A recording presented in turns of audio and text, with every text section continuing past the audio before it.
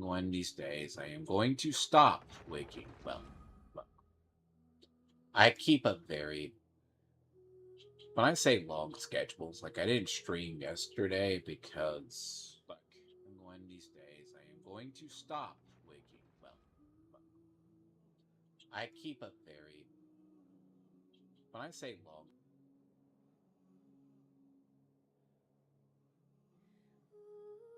at least the audio's working better today. The chipset update did the other day. There was a chipset update. Yeah. No, I had a Windows update on the driver for ATI, which is the AMVs, which is funny because that's your board. I wonder if that's gonna work the kinks out of the system. So, gotta see game audio. Like I keep the game audio low, so it's weird. By the way, outside of it, I do work on other content. The interesting part is out of morbid curiosity after the end of the last stream I did, I looked ahead. I don't know if I should be blackpilled or just say I was right. When I am totally right. I predicted the end of the chapter. But yeah, instead of like weird dialogue for like 5 minutes, 6.3 is an hour of locked dialogue. It's about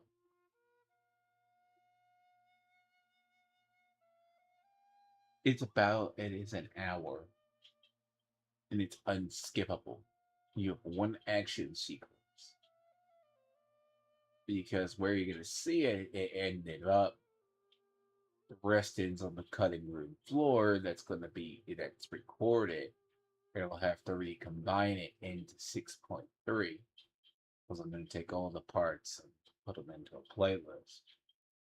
Because the fact that I was like, okay, good. I'm going to start 6.3. Sure, similar quest cetera, I'm sure. Couple little bit, 20 minutes, 10 minutes dialogue. Fine. Fetch quest. I could get off that train or the roller coaster. Wrong. You're stuck there for 30 minutes in the immersive cutscene.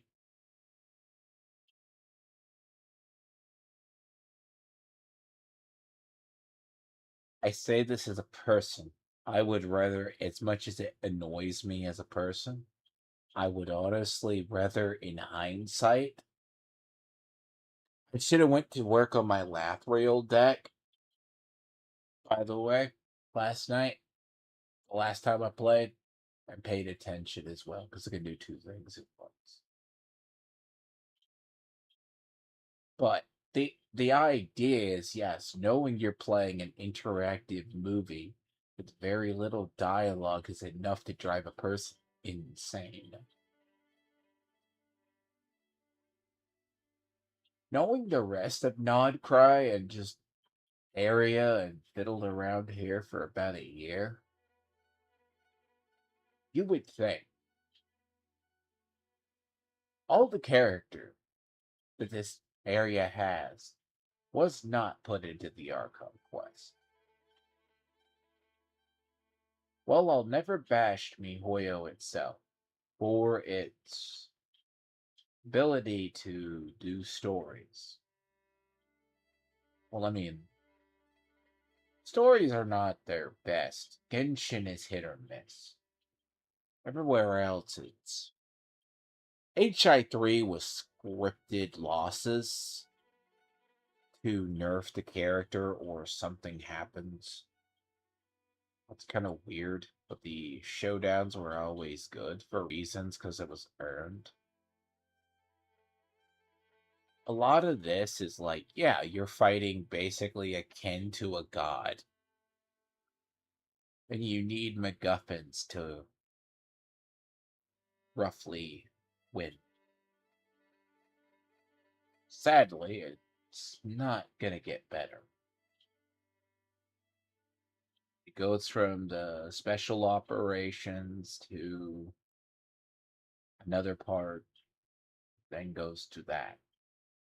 It turns out, after one long dialogue sequence with cutscenes, very little you can just interact. You're skipping around from one area to another, and then you're gonna go into another.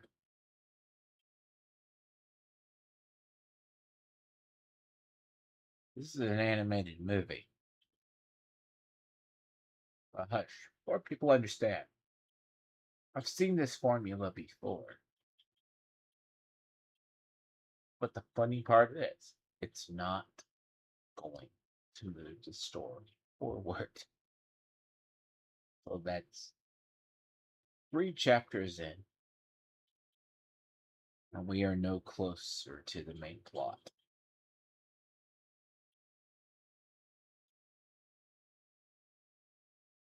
Again, when I said this is Semaru, this is Semaru worse.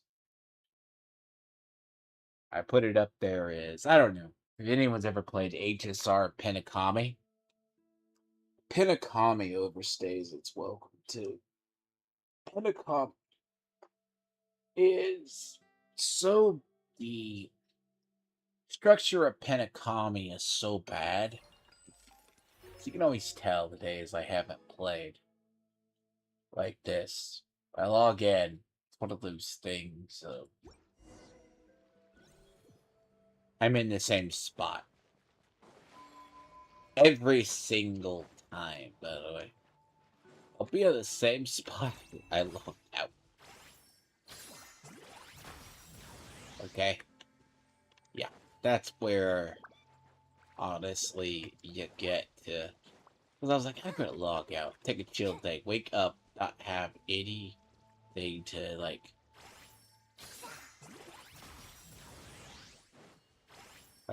have to figure out or do.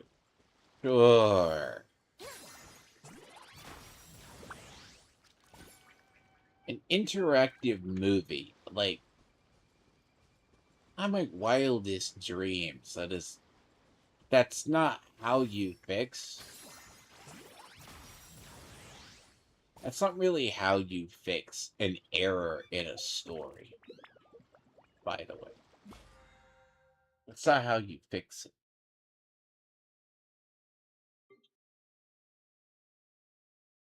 And that's not all of Nodcry. Nodcry has flavor once you get out of it. That's why I said whatever character Nodcry has is best pushed away from Nausea Town. The further you are pushed, you are away from Nausea Town, is the best part of Nodcry. The only way Semaru is enjoyable,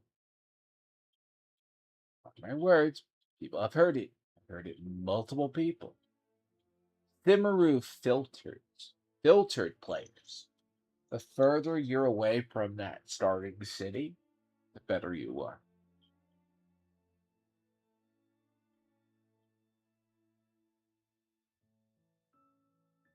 Just because of that, I'm never in that region. Again, I like Wanderer, and I like aka Scaramouche, aka, and I like Nahida. Nahida's a good little dendro buff. Man, do I need to go back over there. I avoid that city like the plague. Like there's Black Death rampant over there, and I will never step foot. That's a lasting reminder. I can't even in HSR safely go back to. There's a slow, like, how would you put it? When I play HSR and I have to go near Penacami, I have to suppress this urge to just not be there because HSR Penacami is that bad too.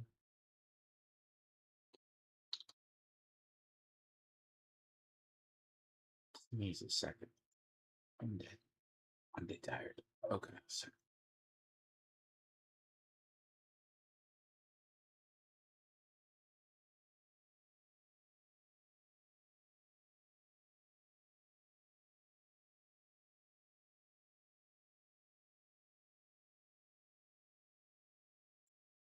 still dealing with allergies. So Penacami, for people who don't know, it's one of the regions in HSR. Most part is, I'll arguably say, for all their games, we just call it going through like a Simaru arc.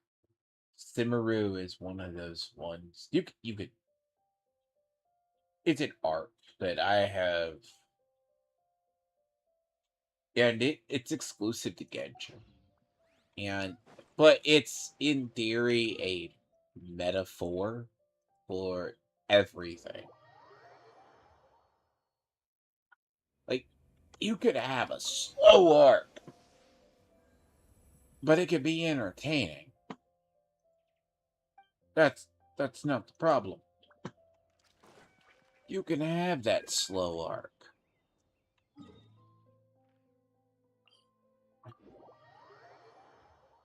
but the problem itself is entirely different.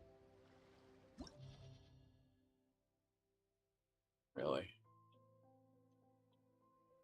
But that's not where I need to be.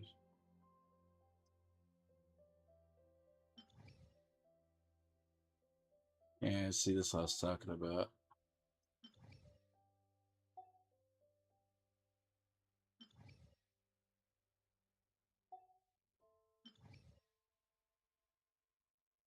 That's new. Yeah,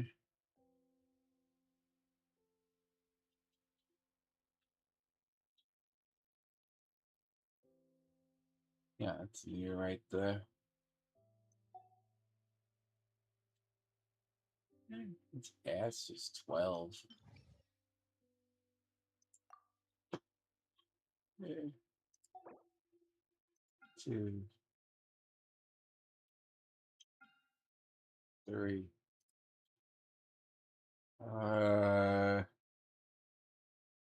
I mean, technically, you could, like, no, no.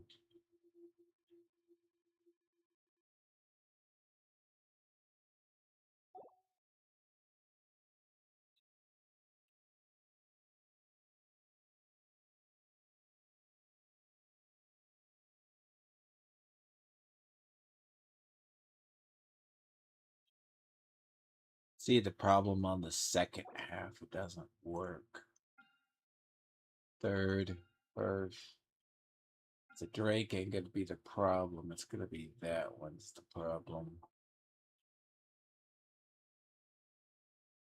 The problem here is that has to damage that. I believe this is if I remember, you have to have fire. Like, if you see, this is actually why you have two lunar lineups. I mean, Stygian is far worse from what I've heard over the last part, and I've not been wrong. Well, you have two lunar teams.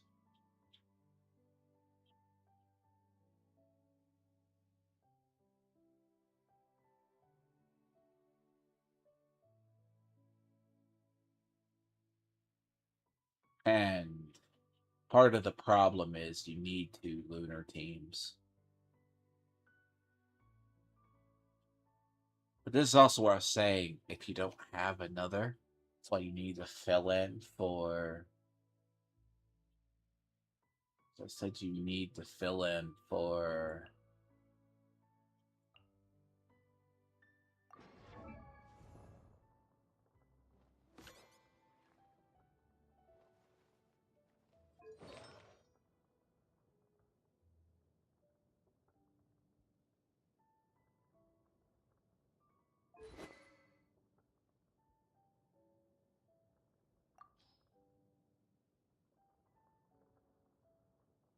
When I said you need to have a fill-in for Lene on the other team, because yeah, this is why. I mean, by the way, one of the best short swords the entire game is this. I happen to get 2 of them. That's like the best claymore in the game.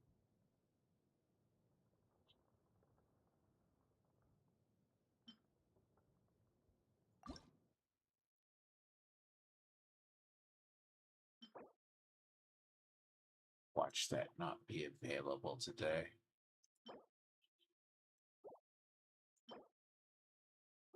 That isn't available.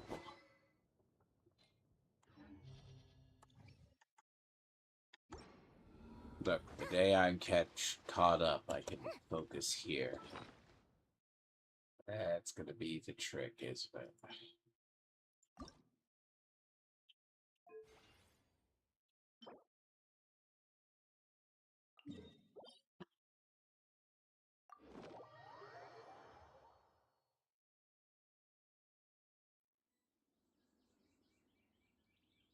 The only thing 10 times more annoying than resin, not having a resin reservoir,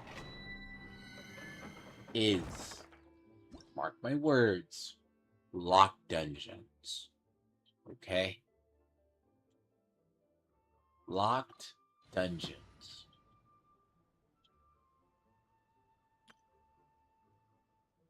To this day, I will never understand why this is still a thing. This made sense back in the day. This doesn't make sense now.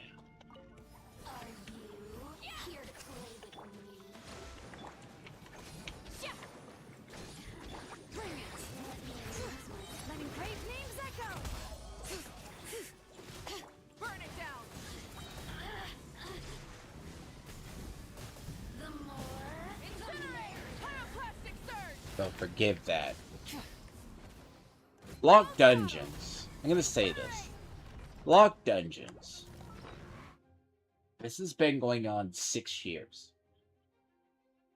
Resin reservoir cap makes sense. A resin reservoir cap makes 0 sense. Okay. Locked daily dungeons for ascension materials should not be a thing. If anything, you should give a plethora of options. HSR has done it. Every other game has done it. We shouldn't be locked to a dungeon 3 days a week. I will never, ever understand their decision to do this. And it's what hurts this game the most. It is one of those things when you need to do ascensions. Let's say I didn't play a Monday or a Wednesday. I can't get a hold of it. I can't do it. Actually, I need to see. Yes, I have a lot of materials. But I'm not sure.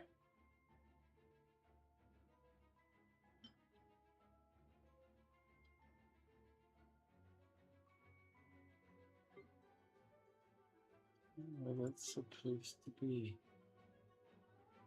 You could see your materials. I need more. I think they move it around a lot. No, I found it.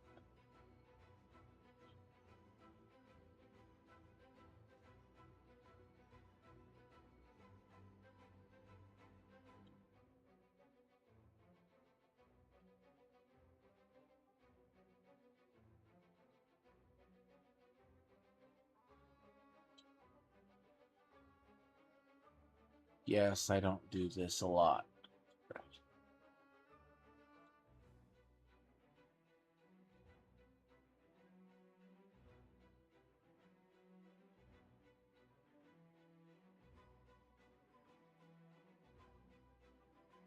Yeah, I stock up. I do need to do it though, because this is used for swords.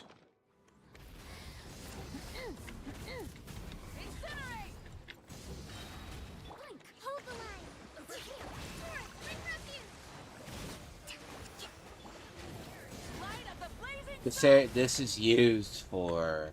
Okay, so this is used for all short swords. So that material is used on any. One of those ones you need a lot of it. Like if you use a lot of catalyst, you need the one for catalysts.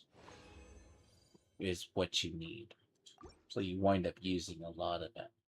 And even if you don't get the ones, you have to convert it.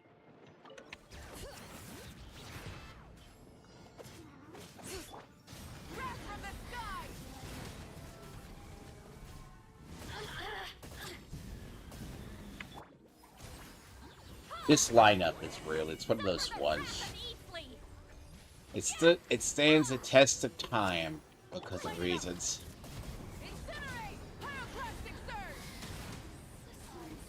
Everywhere outside of some of the stupid enemies that fly, it obliterates everything. Even in Spiral. Which it sounds insane, but if you're talking a lineup that survived that long, there's a reason most of us swear by it.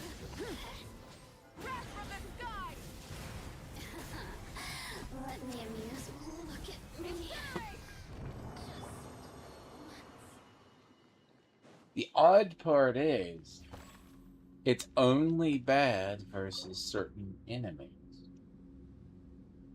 Wait. Any enemy that's on the ground is pretty much destroyed. That's the crazy part. Any enemy that's on the ground is gonna be obliterated. But the problem is, I had to grind out basically, what the akin to was the little flying knockoff angel feely things in the sky that are in the sky region. That one dungeon. That's how you farm gear for Marionette, Blycase, and Prone, and everybody else.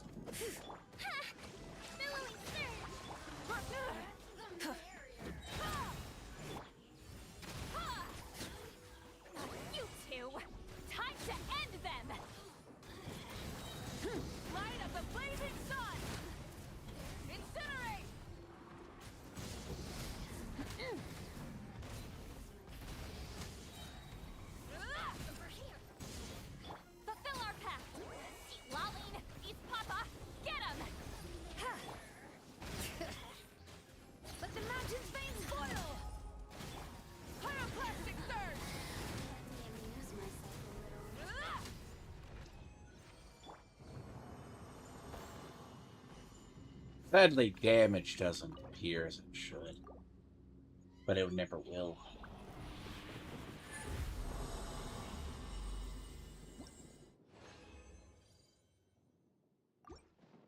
See, a lot of this, you're going to wind up using this material. It's like the one for polearms, there's one for polearms, the one for claymore. You all stock up on it.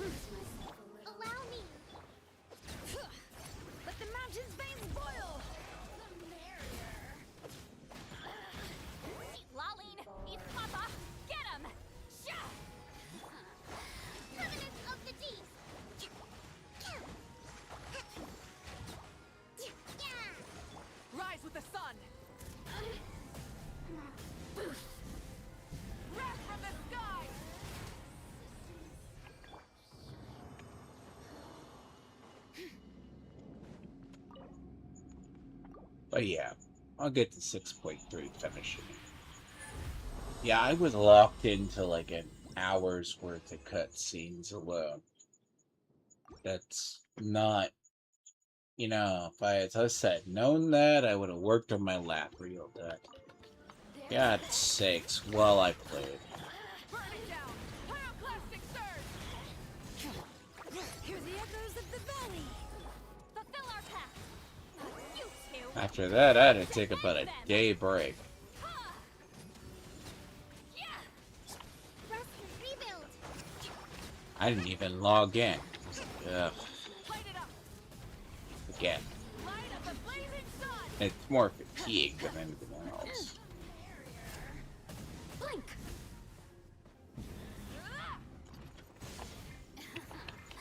Let me amuse myself. Suffer the wrath of the E-Fleet! How are you still alive? Try and stop me! Bring it! Letting brave names echo! Over here! Let me allow me! How the fuck are you still alive? It's beyond me.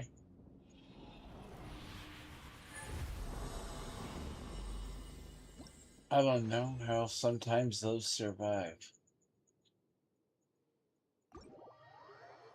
You see some enemies that have invul animations. They'll have invul animations that it's hard to explain how they exist and they have them. And I think look, every game you'll find iframes generation. This game has some characters with really gnarly ones, but that's actually what makes Wabika very good. She is basically the game's embodiment of Night Vermilion. Night Vermilion, as I said before, was Himiko. I've said this before, but if you don't know it, it's Himiko's last actual battle suit in H93. Now, fun fact about that, though, is that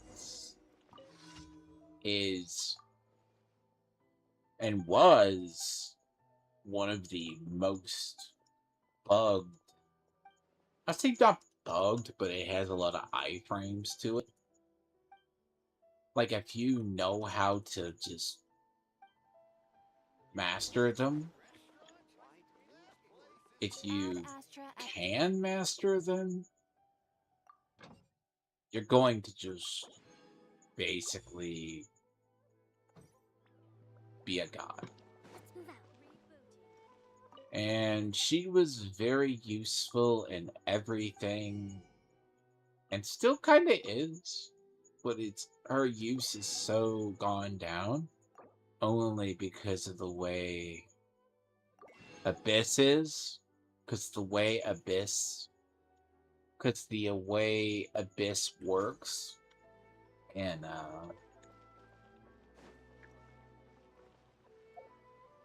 HI3, it works similar to Spiral here and others, because the fact that what is resistant and everything else, but very similar to Movuika. She can do a shit ton of damage. She has the same iframes. We need 2 more.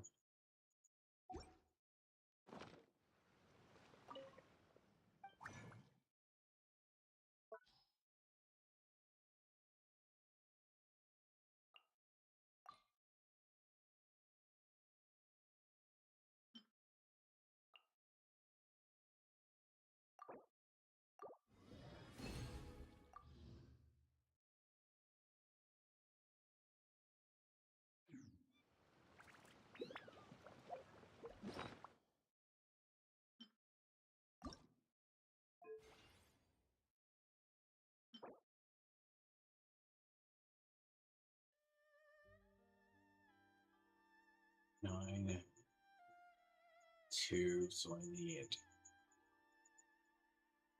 I need 12. 12. And 9.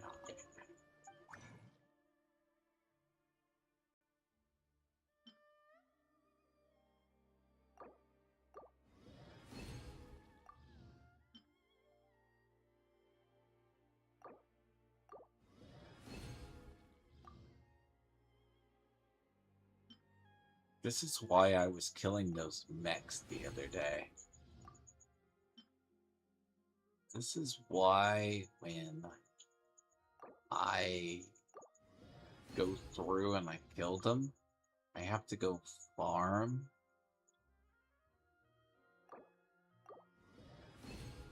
I have to...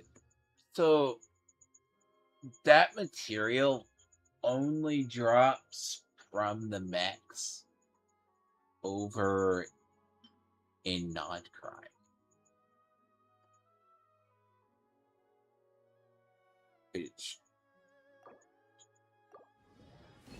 That's why I would go around and do the murder hobo spree of them. That's sounds weird, but there's a reason you do that.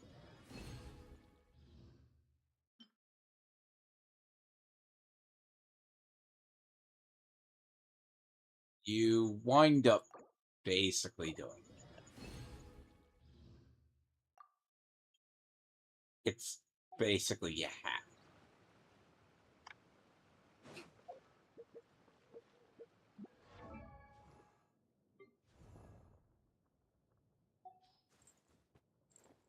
Which reminds me, if that is the alternative.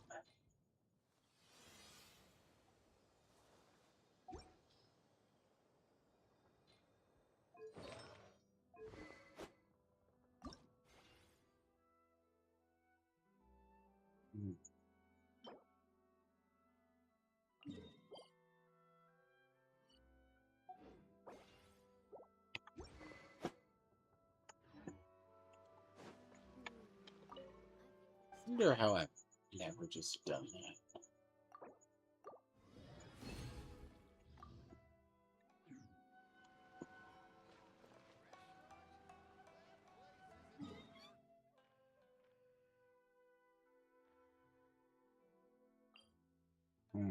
That is a task for another day.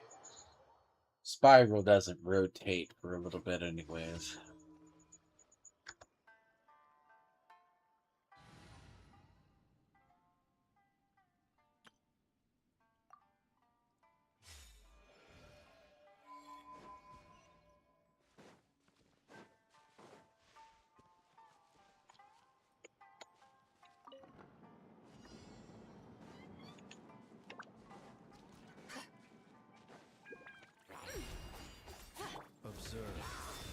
To dust.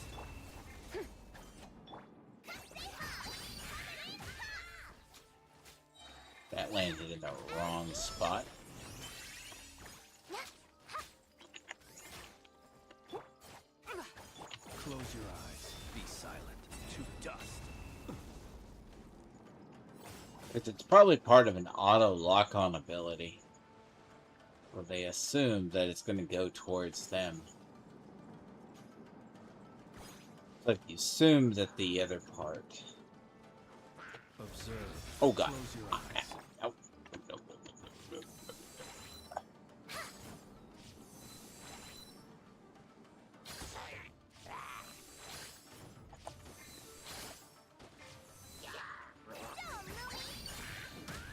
Tell I've lived in Inazuma too long, or it's look, my dailies have been over here for years. You could live in a dailies, wherever you choose to do dailies. It doesn't really matter. Like, dailies are roughly the same. All dailies are the same milk runs. Every time. Oh. Oh. Variety. Yeah. Why is it doing that? Be silent. It sends Lumi out to basically... And okay, so it sends Lumi Out. Close your eyes. Oh, Are that's you quite not finished? not nice. Away from Clan.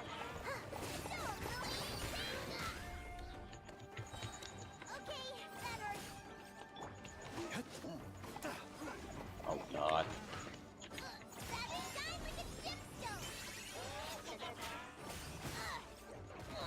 Oh, you piece of shit.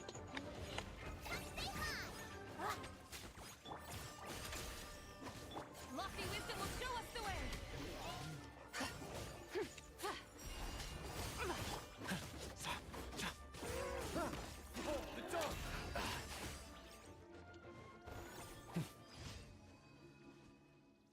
Yeah, works. Joke is the phrase. My body is a shield. My body is a shield. Makes there's the only time you rotate zone you want to do dailies, and it's when you're tired of it. Me, I just prefer it.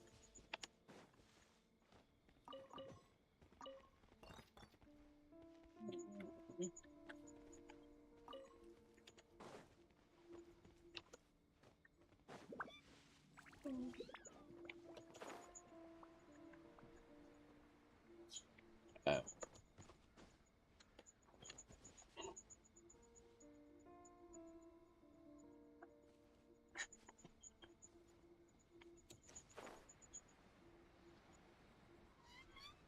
so nice today.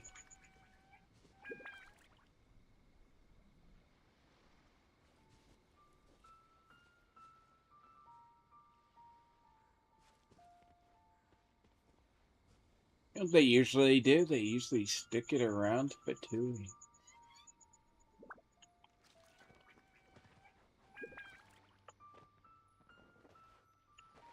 Oh God.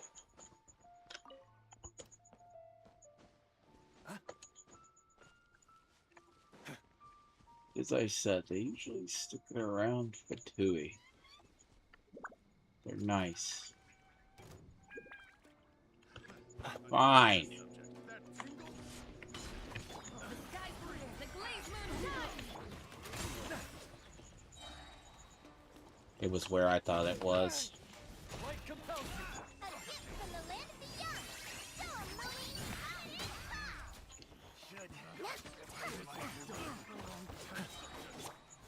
The long sleep beckons.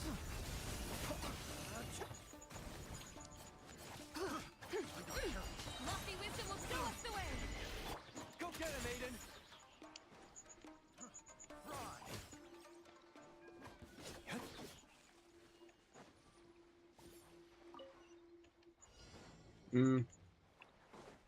I usually prefer combat. It's a lot easier to get through it.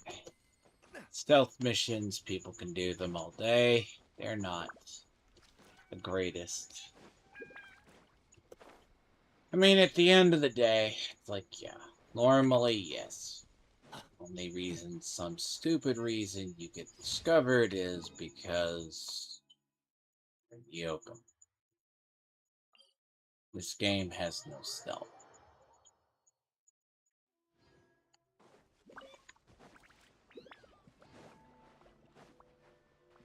By the way, you have to come out here for this resource. It's used on like a few characters, but it's only in this particular area. It's in, when I mean it's like a lot of resources. They're only in one area. But you don't think about it. But it's what I have for her. It's used for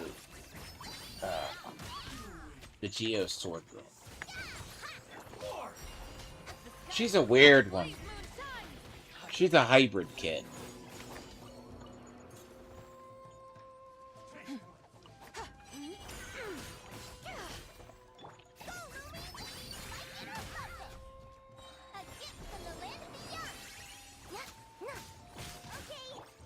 Go get him, Aiden. Be gone, Shadow of Darkness. Be silent. Close your eyes. Do you fear the dark?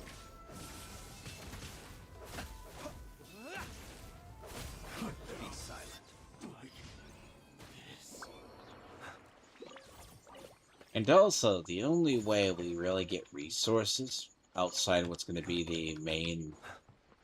So the anniversary is like what you think is the main thrust, like barring any kind of actual event, we don't get resources. So you are basically having to do dailies every day or every other day. If you do dailies every day in a month, that's two guaranteed 10 points. So roughly, let's assume you're getting 130. 90 if you got 90 if you have the 30-day Wilkin Moon Pass thing. It's been in the game for ages and ever.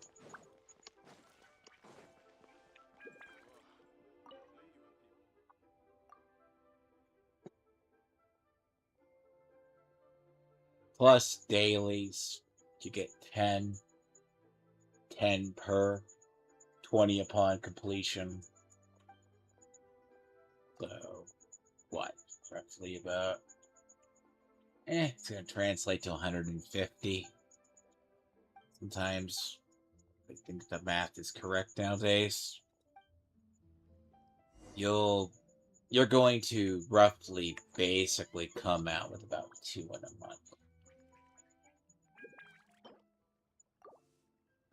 Which I mean, yeah, it's pretty fair. Times 3, that's if you do dailies. If you take into account and you do spirals, you'll get your more of them. Spiral usually implies you have. Spiral is pretty much implying that you have close to basically everything you've done.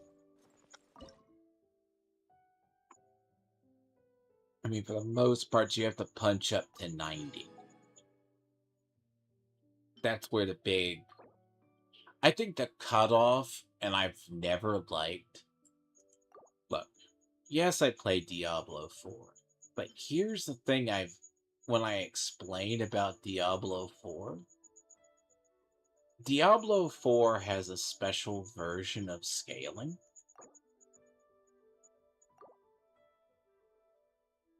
that it's an obvious form of scaling.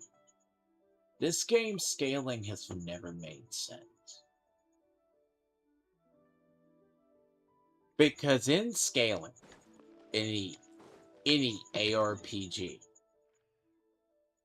you're not basically trying for health.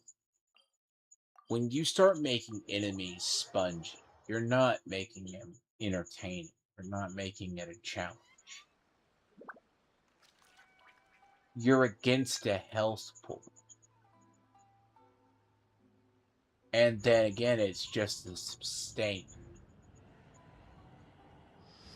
By sustain is, and Genshin doesn't, for a long time, never had a huge sustain. So, a sustain lineup is somewhere where you have a confirmed healer, you have that it's not the combat. That's actually, for the longest time, why Jean, or byproduct of her, even in the shittiest form, Barbara was a meta.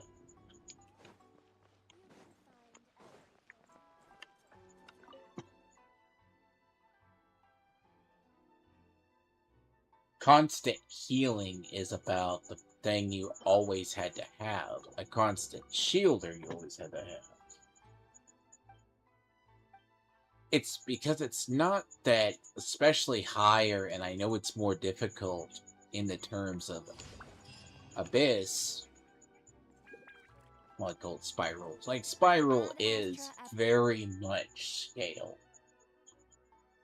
Now, you have two ways around though.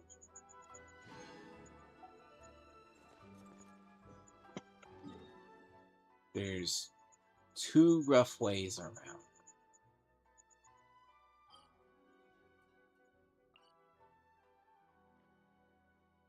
Look, I have a anecdote from Archon. Impressive. Seems what I get. Go around, help.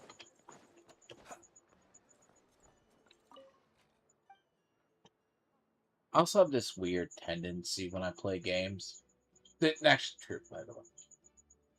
I'm the person when I play games, I do everything in a given area.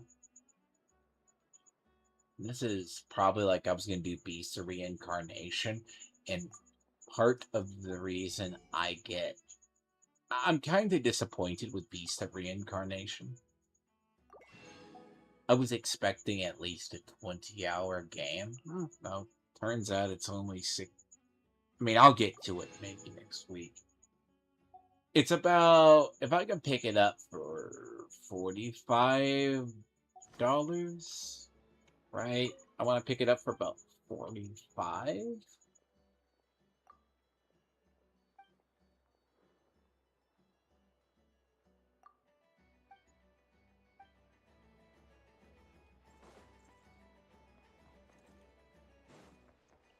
I mean, you're roughly talking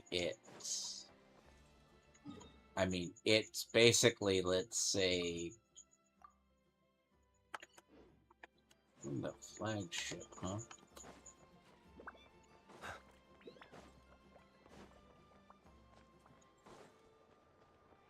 I love how the world looks so perfect for being nearly destroyed about 1 or 2 versions ago. At least just a chapter ago. I mean, they looks good.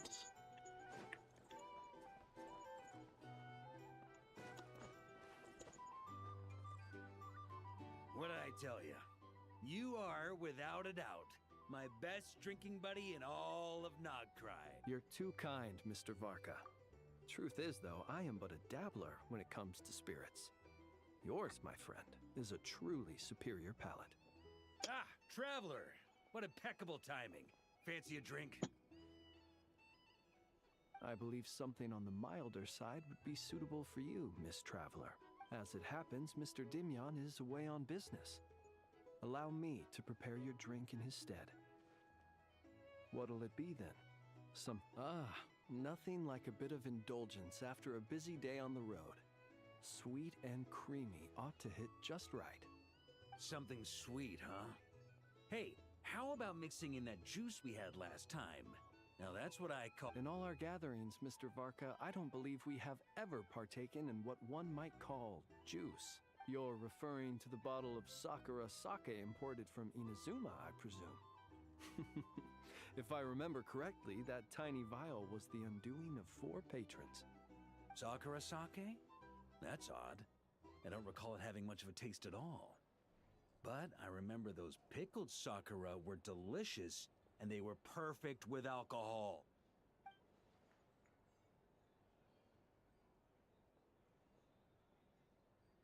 Here you go. It may be nameless, but I'm confident it'll lift your spirits. Miss Paimon, allow me to present this freshly squeezed juice. I've included a bit of pulp to further enhance its texture. Wow, thank you! Mr. Varka, have a sip of this. Oh, I get a serving too? What's this? The sobering up round after the party? This is... Oh, the taste of wolf hook! Where did you even get this? When? Your longing for Mondstadt is quite evident, and I happen to have an eye for such subtleties. In any case, I trust that this fruit shall bring you some measure of cheer. Not bad at all. Shame, though. Can't find anyone else to keep me company on marathon drinking sessions here in Notcry. That said, I don't think you've ever quite drunk your fill. If you're referring to the experience of being utterly absorbed in exquisite wine, allowing one's thoughts to wander freely and relishing the act of doing so, then I suppose...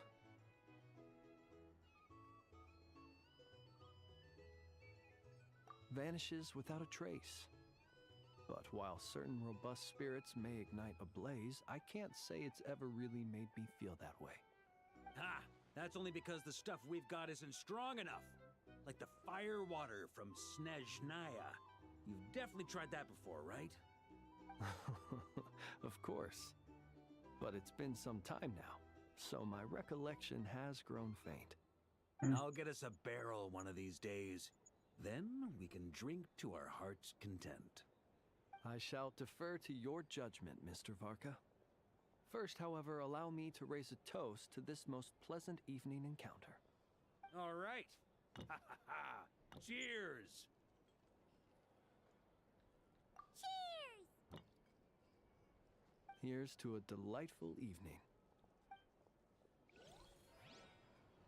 You know, by all measurements, our character is old enough to drink. This looks interesting. They say our character at first, I get it, is underage. And just for legal reasons, they have it where your character can't get drunk. Right? This is where if you go anywhere else in the world, drinking age is like 18. You know. I'm gonna figure out this one.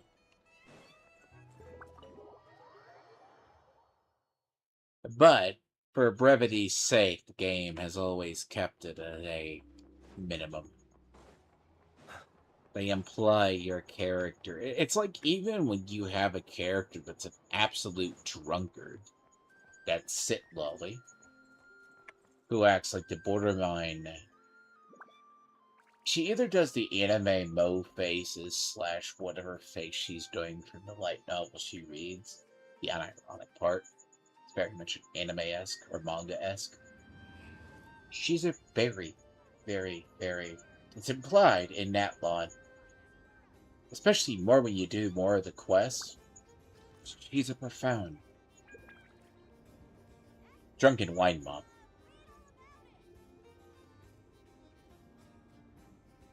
Yeah. I said it. She's like a drunken wine mom. Barca's implied that he's far more too, but most part.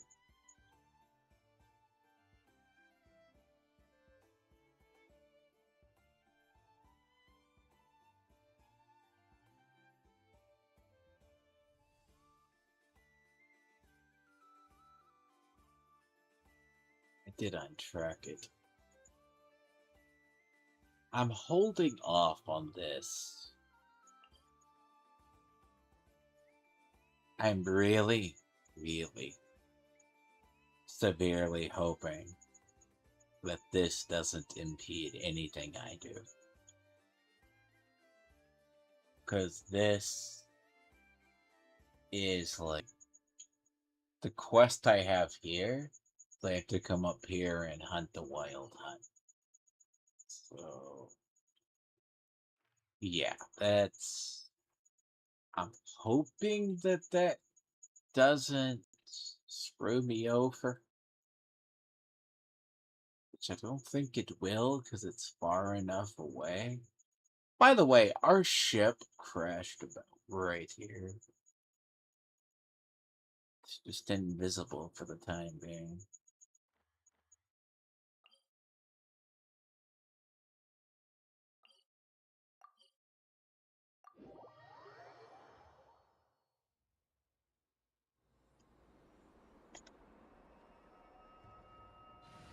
But yeah, you basically have to run through here about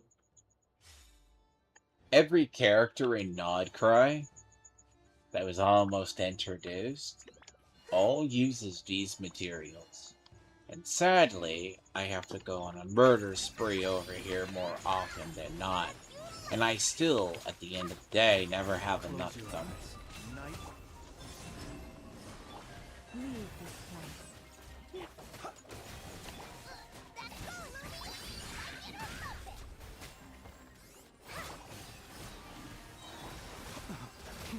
Steady, be silent. Observe. A moonlit night for all. A gift from the land beyond.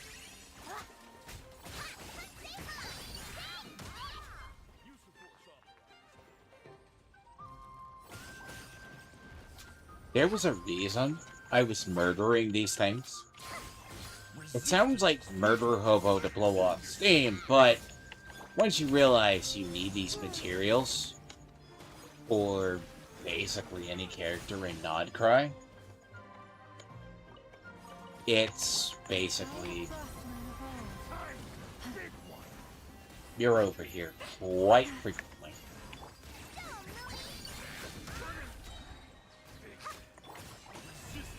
How did you live through that? That is an amazing feat. By the way, the one thing that's weird about the lunar lineup that people often are going to have to, they're going to overlook it for years, is the true damage.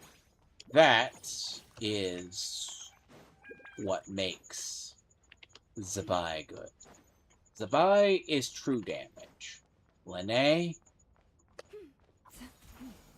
is true damage. Now,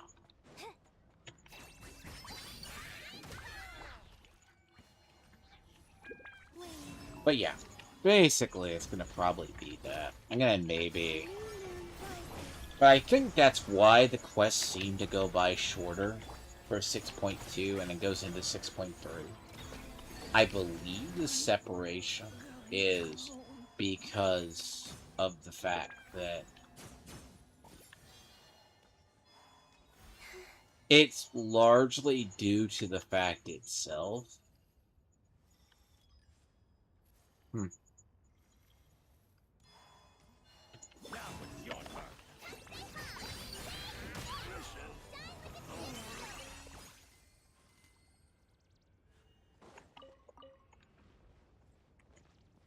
Largely that reason. For the most part.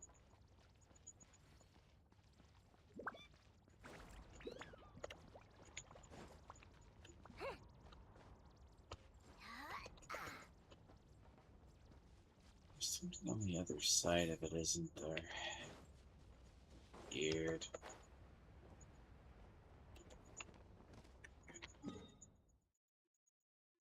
Max. No, I need a bow.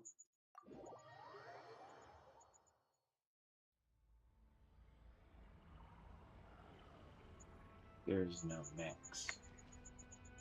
Okay, I'm going the right way. I'm going the right way for Max, but it's not a concentration of Max. Sadly. I have to beat up poor giant drums. Which happen quite frequently.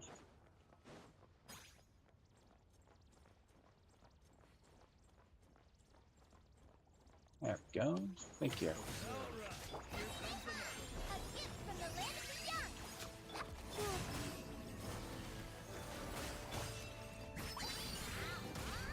moonlit night for all. You poor lost lamb for the everlasting forest.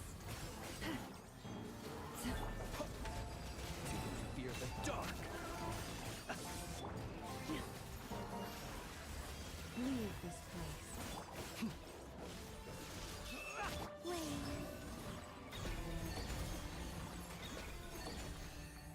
To be honest, I waived all the subtlety of... And, like, once you do it, you get, like... You just waive all subtlety of being over here. Like, first part when you come over here, they don't attack you openly. But, after a while, they'll kind of do it. It's very normal.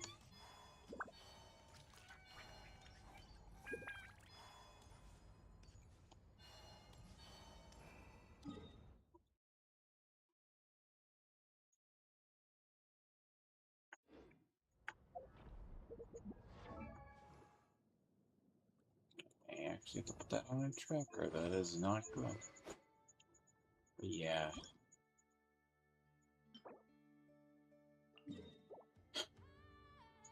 Thank you.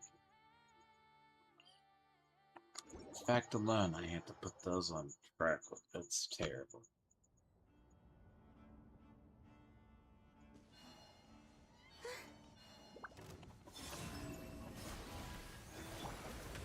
Close your eyes.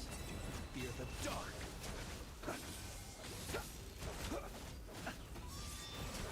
Fear the dark. Pretty sharp.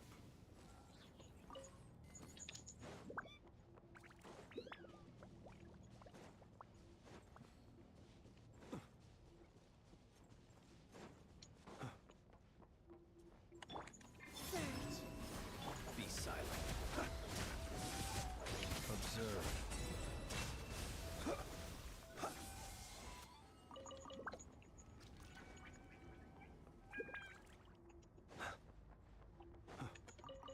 By the way, this feature wasn't always in the game either.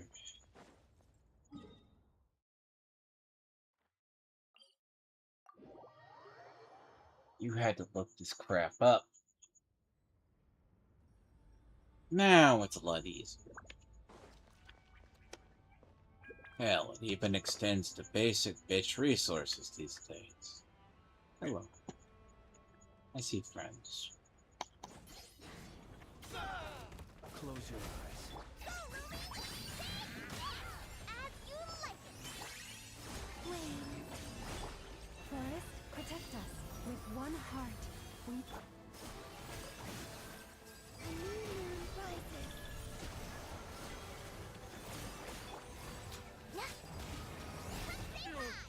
What the? Be silent. I hate land cruisers in a way. Land cruisers are not the worst enemies in the world. There's one... I'm not saying a problem with land cruisers. They can spit out, if you're not aware, they can spit out the worst damage you'll ever find. To you. And, you know, characters will be dead. Before you know it, it's very much like,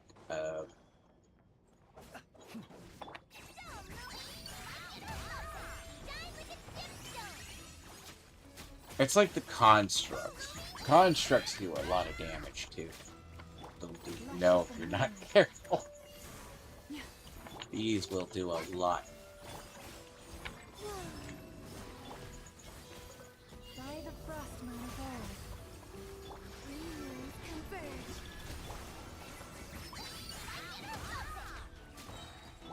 Observe.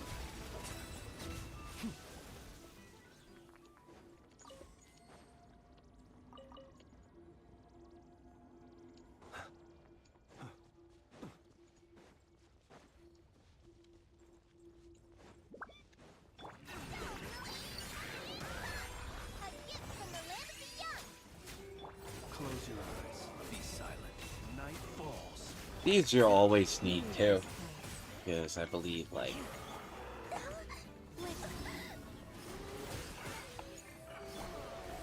This is largely Flynn's resource.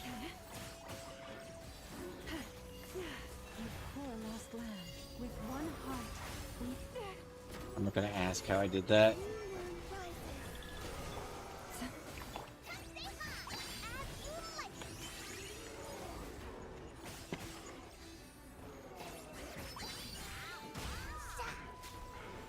Are you quite finished? Close your eyes.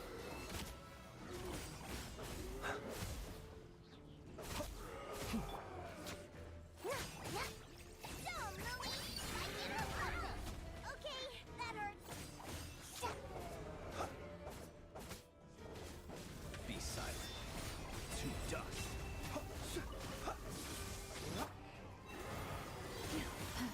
Stay your hands.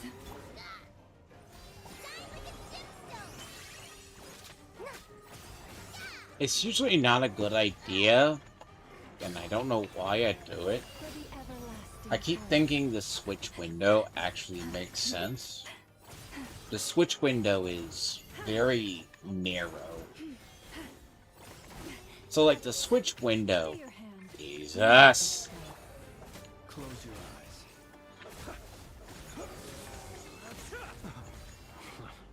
God. God. You poor lost land. Three moons converge.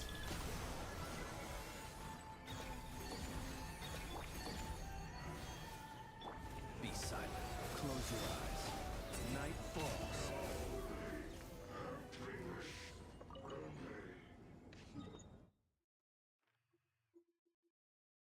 One thing I would love, there's like, it's asked us to a laundry list of what they need to do. Combat is sometimes the most infuriating section in this game, in one aspect. People ought not be so frightened of ghosts. So They are assume at the mere higher ugly levels you shadows, need to switch. chattering away endlessly about their past affairs. Our switch windows do not function the same as the enemies. Like, well, I mean switch, by I mean there is no invul. By knowing there is no, I would say, rough invul, Be silent. To dust. Surge. With one heart, we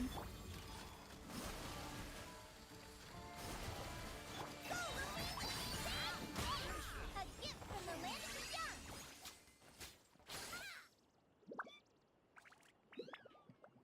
it's kind of like if you're evading in other games. Let's say play a Souls-like, which is a dodge build.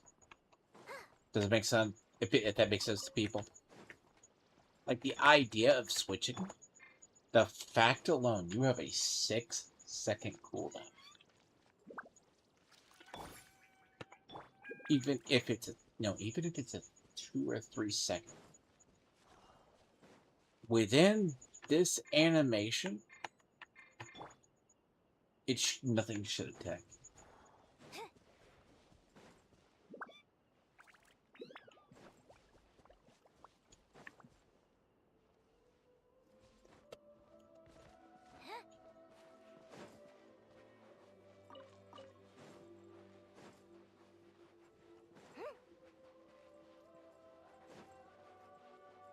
Even if it would be abused by enemies, who gives a flying fuck? Nothing is worse than having an EM character spawn right middle of a rotation, right up underneath something that has a massive AoE, where you're utterly just going to be decimated by it.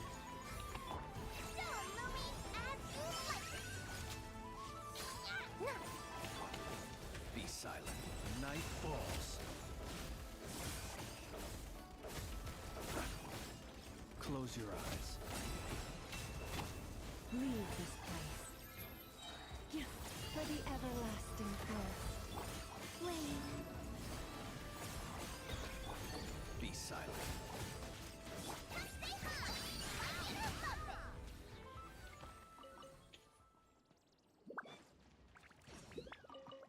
Now, a lot of that is just one basically learning about where the invul windows generated, but at the same time, like I said, I have to come through here. It's very evident. If I don't come through here, I'm not going to have the resource.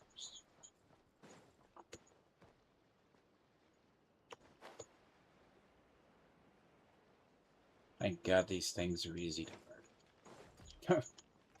They're annoying to murder. It kind of depends on your... Her last lamb. Surge. Meaning is conferred. A gift from the land of the young. Here, forest, protect us. By the frostman of old.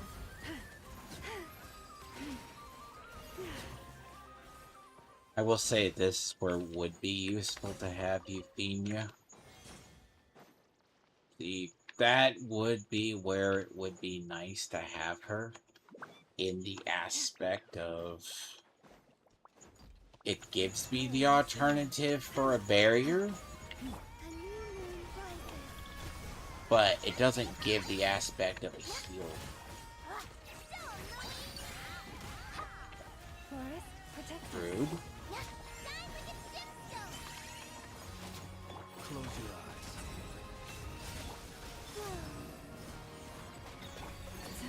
With one heart, we pray.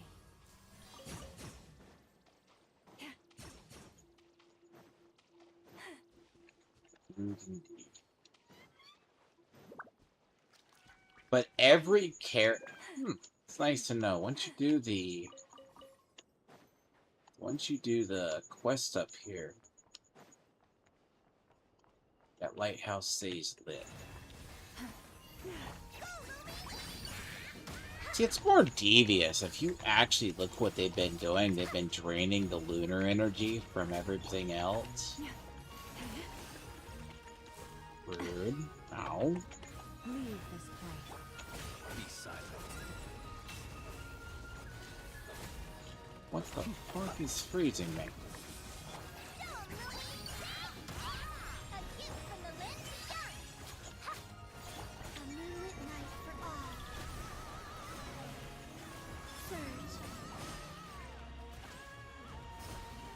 Well, that's what you do. Oh, understandable.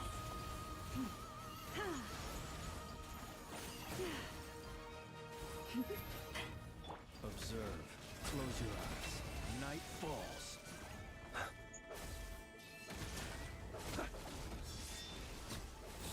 Fear the dark.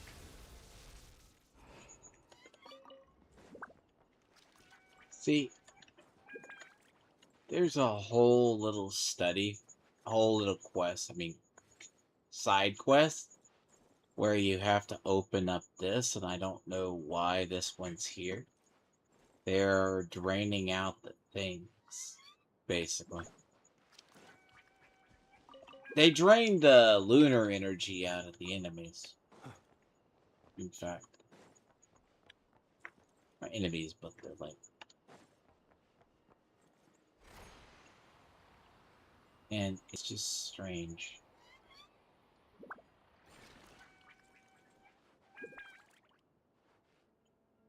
Like it's very weak or dying, and then you have to basically save them.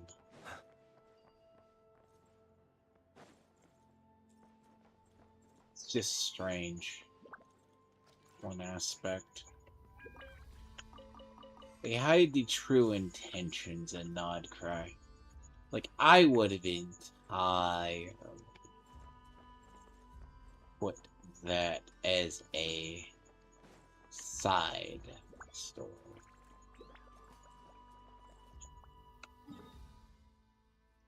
I would have had that as the entire focus, where you eventually shift up here, where if you move from Nausea Town and you move forward.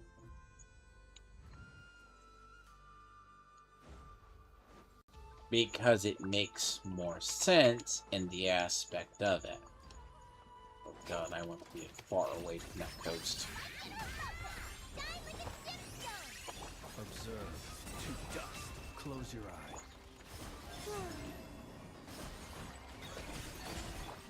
Your poor lost lamb. A new moon rises.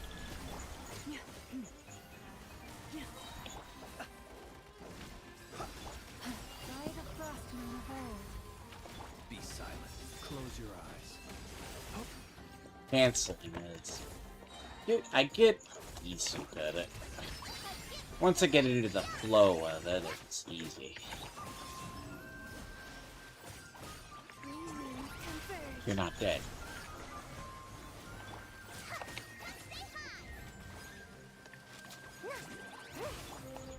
Boris, protect us. Here.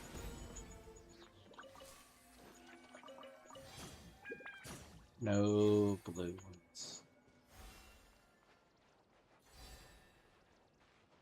No blue ones here.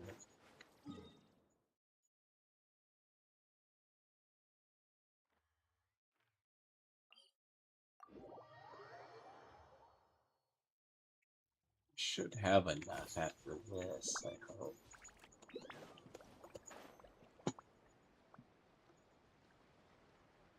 One person do plunges with. Observe. Wait.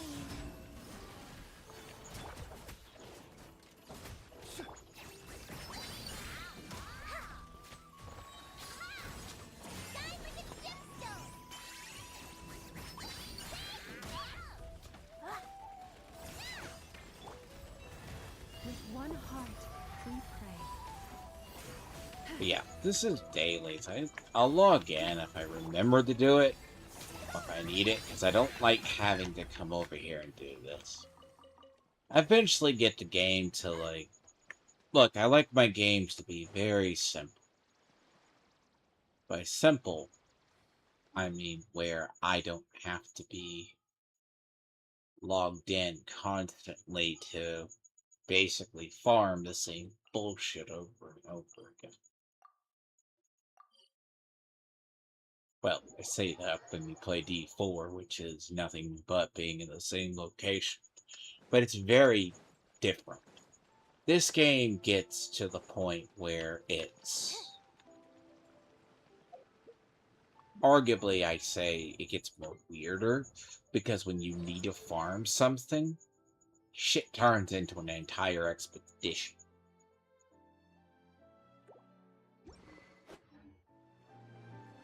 That's the problem.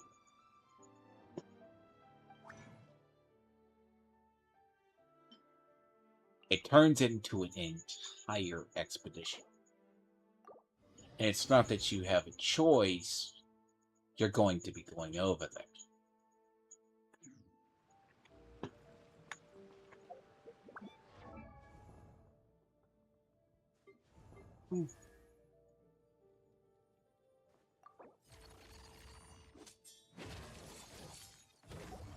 Nice.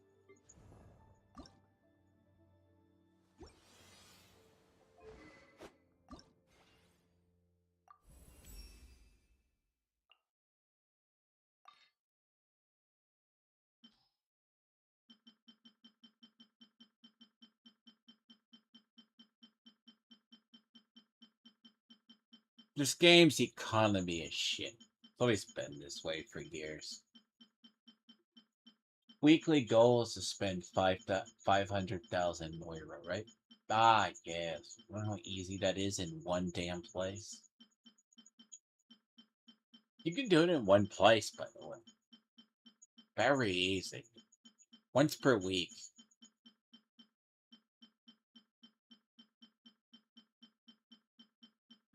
See, getting Moira was just to level this to 80 is 100 and I think that's on a discount, right?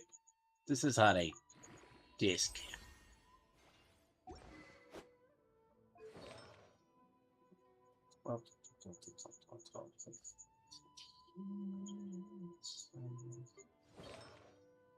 Great, doesn't matter.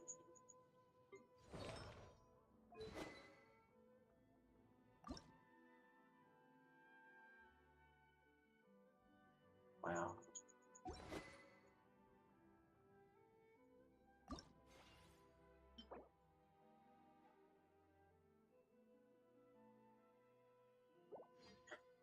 Why?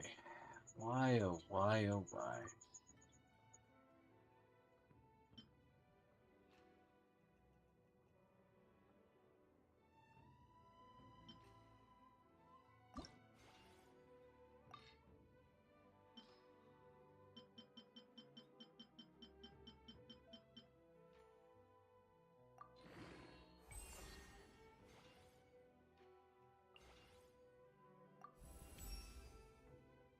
You take Boreal, don't you?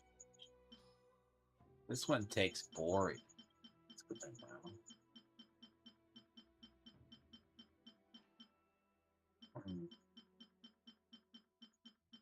I need to go look at the...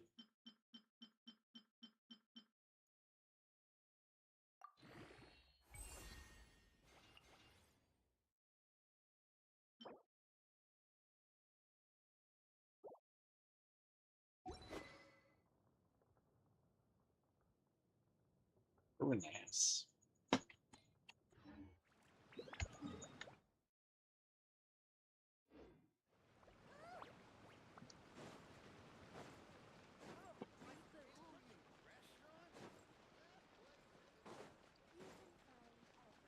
might check something. Been kinda curious about it. But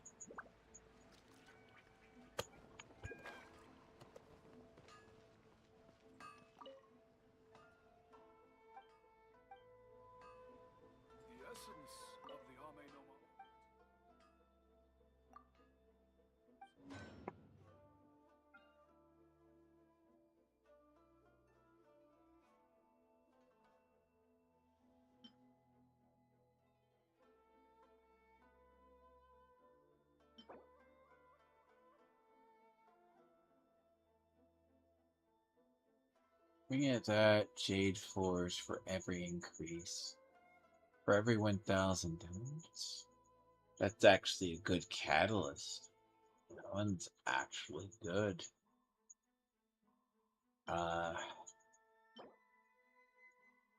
Hidden Cross Spear. What you need is you need a Northlander Spear.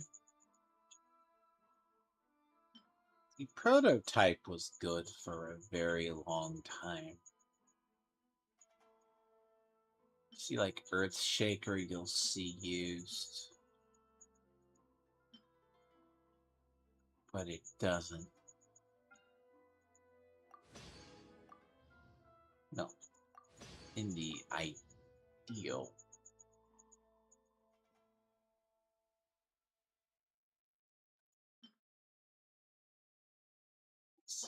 Chain Breaker. Base damage. Really? The prototype actually has a chance. The prototype Amber's been basically a cheat for a while. And I hope they never change it. It is an inadvertent way to do it. I own it. Just a handful of those.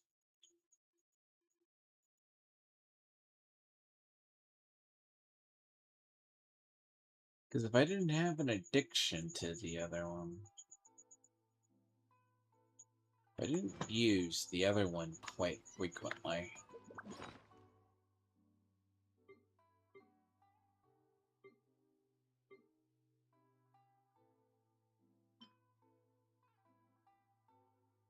I have bronze horns, but I don't have the other. What is disappointing? So the next stage of my actual quest, personal quest, I should say, is to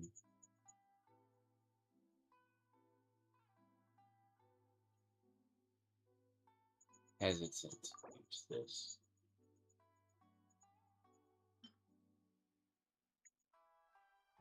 I mean, if I use that, I used to farm. What was it? Prototypes.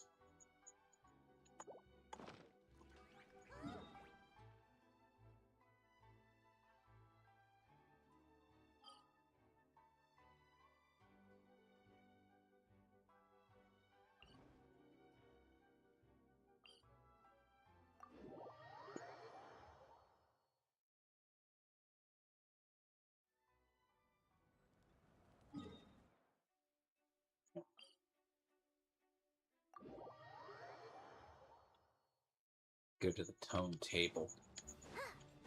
Go to the tone table of offerings.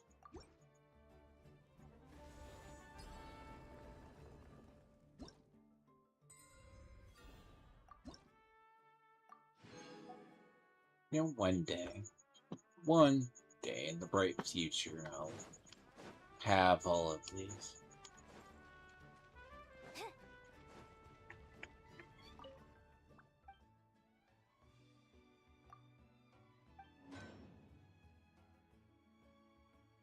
No. See, that actually might be a really good one to have. That's a special one that's unlocked later on. So, that comes from Fontaine. The interesting part is that's actually a good one.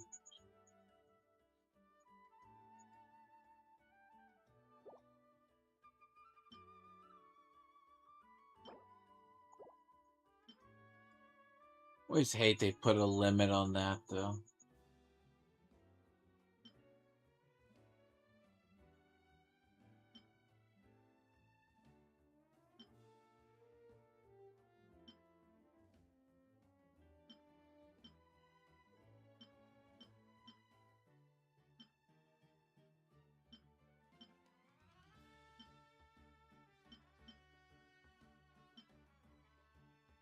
think it's why I've never used these, because I think I have like one made, but I never use it. Like, this is a good one for here, but it's not a good one outside of Pyro Troops. So I wonder... Yeah, see, I'm gonna have to farm up. Yep. That's what I need to do every week. Right back. Yep. That is gonna be.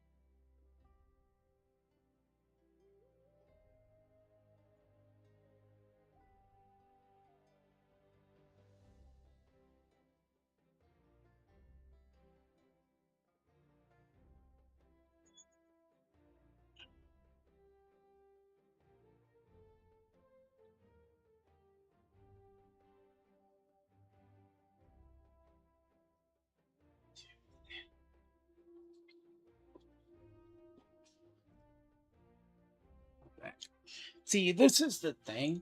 Like, where a lot of these are good. Like, these are your fill-in weapons that you'll see. Like, some of these aren't bad. I have one. It's like this. I probably should put. It's an EM. Well, it's good for certain people.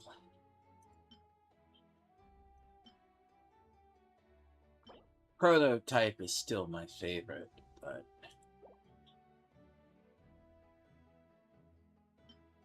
I mean, this isn't bad. I wish it was better. I have like one. I have a couple.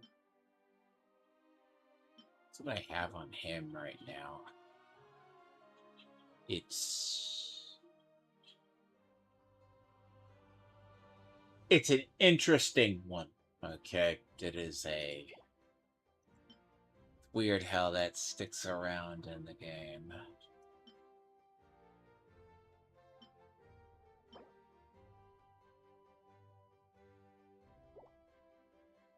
They don't have a sword, do they? I don't see one. No, because if you're looking at a sword, what's forgeable? See, that would be good to have in a way. That one. I need another one of these.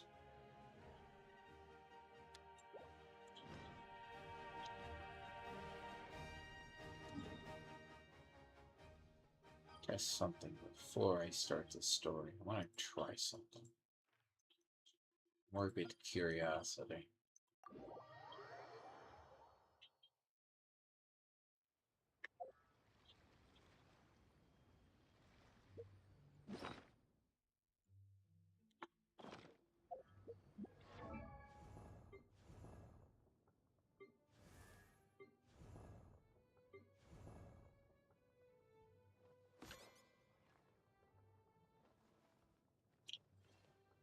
I will say in her kit, she's an odd one.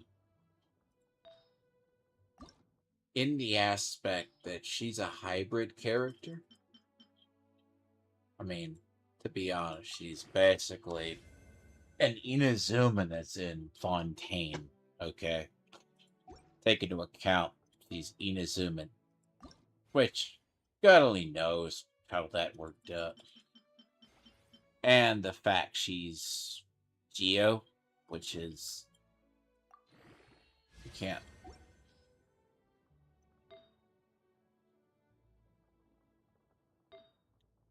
She's basically Geo, too. But she's a hybrid stat Geo. So... It's what makes Deha basically really interesting in that regard. Mostly she's a bitch to farm shit for. Even then, I don't even have the right crap for her. Like, if you're talking about trying to farm stuff for her, she is so hard. Like, you think, well, defense? No. Basically, her whole thing goes off of basically defense. That's what her whole kit is like. What makes Zabai really good is if you stick her in that team.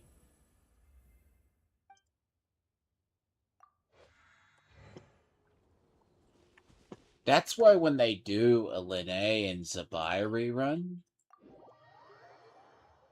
she'll probably be very highly pulled. Not because of the Lunar. It's not because of the inherent Lunar. It's the damage they do.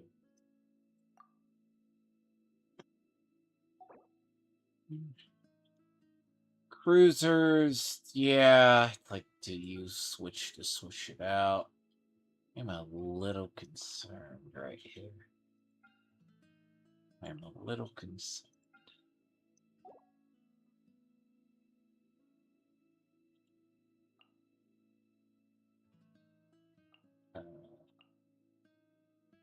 In one aspect.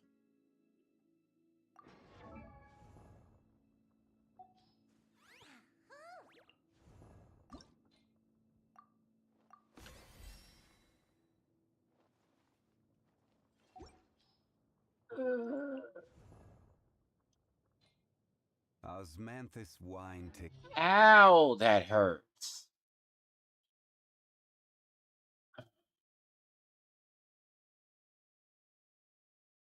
Really?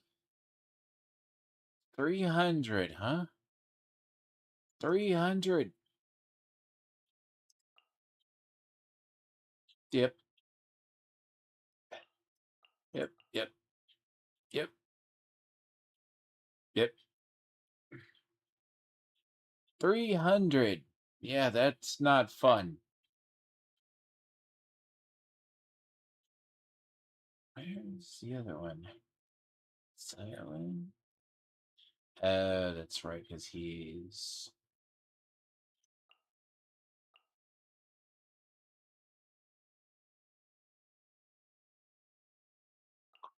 Bina.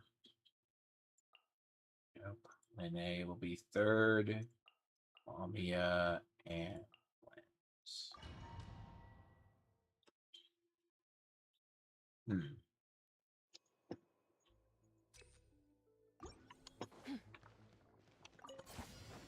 Without further ado, divine light.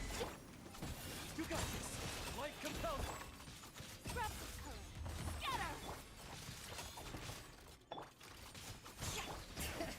Hear the echoes of the valley!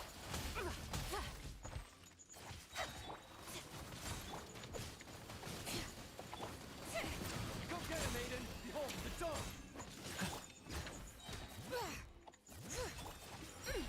Lofty wisdom will show us the way! Delicate as silk. Bring it! Letting brave names echo! Light compels you.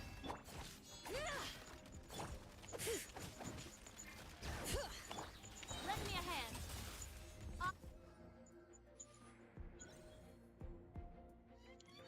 Be a lot better if her damage was up. Surge, a moonlit night for all. By the frost moon of old. A gift from the land beyond. Close your eyes. Nightfall.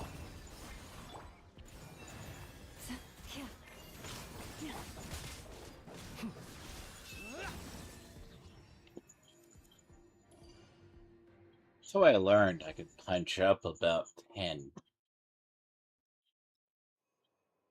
I can roughly punch up about 10. Be cleansed. Divine light, shield them.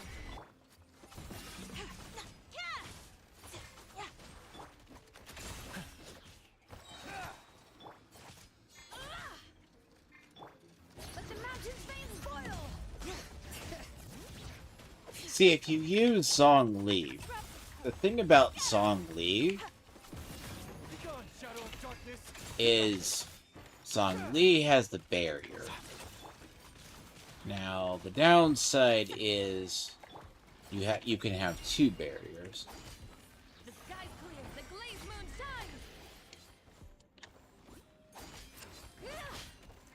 Smite the dust.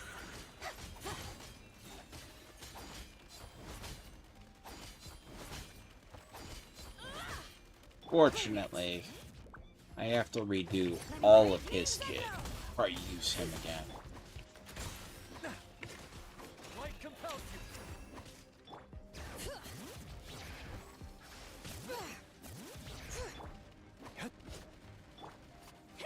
I am the cutting edge of fashion. Lofty wisdom will show us the way.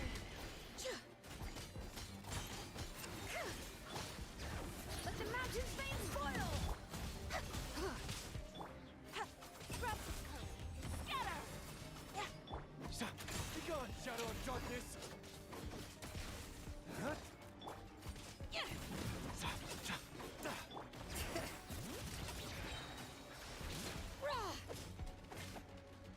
Letting brave names echo. Divine light, shield them.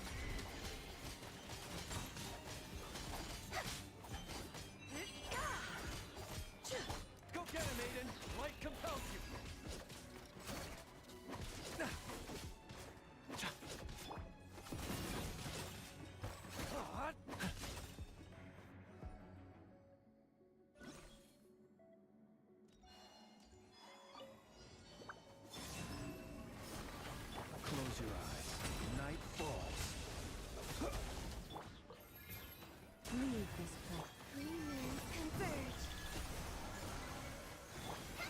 I'm really worried.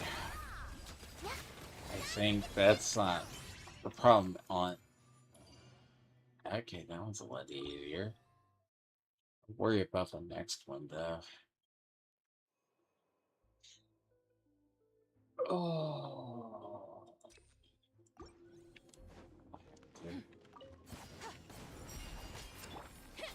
While the light shines bright, behold, I was like, yeah, do that. I should have it on the other. Cutting edge of fashion. Let the mountain's veins boil. Problem is, I let myself take too much damage. The sky's clear. The glazed moon shines. Without. you got this. Light compels you.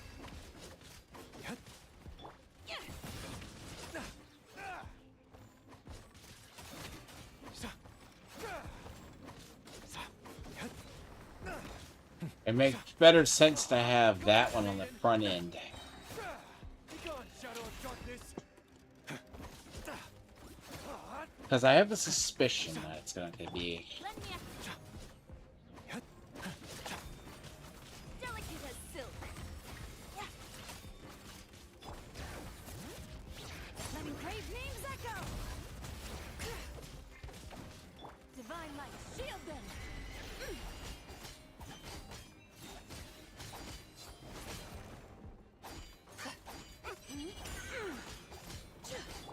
You got this.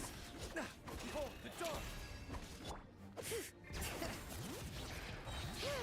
Let the mountain's veins boil. Without further ado.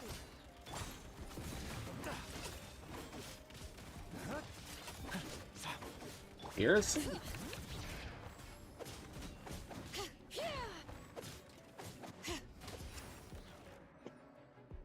I know, it was the right idea.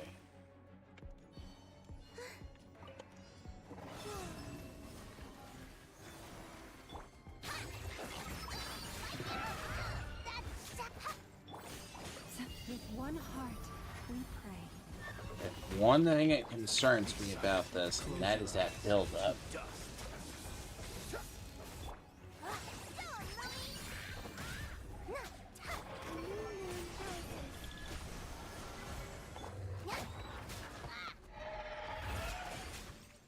Be silent.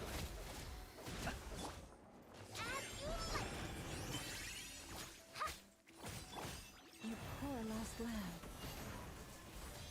You can't use any food in here, so it's all based on teams, so... Beware the creatures of the night. Are you quite...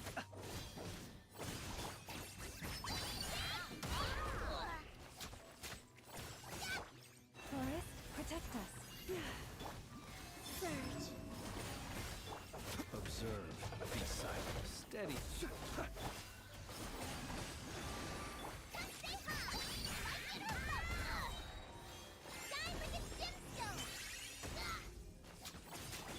By the frost moon of old.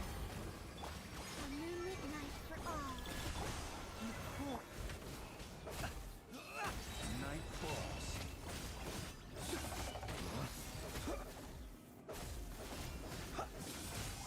Fuck you. Literal. I would abandon this floor if it's based on me not getting the 420 seconds. Close your eyes. Observe. God. To dust. Go with the other one. Yep. Leave this place.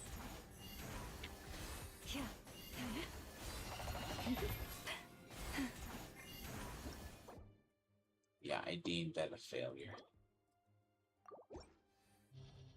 Yeah, I know. I am a very, very, very harsh person when it comes to that.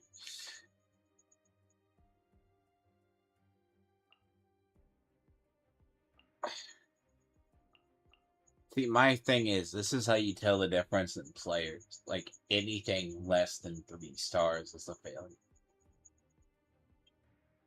At least in what you can obtain.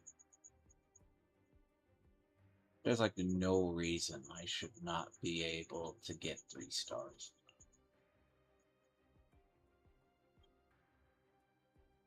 I shouldn't have to. And there's no fire lunars anyway. Because not having any fire lunars is very stupid, in fact. Even if you do burgeoning damage to it, that thing is too tanky.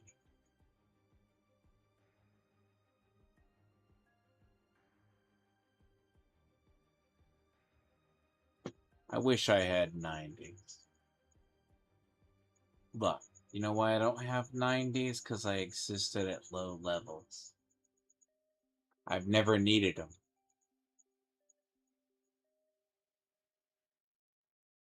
But it doesn't mean I don't have 90s. You know the fun fact, I keep this game on cozy mode for a while. 90s are easy to obtain, it's just spending the time to do it.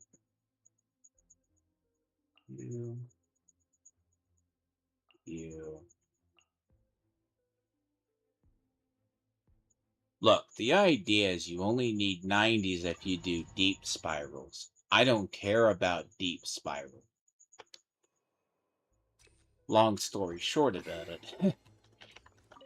I don't care about deep spiral.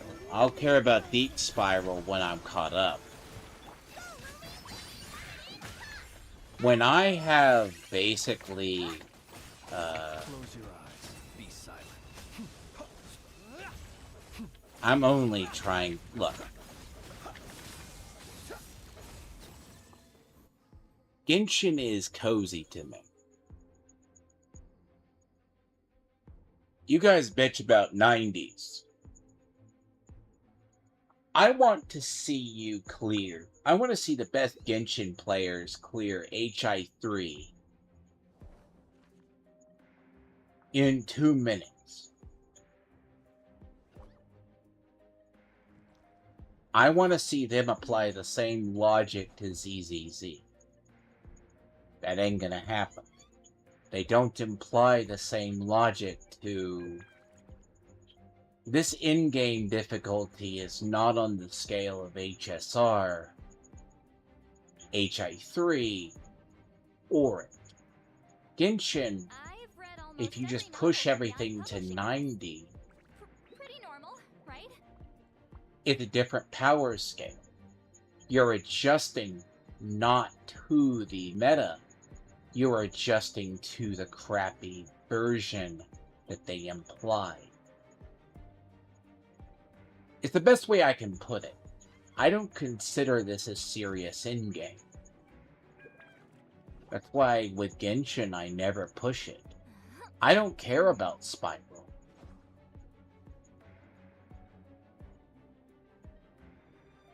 I mean, do I have the resources and the time to push them to 90? What's the purpose of it? Rewards don't match the in-game. The problem is, most of my lineup's already pushing. Because that's what people don't get. If you play one game, but then again the top Genshin players can't even crack the top 50% in HI3. If they say they can, they're liars. Because they don't know how to take advantage of stuff. Same with ZZZ. ZZZ's meta is, you have to know what you're doing. Genshin, you're basically going to have to spend about $3,000 first before you're in even the top 20%. No, to get in the top 50%, you need a lineup that runs maybe once every year. You need one. Then you're going to have it be, your lineup is basically akin to $1,000. Now, arguably, I will say HI3 is an entire whale lineup. But even the most hardened players have a hard time after... I'm not saying Abyss 3. Abyss... Once you get into, like, Abyss I've gotten into Red Lotus before. I've gotten into Red Lotus years ago. But once you start going upwards, you need to be whale status. And whale status is the only thing that MiHoYo cared about in that game. So like I said, I don't particularly care. Now, I don't like playing this game at this tier. Like, open world, I can kill anything. And I play at a higher tier. The problem is time and investment. Unless you're spending about 12 hours, thousands of dollars, you ain't. This game doesn't give you the resources to push your lineups to 12. To basically 90. And if you say it does, I have 6 years of experience in this game to tell you otherwise. A game doesn't respect your time. Spiral is one of those ones I'm just doing the here. Because I need to test something. And it works for what I need it to work. Spiral doesn't reward. Okay, you wanted to move. Because name one Spiral lineup where the YouTubers go, this is God tier damage. Turns out in about 3 months that unit is trash. Yes. That happens quite a bit. Considering half a lunar. Because where are the people talking about Linnae? Oh. Nobody. They all say pull for Columbina. Oh. But why not Linnae? Why not Zabai? Is it because they're Geo?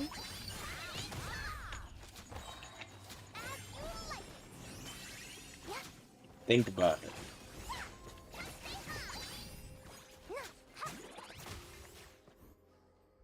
That's something you have to consider. Maybe the meta people who think the game is good have misjudged every single unit that has come out within the last 2 years. And it's a controversial take. Every character, when a person goes, this character does billions of damage. Take it from a person who does seasonal Diablo 4, which makes this crap look like child's play. If you're doing less than multiple billions of damage or 1 trillion damage, you have failed. That's how deep that end game goes. Now apply that same logic here. You're waiting an entire year for an entire lineup to occur. And this is where people who like to say they know the meta don't know it. But they can't tell you why a kit isn't going to work in 6 months. They're the same people who said Hexen Ray was going to work. But they're the same people who forgot Overload, Melt, and everything else has been viable for 4 years. That's what people don't get.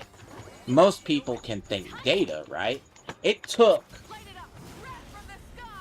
4 months before the meta people realized Zabai was actually good. Now she's in tier lists. Okay. I'm happy about that. But I could tell one look at her kit and it worked. Oh, that's right. They don't know why that's the case.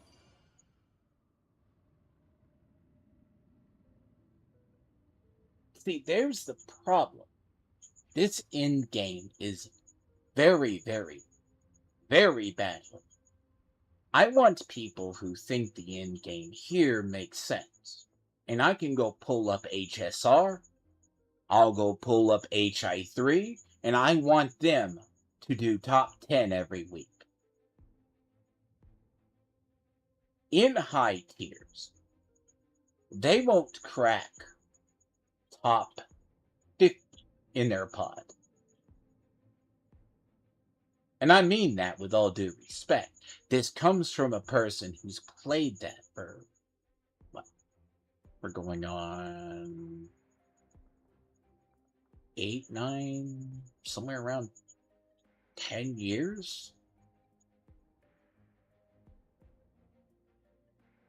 And I have the top of the line units over there?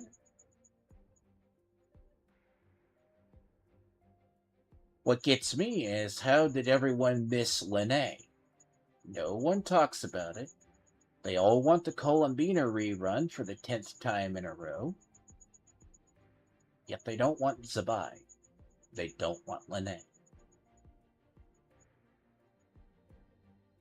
You'll often see I use Zabai and Linnae. A lot. It's the same reason when I pull a unit, I don't pull a unit because I feel that unit's good. I look at the kit in about, where's that kit gonna be in about 3 months?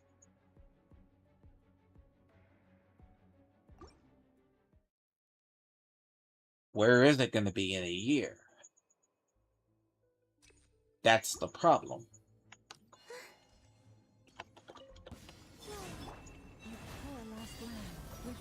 Because if you look at a lot of the meta, it doesn't work as it should. Observe.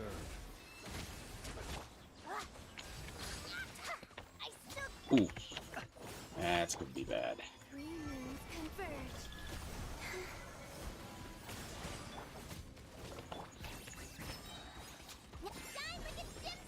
That's a little too close. Oh, that's a little close. That is a little close. That's a little too close. I made the mistake of getting near an angle. Okay. Okay, MC Creep Map. No, what I'm talking about is, if I ever showed Zenless, that Zenless runs in the aspect it's similar to Stygian Onslaught. Stygian Onslaught was actually the first. Actually, let me think. Stygian Onslaught was the prototype of an older concept. Everything goes back to HI3. HI3 never had triple lineups versus, when you look, take the floor modifier. Let's assume the weekly floor modifier is fire damage. Let's assume it's physical bleed. For an entire meta, nothing works. Physical is no longer viable. Zenless right now goes in seasonal metas. Because if you look at the end game of the units that are now in Zenless, it's only the units that do probably a gross amounts of damage, and that is with the top 1 to 3% kits. Setups. The problem, Genshin is very basic. It wants very close-knit combat. But, and here's the but, it has too much RNG. But it also has too much whale status. It's not that you need 3 lineups. You need 5 lineups. over there in teams of 3.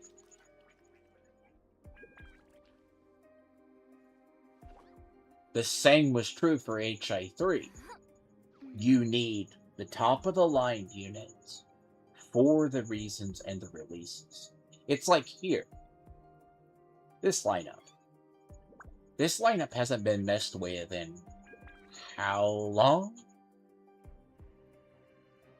This is a lineup I doubt many people even remember because, many people don't talk about it. They don't ever look at it. They haven't looked at anything MiHoYo has done in the last 3 years. But they'll say that character does 1 billion damage. Oh, cool. But then again, I point to them and tell them, why has...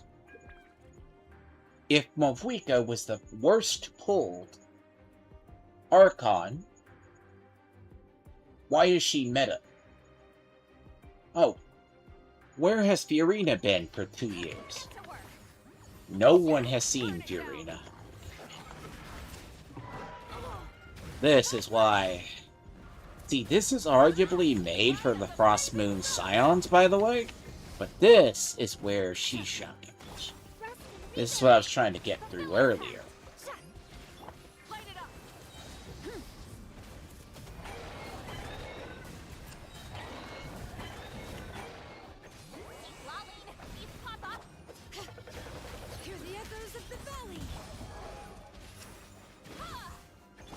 And they're not really good at explaining mechanics.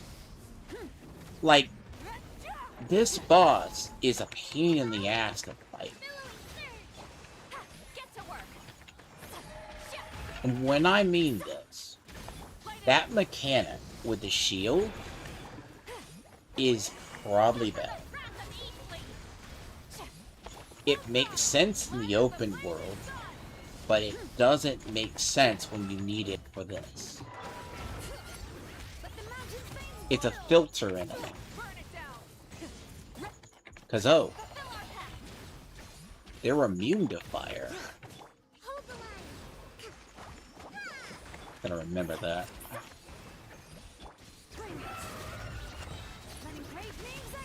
But sadly, it does negate like half my lineup here. Oh, I missed entirely. That's my bad.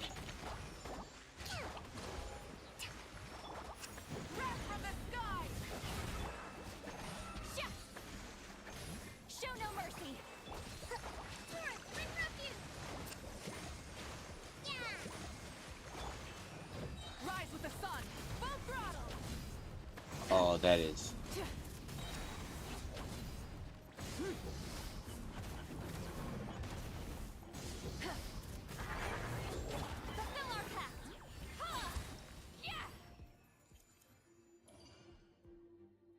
Huh.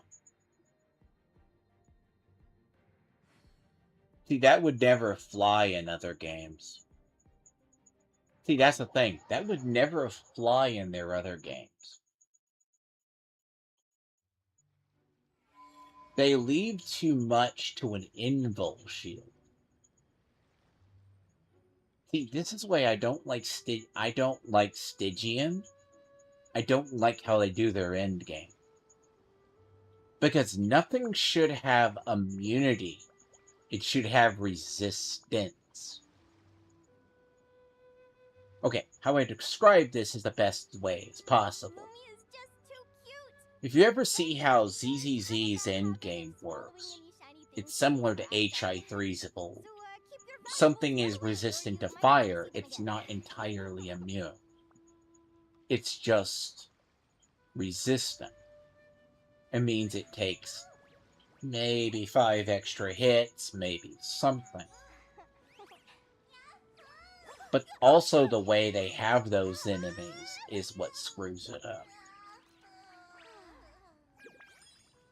Because a lot of it is the problem, and I'm not saying the same, and it's worse on the Pyro. The things that are fire make sense if it's the enemies, because it's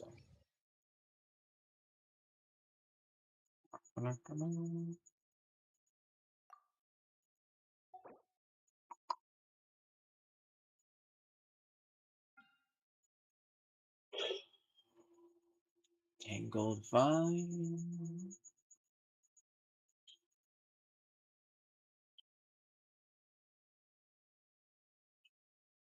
Because the way they designed the end game is the cap was never meant to be 90.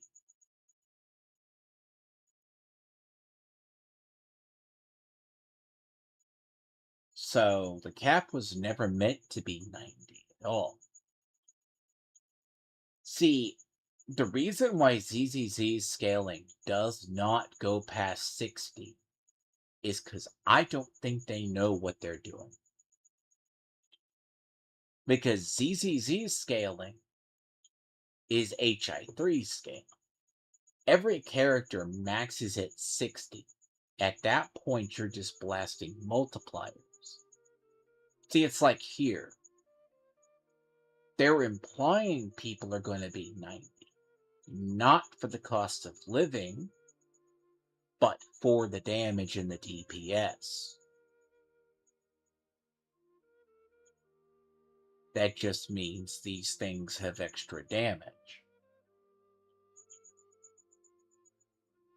Now, realistically, a properly tuned character can punch up 10.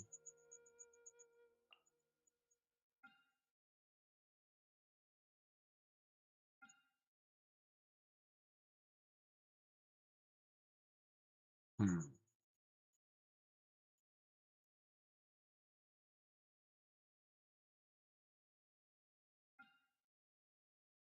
Because I recall that's the Wyob manifestation. That's the other one that has a bleed.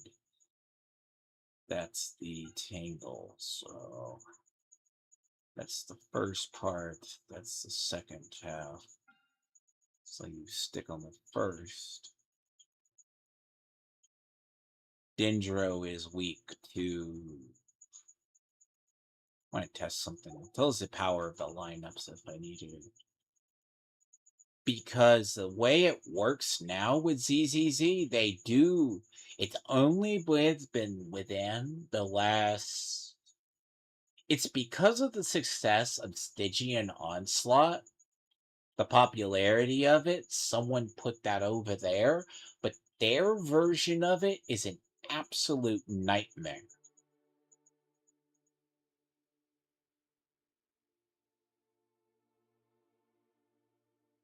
CU defense breaks probably 80% of the end game. It doesn't matter if you have a unit that does 1,000,000 damage. That unit ain't doing 1,000,000 damage. Which sounds weird.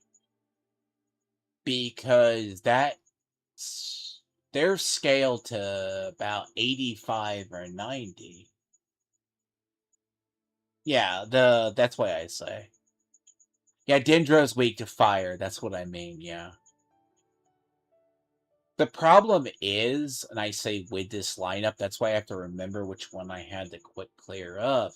Because when my characters were at 70, just to give you an idea, I could punch up about 7, 10 levels.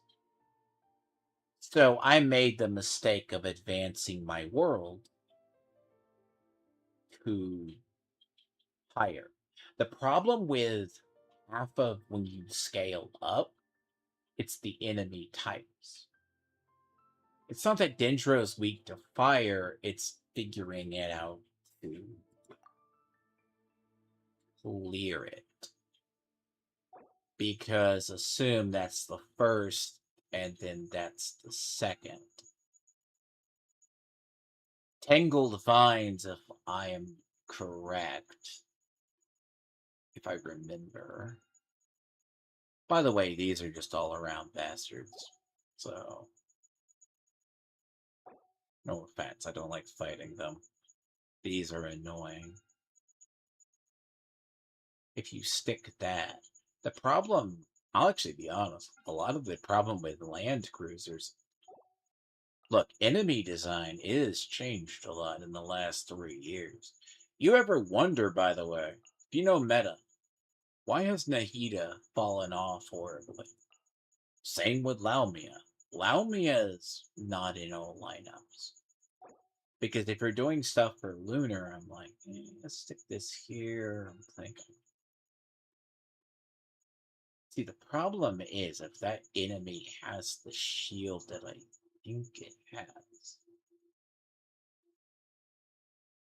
Because if it's the similar one, because I don't worry about the Radiant. Basically, the Radiant, because the Radiant's not the problem. The problem to make Columbina's lineup work is EM. Well, see, it's meant to be easy, but the first is easy, which is okay. Usually, how most of these work, they want them quit. But the problem is, it's okay. YOBs aren't the problem. It's when you get into these shits. These shits are the most unbalanced in the game. The fire one, first and foremost. We don't talk about the electro ones. Okay? You ever run around Nod Cry and run into them? These things are stupid unto themselves. By the way, those are stupid. If anybody they even knew, like, see, what I want to do is I had them all at 70 for a long time. But see, then again, I would take 6 month breaks. Now, one of the issues is, when the thing, if you think about the meta, what they want for 11 is Stellar Conduit. But I don't have the Stellar Conduit lineup. See, the Stellar Conduit lineup is different.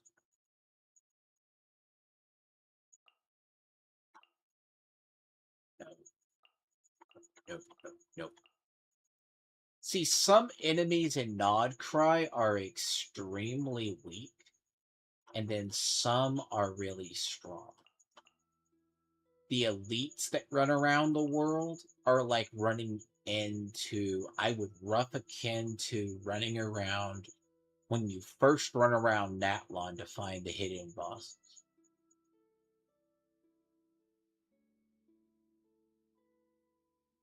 What do you mean?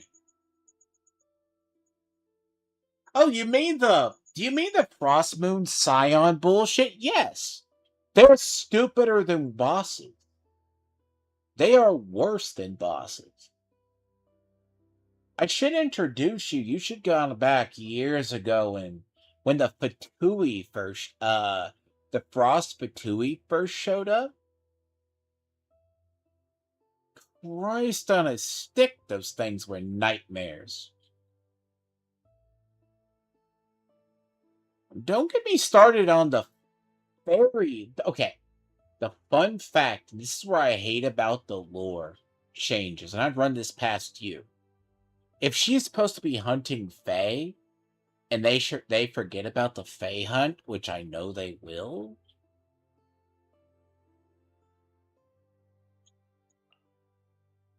The Bleed Fae. I don't like talking about the Bleed Fae.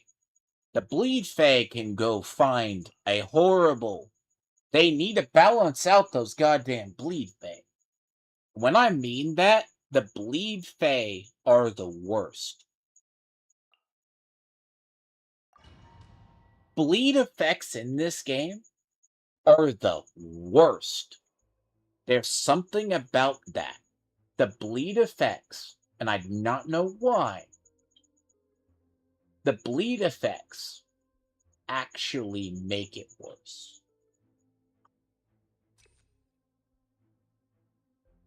Oh, you didn't know. The Tsaritsa put a...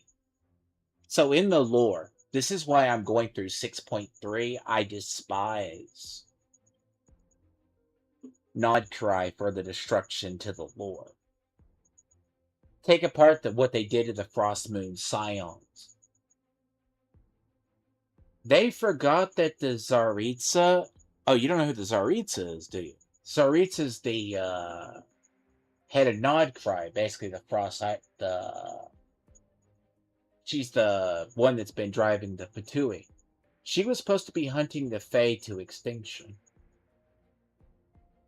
Yet, all her bodyguards and half the characters coming out in Nod Cry, instead of being Harbingers, are all Fae. That's what Flynn's is. Flynn's is a Fae. By the same logic, if a Fatui person would have seen Lene in Nod Cry, they should have killed her on sight.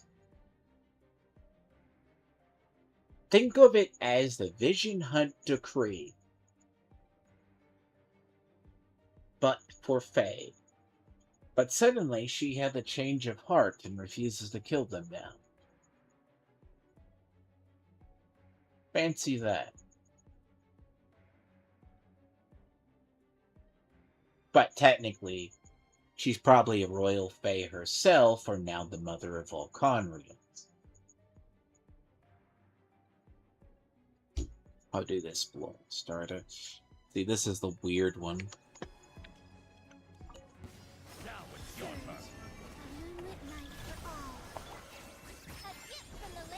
Because if you look at the way the lore is and it's changed in the last about a couple of years, what was supposed to be the Tsaritsa?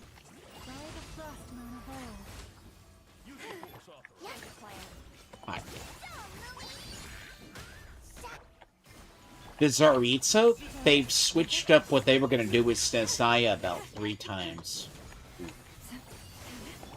Close your eyes to dust.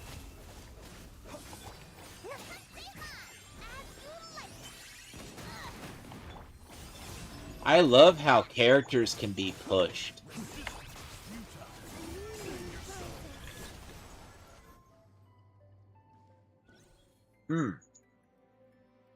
Because if you'll briefly notice, characters have a... Your characters get pushed by the enemy. Now, whether you realize it or not, it pushes them slightly. You can do it to them. But I love it when they have a lunge forward mode and push you back about 5 feet. See, that's where you have to be fine enough to do it.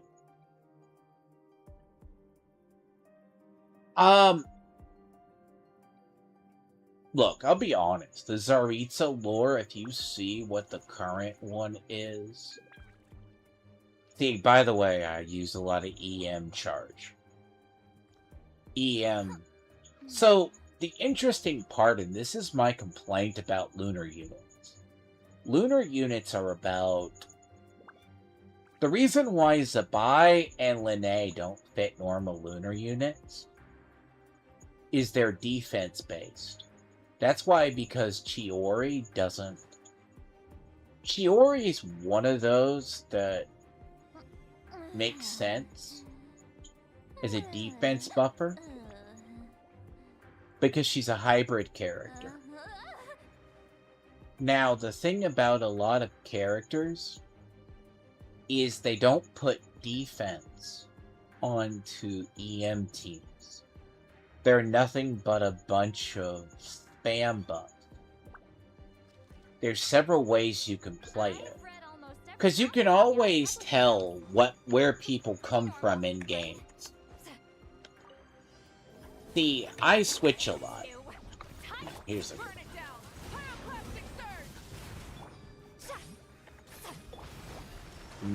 Will give me an interesting one. Because if you look, that a lot of teams, they get really, really much of the EM buff is going to work on Lunar.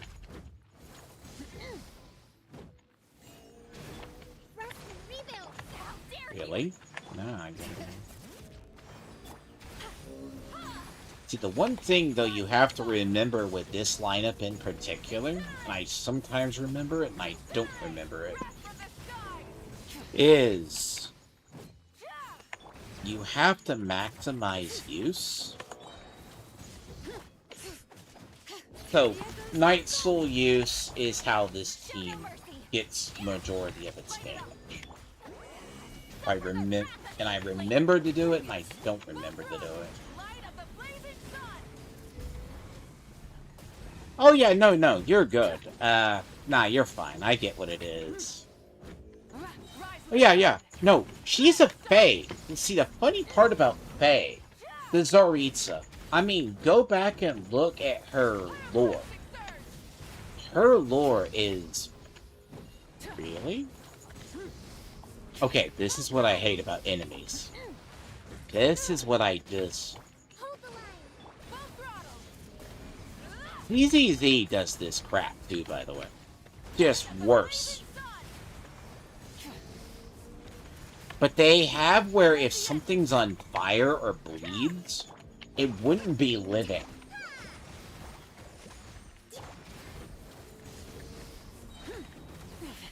Not bad.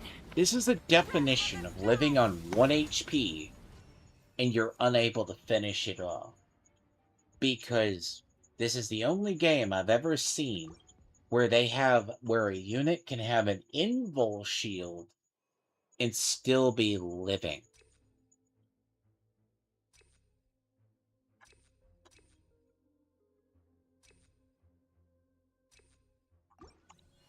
Which I'm very shocked about. Start it. Alright, here comes another. Observe. As long as that barrier is up in theory. Now the fun fact, that's why I say, like, when you go look at like, not Lunar, what makes Zabai and Lene both good. This is why I say they're two of the best units. Observe.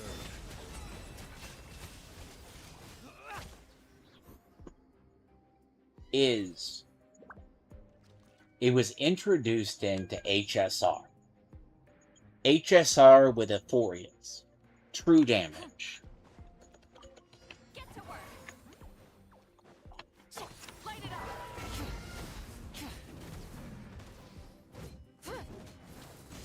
Rest and rebuild. Pyroclastic surge. True damage is a very...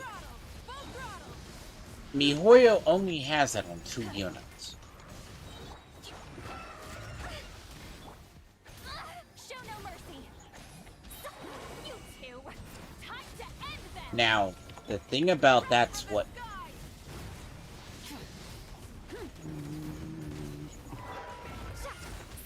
And this is why I was possibly gonna put her on this one, because this is a pinky little shit.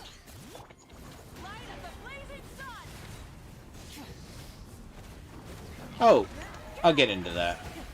So, Nodcry, as I stated, the reason why I'm taking longer to get to it is because I'm going to be trapped in about 4 hours of cutscene. Okay? 6.3, because after my last stream, then YouTube cuts off at 11:50. Take me. Stars above.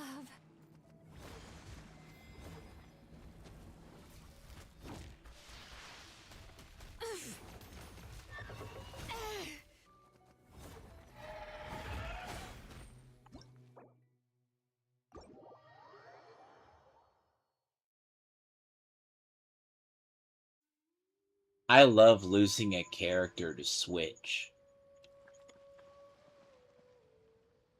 I so love losing a character to Switch. And you can't do a damn thing about it.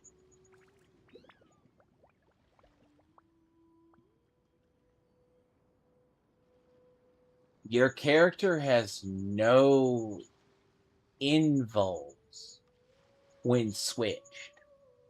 That character got smashed into the dirt. Yeah, I'll get to the story. The problem with most of Nodcry is it's 60% dialogue, fetch quests. I shit you not. In 6.3, I was locked into an hour of just conversation. Okay? It's an hour of cutscenes. One action plot. If you ask me what's the one place you should visit Good in news Genshin, is, obviously I'm you're gonna through say about a Ryo's. third of it. You know I'm biased, but seriously, you should give it a try. Katya's cooking will not disappoint you. And it's something, if I had known that, I would have decided to go work on a magic deck while having an autoplay for an hour. The first one is 6.0, is 7 hours. Like 6.0 to 7, let's say 6, 6.1, it's 7 hours. But the idea is, have you ever been trapped in a dialogue bubble for about roughly unskippable dialogue? If you skip the dialogue, you're screwed.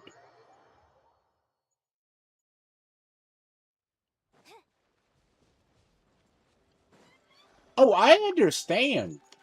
Part of the problem with the lore of Nodcry is 6.3 isn't terrible, right? Okay. I have complaints about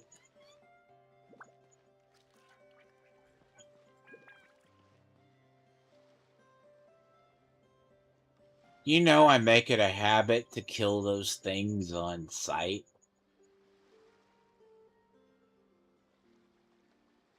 out of sheer spite. But I want you to notice. Do you notice where that damn thing is placed? Right over there? That is the worst place you could fight that. And it's off in the distance.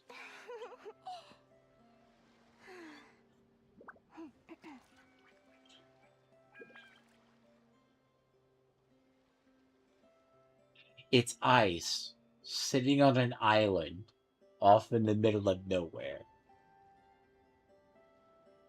So you're naturally wet. Any effects of it actually freeze you. You want to see my archive? Of course. I'm always happy to show off my masterpiece. I even did the illustrations. At least the lightning ones are fair. And they're inland. You can fight them. It's like, thank God I don't have to farm those repeatedly. But what makes this funny, though, is come over here with an electric lineup. A moonlit night for all. Go, Lily! Beware the creatures of the night. Be silent. Fix one, half a dozen the other. Take advantage of these same effects they fucked you over with. It's like running around in Inazuma with everything being electro, getting murdered by the water.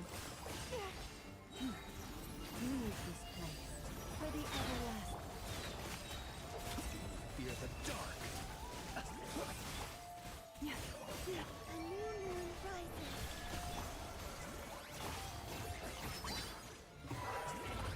Look, these things are bad and stupid on any level. I chose wrong.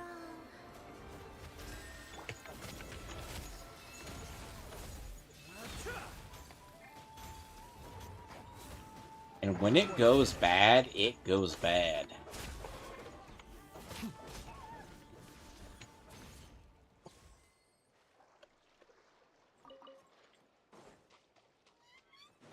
Technically, I murdered those things on sight for reasons.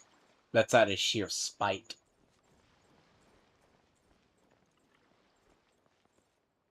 That's like what you see occasionally. I don't mind spiders, but look, let's be clear. Devs who stick these in this game, they do it purposely, may I tell you. They do it on purpose, and they do it. But yeah, no. Nod Cry has its ups and downs. 6.3 should not. So if 6.1 introduces the story, okay, 6.0 introduces the land. 6.1 should introduce the story. The end of 6 base version should introduce the story. 6.1 should expand on the story. 6.2 should expand on the story.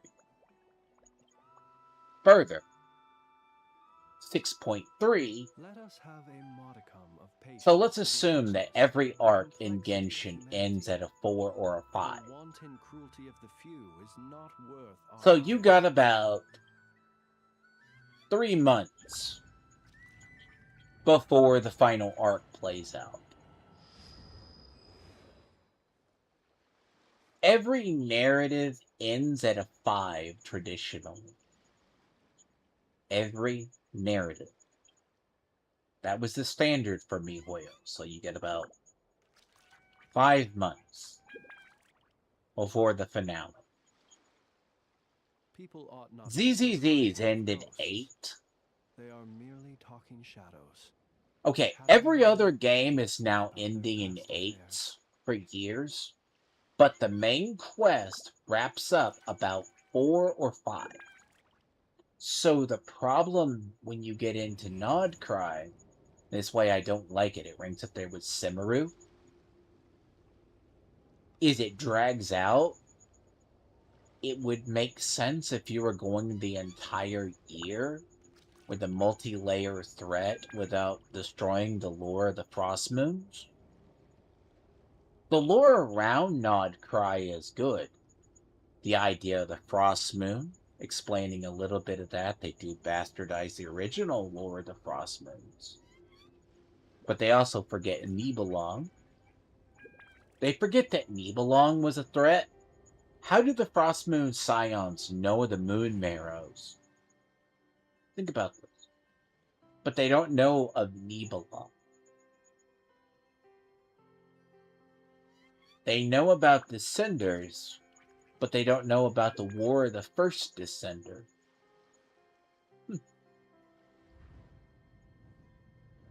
That's the source of an entire rant I had in the first one. Why is it when they showed the moon is converted into the weapon, the final weapon that Nibelung was going to use? And it's explained casually. Let us have a modicum of patience for the Then, richness and complexity it's of not humanity. that you're having to The explain wanton cruelty of the few is not worth our ire. Riri. I cannot say his name for the life of me. Conrians, I'm learning. Trust me, when you play long enough, you know names, but regions don't work. But Conrian lore, we don't get anything out of. That's in one chapter. That's in this chapter going into the past. But he's not an enemy you can fight without Dainsland. Because think about it. Why would we be fighting Riri when he's an immortal 5 sinner with the power of an abyssal invasion in his pocket. By standards of any game, this man should be able to turn Nodcry upside down, rip the place an entire new asshole, and turn this place into a blasted wasteland in a day.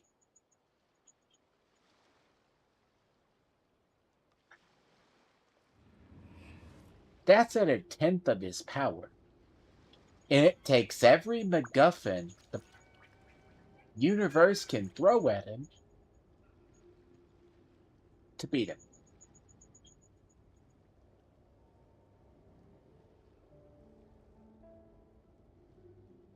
Just for context, Tavot is still permanently scarred from the Abyss invasion 500 years ago.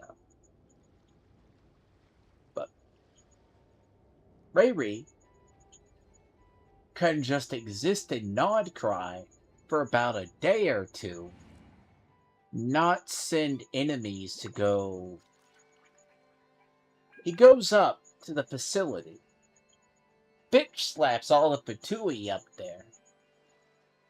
The genius of the Fatui, in fact, not Doctore, because Doctore released him. Congratulations, Doctore, you're a retard. But here's where the plot gets really stupid. The man is basically the akin to an apocalypse. Oh, we can't track down Columbina. Go suck up all the Kuvaki. See, here's what... Just give you context of how an apocalyptic level enemy is meant to be handled. GMC, if you see this... Oh, I'll tell you this. Oh yeah, no, I'll look at your... I see your chat. Well, he can't break the laws of Tavon. But remember, why can Capitano screw with the heavenly principles?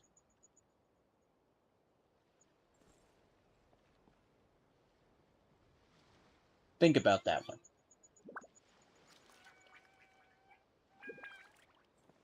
The answer is really simple. The heavenly principles are basically have been fucked with for 6 years. Because take ZZZ as an example.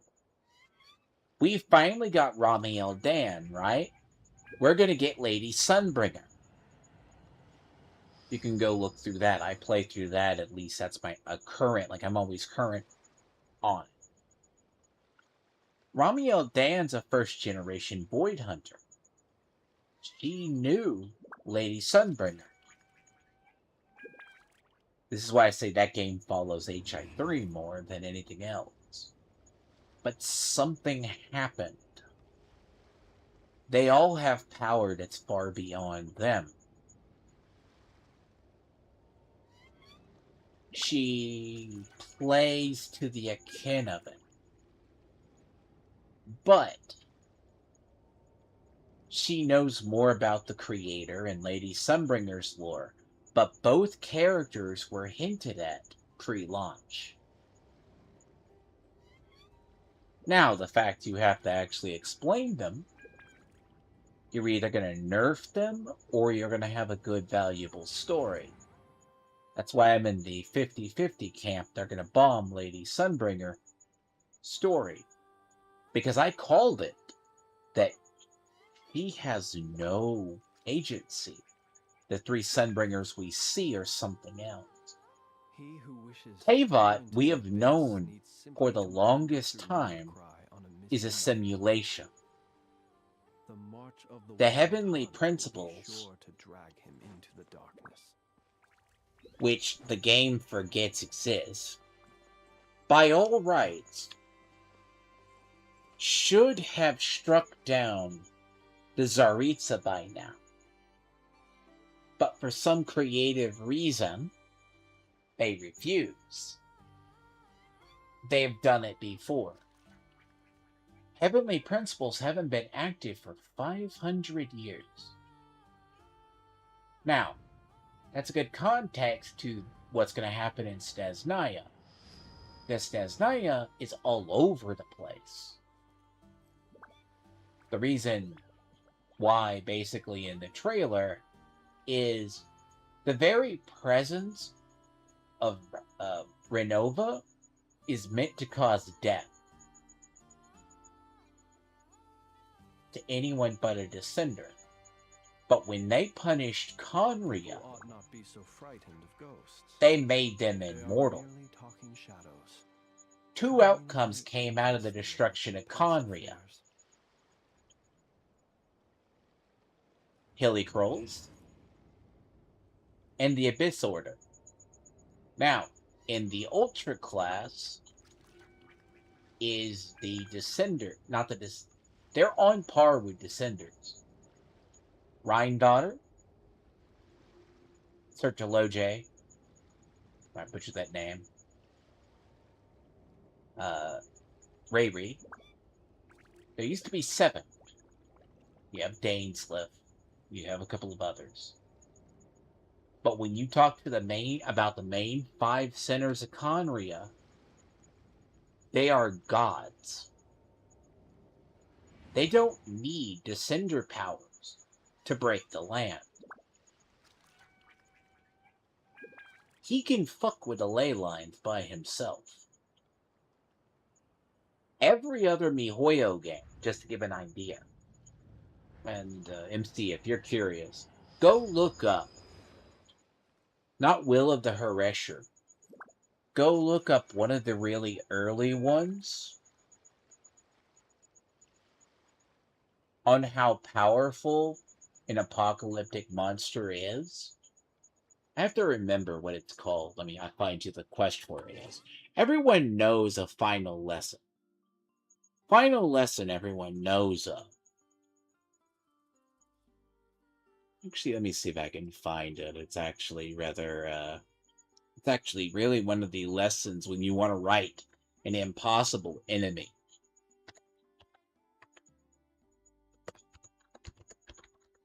And this was years ago. Now, technically, why does Himiko die in every universe? You can actually thank Punk High Impact for that. Every Himiko variant is always dead. For the record. Every Himiko.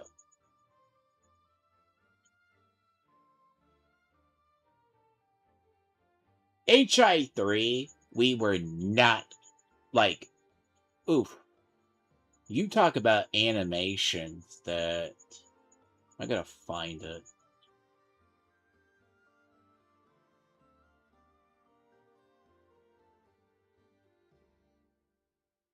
Hold on. I found it. There's an entire playlist if you can just ever find what they used to do when you had an apocalyptic boss. And I mean this with all due respect. We don't get this anymore. They don't do.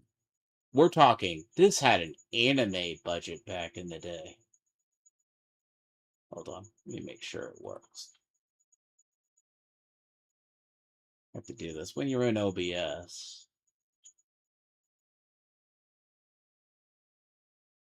They don't do this anymore.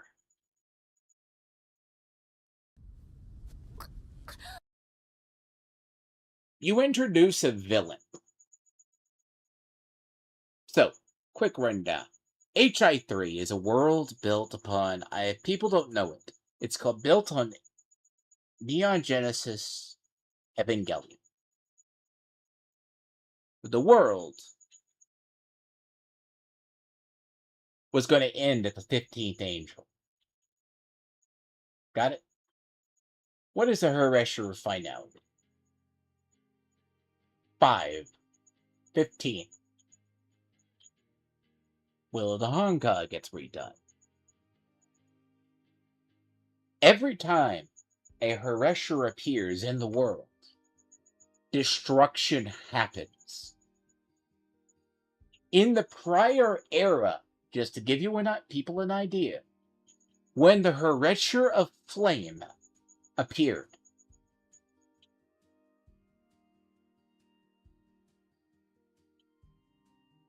a continent the size of Australia was rendered on fire,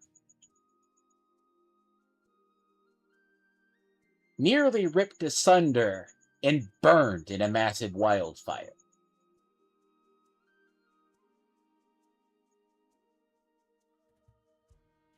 FYI, that was Himiko in the PE era. Now, you have to understand, you'll see a lot of similarities between here and there. Final Lesson gets referenced a lot. By the way, if you notice, this is a similarity to... You ever notice how Mei looks a lot like Raiden Shogun? For the record.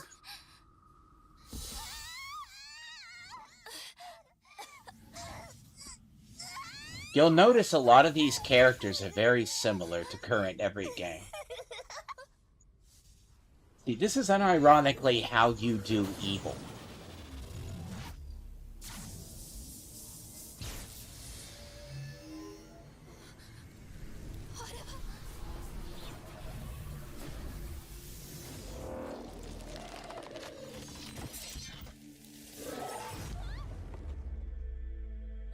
Unfortunately, a lot of people aren't familiar with this stuff.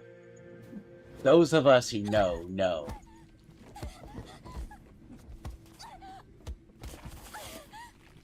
Every MiHoYo game always has a Mei, Bronya, Kiana, Himiko.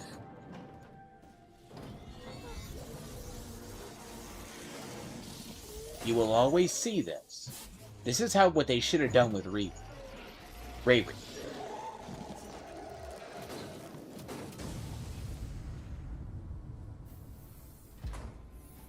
Just think about it. Everything looks hopeful.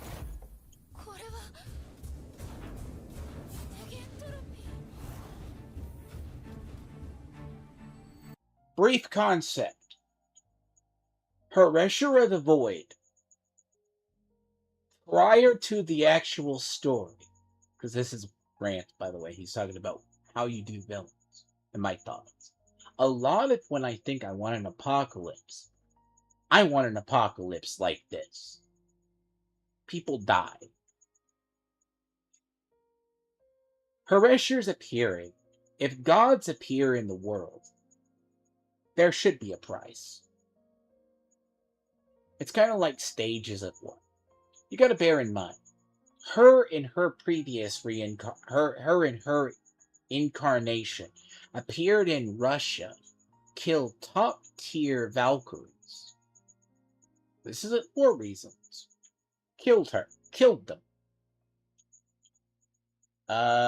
It killed one of the best ones.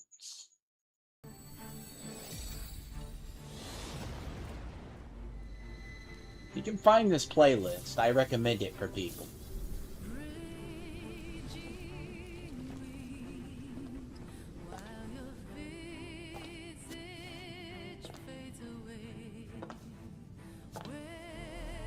Just remember at the end of this, casually, a third of the world's population is destroyed.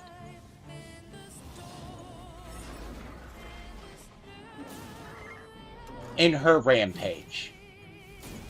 A third. But they have no urge to kill people. You wipe out a third of Tabots, you wipe out half of humanity. She has the power of a god. This is how you should do a villain. But no one ever does it.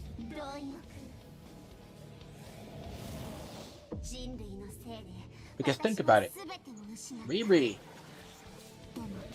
basically summons Abyss. Just the presence of the Abyss agents. Sorry.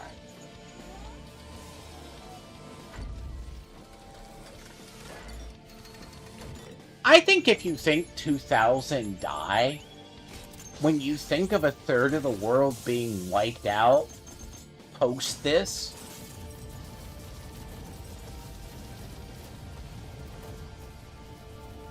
I mean, they sugarcoat 2000.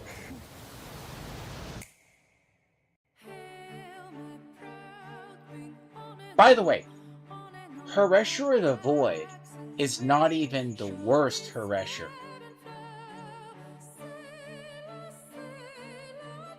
When I mean this is casual. This is her flicking her fingers. This isn't even her at her full power.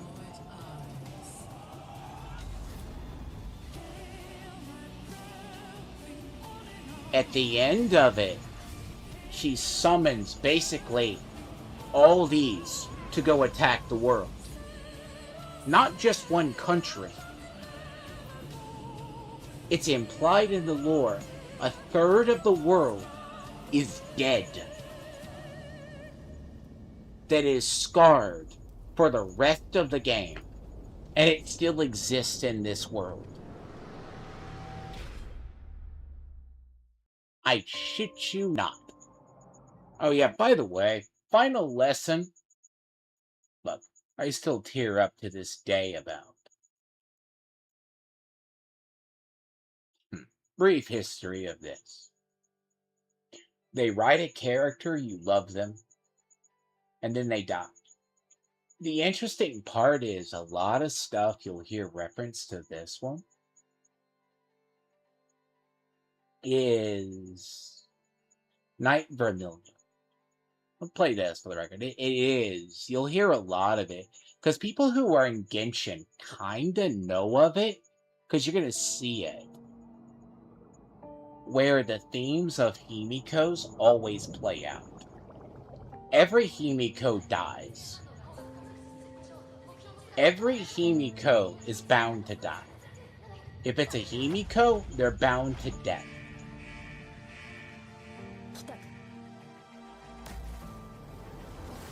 By the way, you'll notice a similarity in the battle suits, too. The reason why I said this is the Night Vermilion battle suit. See, remember, she was going to sacrifice herself as well.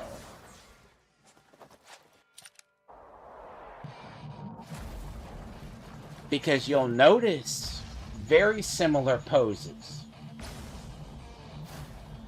Himiko is actually... Mark my words, how do I know this? She is by far, this is my favorite battlesuit in all of HI3. No matter what people say. Of the old. Mays are all similar. If you're good enough, you can spot all Mays.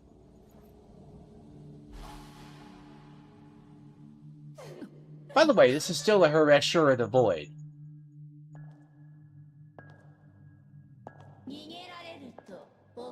You can just... She has a lot of power. Casual.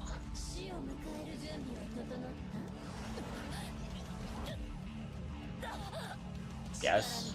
Casual.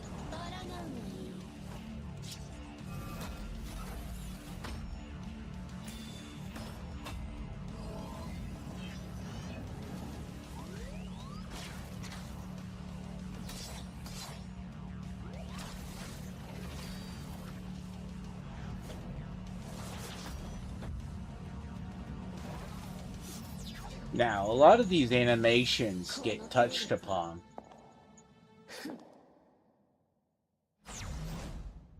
But...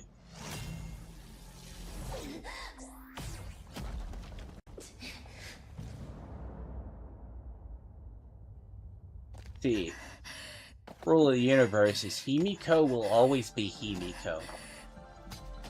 あんたの攻撃は終わり。それなら、私の番で文句ある。 Brief history. Himiko was dying. So to create Valkyries to fight Honkai, you have to basically infuse them. I guess they always use women, I guess. That's sacrificial. Get it? Valkyries. She was earlier experiment, so she was already dying. She was the teacher. You see very similar vibes. This is in Natlan. Now, if you ever wonder why HI3 people love her so much, every time there's a Himiko or a Bronya, you know why.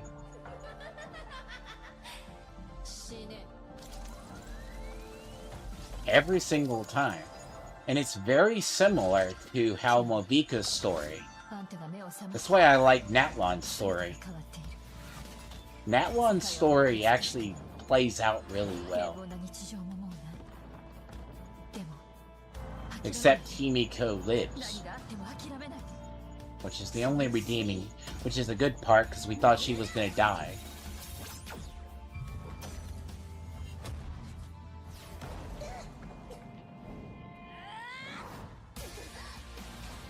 Because bear in mind, she's already wiped out a third of the world. There's no reason why she should live. But the reason she lives is entirely a separate story. Because she's not going to kill her students. But that's the key.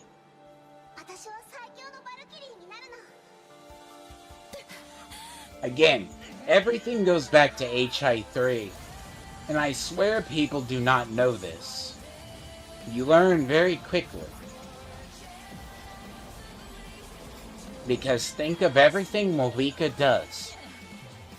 It goes back to this. It goes back to everything in HI3. Raiden Shogun. Fun little fact. I shit you not. Raiden Shogun is similar as well. I do this like expose. People don't know.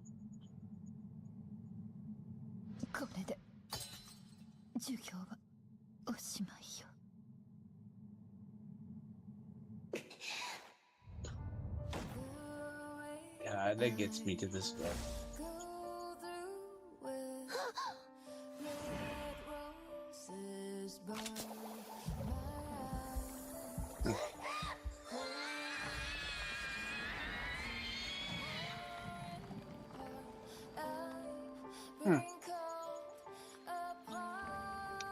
You basically see similarities.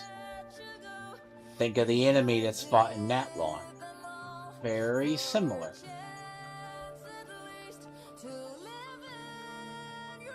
Now, if you're good with your HSR lore, there's a very similar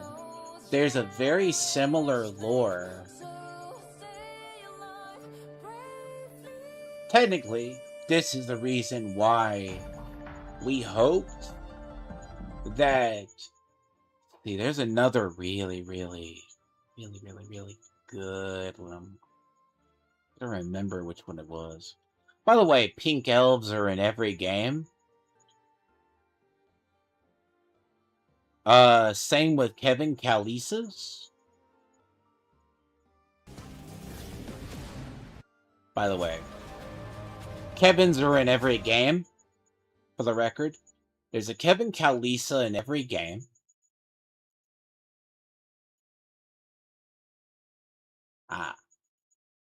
Something to remember. If you've ever seen where they got the design for... they got the design for half of Raiden Shogun?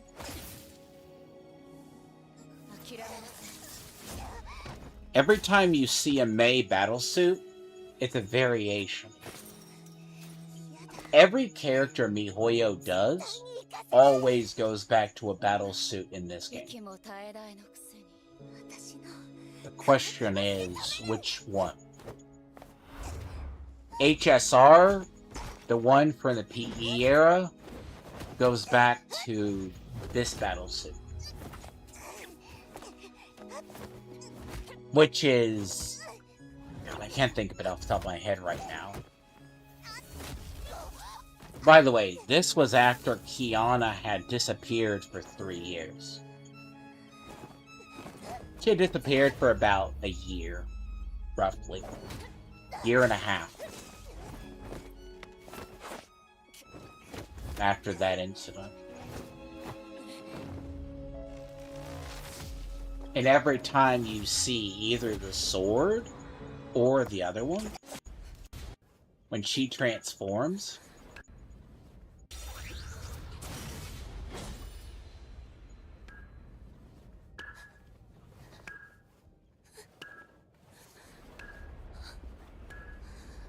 when she was a Haresher before. The thing is, she was a Haresher before.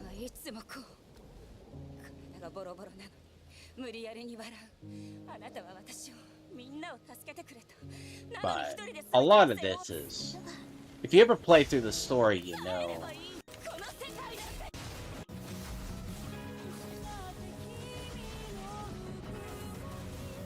I wouldn't say better. They're getting better. They're using their own. I wouldn't say. The problem with Genshin is... Okay, Genshin has a creative difference. Most Honkai games roughly use similar design. Because you notice... What's that design? What is that design? With the halo. That is the look. Genshin uses a different base. They base it upon the later games. That's the exact sigil, almost bar for bar, for Raiden Shogun. Which is unironically the other person. Why do you think Phanes gets called not Kevin? This is actual real facts, by the way. Phanes is called... What is Kevin Kalisa's name in HSR? Phanar. Because when you see her, like her animations, they're identical. Except, I think Raiden Shogun scaled down pocket size. That's one thing people don't know.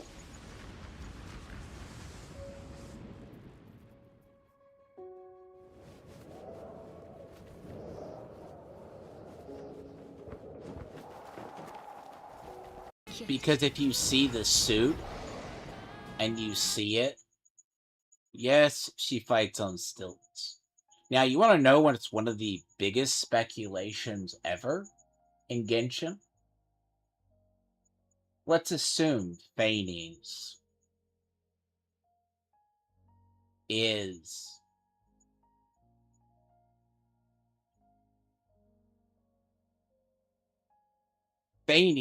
is thought to be Kevin.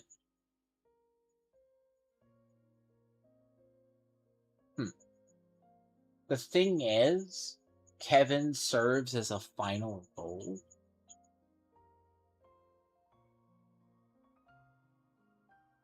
The best I would have to explain it is... I have to find it. The symbol of the Deliverer is similar to the crowns.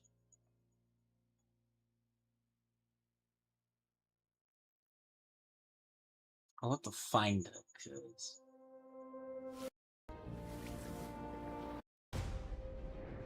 What was this? You gotta bear in mind, this was only 3 years ago.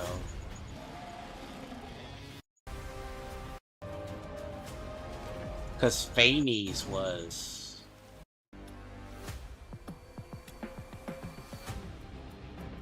I hate to say this, do you think the idea of a moon theme is new?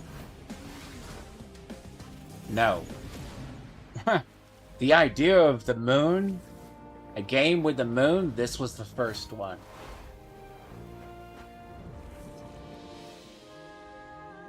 So, if you notice, that's Phanon from HI3. He's called Kevin Castellana in this. HSR, he's called Phanon.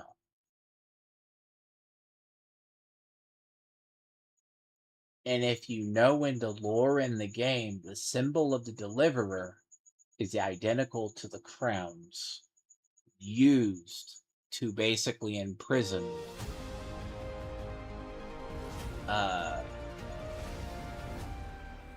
now, most of us could be wrong. Most of us could be dead wrong. See, that's why in HSR...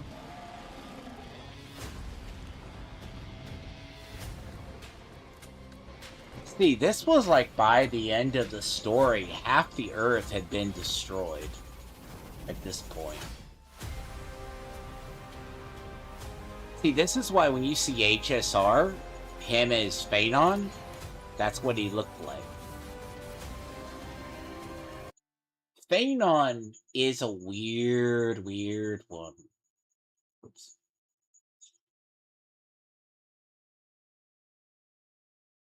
Oh yeah, no. The thing is, do you see that symbol above Paimon's head? By the way, that's the symbol of the Deliverer. The Deliverer sigil. No one's made the recollection to it.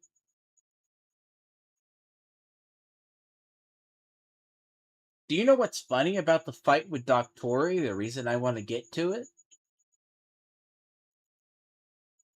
Guess where that space takes place?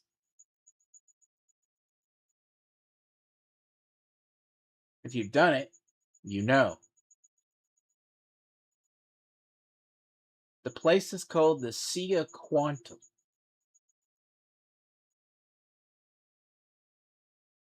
The Sea Quantum is in the Sea. It's in HI3. It was introduced as the place between bubble verses, because after the story had finished, they said the Imaginary. See, HSR is going more into the Imaginary. That's actually, well, think of imaginary as the other. Why did Aha go mad? Because he saw the Bubbleverse. That's actually one of the more interesting theories. He saw the multiverse. So he went mad. That's why Aha is the way he is. But what do you see in that? That's the Imaginary. What does it summon around the Imaginary in HSR? The Sea Quantum. What does half of Planet Arcadia start to look like? Being a simulation. It looks like that. But when you fight Doctore and towards the end, that's in a level straight from HI3 in the Sea Quantum.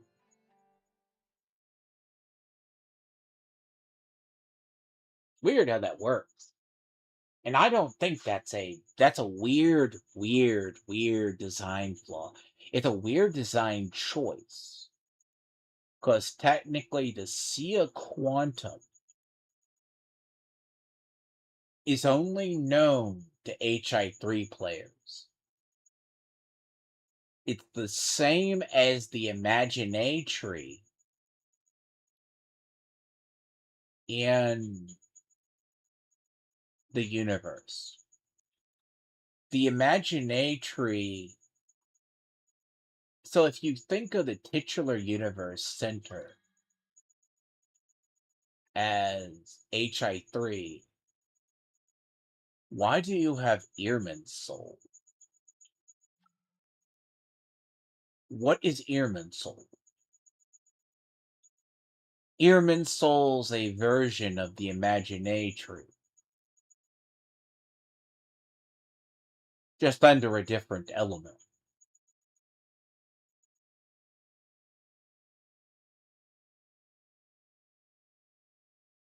See, one of my core problems with this story is how they handle the burning of the tree. Nodcry has a lot of problems.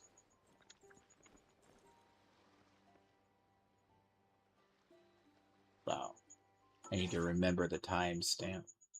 Because a lot of what I explained with HI3 plays into a lot of the in narrative. How I think the in narrative is going to be handled. You think a moon environment is new. A moon environment is not new.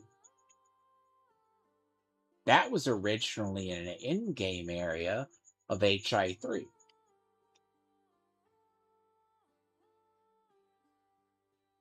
Actually, that was rather fun to explore, by the way.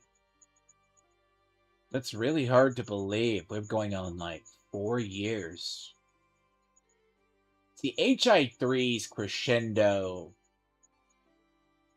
See, I do criticize Genshin for not getting to the point.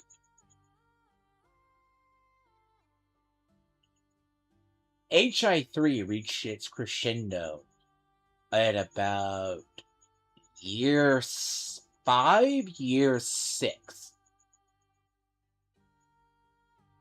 But they had painted themselves into the corner that the world was going to end. So about year 5 or year 6. Genshin is doing the slow delay. Snezhnaya, I feel Nodcry should have been part of Snezhnaya. And then maybe do Snezhnaya, then do Nodcry, because year 8 is going to be in, mark my words, I will say this in sheer speculation, Conria. Because they know when they explain Conria, they have nothing left. They will be where the bubble verse was in HI3. You either have a choice to introduce an alternate storyline, being APHO style, which HI3 abandoned into the dirt, or find your own version of the Bubbleverse. And that's going to be 8 years into the game, at a bare minimum. Now, if you haven't noticed, a lot of the other Honkai-based games pick it up about year 3. This game didn't pick it up about year 3.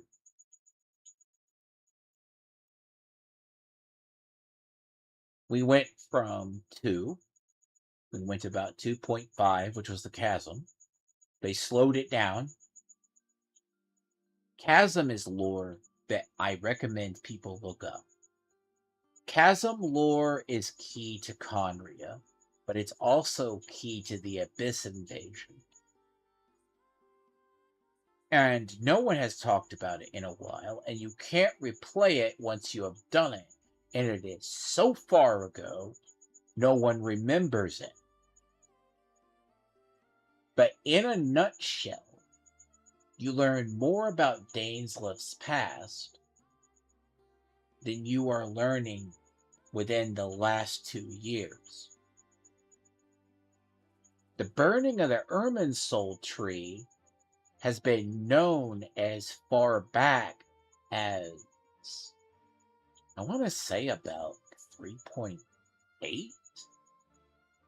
It's at the end of the Simaru story where Kalani basically has a prophetic dream, because it would explain why she was always sick, because Doctore's story goes back that far. And also, Doctore shouldn't have any copies of himself left in the Irminsul, for the record.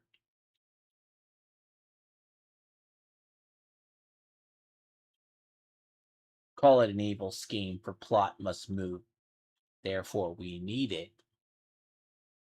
The burning of the Irminsul tree was prophesied by Doctore at least 3 years ago. Now, it took them 3 years to finally do it. Now, do I call that lazy? Possibly.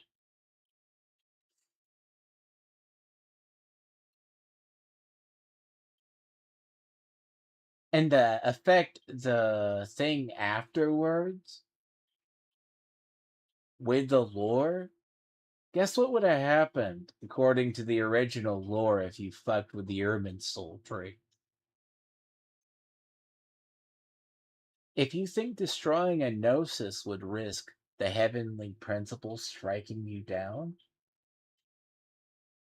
look at the Frost Mountain outside Mondstadt. Heavenly principles has been played up as something that's interesting. Yet the Shades casually let the tree be destroyed.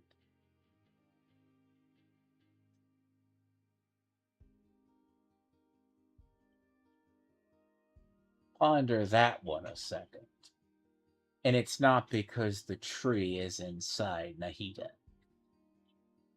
Nor Nahida could become the imaginary tree, the stabilized Tavon. Remember, folks, there's a reason the Dendro Archon did not leave Simaru during the Archon invasion.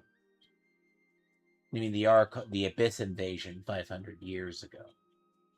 Because if the Abyss had damaged or destroyed the Imaginatry, or basically Irminsul, Avot would have been destroyed. Flat out. MiHoYo forgot about that lore. You can't replace Irminsul. But they came up with a bullshit reason to replace Irminsul. But you also gotta realize, too, Nahida. This is why I say Simaru is one of the worst stories in the game, as far as the Archon quest goes. She was not loved by her people.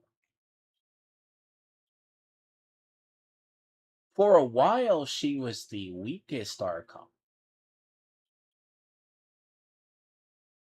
Because it was the first time an Archon was treated as disposable by her own people. Archons are supposed to be respected. But the question ultimately is, if the game justifies the burning of Irminsul, when they forget the lore of Irminsul. Oh, and on top of it, fun little fact, there's only 5 Gnosis. Because actually, when I was doing the pre-event for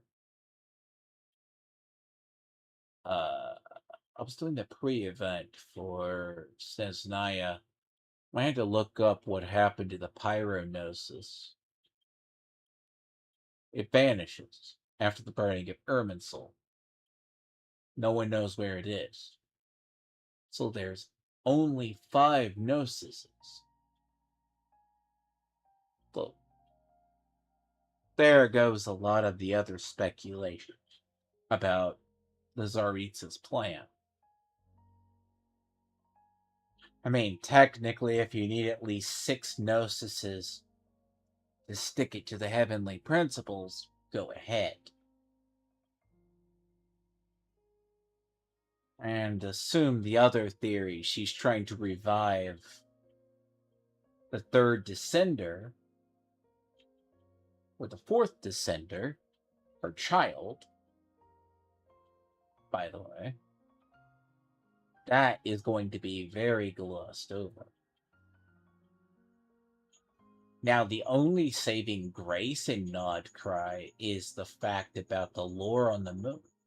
The lore on the moon explains a lot of it.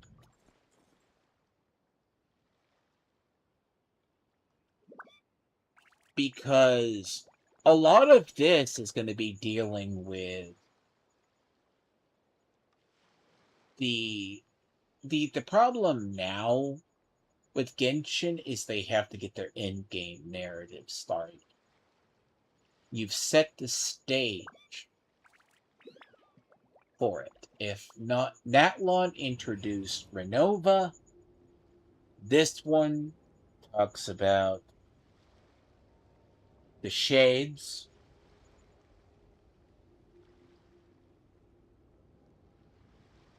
And then you're going to force a direct confrontation with Renova. It's hard to understand what comes afterwards, because we're going to be at, like, you're talking by year 8, you better have Conria good to go. Because if they're going to wait 10 years to finish this story, you're going to be worse than Destiny 2 trying to explain the Light and the Dark saga.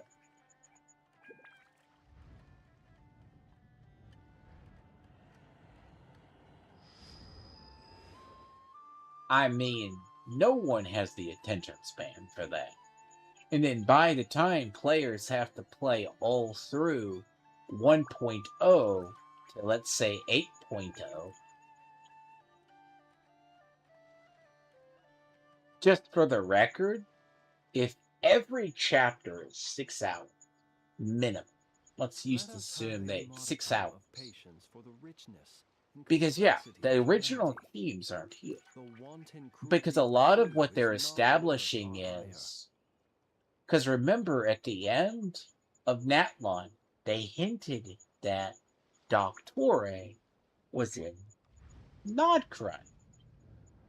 That's casually forgotten about in the Luma Fate story. That's been casually forgotten by the player, by everybody involved, for going on 3 stories?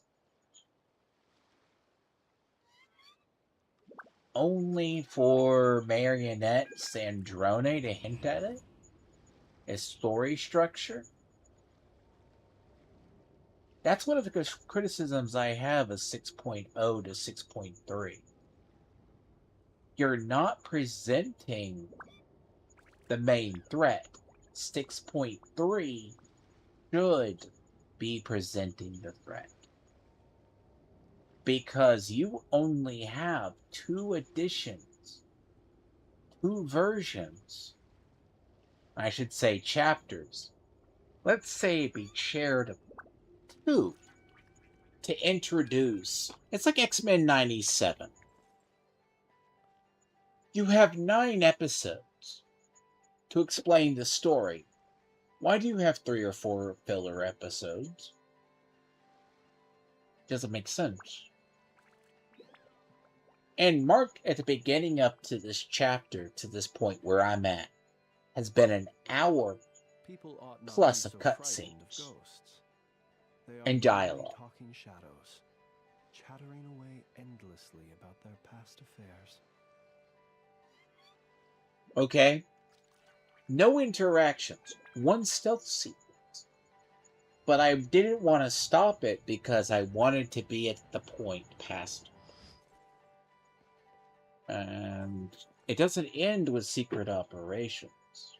I just need to remember the times. 350, 355.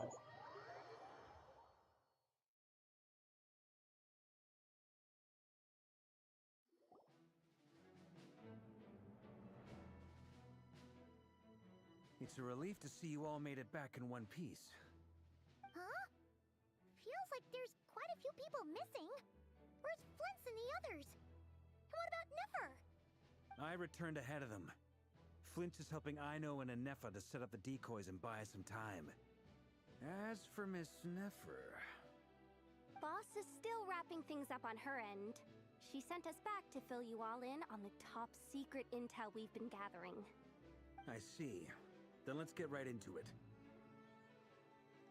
But first, who do we have here? You brought someone else in to help? Greetings. I was invited here to help as a longtime Tea Party companion of Columbina's. You may call me Arlecchino. Surely it can't be. Those eyes. Oh, where have I seen them before? Wait, of course. In those memories we just saw. The only Arlecchino I know is the fourth of the Fatui Harbingers.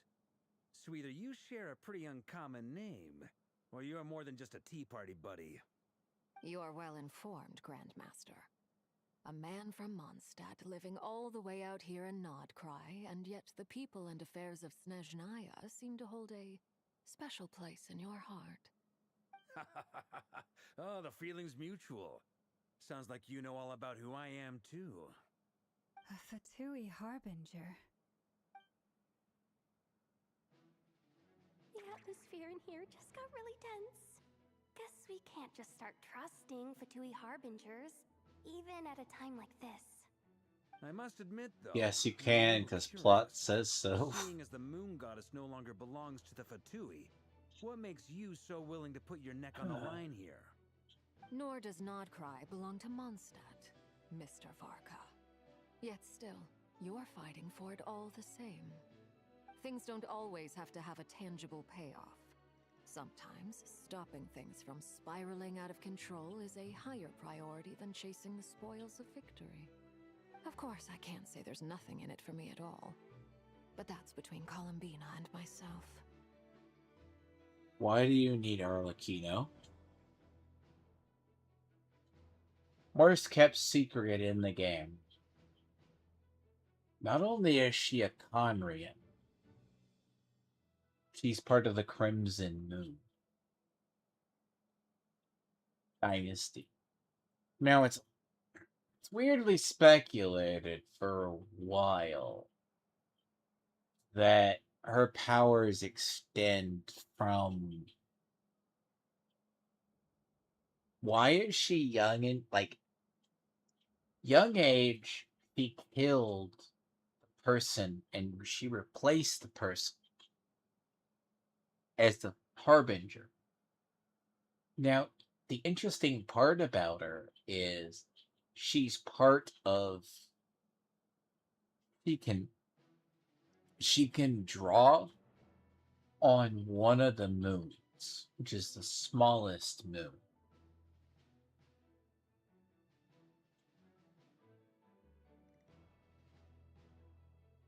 That's the Incandescent. Which is strange that it's been hinted at in the lore for the longest time prior to this. Not only was she a Conrian, but her bloodline goes back that far. It's literally the worst kept secret. Now, a lot of people have suspected that she was possibly a Hilly Girl. I don't think any of us have ever seen her hands. I mean, her hands do look like that, because as long as that's the other part about her. Because bear in mind, prior to this cutscene, the one you have to go through, and if you head straight over here, she rescues us. Fine. But there's also the problem with the Fatui right now. Are the Fatui really evil?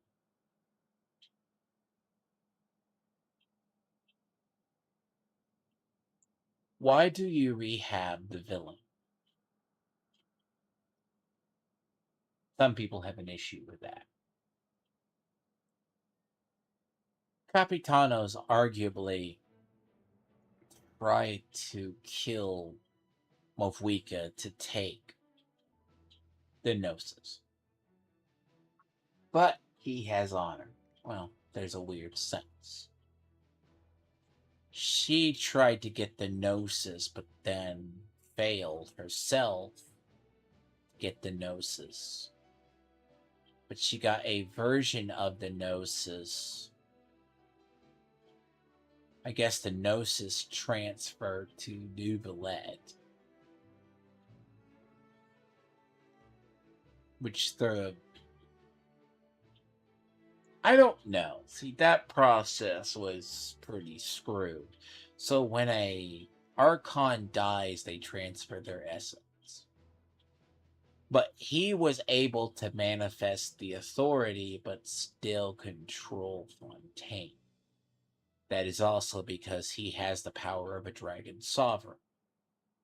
I guess that people forget that. And I also guess that dragon sovereign rules can still overwrite the heavenly principles. Casual.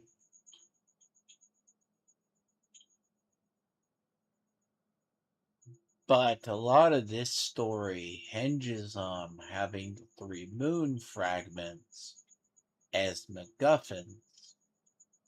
Well, actually, I call it really a bad MacGuffin story. The problem is we're talking about an and then story. I need to get the straight. Right back. Because there's the part where, as I said, I'm like halfway through this part. I'm halfway through it.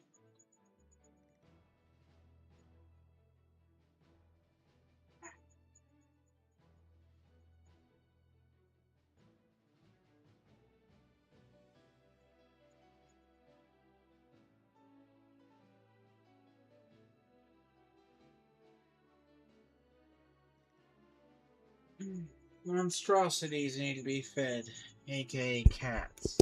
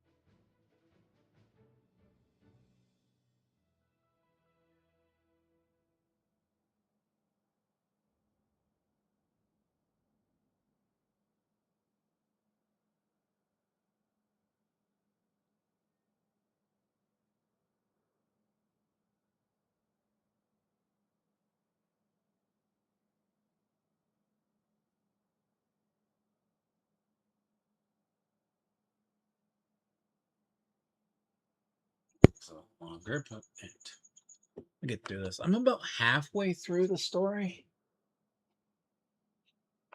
The organization here, because if it's like 3 hours of that, so... Forgive me. I don't mean to doubt you. It's just that the Fatui really have been the source I had to of feed the many cats, too. of our troubles. We have our own way of doing things here in Notcry. But ever since they arrived, the Fatui have treated us with nothing but hostility. I know there's been a lot of bad blood between us in the past. I've done my utmost to avoid friction whenever I could. But sometimes fundamental conflicts of interest simply can't be settled amicably. That's why I'm here solely in a personal capacity. This has nothing to do with the Fatui. As a gesture of good faith, I'll be frank. I can help Columbina track down the iridescent moon's marrow, which will help her restore more of her power. Anyway, what else is on the agenda? Let's begin. She says she'll be frank, then completely skips over the details. Looks like she doesn't want to give away too many secrets after all.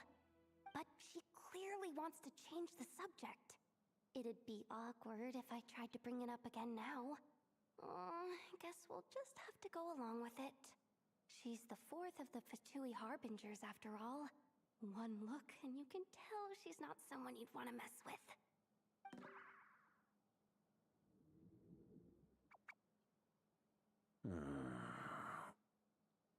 Well, since Miss Arlecchino sounds confident in her ability to handle that, we'll proceed to the next topic. Yehoda, time to share that top-secret intel. Alright, listen up everyone. First, we now know that Rerir was originally a Conrian secret agent whose primary mission was to hunt down and assassinate the so-called Dregs of the Crimson Moon. The Dregs of the Crimson Moon? In the memories, there was a lot of talk about the Crimson Moon and Eclipse, and a whole bunch of other stuff from the time of Conria.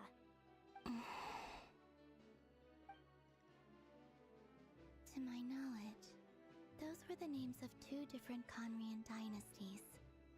Long, long ago, it is said that the people of Conria worshipped the Crimson Moon, drawing a mysterious power from its reflection. Which is thought to be the Abyss. A coup saw the Crimson Moon eclipsed, hence the name of the new dynasty that replaced it, and how it became the new emblem of Conria. Still, long after the Crimson Moon dynasty had fallen, the last ruler of the Eclipse dynasty, the Vinster King, still coveted the secrets it left behind. He discovered the he Abyss, sent the Rehir of Solnari to secretly hunt down the Crimson Moon, which is the few Vinster King. remaining followers. Yes. In those days, Rerir showed no signs of madness. In fact, he was as normal as any other person. Oh, and he had a fiancé. Or at least, a would-be fiancé. What's the matter?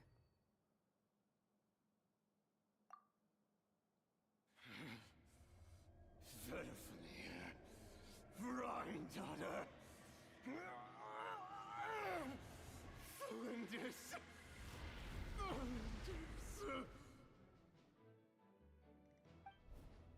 Interesting. Anything else? What about this would-be fiancé of his? Do we know anything about her? Well, she was a researcher at the Universitas Magistrorum, but it felt like she was hiding some kind of secret. Oh, and one more thing. For some reason, Rerir's fragment also contained some of Thelindis' memories, though only a very small portion. Well, no shortage of potential leads, I'll give you that. It's always the looks of the characters that always tell you the secrets. Every single time. She is a subset of royal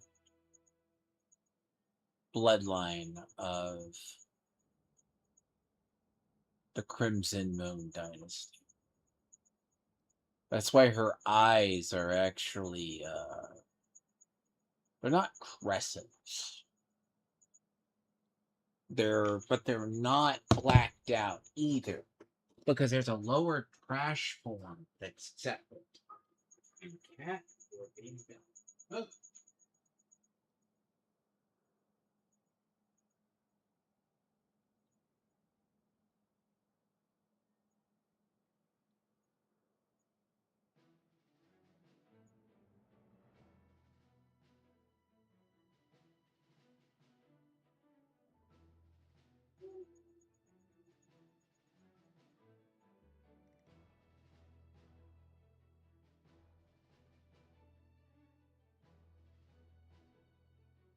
And most of all Conrians we see are members of the Eclipse dynasty, not of...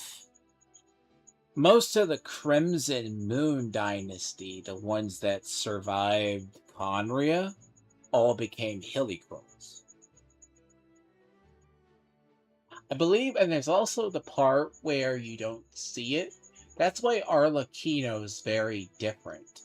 Arlecchino, if you look, it's thought she either had a pact with Renova, because if you look how her outfit is, she has the eyes of Renova, but she's also drawn her power from at least the iridescent moon, or the perverted power of it.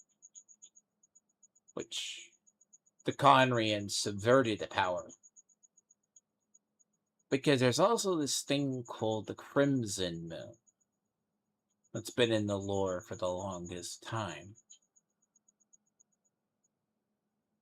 If Columbina is the moon goddess, there's also a Crimson Moon.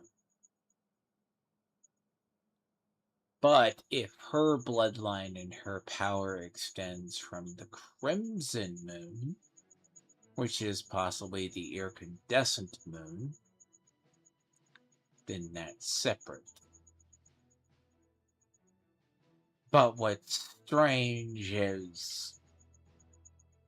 Actually, no. Arlecchino I got because she's a Harbinger, and I always get the Harbinger units that are playable.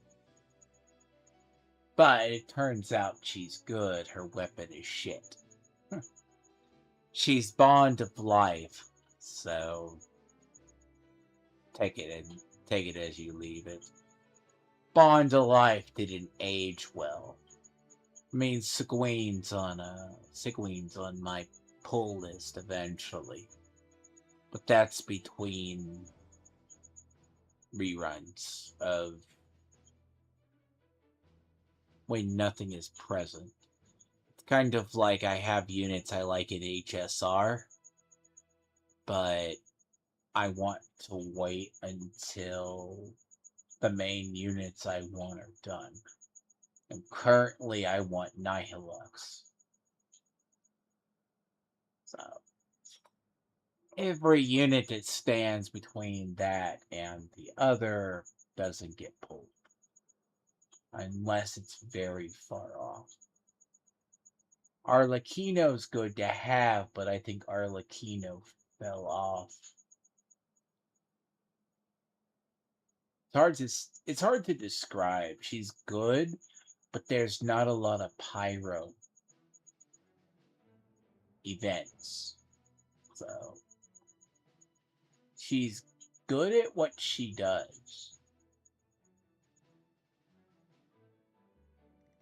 But her meta fell off. But she's not dead in the water. Like if you think Lene and Zabai are up there. Columbina fluctuates because Columbina's value is in lunar lineups. She's hard to use without lunar lineups. Varka is utterly gonna fall off because he doesn't have elemental reactions. I mean, he interacts with elements, but he doesn't have elemental reactions. Laumia falls off because she is tied to Dendro buffs, but she also takes the place of Nefer. Well, actually, there's two versions of Columbina lineups. Laumia and Nefer, or Flynn's Flynn's Anefa, was Anefa provides the shield, Laomi as a buff, and Colabina as that. So you have like two. But Lene can serve in both Geocrystallize Lunar or basically Lunar lineups in general. But to be honest, half that damn team needs a shielder. Which is why I would pull for an Anefa if Odette wasn't around the corner. Which I think, if all indicators are proving it, 7.1 is going to be the skip for me. Well, play-wise, yes. But I don't care about any of the units coming out of it. That'll probably be the first time I can probably pull in a rerun banner. But sadly, it's probably not going to be good unless the anniversary banners have something good on it.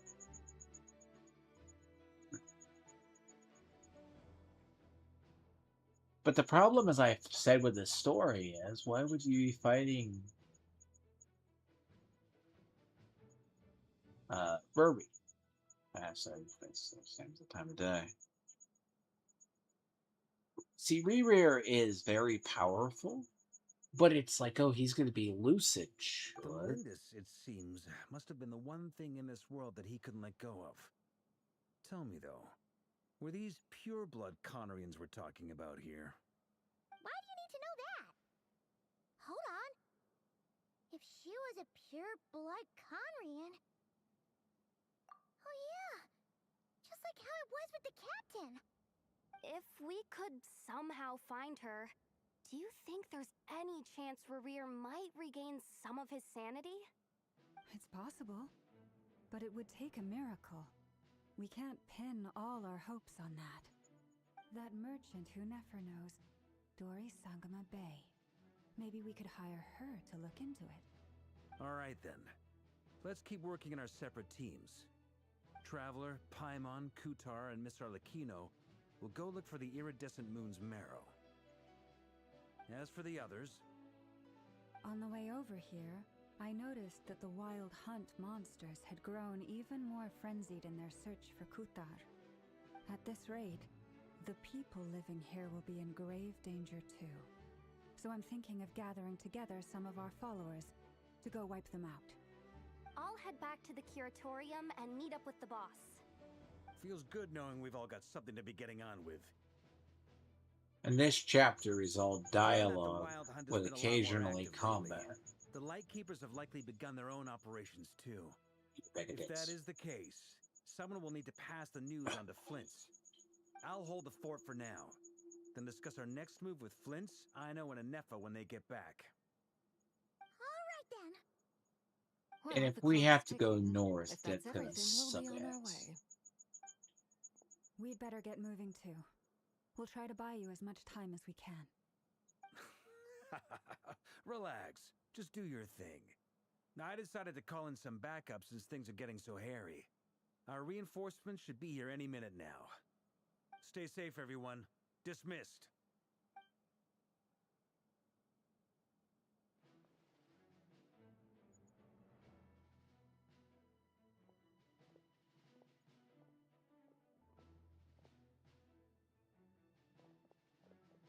We're back. Did we get here a little early? Or a little late? A tad late. The others have already set off. To summarize, our resident moon goddess has found us a new ally, and Boss Nefer has uncovered some promising info. Everything going smoothly on your end? Not great. I don't know how long we can stall them for. The decoys are getting taken out way faster than we imagined. I'm gonna make some more later, but I need a timeout first. I'm so tired right now. Oh, right! Inefa, could you fill in Uncle Varka on what we just discussed with Flint's? Sure. Uncle Varka, you previously told us about how when you went to investigate a source of the wild hunt in Amsbart near, you discovered that it was just a diversion. But according to Flintz's intel, several outbreaks of the Wild Hunt had already occurred in Notcry in the period leading up to that. That was before Rerir had regained his body, when he was far from regaining his full strength. In other words, in theory at least, he still lacked the means to act in two places at once. Flintz, with everything that's been happening, the Lightkeepers across Notcry are rallying to fight back against the Wild Hunt. They're gonna need your help. I know, I'm sure you're capable of coming up with something far more effective than decoys. But for now, you should stay here and get some rest. And Effa and I will head back over to Amsfartnir to see if there's anything I missed. I told you Uncle Varka would say that, didn't I? A deal's a deal. Not a word about my snack intake for the next week. Database updated. Reliability of Aino's predictions increased. What does that mean? They were betting on how you'd respond after hearing their intel. It's the obvious choice, isn't it? That's hardly worth betting on. We already decided that Anefa should go investigate the situation over at Amsfartnir on her own. You might as well stay. Oh, this whole saying. This is all dialogue. This is all dialogue. Nothing new. And besides, settle in. You still haven't fully recovered from ambushing Rerir. So I've ended up with the easiest assignment. Well, I appreciate it, everyone. See you when you get back. Technically.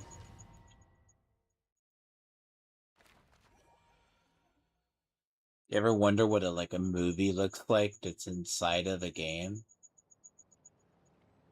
Like, do you have a couple of canned combat events?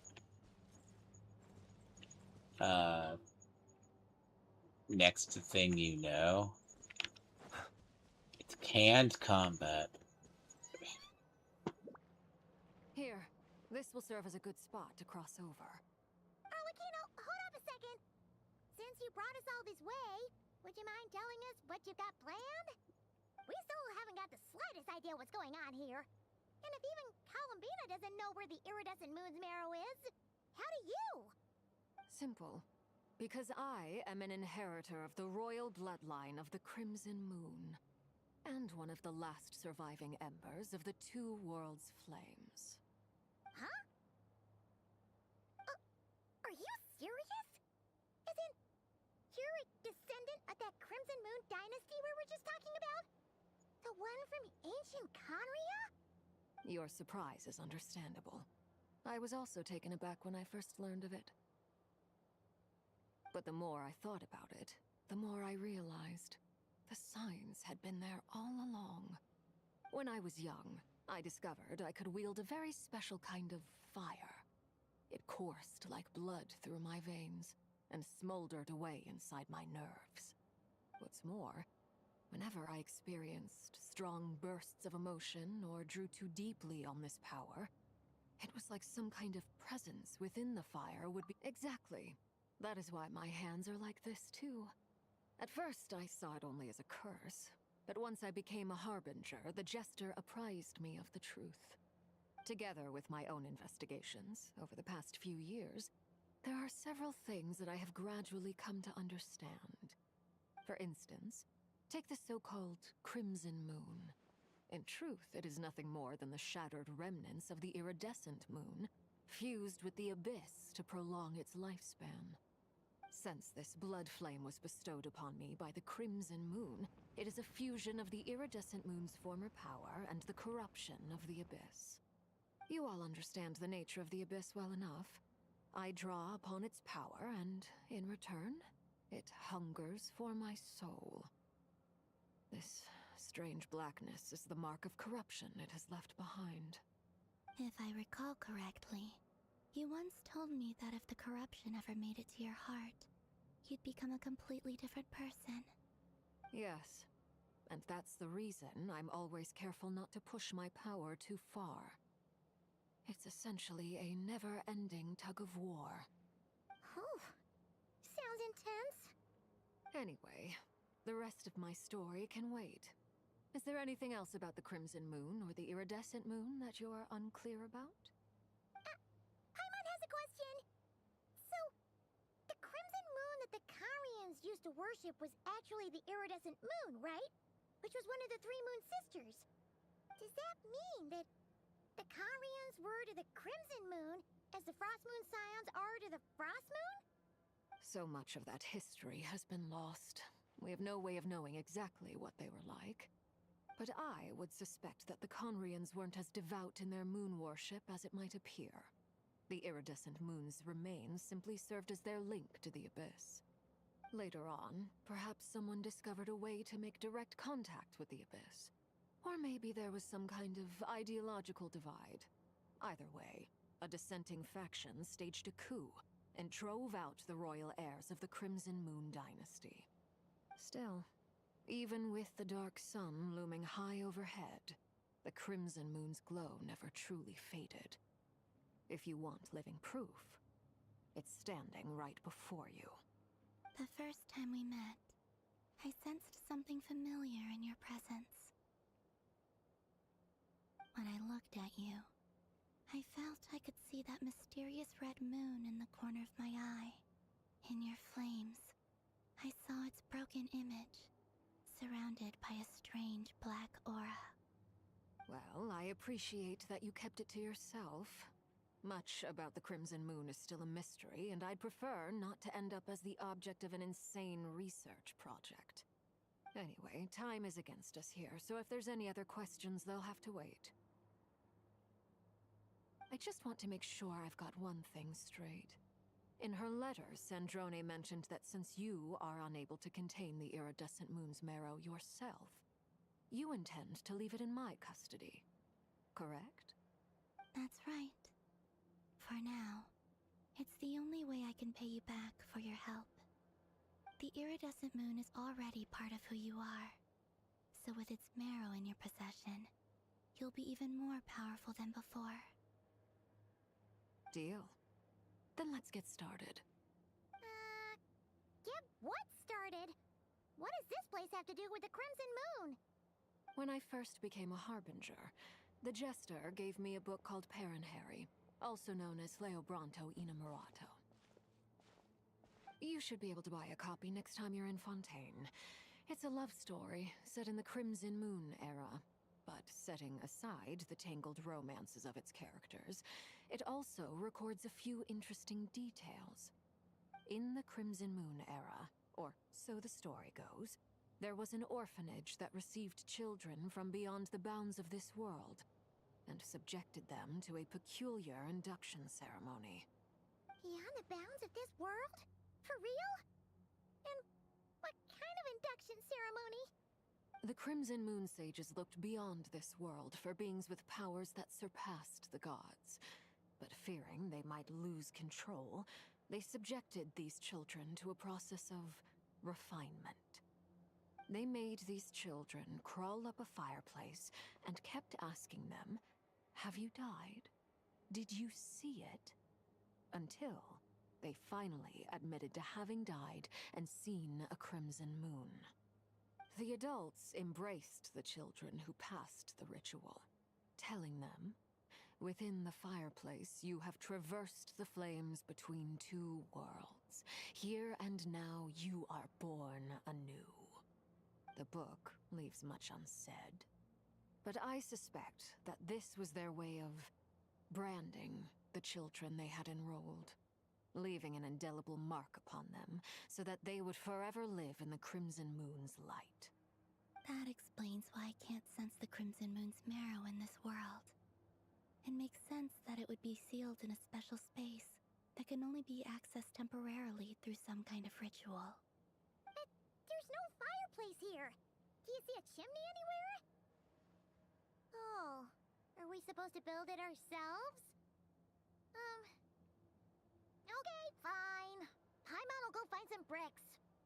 That won't be necessary. The fireplace is purely symbolic. The key to the ritual is crossing the flames between two worlds. In other words, the flames that burn within me. Those burned away by such flames leave behind a kind of ghostly afterimage in the world. In the days of Conria, people believed they could be used to bridge the gap between the two worlds of life and death. In short, I can open a passage to that space for you. That's the easy part. The catch is I'll need to stay on this side to keep the passage open, so I won't be able to come with you. Once you're inside, you'll have to find your own way. Here's the part that gets interesting. The fact with her being that, it's kind of, this is a good part, at least in the chapters they explain what she is. Because, look, if the Tsaritsa is now the mother of all Conrians, Crimson Moon Dynasty is a perversion. The Eclipse Dynasty was part of the fall, or the Restoring, which resulted in a different bloodline. Now, this is something that gets a little weird. Because you get, in a nutshell, you get a basis of the lore for Conria. Now, whether or not we finally get it, I'm not sure. But the issue is itself now is you have hers. So she's...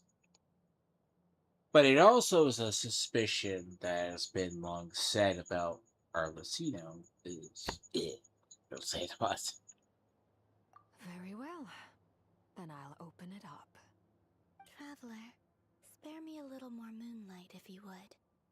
I may need it.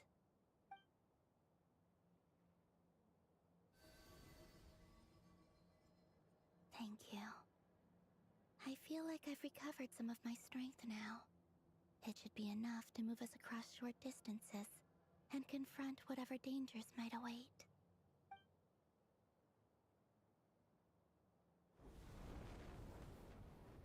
Mistress of the seven hues of ages past, great mother of the present, crimson-clad sovereign of the two realms, by fire severed, by fire renewed, I offer myself now and beseech your descent.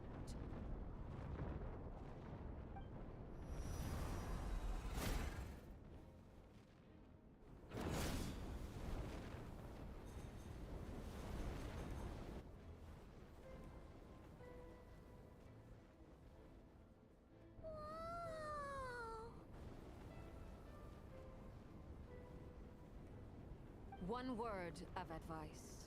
As you're crossing over, no matter what voices you hear, do not answer. Got it! I sense a sinister gloom inside, but also the familiar light of the moon. I feel that I am about to meet an old friend who has changed beyond all recognition. All right, let's go.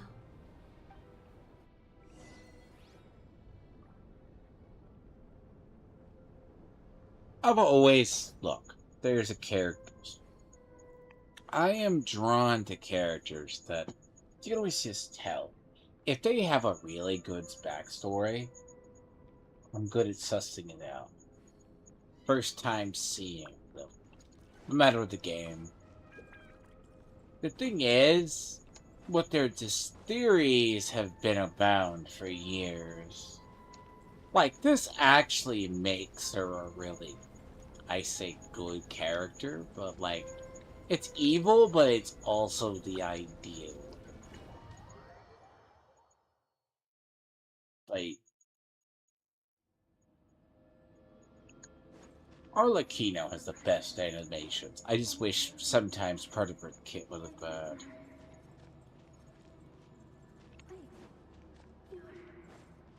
Why are you...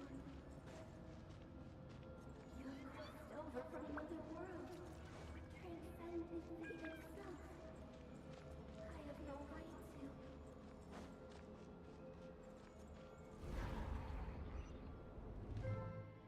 Hey! Look up at the sky! A red moon! This must be the spot, right? Is that the abyss? It's practically filled the entire place. What now? What a tragic sight. off your broken bot. Careful! There's something spooky about this place. Feels like something is lurking in the fog. Hymon's right behind you. Whatever you do, don't run. By the way, Columbina, didn't you tell us that the iridescent moon had shattered into pieces? The moon up there looks pretty whole to Paimon. How is that possible?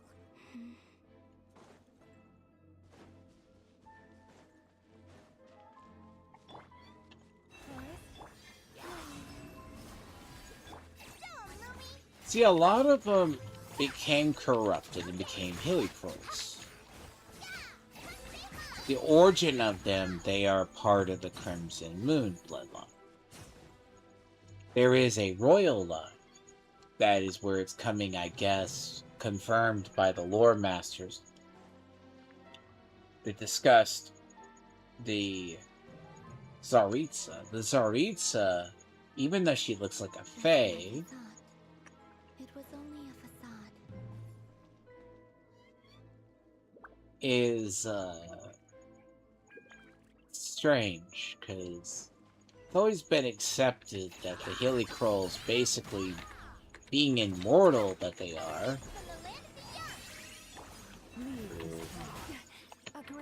assholes.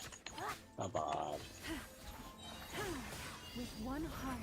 A moonlit night for all. Really? Can you get me out of the corner?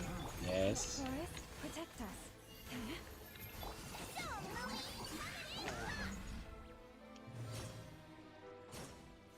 But it is also the power of madness, so it is a strange thing. But there's also the thing when Conria was destroyed, Heavenly Principles created a very bad enemy.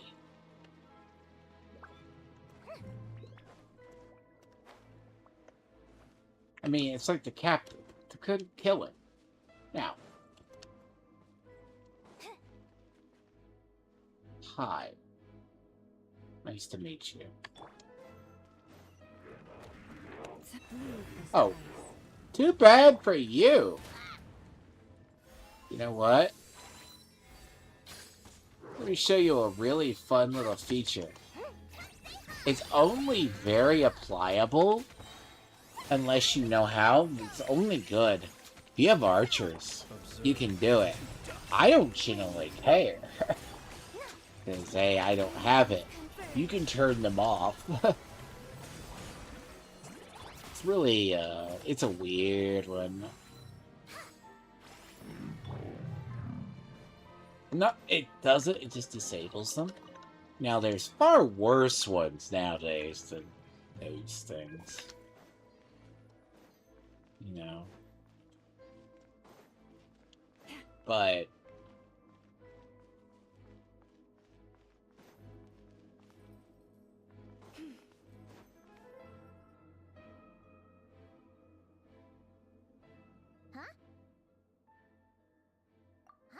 For real? That's way too high. There's no way we'll be able to reach it. No. I'm not sensing anything up there. It's coming from under the mountain. Let's see. Ah! There's some kind of weird shadow over the water. Wait, Yep. see that? Looks like a mechanism of some sort. Let's check it out. But it also implies, if you're of whatever reasoning, could she really harbor it? I mean, it's not like, look, the Traveler is the ultimate MacGuffin. If the Traveler is the ultimate MacGuffin, Looks like a device from the time of Conria. Maybe. you know, Once came here to study the Crimson Moon's domain, and they left this behind. Oh, if we can activate it, we might find some clues. I mean, well, everything except Abyssal, I would say. Abyssal corrupts everything around. Let me go do the favor and just, you know. I'm gonna murder hobo all this so I don't have to deal with it again. Be silent. Observe. To dust. See, my plan is to start get the stellar conduit lineup into place. That's what I need. I need the stellar conduit lineup started. Well, I have it, but it's probably not going to fall into place for like. Let's see, Dad. Actually, my favorite relationship. By the way, one of my favorites still lingers from HI3. You see it in this game. It's Yae Miko, aka Yae Sakura, and Raiden Shogun, which is Raiden Mei, to be more precise.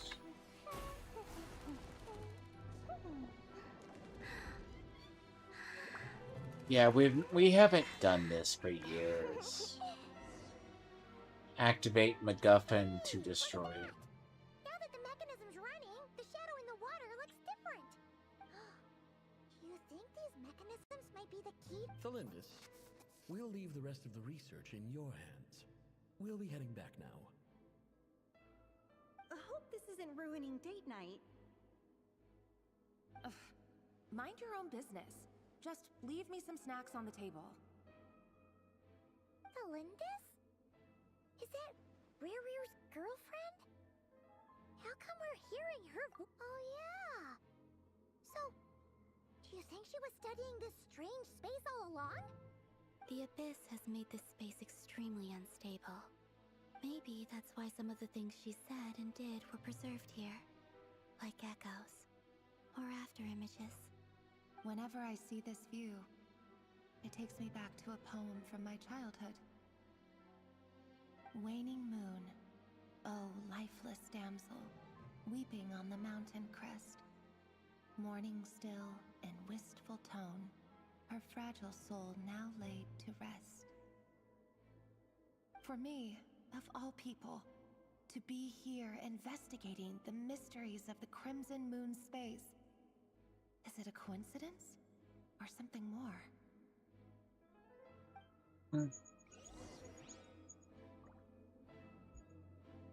I like my stories to have a little bit of combat in them. At least, come on, 60-40. So I won't play Data War.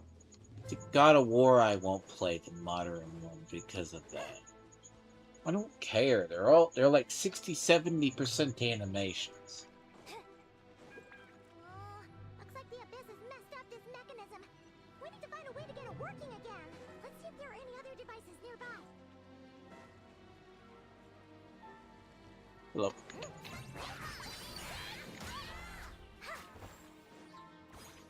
Close your eyes. So true damage is it bypasses.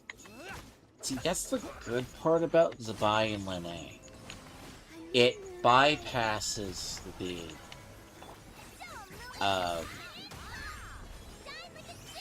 see, I wish it did like burn and burgeoning does. Observe. But that's kind of where you start to see where it falls off.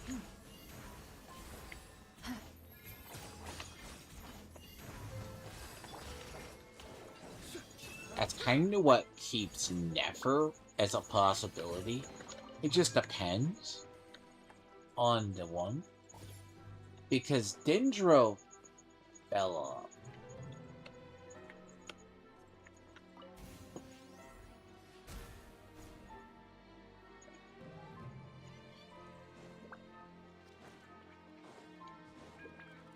Because part of the whole thing is when they were trying to investigate it, they kind of screwed up the world in a way. Because it's long suspected when they get to Conria. So basically, the sibling. I see. So the moon marrow, or rather the power of the three moons, is the key to unlocking. If it really does exist, then maybe this madness can finally be put to an end.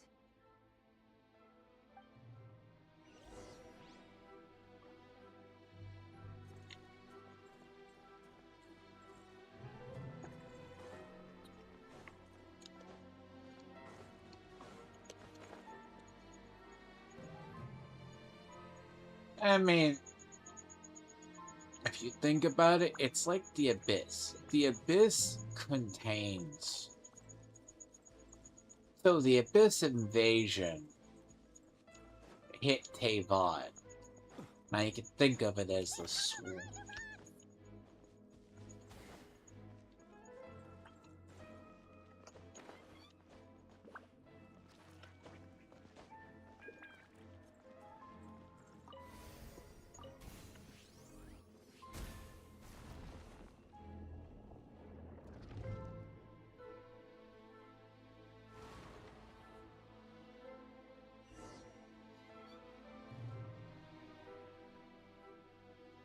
With the Abyss inhibitors in place, I should be able to access the chamber with the moon marrow. Oh, Reverie, with every step you take, you're drifting further from what you truly desire. But you're not the root of the problem.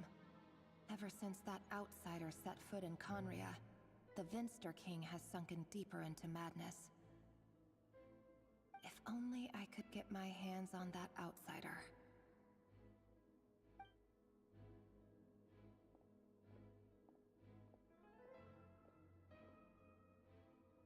Hey look! The moon's reflection is back to normal! Alindis' voice mentioned a chamber with the moon marrow. Do you think maybe it's hidden in the moon's reflection? It must be. For within it, I sense the fragile aura of a dying soul. Then there's no time to lose! Let's go! So the fun fact is, well, it's called the princess or the prince, depending on which sibling you choose. So if you choose Aether, the sibling becomes it. Because it's long been suspected, at least if you follow the story, the sibling landed, awoke before everybody, and had no memory. Went to Conria, journeyed through Conria, then Conria was destroyed. But during that time, because this doesn't count as talking with your sibling, it's other Conrians that know of the story of the prince.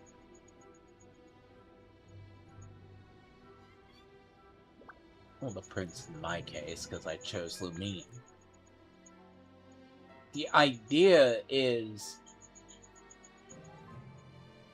that's the person who inherited the Abyss power. He who wishes to Now, the trick about this is, did the prince have something to do, let's assume the sibling, have something to do with perverting the Vinster King? What if the Vinster King was mad all along? This is a story that would be subject to an entire game section of like 4 years itself. Like, Conria might be the end goal, but Conria and the mystery of Conria, because the sibling is supposed to be restoring Conria.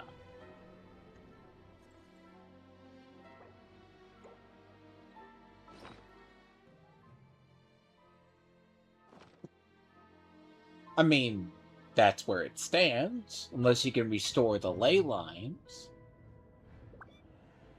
But the problem itself is the more we learn about Conria over it, it's kind of like there's a perverted side to the history.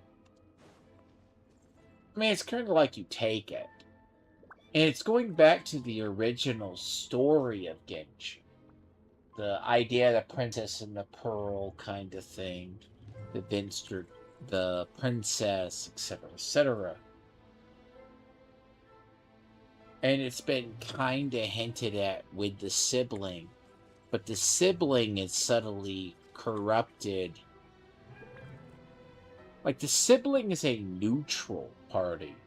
But the siblings do not have any mention Irminsul. In Irminsul, People ought not be so frightened of ghosts. They are merely but then talking again, shadows, most chattering Conrians away are endlessly about their taken past out of affairs. Irminsul. I need to go top off coffee, and I'll be right back. Not focusing that both.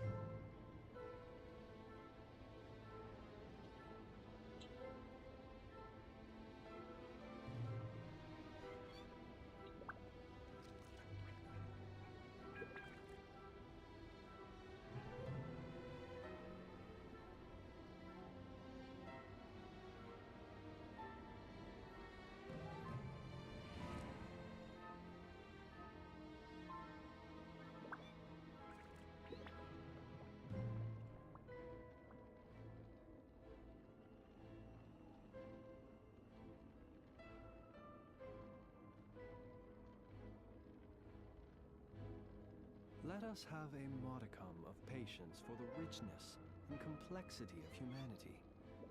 The wanton cruelty of the few is not worth our ire.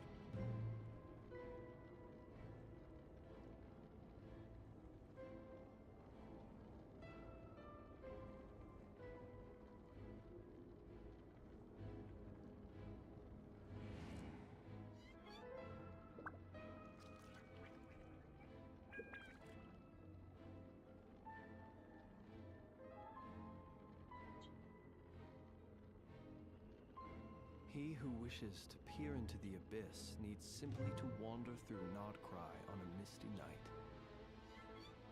The march of the Wild Hunt will be sure to drag him into the darkness.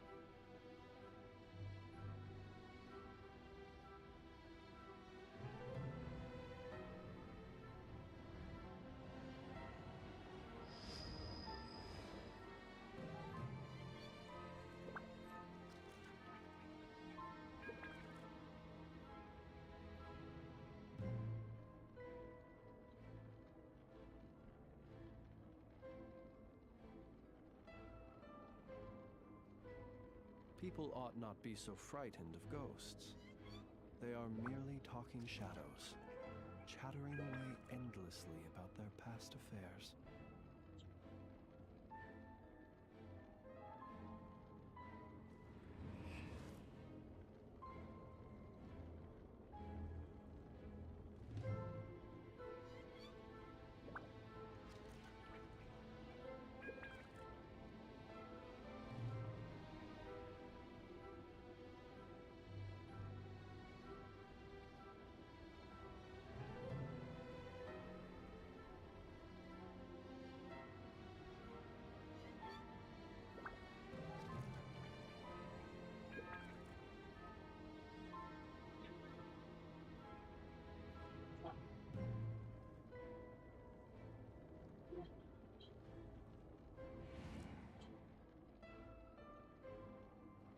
Why are you so difficult?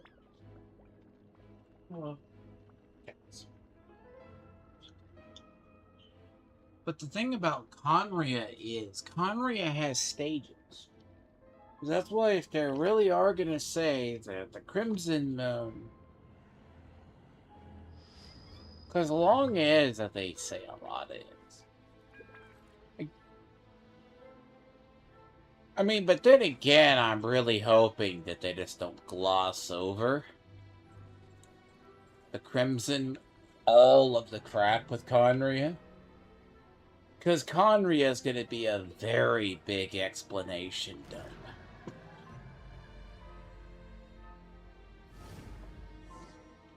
Especially... these things are so creepy. Looks like we'll have to destroy them if we want to get to the iridescent moon's marrow.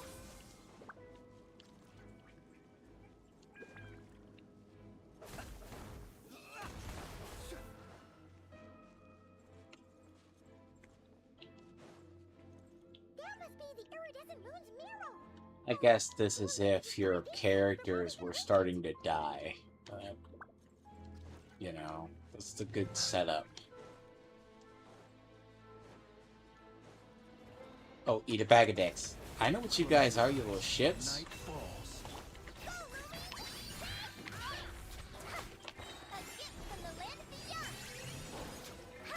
I don't know what these things are. I don't play with them. Bleed. The worst effect in the game. I stand by that.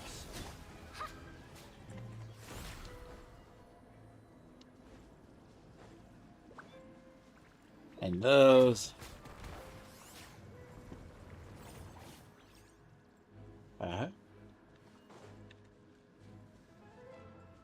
It's a lot of lore to really properly explain reasoning to why stuff exists. Oh god.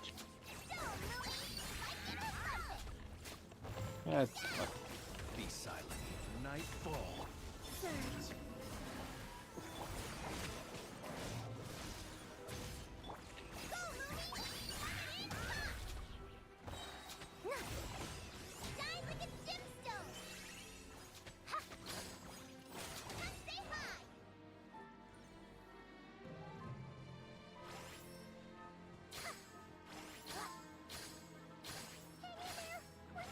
Fuck you.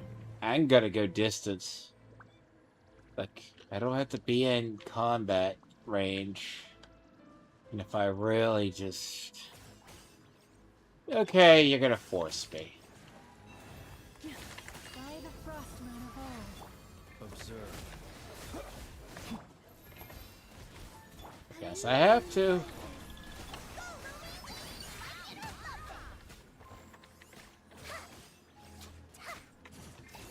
I gotta do it.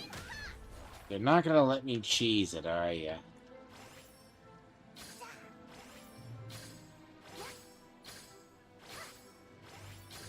Oh, it is staged. Can't do it. They're gonna make me.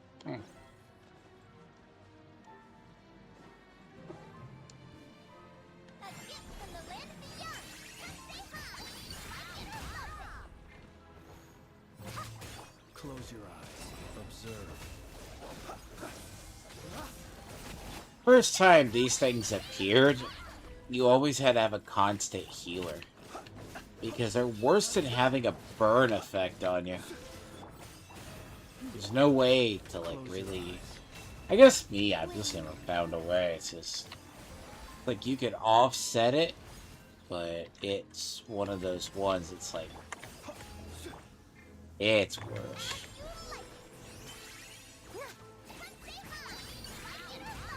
Really? And it's not that it bleeds one. It bleeds everybody. Be silent. You fear the dark.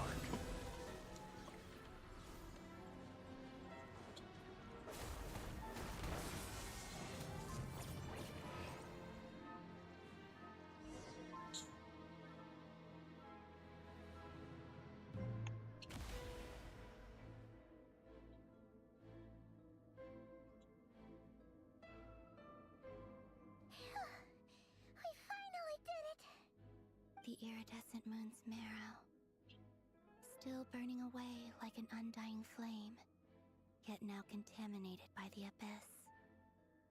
It has taken on a new form entirely.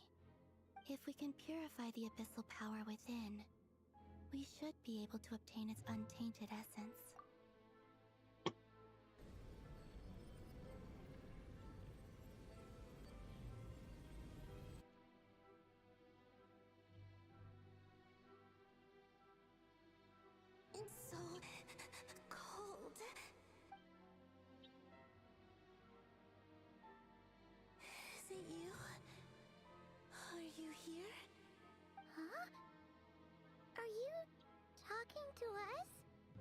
At long last, I can see you once more.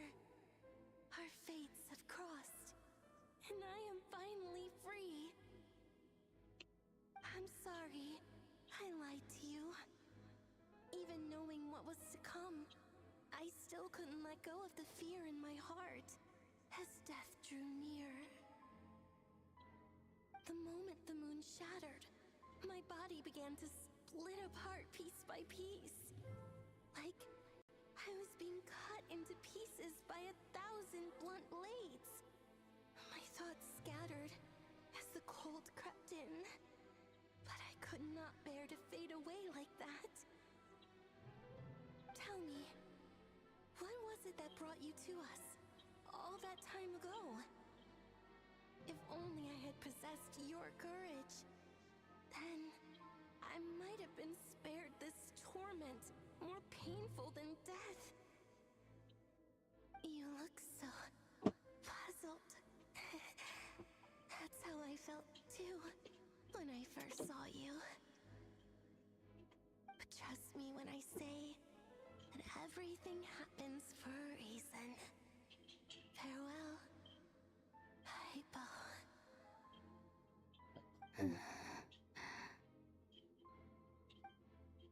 What was that all about? Was that the goddess of the iridescent moon? Oh, it sounded like she was speaking to a long-lost friend. But not a... Perhaps she took me for the goddess of the frost moon she once knew. For a fading soul like hers, our auras must be too similar to tell apart. But anyway, Basically. we've got the iridescent moon's marrow now. All right, time to leave this place and...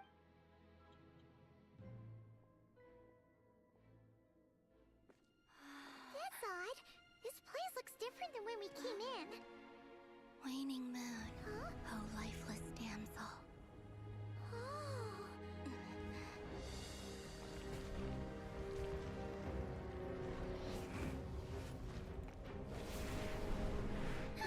Hurry! The place is collapsing! It wants to trap us here. Who's it? The Abyss? Now we've taken the moon marrow. All that's left here is a dark will. It will show us no mercy.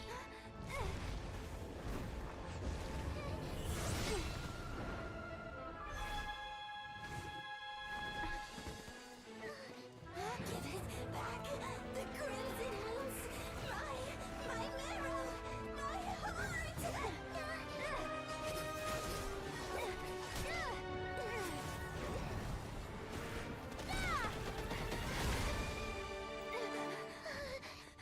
Finally! Huh? Oh no! The exit's blocked! They're back!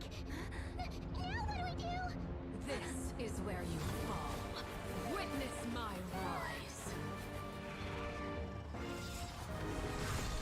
Hey, it's... What are you waiting for?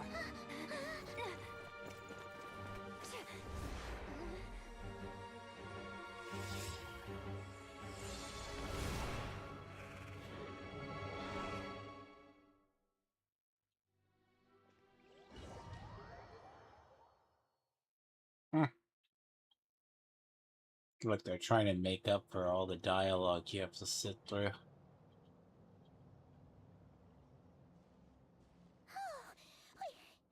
made it! Was that you, Arlecchino? Did you save us? Wait, your hands! They're... Oh, this? Don't worry. It's a small price to pay. The Abyss wanted to trap you inside, and I defied its will by bringing you out. No wonder it's a little angry. No. I have paid the price, albeit a small one, and it cannot be undone. My hands have already fused with the Abyss. Purification would simply destroy whatever's left of them. But surely... Oh... We're so sorry, Arlecchino. Paimon can't believe you'd make a sacrifice like this for us. As much as I'd like to call it a favor, the truth is I was simply holding up my end of the deal. Well, Columbina. Yes, You did your part. And as promised, I will leave the iridescent moon's marrow in your care. From this day forth, may the two worlds' flames burn ever more brightly. At least until she can wield them all. I mean, she has to store it inside of her body. That as a blessing. Which is Now, just what. Columbina, give me your hand. Accept this moonlight I offer in return.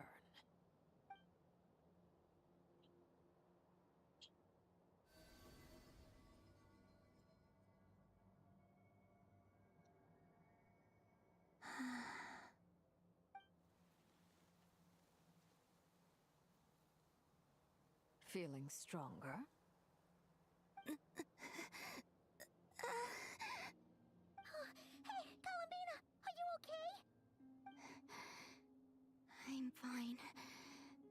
Our powers are a little at odds, that's all. By the Frost Moon's authority alone, wielding the power of the other moons was always going to be a stretch. Still, I think it's fair to say that your strength has returned, at least to the level it was at as Third Harbinger.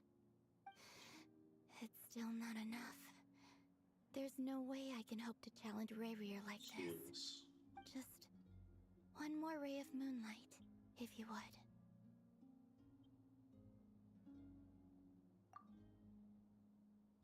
It's okay. I can take it.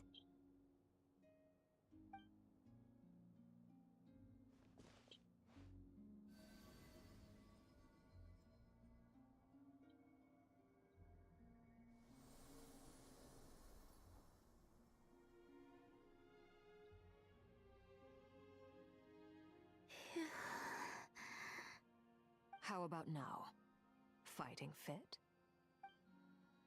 At the very least, I won't have to stay hidden like before. I want to see him gone from Notcry. The Ray here of Solnari and his wild hunt must be sent back where they belong. Well, it's good to have something to aim for. You certainly seem more alive now than you did earlier. When I first met you, you didn't strike me as a ray of moonlight. More like a wisp of fog drifting in from who knows where, ready to scatter at the first sign of a breeze. But now, you're full of vitality, just like the Frost Moon, once the brightest of them all. May you keep shining, Columbina. This is who you are. Thank you. Look after yourself too, Arlecchino. I know you have plans of your own, and that's why you're always seeking to grow stronger. But whatever you're after, don't let the Abyss take a hold of you. I do not wish to see you go down the same path as Rayrear. I appreciate the concern, Columbina. Although perhaps it's time you took a new name. A new name? Kutar, the Moon Maiden, Columbina. They're nothing more than code names. They describe who she is and the roles she's played, but they're not her real name. We often use code names in the House of the Hearth, too. But it's knowing your real name that keeps you grounded. Up till now, you've been living a wandering life, so you've probably never really cared. All I'll say is this. Once you've defeated Rayrear, give it some thought. All right, that's it from me. I'll get you back safely first, then go meet up with Sandrone. You're the best! I appreciate the gesture. It speaks to your good character. Anyway, let's get going. There are more urgent things to do right now than trade compliments.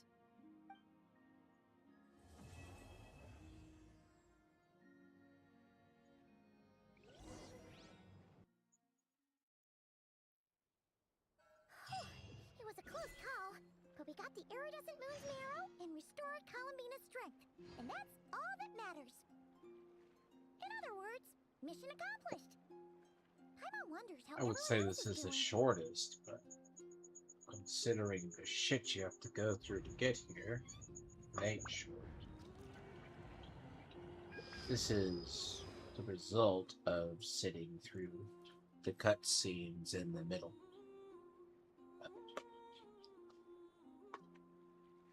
The cutscenes in the beginning after the introduction to the quest, and then the ones afterwards.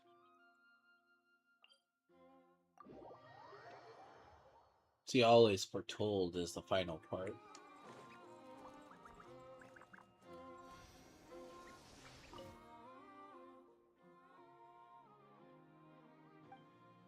See, it makes more sense, the other parts, because we still don't know the price that she paid for freedom. That's one of those things that they may actually never say.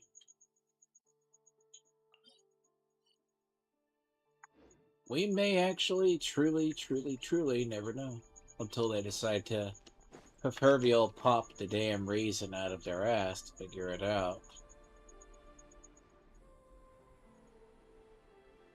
Because one thing to remember is she needed a lot of power. Whatever she is going to actually physically do,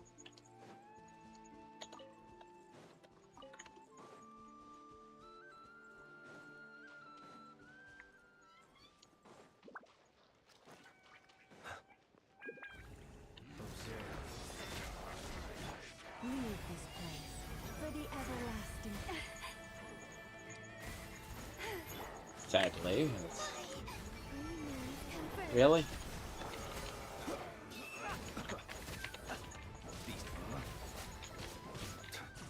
How? Close your eyes. Night falls. Boris, protect us.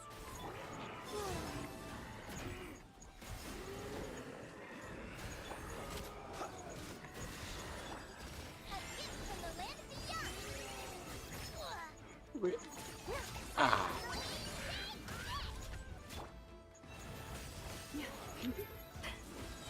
With one heart, we pray.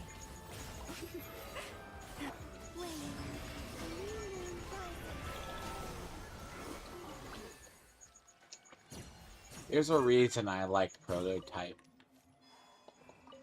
That Prototype is keeps you alive when you should not be kept alive.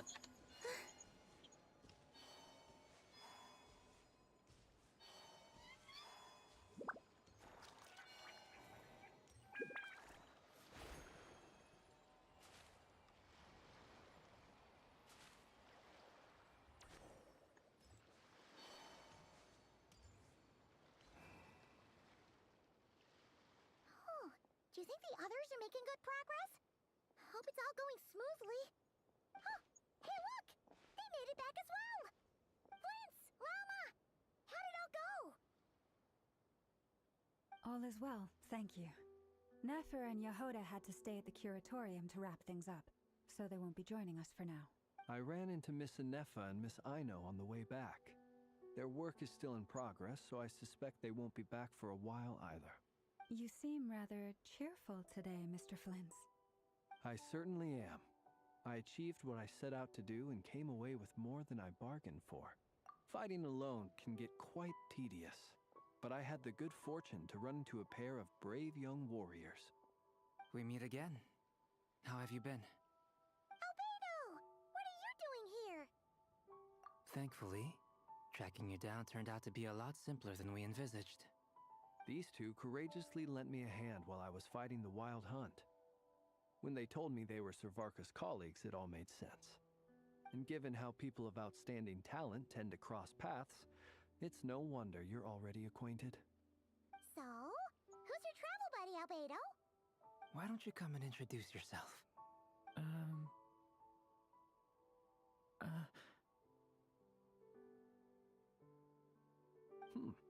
A gentleman of few words, I see. And a rather stern countenance. It's nice to meet you. Again. We've technically met before. Wait a sec! You're Minnie Durin! That's right. It's me. I'm glad to see you again. By the way, He says it's okay if you drop the mini. Yeah, I'm not as mini as I used to be. Interesting, isn't it? The first step towards blending into human society appears to be reflecting on whether one's name really reflects who they are. Wow! You look so different! In a good way, of course. It's great to see you looking so healthy. Thank you, Paimon. And although you're as mini as ever, I understand that diminutives don't always convey endearment. I'll be sure to simply call you Paimon as a sign of my great respect for you. Wow! You're such a smooth talker now. Paimon could get used to this. From now on. Personally, I think our little when people call her Little Paimon, it's just because she's so adorable that they can't help. You're absolutely right, Miss Lauma. My brother still has a long road ahead of him when it comes to understanding human relationships. Anyway, speaking of long journeys, didn't Columbina... She's been catching up with old friends. Wouldn't be surprised if you stopped for a cup of tea or 10 on the way back. Uh-oh. People are talking about me. Hope it's nothing negative. Judging from your expressions, I'm guessing it all went well? It's getting crowded here.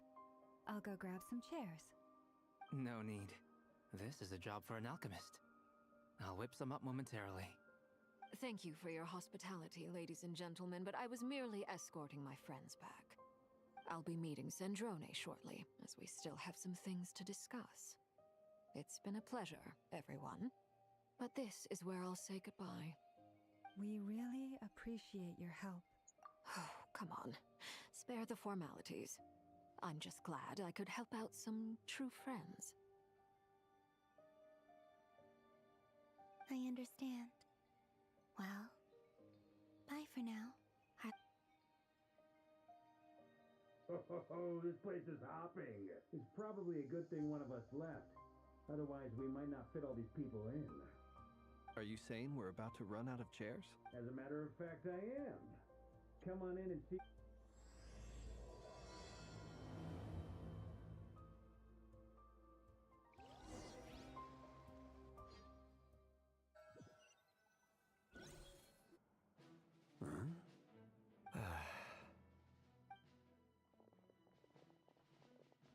The other proverbial MacGuffin shows up, I too. overheard your little chit-chat outside, by the way.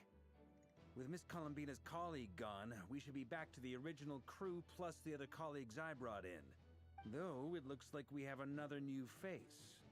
Someone else managed to rope in a colleague, too? Frankly, you and Paimon are the only people I know here. This here is Deansliff, colleague of Tibet's greatest guide, Paimon, and greatest adventurer, the Traveler. Well, not exactly colleagues, more sort of friends. When someone else jumps in to do the announcing, you know you're speaking to someone important. Let's hear what he has to say. Note to self. Once Paimon knows your name, the rest of the world will soon follow. When he comes looking for us, it's usually something important. Paimon's guessing you've heard about the Wild Hunt, then. From the looks of it, you're about to hold a meeting. If I were to say that the Wild Hunt is our mutual enemy, would that earn me a seat at the table? As the saying goes, the enemy of my enemy is my friend. Mr. Dainsliff, there's a seat with your name on it. Not always Though, true, I but can't promise the same for everyone else. Hey, Albedo, think you can rustle up a couple more chairs? After all this time apart, Grandmaster Varka's first order is to... Is he being sarcastic? Hey, he's your brother. Why are you asking us? I've still got a lot to learn about the nuances of human conversation. Trying to decipher Albedo's way of speaking has been like jumping in at the deep end. Oh, good point. Paimon gets you now. Don't sweat it. There are people who go their whole lives without getting the hang of it. You're ahead of the game already.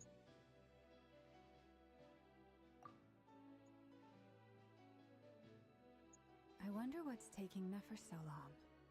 Perhaps you should go and check in with her. If anyone can hurry her along, it's you. I just got back from the curatorium. Besides, Miss Nefer doesn't strike me as the type to share secrets. And since gathering intel is her specialty, I'm guessing she'd prefer to keep her methods confidential. Under such circumstances, would it not be tactless for me to impose? Yes, it would be. But it's fine for me to impose. Be tactless What entirely. can I say? You have an unrivaled ability to garner people's affection, Miss Moonchanter. Besides, you have far more in common with her than I do. All right then. Impressive. She barely fought back at all. I admire your powers of persuasion, my friend. As I'm sure Miss Lauma will realize soon enough, the trick in life is to always pitch in with other people's responsibilities so that you can be selective with your own. Another trick is to simply hide in the background. Spoken like a true sage. Anyway, looks like we've got some time to kill before the meeting. Let's take a little breather, folks. And feel free to chat amongst yourselves. We'll get down to business once the other two arrive.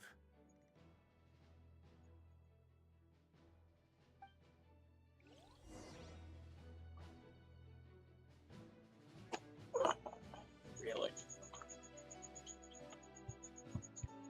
Man, I'll bet it was a missed opportunity too. Save that for later. Save that for okay.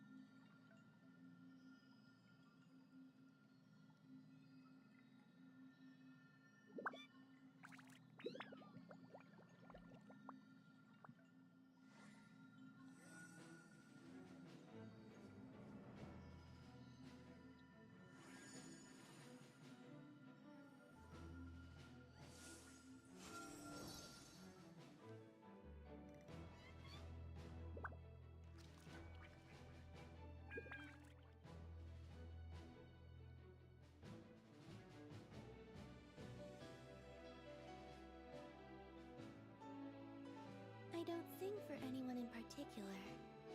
Still, if someone stops to listen, I hope it provides a moment of peace all the same.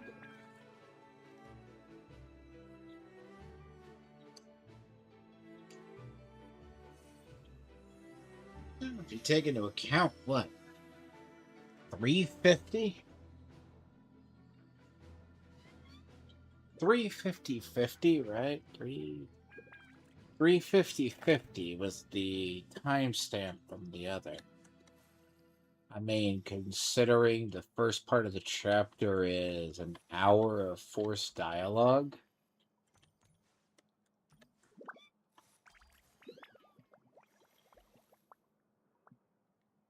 I mean, you have the whole part you learned about his past, you have that, you have the secret operation. It's pretty good. You're both awfully quiet. What? Have either of you ever had your portrait painted? That sounds like a lovely idea. I dabble. He's an excellent painter.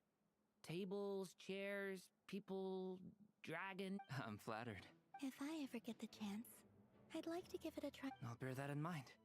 Oh, I'd be whatever style feels best. Very well. Then... You can replicate any... I can try. If you show me a sample. Thank you. In that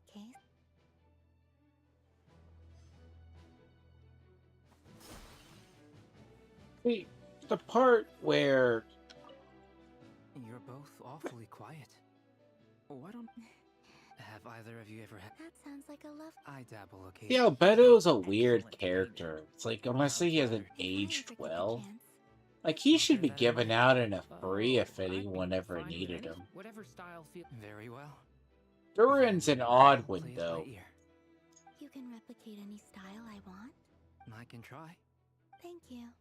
So yeah, In that Durin, case, I'll dig up some when his reference material design for you. came out, no offense, he was gonna get pulled because he's like dragon, basically.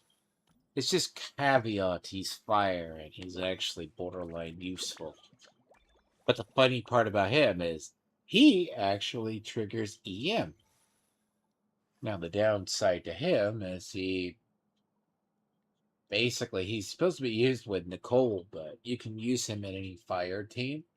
His ultimate, he's like Carol is in HI3, where it's like a channeled fireball.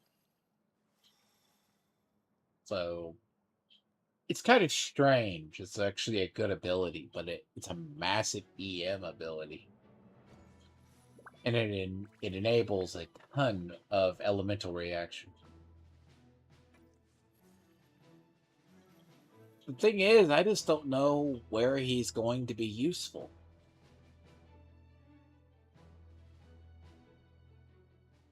Is there something you'd like to say to me? Yeah! For starters, why'd you just show up here without even giving us a heads up? This is normal. If you think back to our previous interactions, you may recall that that's hardly out of character for me. You do have a point there. You know the ever oddest part if you ever see these two in the same place? Take a look at Paimon and look at him. Underneath the cape, there's always been something odd. But they also say Paimon's a form of an angel because of the design. A little bit. Or a Celia that gave up half of its wisdom or something like that. But if you look underneath the cape, it has the same starry, like, spatial features as Dainsleif has under his. Dainsleif has always been the weird one that's been coded for many reasons, but see, he is supposed to be a playable character, right? But I've said not till Conria. Conria, he will be. And I don't think he's going to be at any element we know of. It's kind of like when you put a Void Hunter into ZZZ. They're a unique element. Every Void Hunter is a unique element. At all times. Same with most Terrestrials, while they follow under a certain element, they have abilities that are far above in that class. ZZZ makes them special. I have a feeling he's going to be like the first Void element. And he'll probably be the only one of his kind, oddly enough, when he does come out.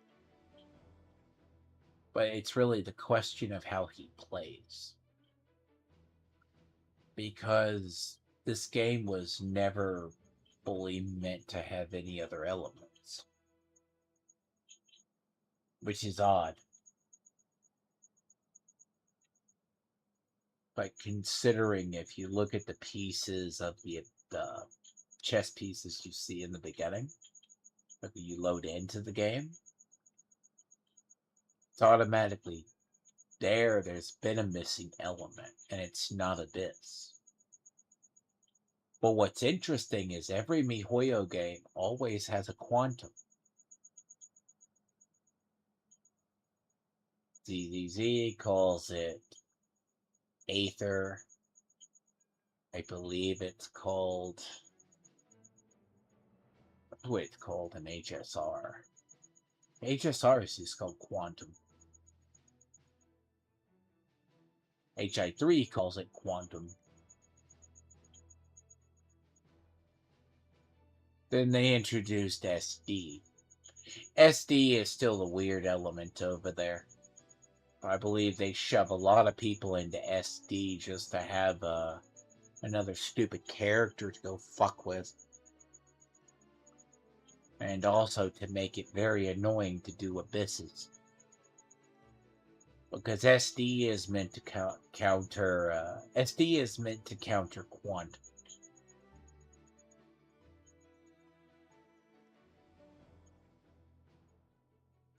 HSR, on one hand, it's just a weakness. A lot of stuff that's quantum is just tougher. Those are usually reserved for destruction enemies and other things. So Dainzelith being quantum, it's just going to be an element we don't know anything about. And every time we see him, it is definitely a quantum ability. If you've ever seen a quantum ability ever used. But the question truly is, how would they incorporate that into the elemental structure, considering it is an outside source? And the game structure doesn't allow it. ZZZ already had in mind wind. So, technically, we'll probably wind up with about 2 wind units. Roxy will be the second one. Velen is the first. But I really suspect we're going to get another one. Because Roxy, if you look at CCZ's characters for, which is Dental Sub-Zero for Rose Kayla for Claret's assistant, looks like Sickroos. So I'm pretty sure she might be wind. But over there, it might be helpful to have a secondary wind support.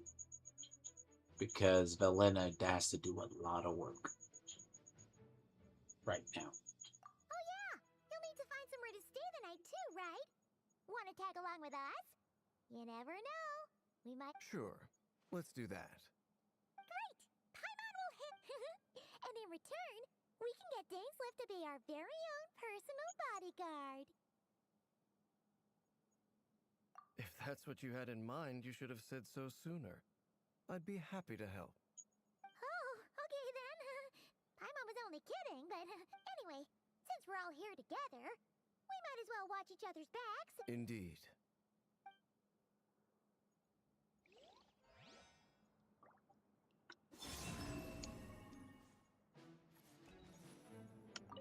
Truth be told, you're not alone there, my friend.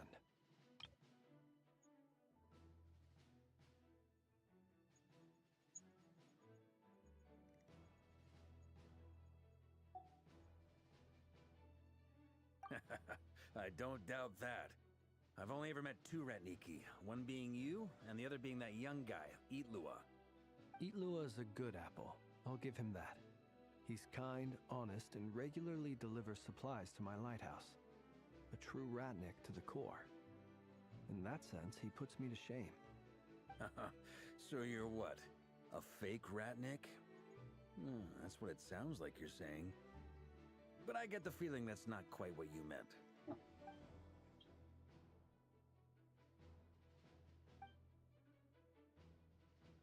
Come on, why the awkward silence? Sorry. I'm not even gonna bother trying to hide it. You've known all along, haven't you, my friend?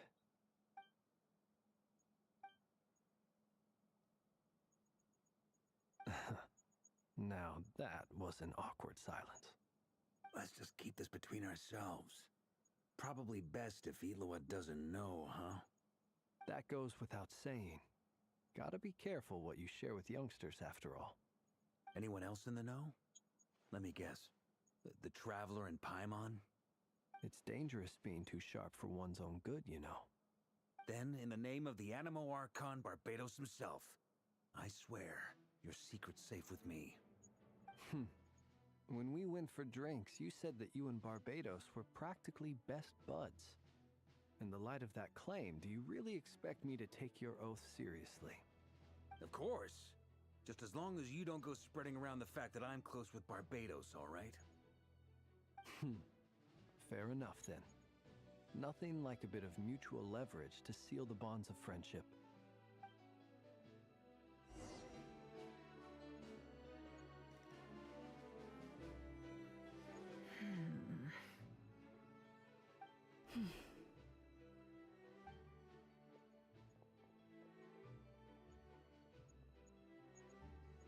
Ah, Miss Nefer. You made it after all. But what about Yehoda? I'm here to give you an update on how things are going on our end. Once this is over, I'll be heading straight back to continue my work. I left Yehoda back at the curatorium to watch over things while I'm gone. Huh. So much for just this once.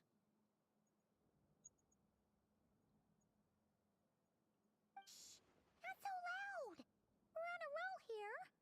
What if she remembers and suddenly decides to back out? Did you say something, Mr. Varka? Huh? I didn't say anything. Right, Flints? Must have been a frog. They get so noisy around here at nighttime.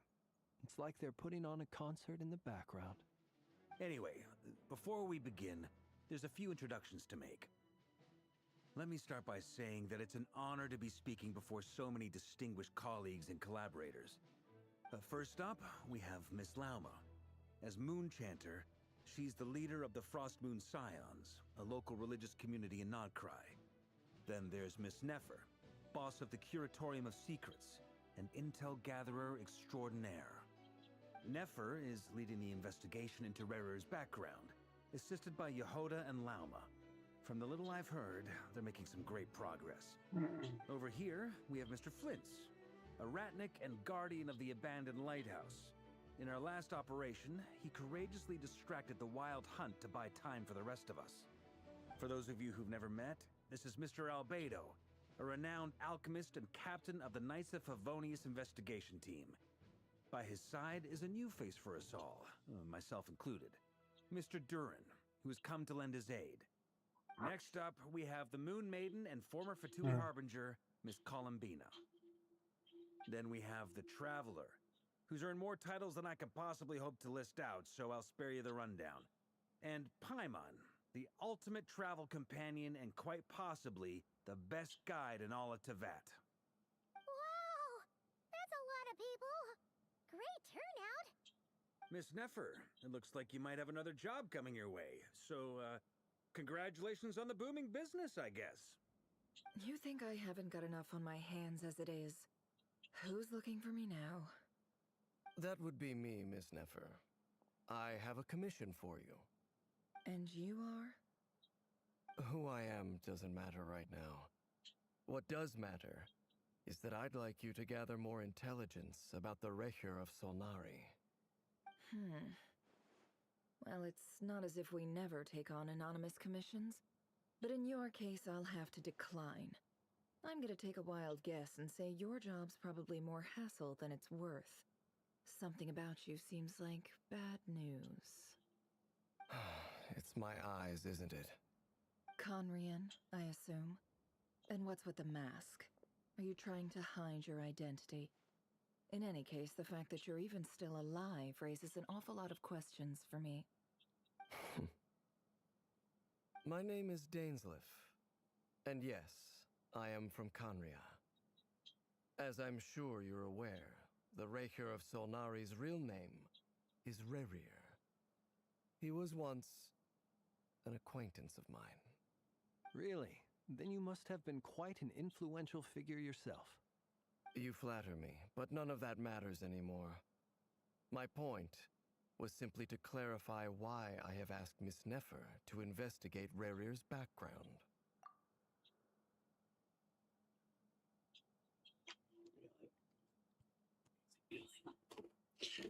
Now this is interesting.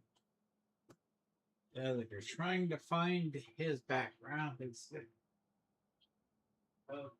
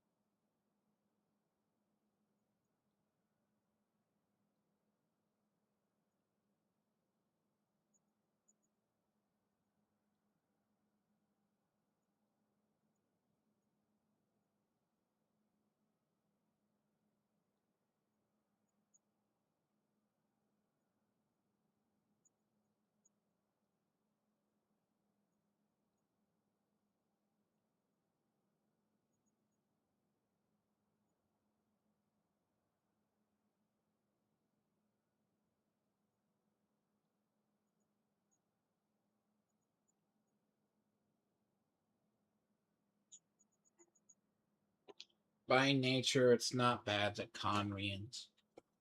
Because this is the part that I thought was interesting. You know.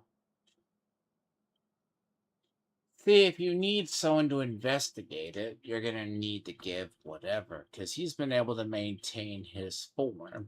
So you're both from Conria, and it sounds like you used to be friends.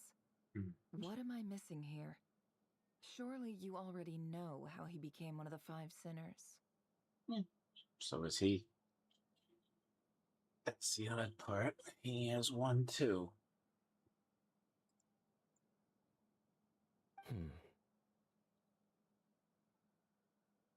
Well, there's like 5. There's supposed to be 7. 3.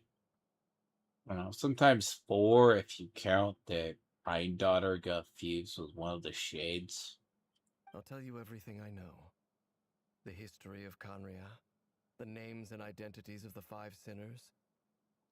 I remember it all like it was yesterday. I have never spoken openly of this before. But the truth was exactly as people say. The 5 sinners were each driven by their own desires, and it was by playing upon these that the Abyss tempted them to their fall, tearing Conria apart in the process. The visionary, Vedifenir, who wished to foretell the future. The wise, Haroptatir, who sought limitless knowledge. Gold, Rhindaughter, who desired to create life. The foul, Sertologi, who pursued supreme strength. And last, but not least, Raker of Solnari, Rerir, Ravager of the Moon. Of the 5, Rerir is the only one who remains a mystery to me. He never harbored grand ambitions, so what changed in the space of a single night? How did he come to fall like the others? In other words, you're saying that his change came as a shock to you, and you have no idea what actually happened? That's right. You mentioned how the Abyss tempted them, which led to their fall. But what did that look like in practice?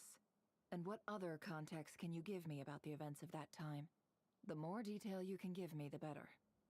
Strangely, now that it comes to it, I hardly know where to begin. The fateful night took place during the era of the Eclipse Dynasty.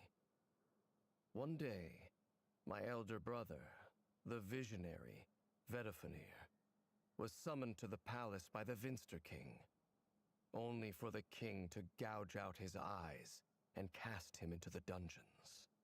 When I came to hear of this, my fury knew no bounds. I gathered together every ally I thought I had, and together we set a night to storm the palace and free Ved. Centuries on, the memories of that night still haunt me like a never-ending nightmare.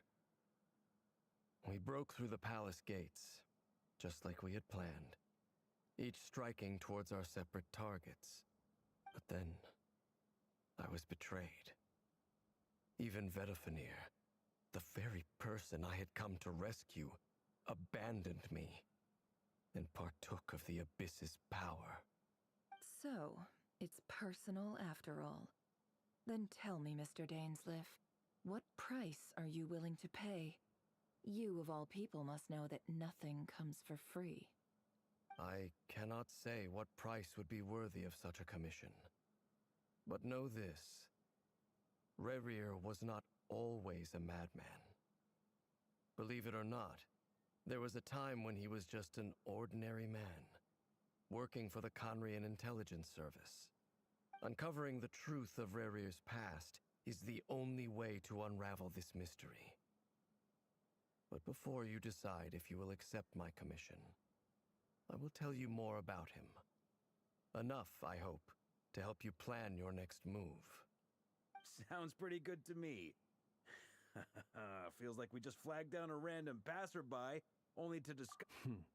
Can I borrow your halo? It could be useful in the lighthouse. Hey, enough with the wisecracks! Besides, isn't that lamp of yours bright enough already? Relax. It was meant to be a compliment. If that was a little over the top for your liking, I'll make sure to tone it down next time. I'll give your proposal some serious thought, Mr. Dainsleif. Let's speak in private once the meeting is over. Before that, there's a few things I'd like to share.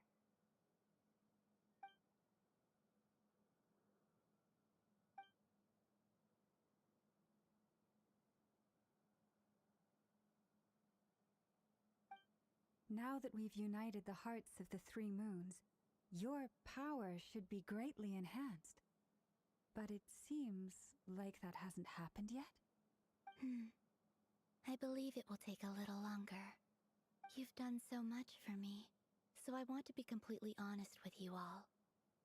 Even though I'm doing a lot better now, the truth is, my recovery will likely be an ongoing process. From the moment I was born, my power has been slowly ebbing away. And that is because Tevat has never accepted me. Even with the moons united as one, it seems my rejection cannot be undone. So far, I have yet to find a solution. It may turn out to be a problem that will plague me until the day I finally leave this place behind. Even so, I will do everything in my power to help you drive out the Ray here of Solnari. As Arlecchino put it, this is not about chasing the spoils of victory. It's just a gesture of heartfelt gratitude. Kutar.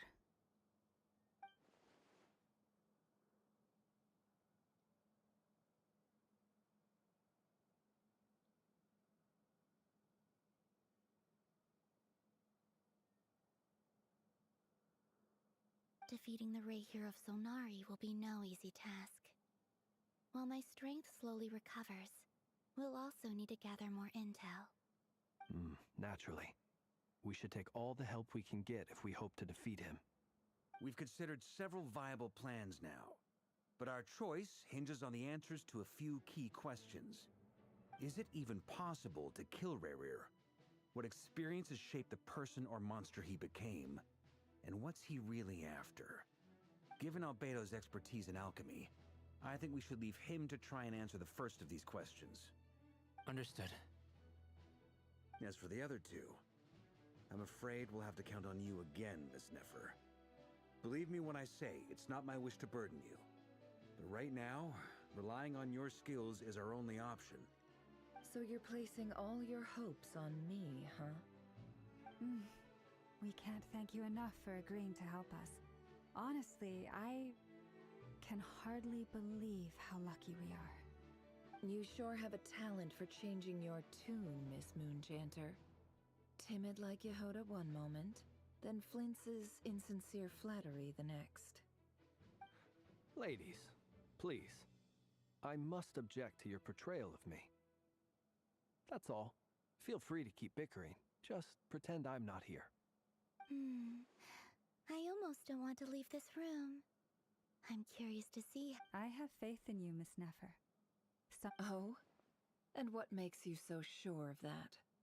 What if I suddenly decide that my compensation is insufficient? This isn't about the money. I can sense that you've got a deep-seated distaste for Rerir. And knowing you, that alone is motive enough. Look at them getting along so well. Like two peas in a pod. And I'm the one they accuse of insincere flattery. There is no justice. Miss Lauma, you have to understand something. Unlike you, I don't actually enjoy having everyone's hopes on my shoulders. Is that right? Well, maybe the fact that I'm willing to put my hopes in other people says more about me than you. But the fact is, I also trust you. And that's because I know that you're someone we can count on.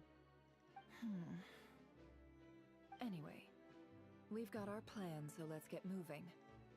Mr. Dainsleif, let's talk. And Traveler, once we're finished, if you've nothing else planned, I'd like you to come with me. This whole experience is teaching me a lot. For instance, I now know that when other issues come up in the future, I'll have far more luck getting Lauma to convince Miss Nefer than trying to do it myself. Hate to say it, friend, but that's one of the funniest things I've heard in a while. Why? You think I've got it wrong? Quite the opposite. But what makes it so hilarious is how long it's taken you to realize.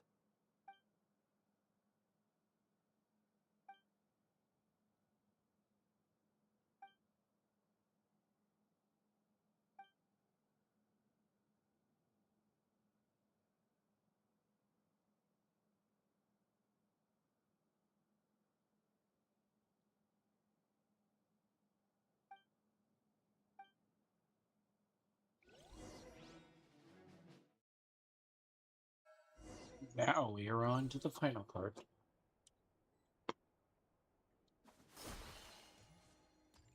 This is the final part. As I said, these always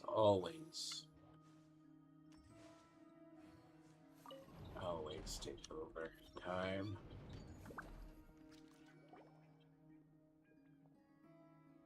Thank you for waiting. It's okay. We actually used the time to help Dainsliff get a room at the hotel. That's very considerate of you. Now, I trust you share my curiosity about Rarier's past, and you seem fairly familiar with Mr. Dainsliff already. We spoke at some length after the meeting. He was the one who suggested I should invite you to join this operation. He feels confident that these secrets will be safe with you. Dane has a lot of faith in us, that's for sure.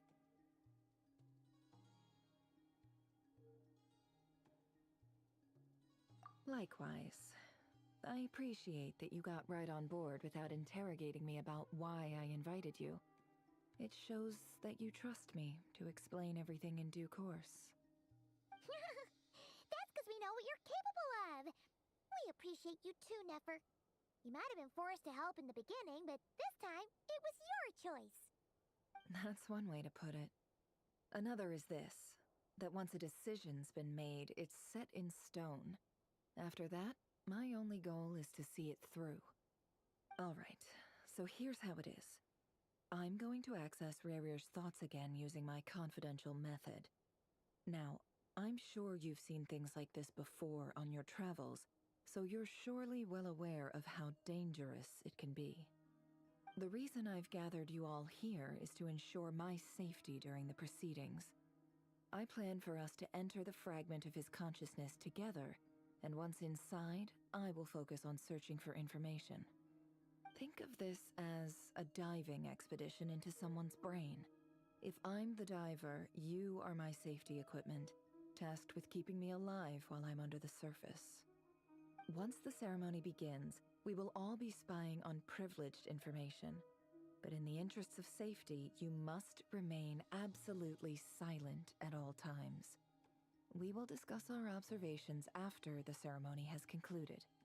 Lastly, any individuals of a weaker constitution are advised not to partake in the ceremony. In any case, Paimon has her own job to do, which requires staying in the room but not joining the ceremony.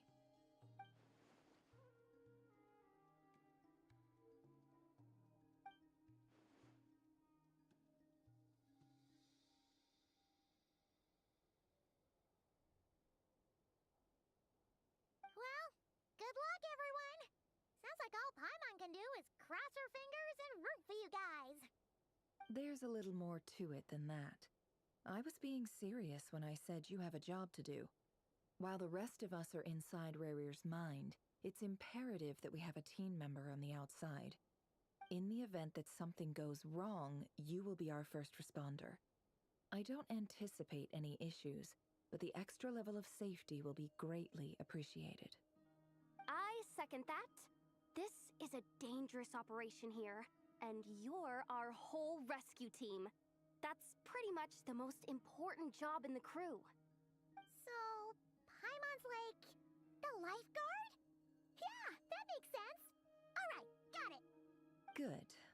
Please, take a seat. We'll get started momentarily.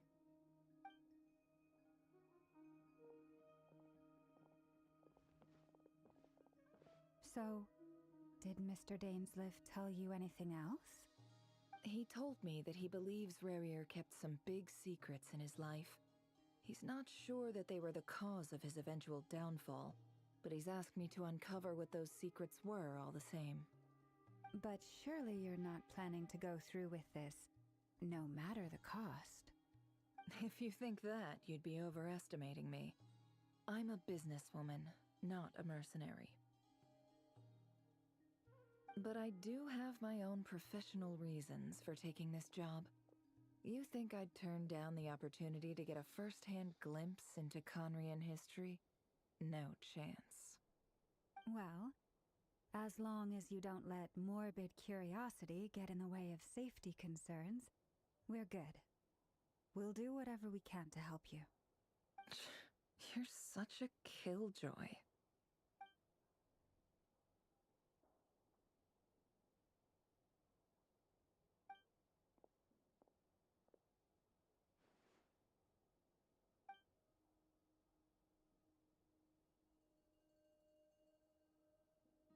All right, I'm good to go. All set over here, too. Promise, Paimon, you'll be extra careful. All right. Let you close your eyes.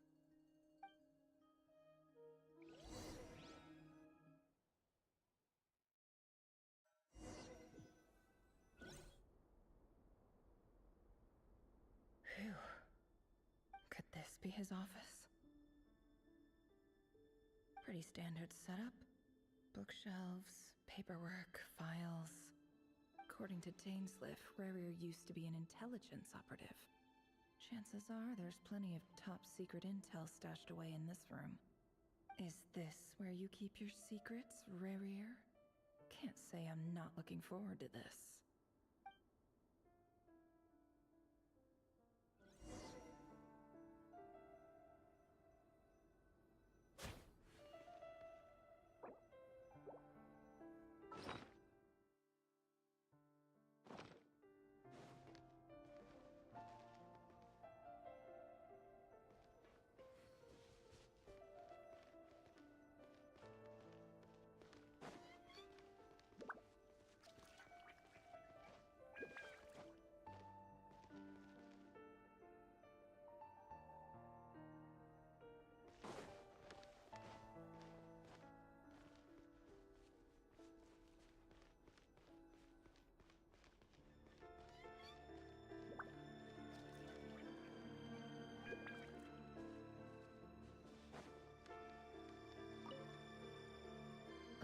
Containing a... must be for his girlfriend.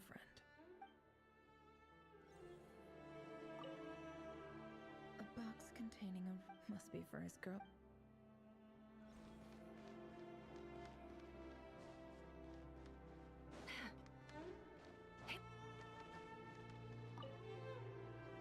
Bookshelves full of documents. Looks like these are all files, packed with the personal details of individual The Crimson Moon dynasty preceded the eclipse. Since Rarier worked as a secret agent during the latter, it stands to reason that he was tasked with purging remnants of the old dynasty. Yep, lines up exactly with what...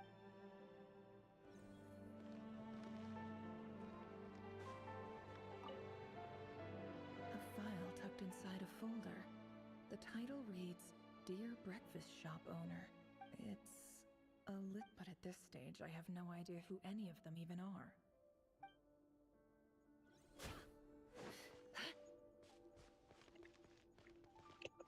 I mean, a lot of it is just 100% just Wonder what kind of speculation, but this is the closest we're going to get to Conria. Seems like it has to be inserted into that camouflage device nearby. Aha! Please, hear me out. I can't shake this feeling that someone's been spying on our house. No, I'm not being paranoid. It's true. I saw someone dressed in all black. It was a couple of days back, but that was on another street, not near my house. I swear, I know what I saw. There's a note in the margin. Surveillance of the Runforther residence has concluded. We apprehended the target and filed the mission report last night. Could the voice in the recording belong to one of Rarier's targets?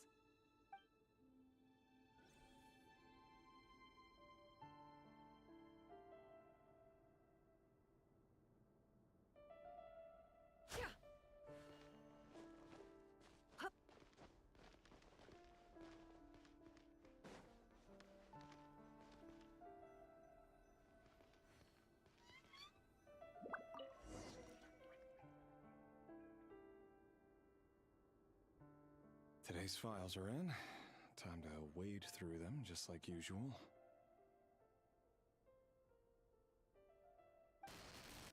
Male, 51. Occupation, cook. Confirmed Crimson Moon descendant. Has maintained frequent contact with other descendants over the past year. Poses a threat to the dynasty. Neutralized.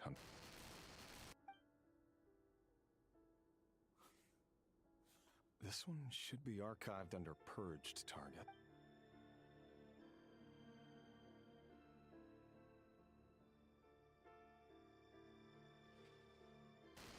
Female, 23.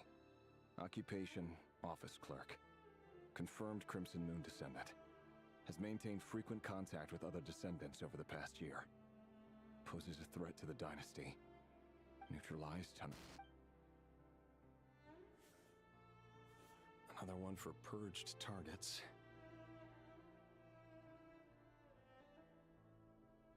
Sounds like she was that other man's daughter. Never mind.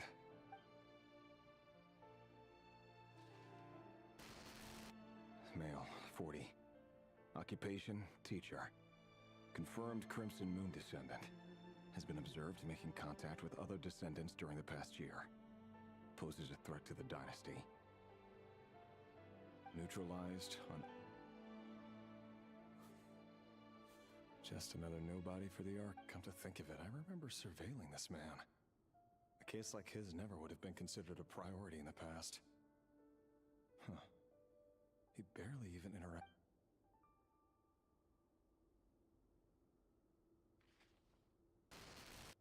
Female, 16.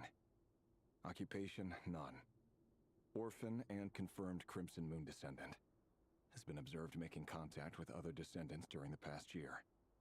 Poses a threat to the dynasty.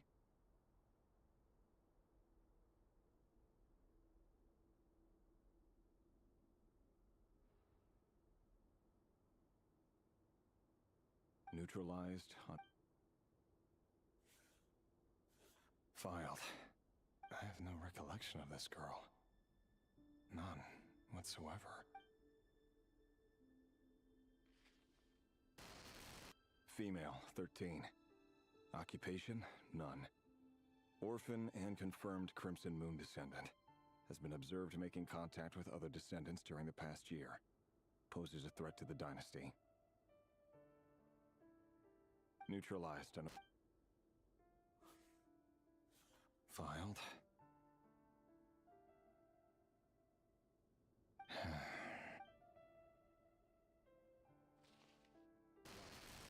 Male, 11. Occupation, none. Orphan and confirmed Crimson Moon descendant. Has not been observed making any contact with other descendants during the past year. Poses a threat to the dynasty. Neutralized.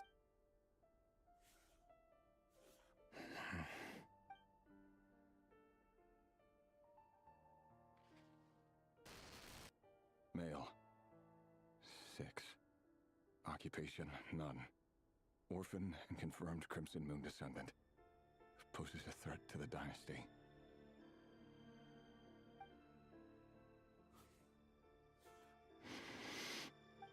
It's funny, isn't it?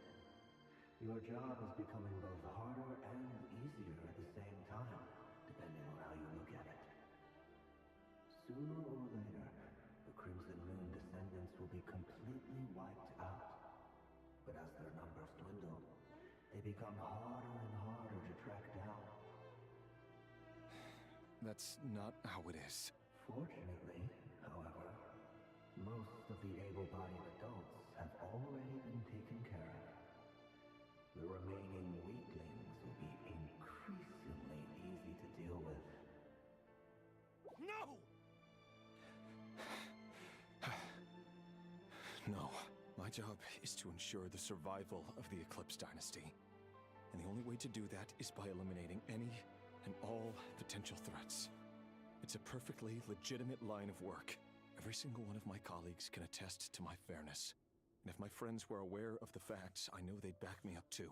Assuming, of course, that they were aware of all the facts.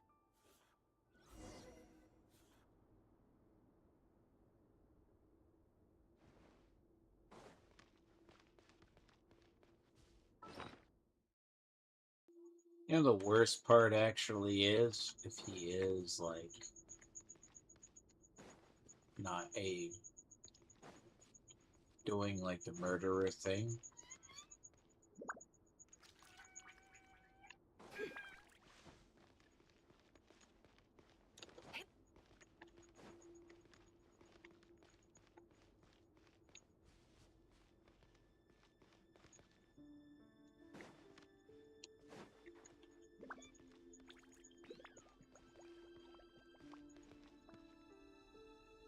Makes sense.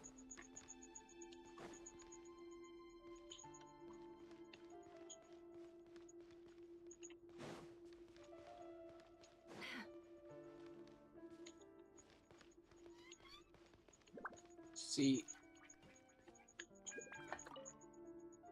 A file tucked in. But at this stage. Wasn't here.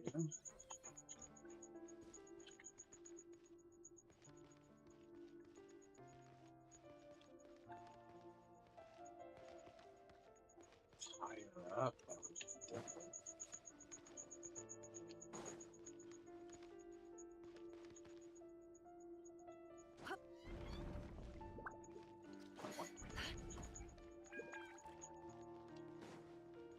Because Conria looks, it's underground. Mr. Vetifulnir, it's been quite some time since we last met.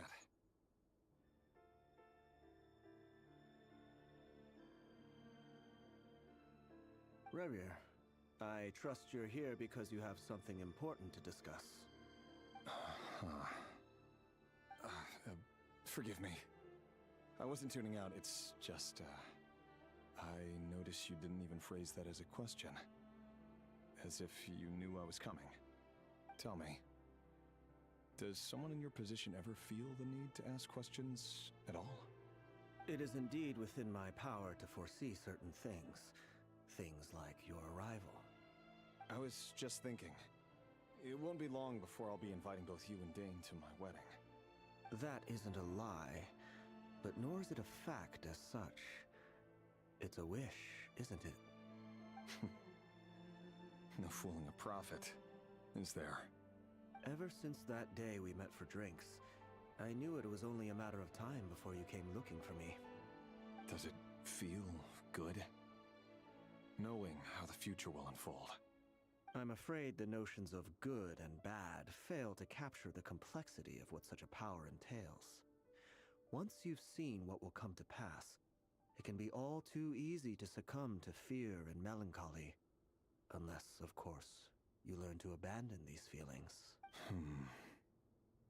You fear my silence, and long to hear the words I left unspoken that day. That's right. You must have noticed my reluctance to broach the subject. And the reason is simple. Because the truth could never have lived up to your hopes. For both our sakes, such words are better left unsaid. The burden of prophecy was never meant for your shoulders. So who exactly do you deem worthy to hear your prophecies? None but our exalted king? Or rather, our king as he once was. You're closer to his majesty than I am. You must know better than anyone how much he's changed. You say that as though it is to my benefit. Yet precisely because of that, I dare not speak rashly. A king can turn out to be the most virtuous of rulers, or a tyrant more terrible than the most vicious of dragons. You are so wise and far-sighted, yet still you would have me live in fear of the unknown? You make a fair point. Especially given my silence alone was all it took to send you spiraling downwards. Very well then. Let me offer you some advice. And I say this not as a prophet or a visionary, but simply as the brother of your friend. For many reasons, there is very little chance of your marriage ending in happiness. If happiness is what you seek, you should find another fiancé.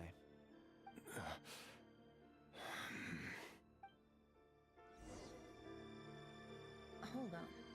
There's that same black fog again. Could this memory belong to Thelindis? Guess I'd better tread carefully.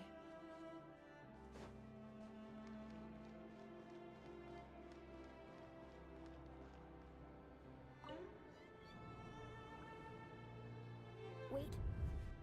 Hear me out.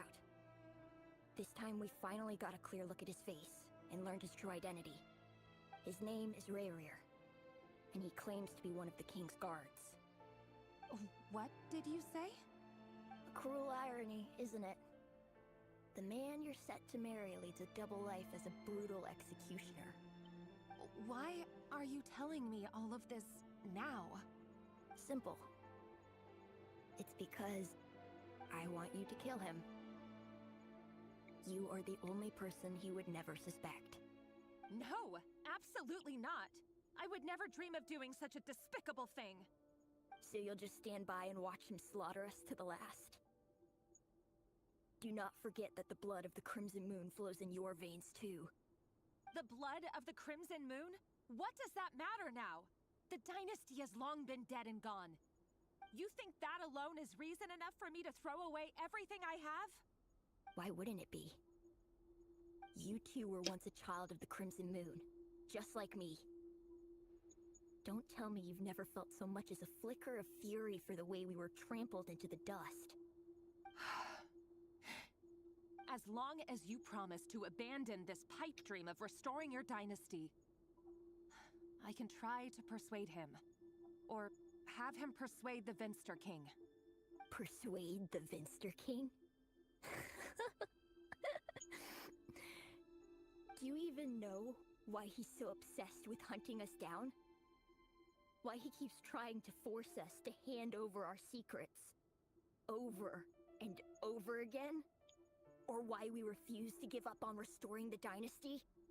The Vinster King. A blind fool. His eyes clouded by powers from beyond this world. A petty little man with a miser's heart. And he dares to sit upon the throne? Mark my words. Sooner or later, Conria will fall. And it will be his doing. If you can't bring yourself to do it, so be it. Just you watch. It won't be long before calamity descends upon us all. The Revealations of Solnari. That really is quite a secret you've been keeping from me, Revealations. But who am I to talk? Am I really any better? I've kept my own past a secret this whole time too. Love should be built on honesty. But ours was born from lies. And yet,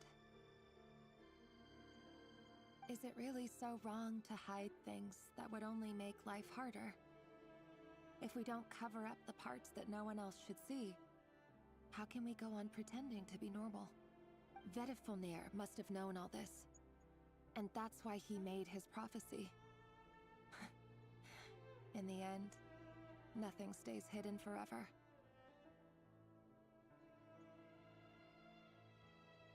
But I won't just sit by and watch this disaster unfold. I'll do everything in my power to protect what I cannot afford to lose, no matter who I have to face.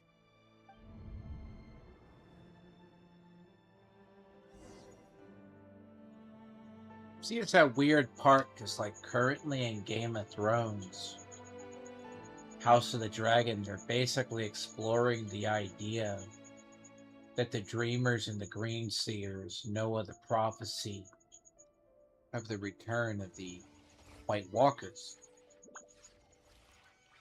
Which, whether you believe it or not, is potentially a issue down the line for, like, the prophecy. Like the prophecy, a Targaryen's supposed to have a child with a Green Seer, right? It's like you have Jon Snow in the Battle of Trident, eventually revealed.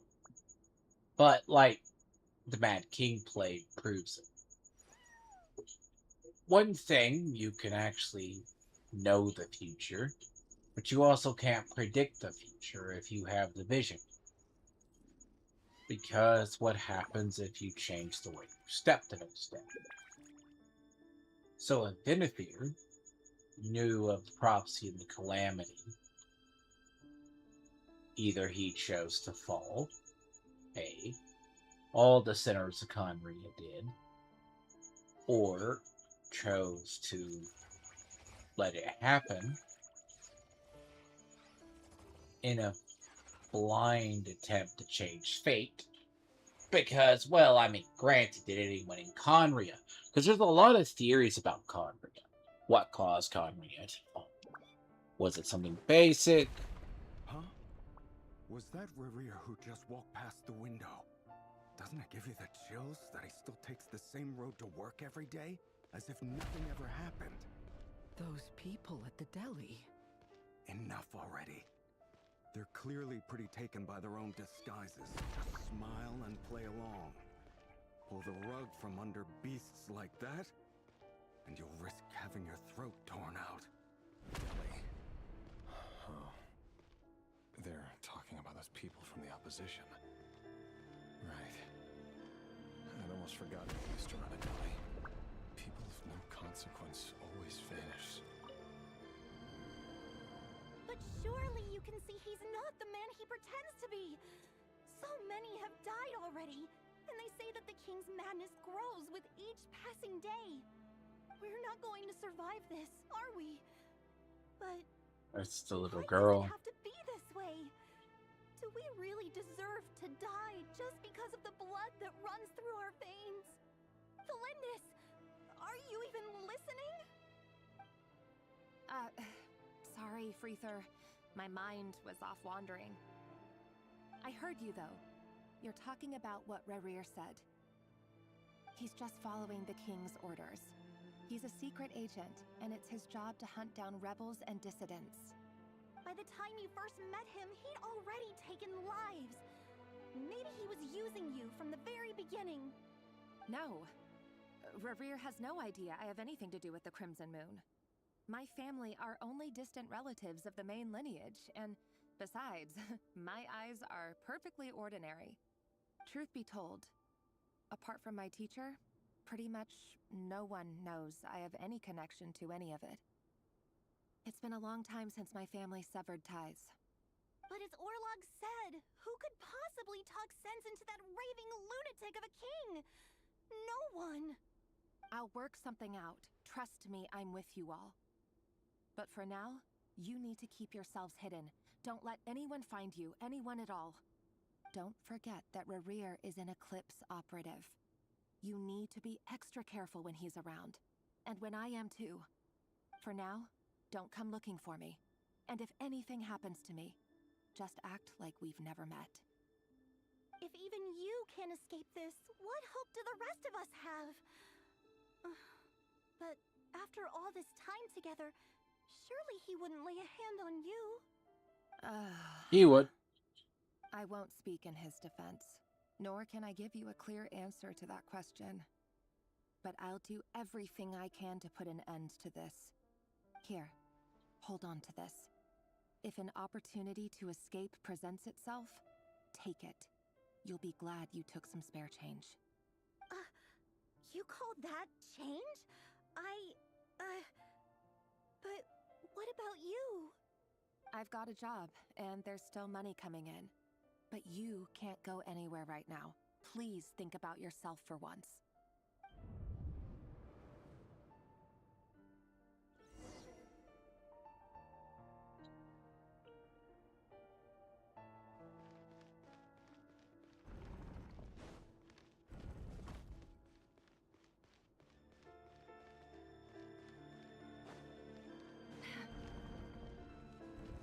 Another day, another round of assassination training. Training ground is just beyond this hidden passageway. When you kill a person, doesn't it bother you to end up covered in their blood? Why would it? Aren't we all just walking blood bags? But not everyone is accustomed to hunting down others like prey. You've been a hunter for so long now, you have forgotten that most people don't just go around killing one another. Leave me alone. And see, the thing is, he would have been blind to her being an Eclipse. Make sure you have a firm grip on the handle. Then choose your angle well. Keep your movements light and brisk. I pray won't sense a thing.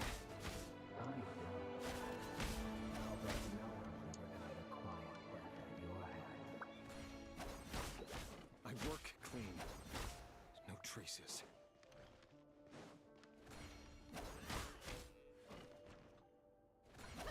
It all adds up. That doesn't make it open or so. The king happens to be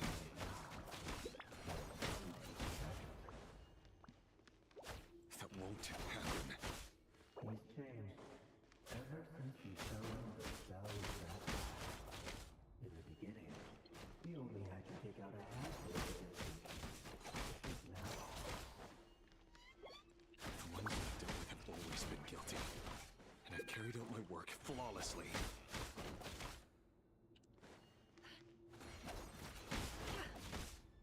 That's why I said she's so weird of a character. She functions as a, like, why does she function at like a melee as a cat user? That's why I've never like fully understood. was it because he didn't trust you, or something else? Uh-oh.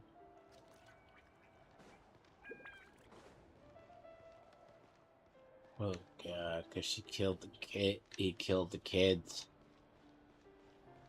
Yeah, well, brutal. Later. Do you still remember Orlog? Orlog. The boy who was pretending to sell flowers.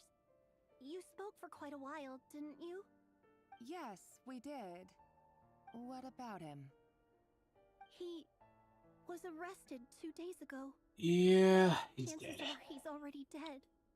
Yep. He... I just don't get it! After everything he's done, why do you still stand by him?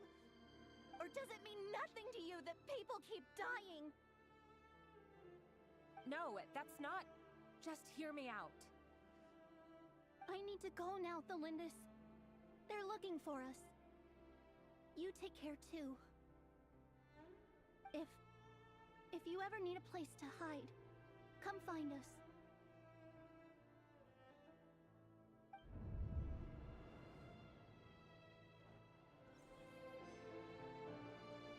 I mean, again, they don't show the murder of the kids. It's implied he murdered the kids, which, fine. I mean, she knows all the younger heirs were murdered. It's like, if the children are left, you know, it's not going to matter much. Author Thelindis. Over the course of this week, the research object was subjected to interference for a total of 47 hours for experimental purposes.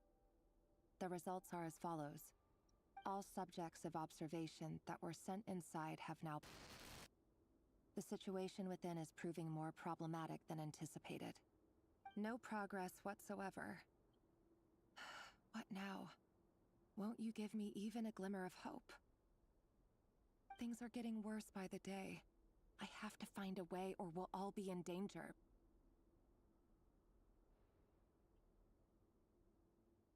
The thing, it's not going to matter But because the king, the Benster King, was going to kill them all anyways. If all this research comes to nothing, what then? Sooner or later, it'll be my neck on the line. Again, But she only has a choice could of... he really bring himself to kill me? No. Surely he wouldn't have the heart. I mean, if he's tainted by the abyss, he would. You gotta think of it. It's a weirdly good story for what it is. Like, if he is evil. So, we don't know anything about the Venster King. Why does Ashru sit up So the Venster King is an odd one, right? Kitty's gotta earn his So keep most people don't know who the Venster King really is. We know kind of the Venster King. We know of the original parts of the story. But it's not particularly what the Venster King What drove the Finster King to go mad? Now, if it's the downfall of the Crimson, like the Finster King. Why won't you just let us go? We don't even know each other. All we want is to live ordinary, peaceful lives. You want to live?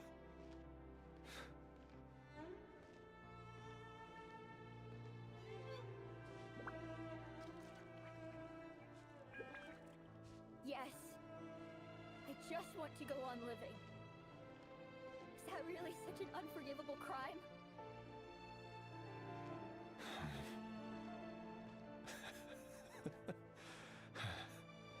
You want to go on living.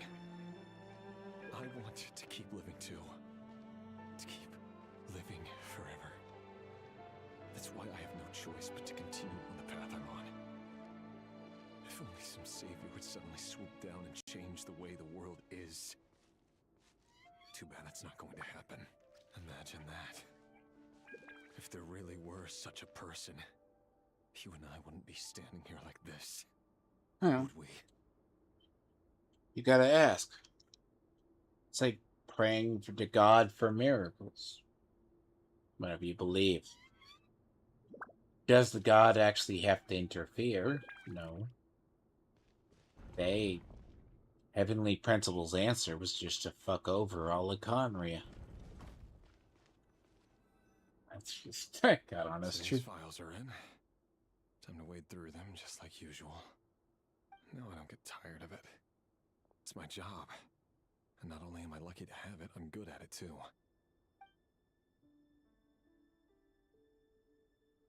Huh. Wait. That's... Thalindis? No. No! No! Why? But you bear no mark of the Crimson Moon. How could you possibly have anything to do with them? It cannot be! A diluted bloodline. Carefully concealed. I see it now. You've been living in the shadows just like me. What a fool I've been. Numbing myself with talk of justice. Even imagining my friends would back me up. But in the end, Irminsul. Finster King! How far are you going to take this? From the direct bloodline to secondary offshoots? And then what? Today it's the descendants of the Crimson Moon. Who will it be tomorrow? Will you not rest until everyone down here is dead? No. This cannot go on. This is where it ends.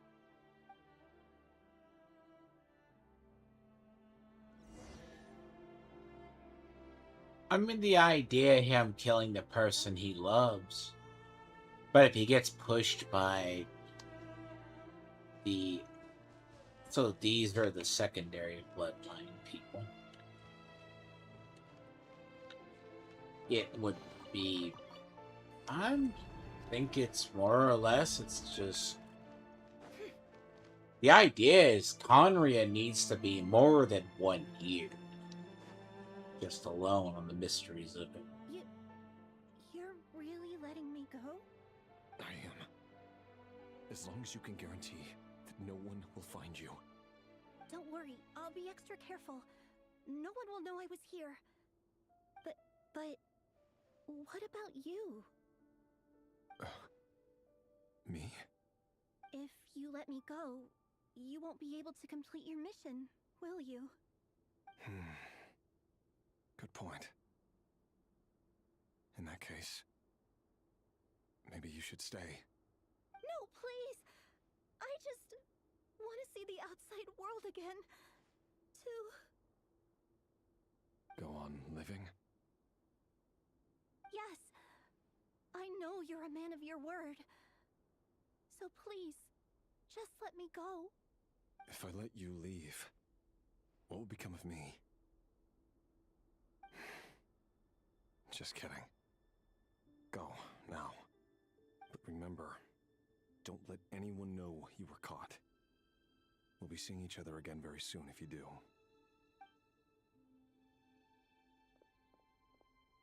Even shadows in the dark must live by a code. But you can't save everyone. You've been whispering in my ear for days now, Vedifalnir. What are you trying to do? Break me down? I only say this because you long for an answer to your problems. Let her go, Rerir, or you risk losing everything.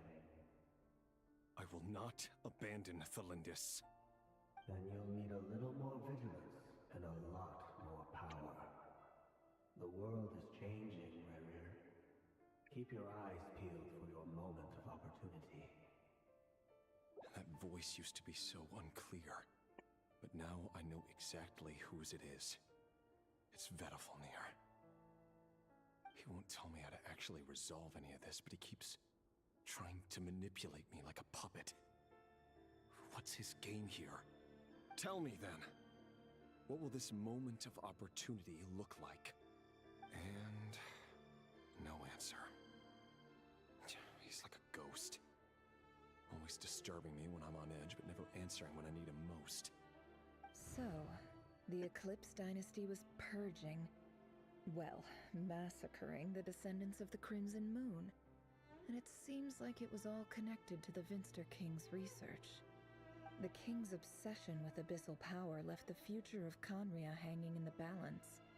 No wonder every aspect of Rerir's life was so unstable. And it looks like this Thalindis, Rerir's would-be fiancée, herself belonged to a sub-branch of the Crimson Moon Dynasty's descendants. It almost defies belief that a couple like them could hide the truth from each other for so long. If the Vinster King hadn't intervened in such a drastic way, they might have gone on deceiving each other for the rest of their lives. And why does Vedifalnir, Dainsleif's older brother, keep talking in Rerir's head? This guy kept more secrets than I ever imagined. The human mind is like a vast desert of shifting sands. When you follow the flow of someone's memories, you only ever see the parts they're willing to let surface.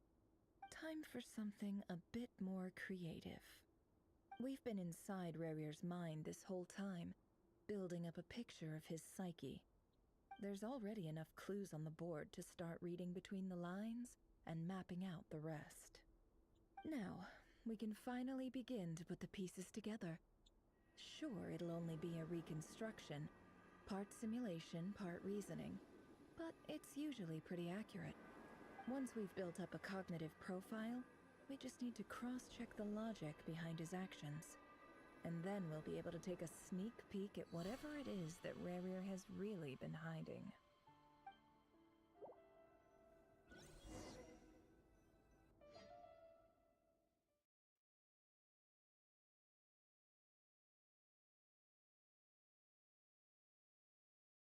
Really?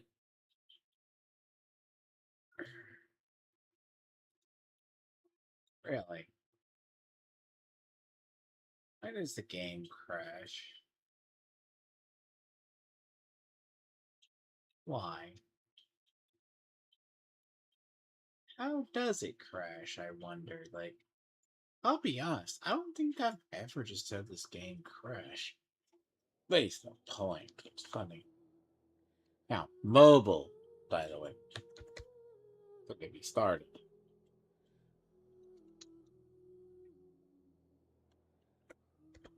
Behind me, it crashes at the goddamn cutscene.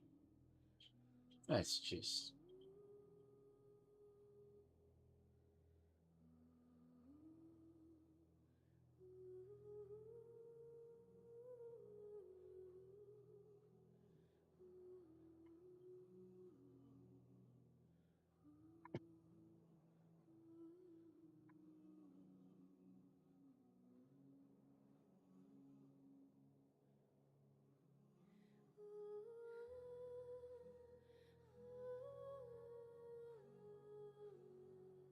I mean, I've never seen stability from this retarded. Look, mobile, you know, I've ever said this game is about as stable.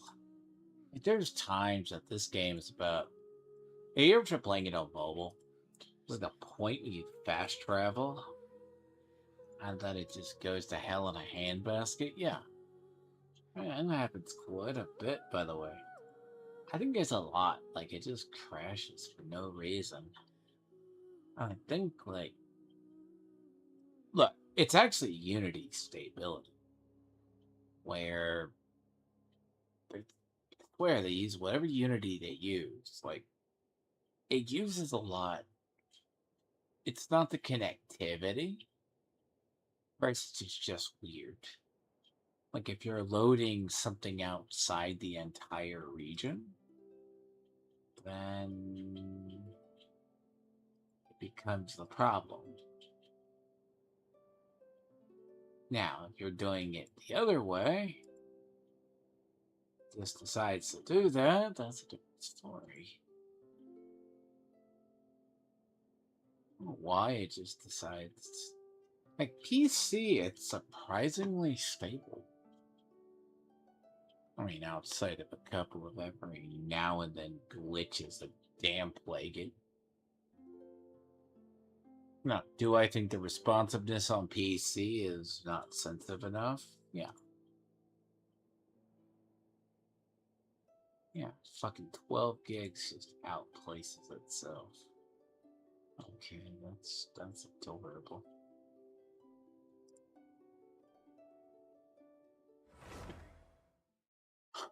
Now, I Lincoln, yes, stability. Try it again. No one ever knows.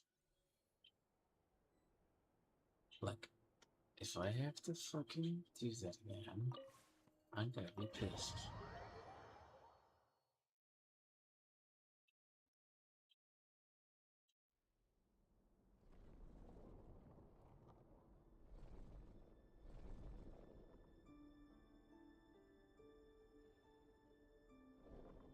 Rere, are you there?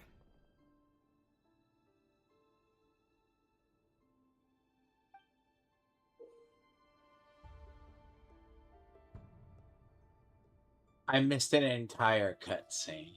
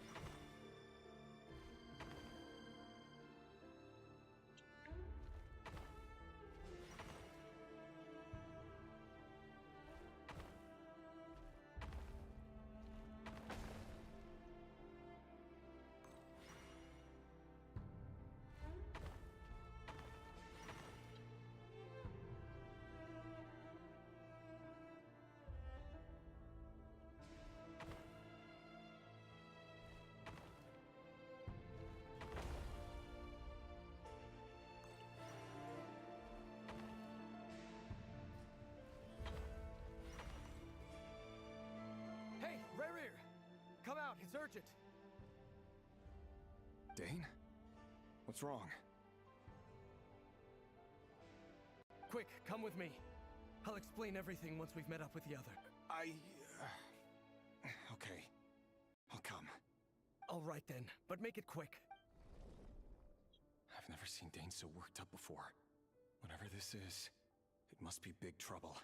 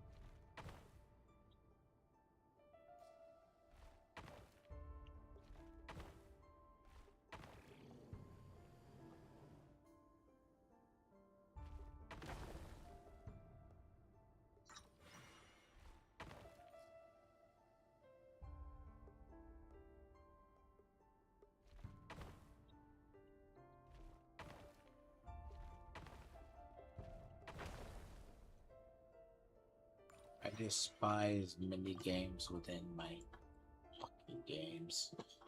I really have never liked this in like how many years they've done this shit. Never.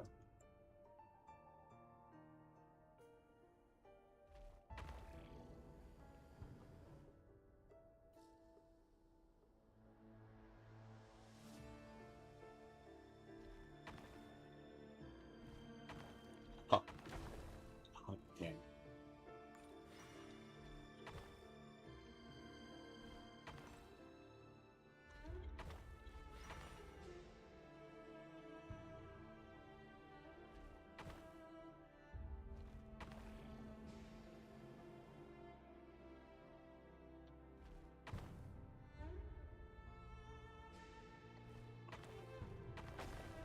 Oh, fucked. All of it. You don't like. No one.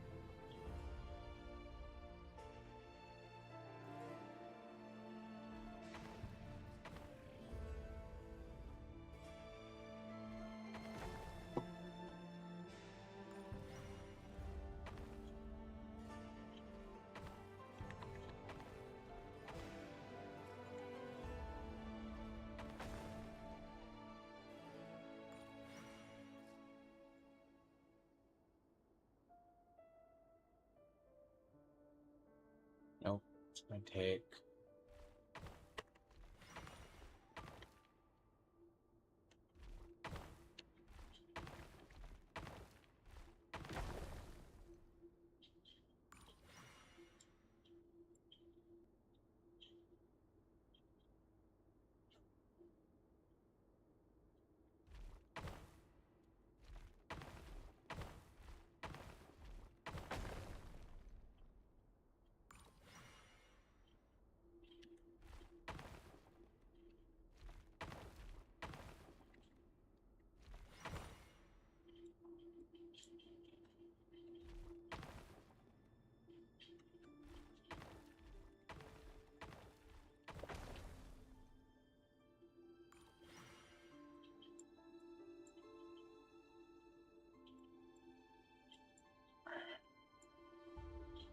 Why the fuck do you want to talk about that? Why?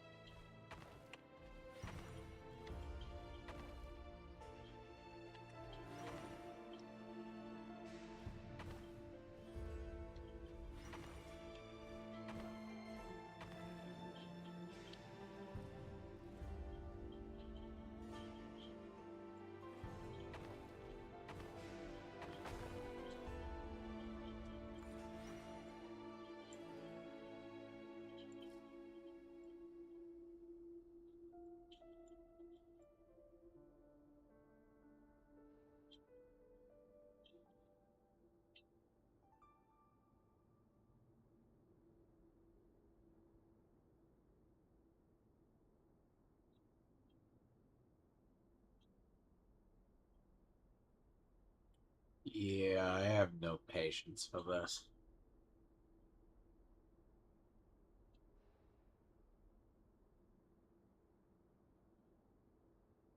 Stupid puzzles I don't have time for. Nor the patience for.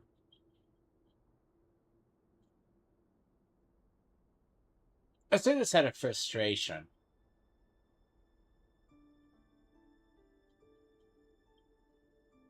The story's shit. You don't put this in the middle of a story and then expect people to go back to enjoying anything. There's no purpose to this. And just based on that, I'd say the story is shit. Call that fucking petty, I do.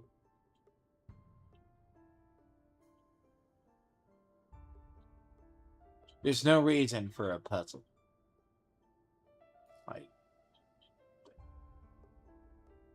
Like, there is no purpose for this. Like, don't I mean that? I don't know why they would think that this is needed. Considering you've been stuck in a cutscene for roughly 30 minutes. As far as I'm concerned, I'm about... Nope. No, I think I'm just gonna let my game rot. They want Simmer, they want this to be Simmeru, they can keep it. And I mean that. I'm annoyed. Physically annoyed. Mentally annoyed. I shouldn't have to look up a way to do a stupid puzzle because the game just feels the need to do a sequence. Trust me, HI3, as much as I love HI3, if it's mini games within my game, I don't do them. I never did them for years, in fact.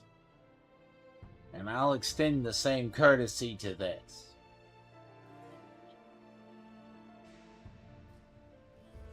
On sheer principle.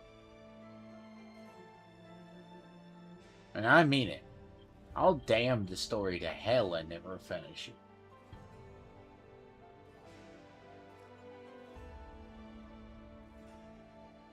it. Watch it. I've put games for less. You say, oh, filtered by a puzzle. No. My tolerance is infinite. Until it's something so stupid it's not funny. I shouldn't have to look up a guide to get past a puzzle. And I'm not going to enjoy the story's conclusion, especially after this. Because this is just going to leave a sour taste in my mouth for the rest of the time of the story.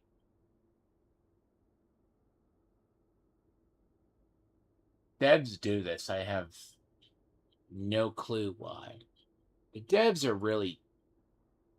They used to do stupid shit like this in HI3. Like, HI3, they used to do this dumb thing where, hey, did you know you're playing a side-scrolling adventure now? No, I don't think we ever asked.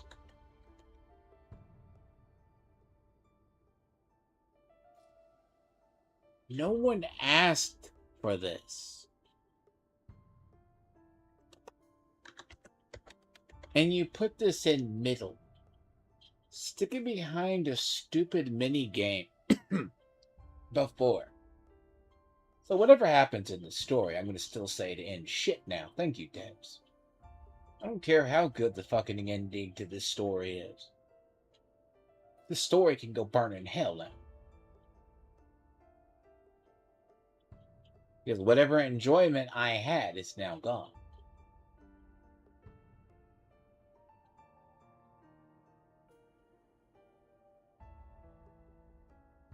You know how many devs do this and they don't even play their own stupid game? Because they think this is creative. Again, I've hated this for years.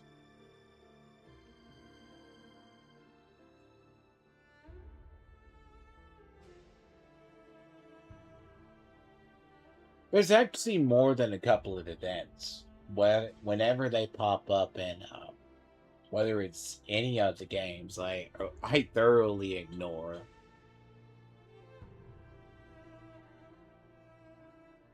Because it's not because I'll tolerate puzzles, I'll tolerate things. This is stupid.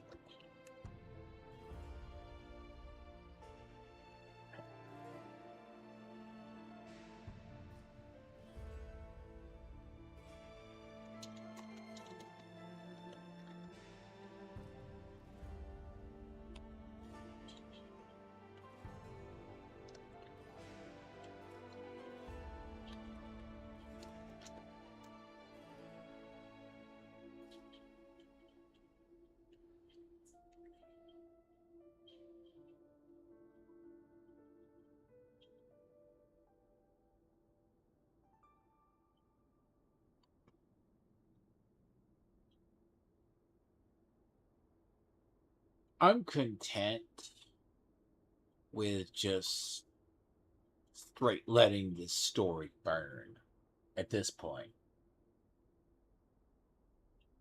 Call me spiteful, bitter. You don't do this to a person after getting stuck in a cutscene for... Oh god. You don't do this sticking a person in a cutscene for 30 plus minutes.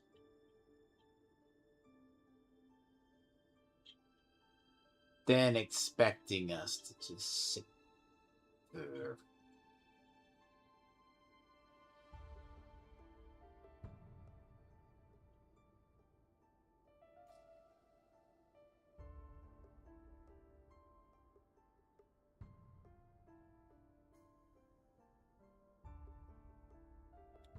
Things that waste my time are very, very, very, very, very ignored.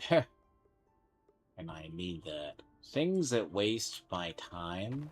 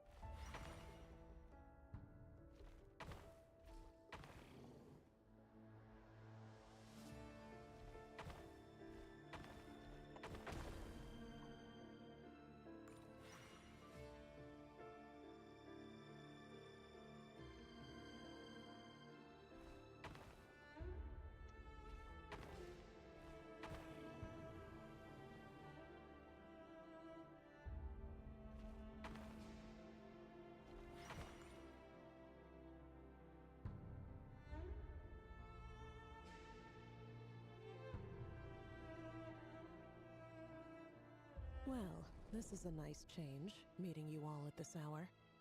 When men and women of ambition can speak face to face in broad daylight, I say that's a big step forward for our dear Conria. This is not the way you should explain this. You should have a cutscene, but details. Don't be ridiculous. We do not fear the day. Why would we seek refuge in the night? You might ask your blade that same question. I'm told it prefers the cover of darkness. The word on the street is that Sir Delogi only strikes when he has an unfair advantage. But that is patently false. I see you're missing an arm and a leg. Surely only a fair fight could explain that. If this is your way of offering me replacement limbs, believe me, I'll take them. Oh, we can certainly discuss that. With bioalchemy, anything is possible.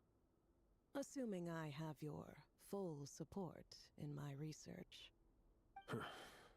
Lunatic. Robdatir. What brings you here? Why, Dainsleif, of course. He invited me. Please, cast aside your apprehensions, Miss Rhindaughter. Whatever the rumors may say, I am but a humble servant of the king, and I can assure you he affords me no greater convenience than he does you. Well, the Universitas Magistrorum won't stop fawning over you. so at least some of the rumors must be true. You're clearly doing well for yourself, so drop the humble servant act. It endears you to no one. You're president of the Universitas Magistrorum, the chief royal mage known as the Wise by royal appointment, and by far the most favored among the 4 pillars of Conria. Vice President Veet doesn't even try to hide his envy when he sees you. My success is the product of hard work and good luck. It's as simple as that. Were the king not such an extremist, I hardly think I would have received a senior post at my age. Of course, no job is without its gripes. Serving a king like ours can be a challenging task, as I'm sure you can imagine. And as for Eftervit, in missing out on the presidency, he's dodged a mountain of stress. Like everything else in life, it comes with pros and cons. You're all here. I apologize for the short notice, but it was an emergency.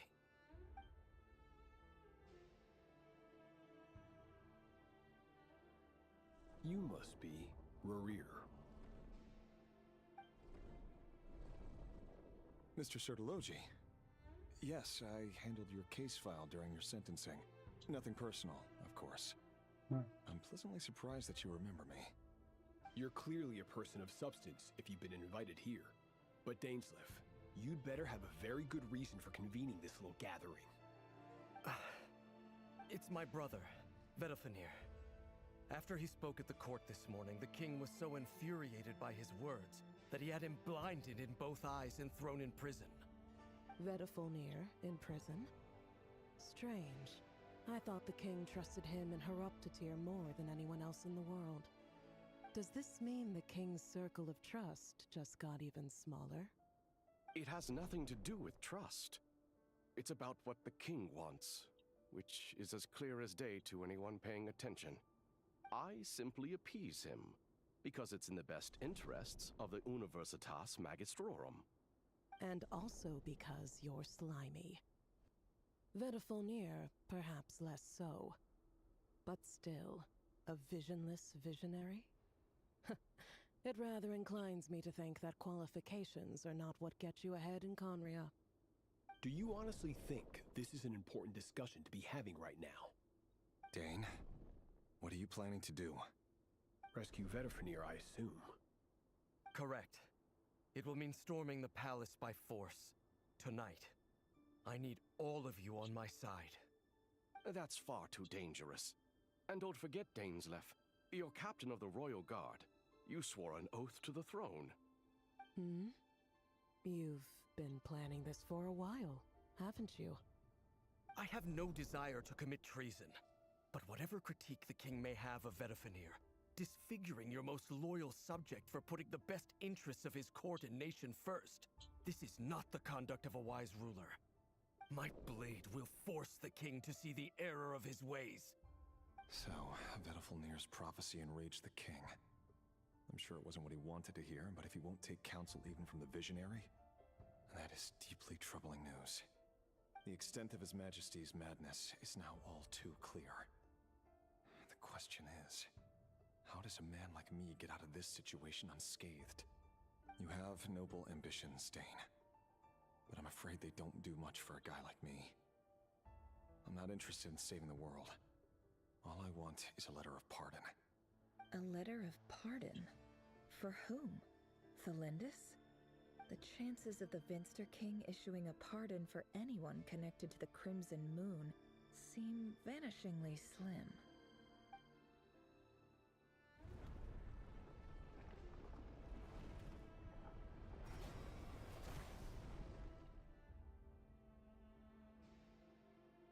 This black fog over the board must have some connection to Thelindis. But why is it taking this form? Does it have something to do with Reveal's past? Another mystery I'll need to unravel.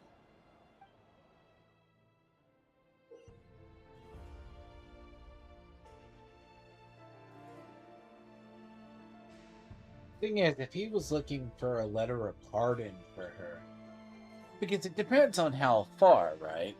If the king is mad,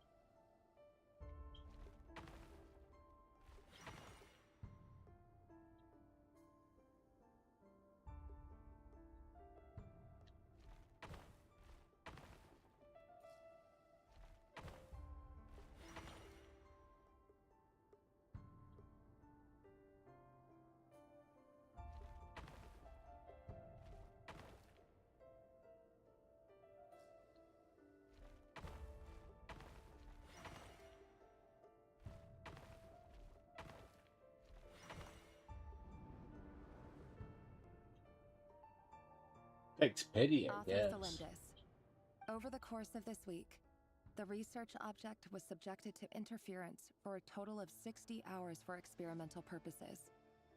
The results are as follows. Research dating back to the Crimson Moon Dynasty has established 2 points regarding moon marrow. Firstly, its origins have something to do with a god's power.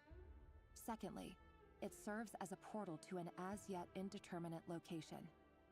Moon marrow can thus be defined as a spatial gateway. However, there are a number of hurdles to overcome before we can answer the question of where it leads to. To start with, opening the gateway requires a specific power source, which the relevant literature indicates. An enormous amount of power is then required to keep the gate open. Currently, the total power output of our instruments remains in the single digits.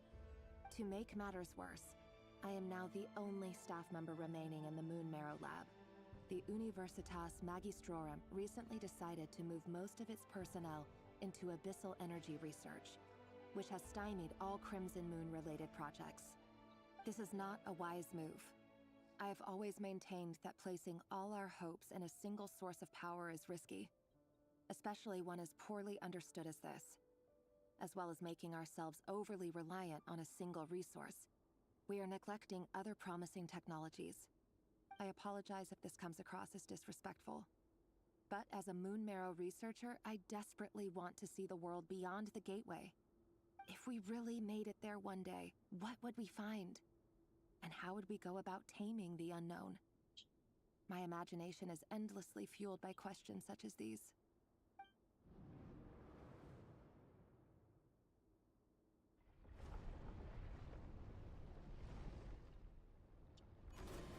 Get me out of this hell.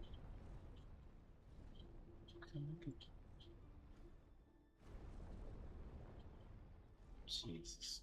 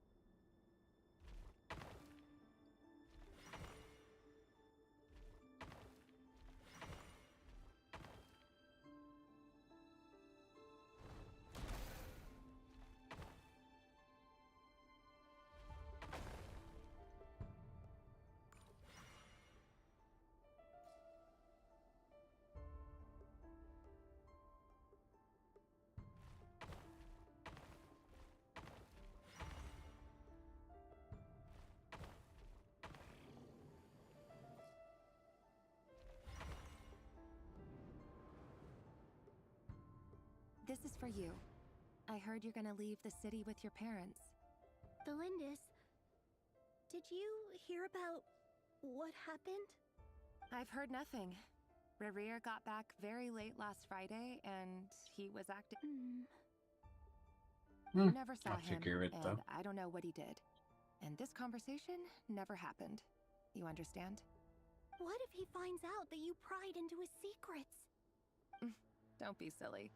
I don't know what secrets he does or doesn't have. All I know is he's just a normal guy who happens to run some errands for the king. Are you scared of him? I don't know. The Rerir I know doesn't match the person you all describe. Logically, I should be scared of him. And yet, I don't want to. But enough about that. You should get going, and be careful with the package I gave you. Keep it secret. Keep it safe. What's in it? A piece of the moon. All you need to know is that as long as you keep it safe, then in the future, everyone will be able to A red moon? That's right. Our moon.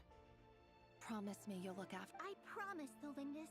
The Crimson Moon bloodline will never die out. Its light, the color of blood, will become like a fire that flows in our veins, no matter how long it takes. See, a lot of it is a simple. Just remembering controls is the only problem.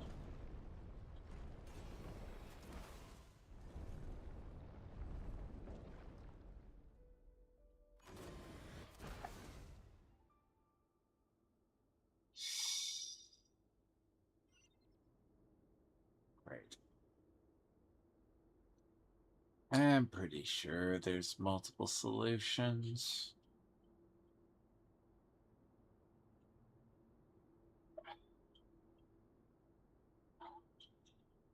I'm pretty sure. Up 1, move 3, 4. No, don't. Over 2.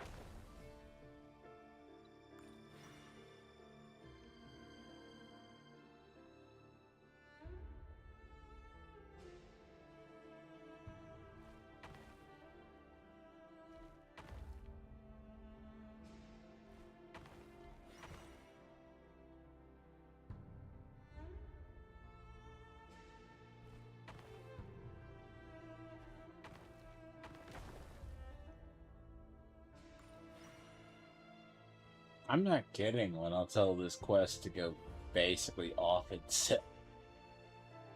It's whatever the ending of this quest is, it's gonna suck. I don't care how glorious it is. I'm not going to enjoy it. Devs just ruined it all.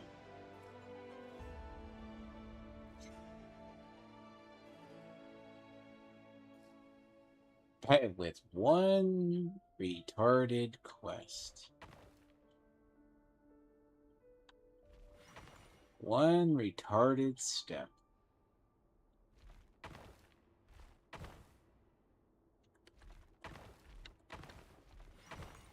Because problem now is you ain't gonna see, that's the problem. You're not gonna get past the other one.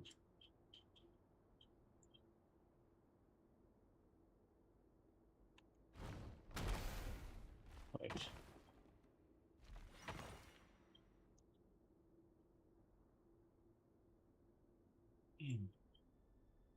There's no sixes on the board. That's the problem. Those are all 5. 3 and 5 don't.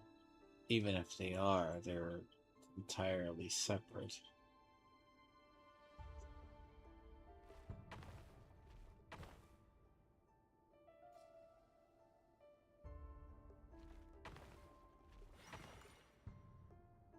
Hurry, everyone, and stick to the plan.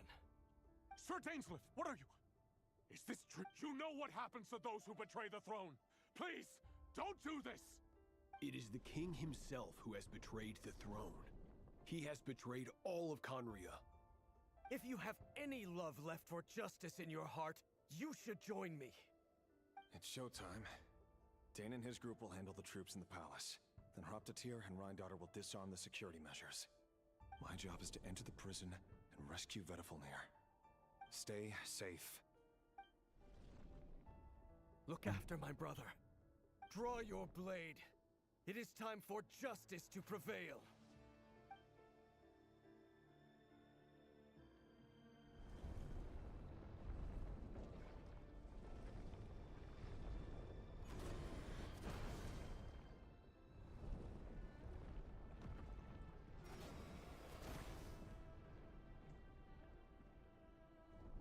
I'm so annoyed I already have a migraine. That is a bad sign.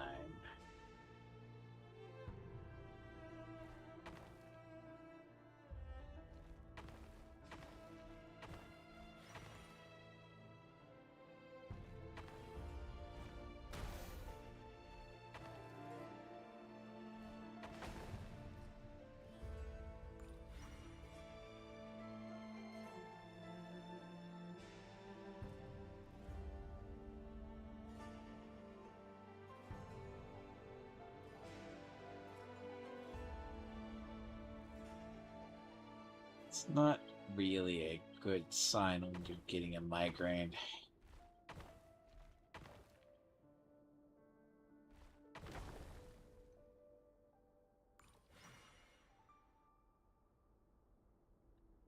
I think so.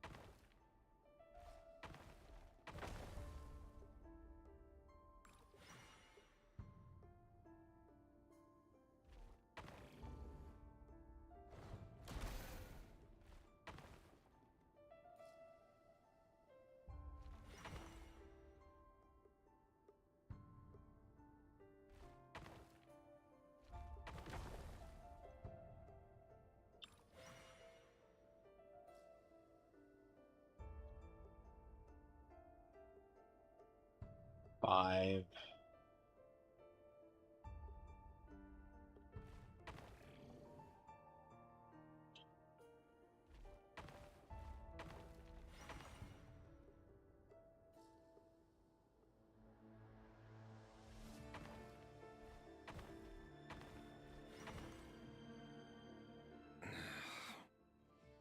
This place is filthy. And the smell is abominable. Clearly king doesn't allow his prisoners a single shred of dignity. Found you. Hello, Mr. Vedafelnir. Ah, it's you. Surprised? Oh, wait. I guess surprise isn't an emotion that prophets feel very often. I certainly felt some surprise in the moment when I was blinded. Surprise at the king's sheer ignorance. Surprise at just how unfairly this world responds to words of earnest remonstration. I'm curious. What did you prophesize this time? It wasn't a prophecy. It was a word of warning. Someone had to say it. The king has forsaken all reason in pursuit of his obsessions. I simply told him that if he continues on this path, Conria will surely fall. But he didn't listen. Worse still, he stabbed you in both eyes and locked you away. Dane asked for my help. The court is in complete chaos now, but I'm sure you predicted that. Everything is transpiring as I foresaw, yet I am powerless to change it. Fate is an immutable force. I can but lament as the inevitable unfolds. I do wonder whether giving a man the power to see the future does nothing more for him than slowly crush his spirit. Forgive my Knowing the comments, future and Vedafelnir, acting but upon the king it's did two not suddenly separate turn on you things. today. Till you're My in the suspicions moment. have been brewing for a long time. You can't have wisdom beyond the reach of your fellow man without attracting his fear and suspicion. There are things the king does not want to see. So, he doesn't want you having visions of them either. He blinded you because he thought this would make the visions stop. He wasn't entirely wrong. I did indeed lose my power to see the future. Right up until... Until what? Just now. I believe I saw something new. Well, tonight could go a lot of different ways. 5 of us banded together to storm the palace, also we could rescue you. This will go down as the most tumultuous day in Conrian history. I sense hatred in you, but also hope. A desperate hope that with the tyrant deposed, that will be the end of the story. But this is not the end. It is the beginning of a new chapter, in a whole new story.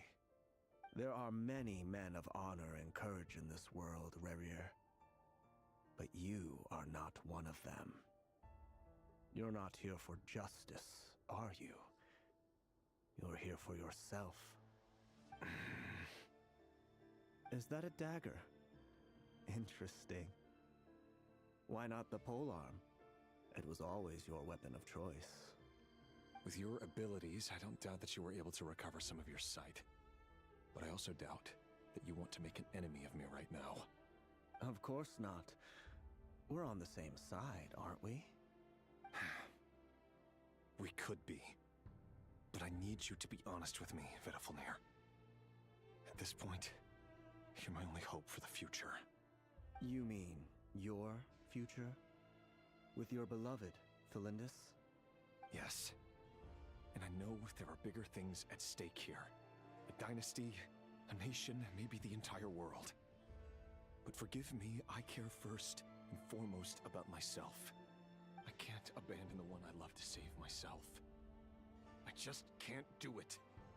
But you see a broader picture of the future than I. You see the solutions to the biggest problems of our age. So tell me, what is my solution? What's the answer?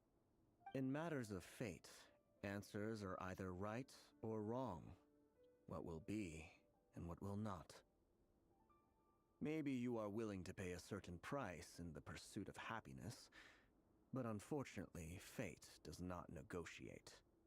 That is the cruelest thing about fate. It is unmoved by your sacrifices. That can't be true. I know it's your voice that I keep hearing in my head, urging me to see how the world is changing, to seek more power, so I can protect the things I love. You show me disaster, but you won't show me how to avoid it? Why? Why are you doing all this? My voice. In your head.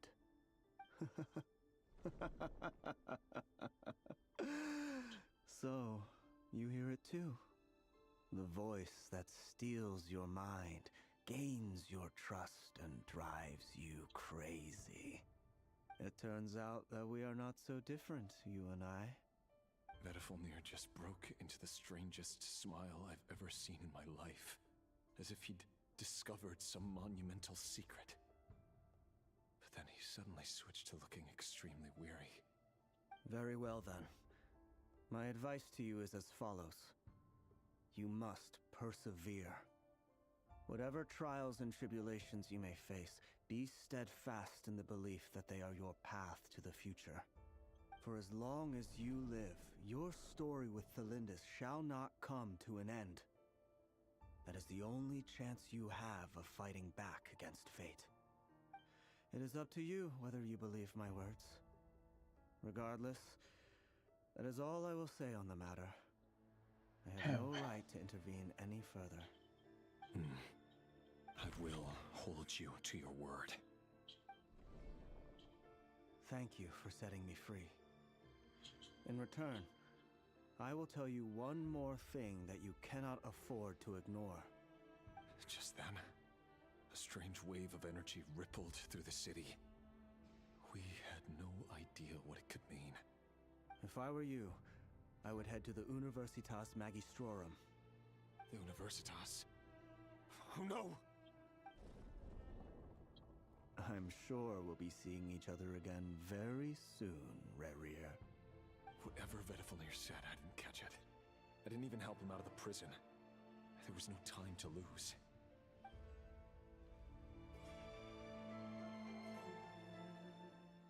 I mean, knowing fate. That's like why saying, like, Child, aka Ajax, can't avoid his fate. He has the same name as a descender. Which is very screwed.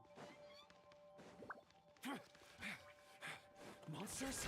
What is this Ramadonis doing? The Universitas Magistrorum. Out of my way!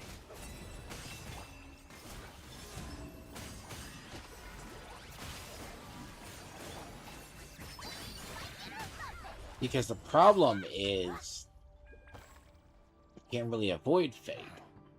The Universitas. That reminds me of a rumor I once heard. Allegedly, the king installed secret mechanisms in the palace and around the city. No one knows where they are or what kind of power they hold. But if they were ever going to activate, it would probably be on a night like tonight. Help! Help! Hold on! Don't let them anywhere near you! Save me! I can't! That sounded like an explosion. What other means does the king have at his disposal? They must run on power from the Abyss. And given it's a major center of Abyss research, anyone over at the Universitas will be in grave... Because here's the thing.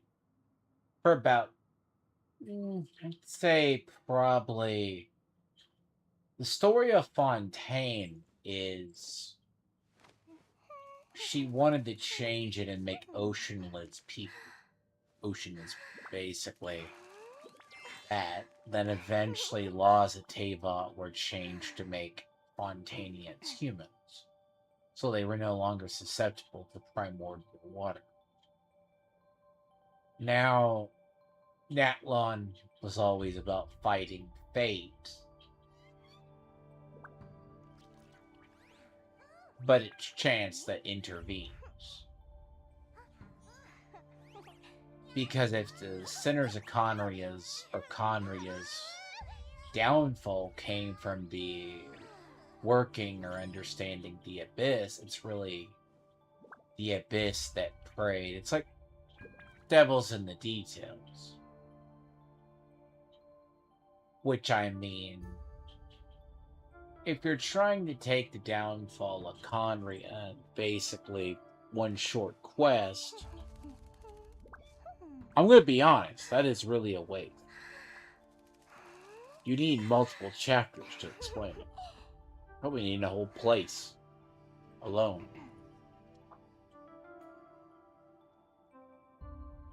But you can't simply hand wave it away.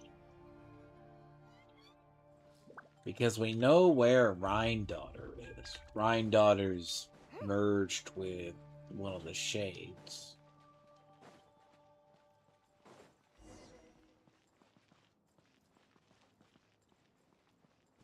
Because the inherent issue is, let's assume he was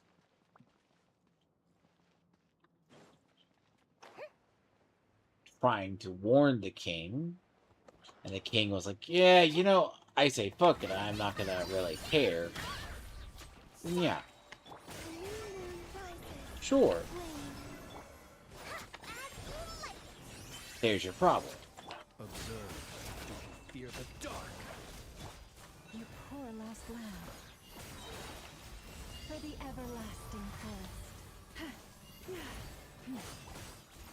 Then again, it's been really, really weird to explain how they were gonna explain it. Be silent. Observe.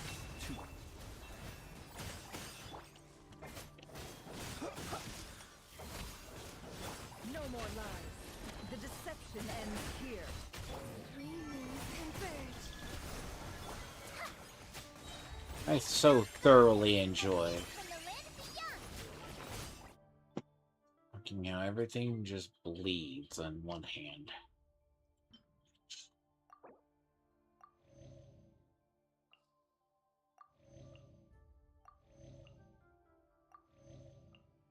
That doesn't fucking help at all.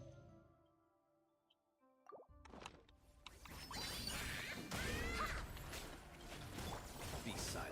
Observe. Do you fear the dark? With one heart, we pray.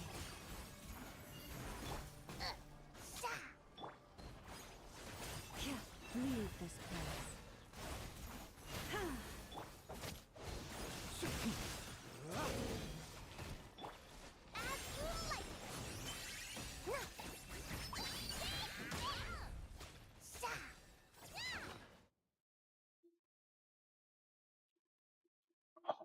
I hate the universal stamina pool. I literally hate the universal stamina pool. I hate... Nobody does this. Like, they're... Be silent. Observe. Like, it took us, I think, complaining to them. Look.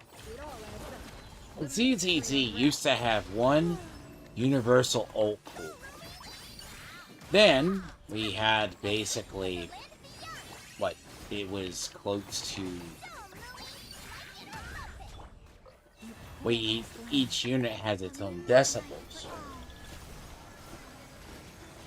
Yet, for some reason, that radically altered the way the game didn't radically alter it. It basically made sense that the rest of the game you could play it like you could.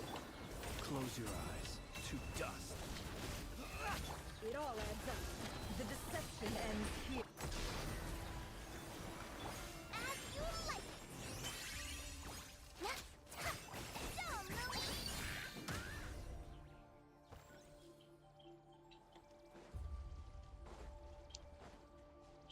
Because kind of part of the problem is the bleed will strike your team, then they strike them with bleed. Same with the bleed fairies. Like, I think the bleed fairies are fixed. Bleed wolves instantly stick whatever you have your entire team with it. Then that's when really bad happens. Monsters. At the Universitas Magistrorum? Why now? Oh no! They're coming! It's no use. The table won't hold out much longer. The weapons. Where are the weapons? Of course. All the lab equipment was upgraded after the inspection last week, but the new weapons haven't been allocated yet. I'm done for. Is anyone there? I need help!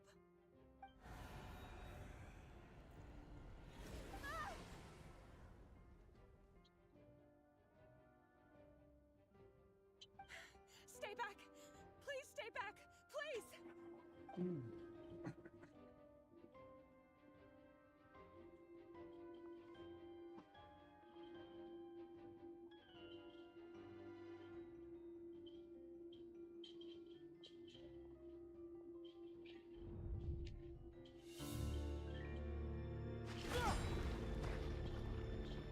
Oh, look. What's that? Cutscene Reverie. exist. So the rumors about your work are true. What? No! Listen, something happened at the palace tonight. We have to leave! You don't need to lie to me anymore. What do you mean? I know why you're worried, and I will respect the decision you've made. But it's okay, because I found a solution. I know how to end all this. You can have it back. The normal life you so desire. But until then, I'm afraid our wedding will have to wait. Celindus? No, don't do it! Celindus! Celindus!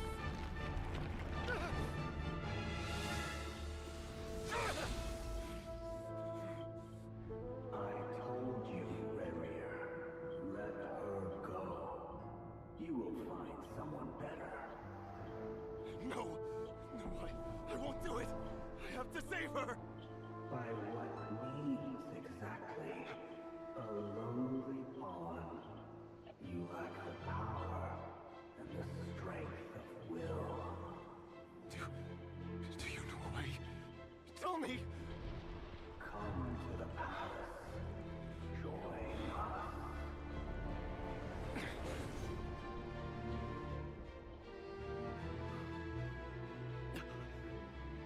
Reverie, thank goodness we... Step forth and take your share. You made it. Not you too.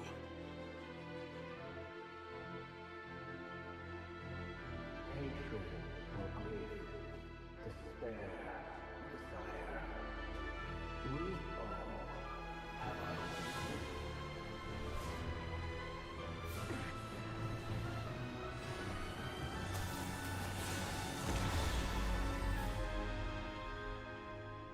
Reverie. Reverie. Celindus? Were you daydreaming?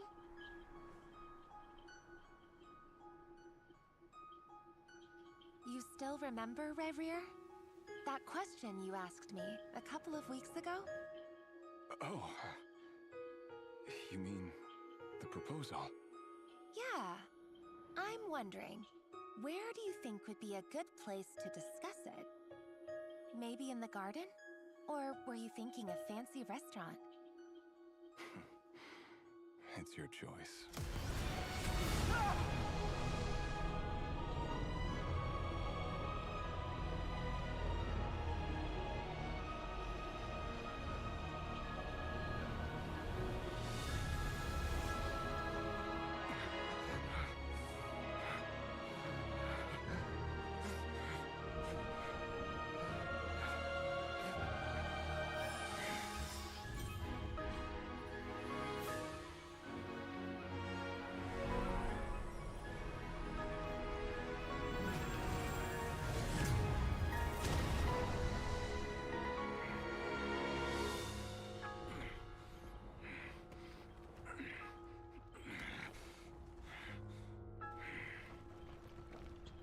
I will find you.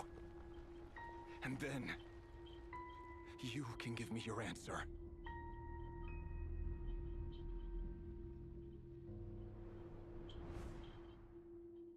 I stand by my statement, though.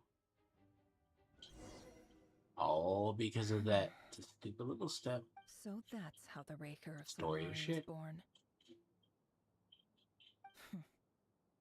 A monster created by circumstance is a monster all the same. Viewing other people's thoughts for too long can get uncomfortable. Right now, I'm feeling a strong sense of loathing.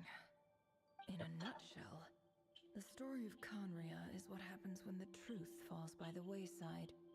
Everyone tells little white lies, and before long, you have a huge pack of lies that destroys everything. Phew. Time to get back.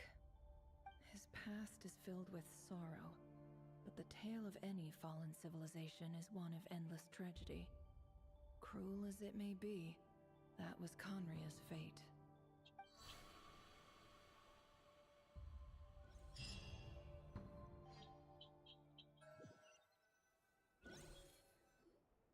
I said be about 3 hours.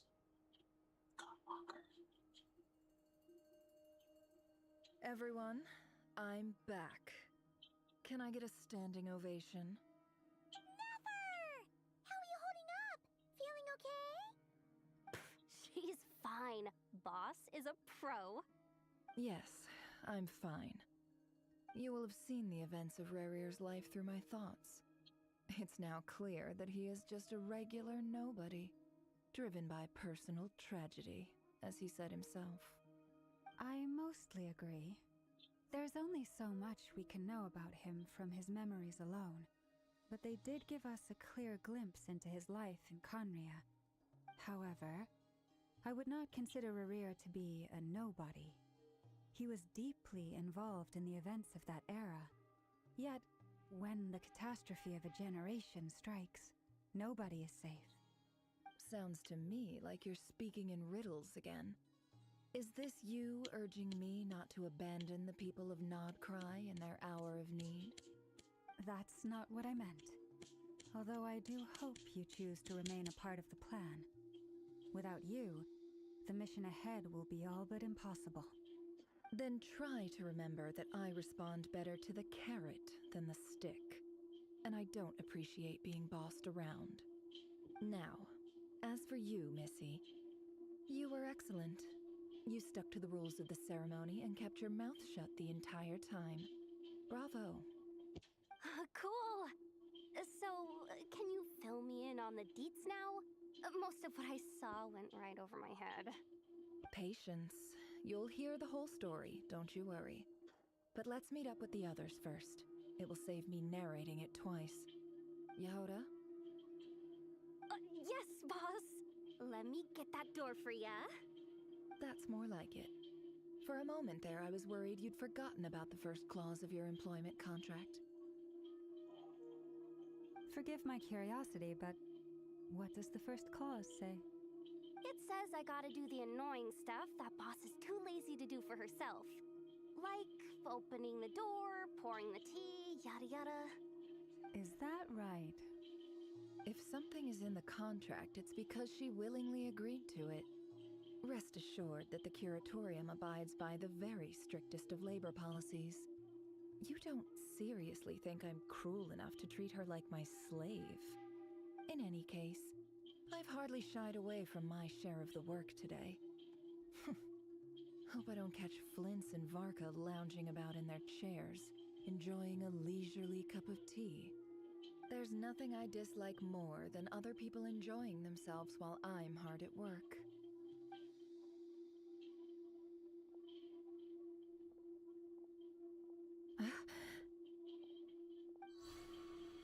Oh no.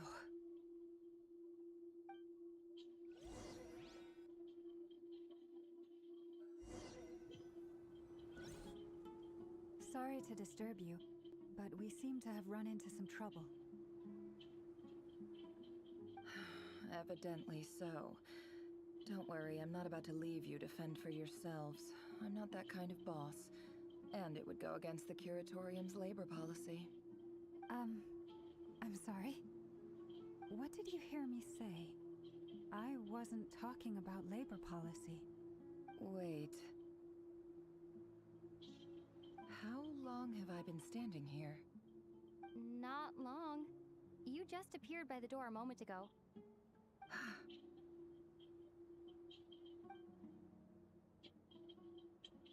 Boss, what's wrong? You look like you've seen a ghost. We've been tricked. We never left at all. Somehow I hallucinated that whole scene back inside the office. Hallucinated? But how?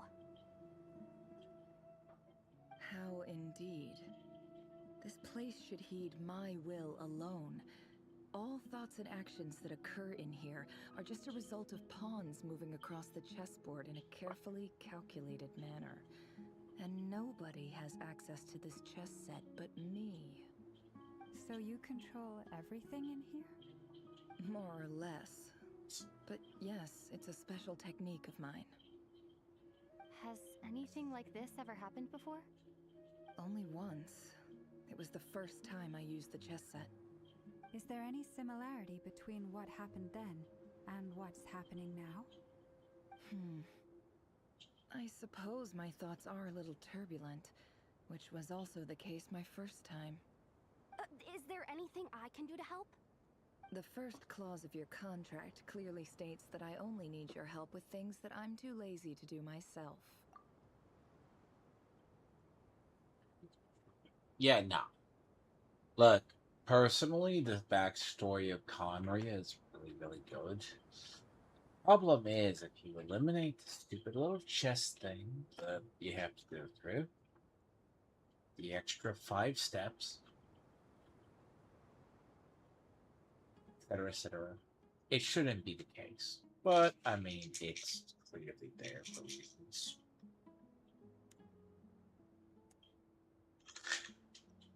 I've been having allergies. Been working on a migraine for like 2 days, 3 days.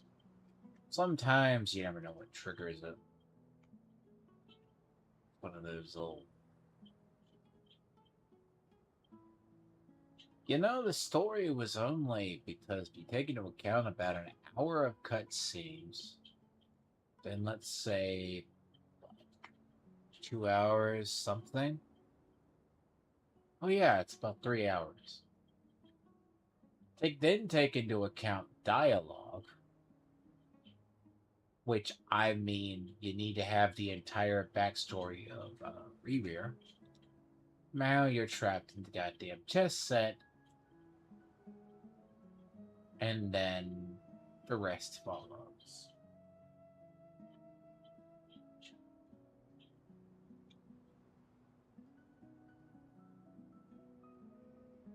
I tell you, it's not a need to cut it out because that's like choose your own adventure.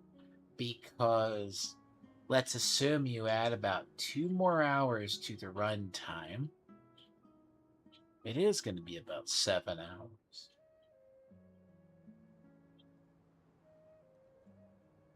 That's on top of the over the hour of the first part of this quest entirely. That is nothing but an inescapable cutscene.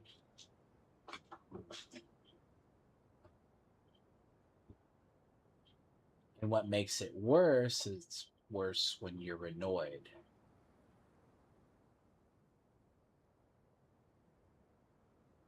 Like, I get it. Combat's fine. But it is the blood wolves. The little bleed wolves are annoying. There's only 2 ways to deal with them. Either you use food or something to keep your defenses high, or have a constant healer with you. Whatever you could get out of that, it doesn't irritate me. It's that stupid little part between the two. It sucks you out of the moment. Because the pacing should be a very simple thing. That could have been solved by a short fight and a cutscene. Or a cutscene save you about 15 minutes.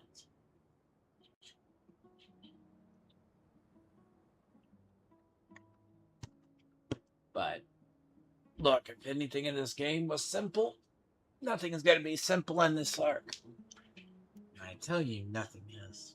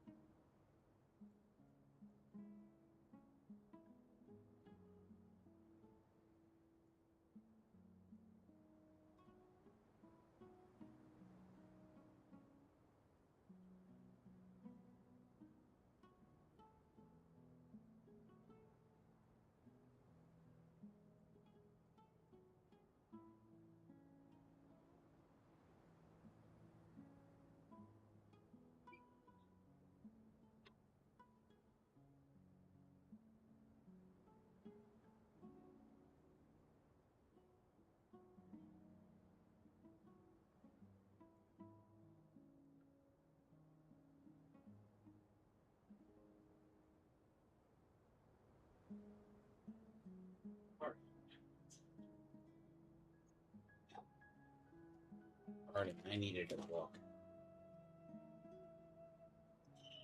So the main quest starts at 350. 350.52. Right? That's when it about starts. Continues because prior to this, last time I played, I had an hour of cutscenes. Which, there's something more frustrating than playing through a story that is good and then everything you liked about it is sucked away.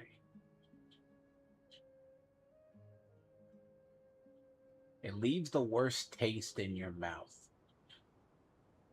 It's like you can enjoy something looks good, but the aftertaste ruins. I don't think I've ever had a bunch of quests that are like semi-decent and then you walk away angry. This has been the story of 6, of most of Nodcry. It's disappointment. It's like you have parts of it that are so good. Then you have parts of it that are so stupid and kind of retarded storytelling. Like, you could save players, what, 15 minutes? By taking the chess piece segment out? Which is fine. But if you want the explanation of why the sinners become the sinners, that makes more sense in general. But I don't think Nefer should be the one to explain to the players and the world what it is. It's because she does it. And honestly, I don't think anyone in modern Conria, who wasn't in Conria, could explain the tragedy. I mean, you're so many generations removed from the destruction in Conria. Unless there's something like a memory and you see it yourself, it wouldn't make sense. And then she gets herself trapped in the chessboard. See, here's the other part. I don't care about Nefer's backstory. And someone goes, well, that's probably why you just don't like her. Well, it's the dumb segments. It's bloat. And I don't think I've ever seen it this bad in all the prior arcs. Meaning you're not feeling lazy right now? Meaning this is not something Yehoda can help with. The chess set is a personal treasure that I alone understand. I must be the one to find our way. Boss, it's fine. Oh, listen to you. Whatever would I do without you, Yehoda? What? Really? Yes, really. Where would I ever find another employee as obedient and servile as you? God forbid anything ever happens to you.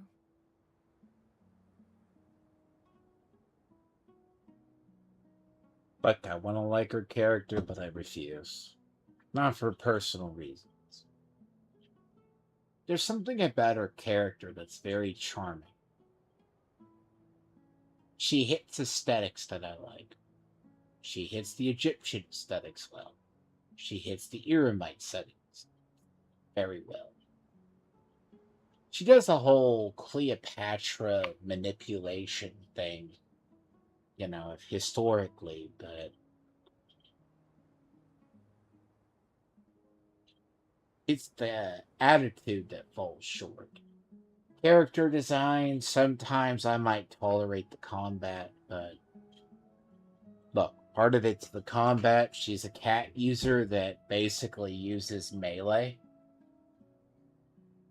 What it is, and her element is also very odd for Luna. But the thing about it is, it's that weird. It's not a character that has ever grown on me. Like, I'm like, maybe I'll pull her. Then I'm just reminded he's really an alternative on the Columbina team. So it's like I must pull like you want to use her. But then you're supposed to like her in the story. Every time you come close to liking her, she has a stupid moment that sucks it out where I don't like dealing with her. The more she's on the screen, it's the less I have to deal with her. It's very the opposite of Lamia and everybody else. Columbina is about like what you expect she is. Arlecino's very good. Varka edges the part where I don't want to ever have. Her assistant, I refuse to change my opinion of her. Lens, a lot better in stock. Ilgana, fine. More respect after seeing him in side quests. Nefer, I can't place it. You can use her, you can see her in a story. It's my opinion. I don't know how she was coded. She's meant to be like whatever. She doesn't want to share secrets. If Laumia's Sen is being nice and obedient, she's more mischievous. She's supposed to care, but she doesn't care.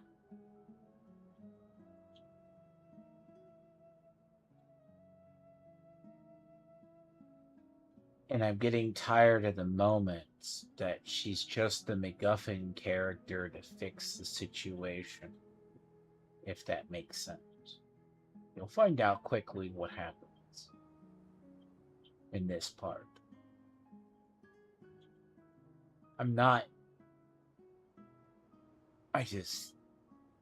There's that point where you hit the wall where I don't know why she's in this quest. Honestly, they could have shortened it. They could have done something. And whatever the ending, that little last middle part before the final part of fighting the monsters to save the Linda, fine. That's good. The other chess piece part is 10 times worse. And now she's trapped in there. Well, anyway, I was thinking of fetching some water. There's gotta be a source around here. I suggest everyone finds someplace comfortable to take a even though all this chess malarkey doesn't exist in a physical sense. Mentally speaking, it's all you don't want to dismiss mental fatigue. Just because it isn't physical doesn't mean it's any less serious. Don't I have the best employees? Jealous much? If we can find a suitable time, I'd love to borrow Yehoda for a day to help out at the Frostmoon Scions. Oh, Lauma. Have I ever told you just how pretty you are? Beauty runs from the tips of your antlers to the depths of your imagination. Time to rally, everyone. Follow me. As we continue our journey, the same rules will apply. That means stay focused and no talking no matter what we encounter. And don't you have my word that I will get...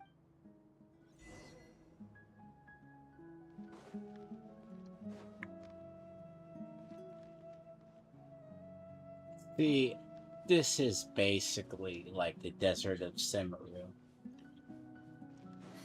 This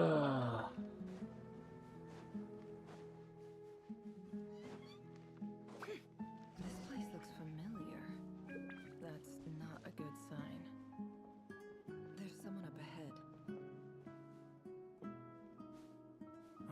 expecting visitors at this hour.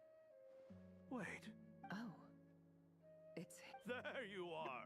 Sinue's been looking for you all day. I think he has some news for you. Oh yeah? What were you doing just now, Uncle Retinue? Hiding away some more loose change? What do you mean, loose change? Oh, come on, I'm too old for this. Just pretend you saw nothing.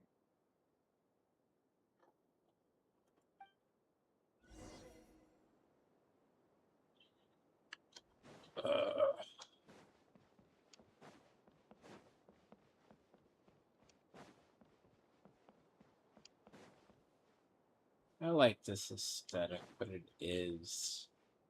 Hey, kid. Mind telling me what Sinuhe's been up to recently? I'm trying to get in his good books and I need a way in. Get in his good books? Why? What do you want with my dad, Uncle Apepe? I've written a new song. I was hoping to showcase it at the next festival, but... A new song, huh? I'd love to stay and listen, but unfortunately, Uncle Retinue says my dad's looking for... Well, there's plenty of time and I'm not going anywhere. See that pile of stones? I'll be sitting there warming up my vocal cords. Pile of stones. Got it. Thing is, they didn't even bother to animate half of it. Kind of the worst part. Which is strange. When you don't even animate half of it.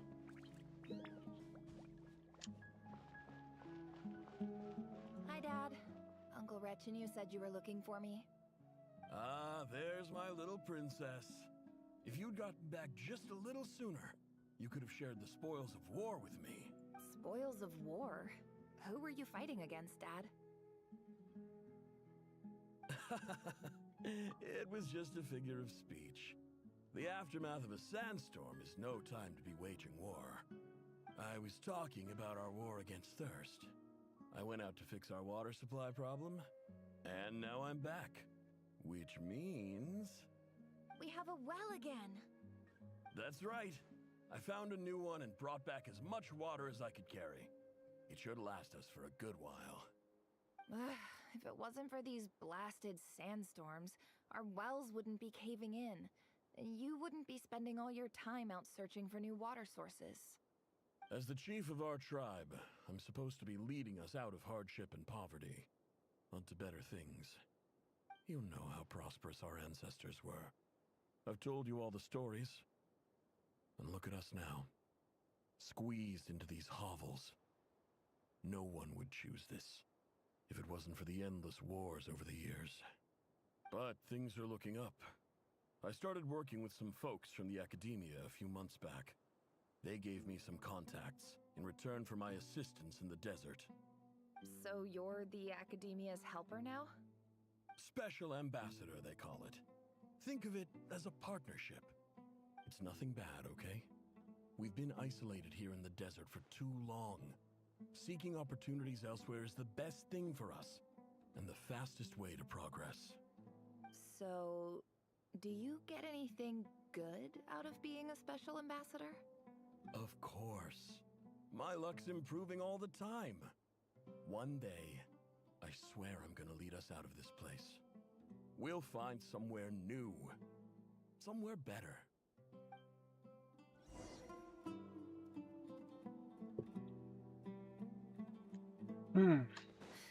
Man, but you would like to take a bet that that didn't happen.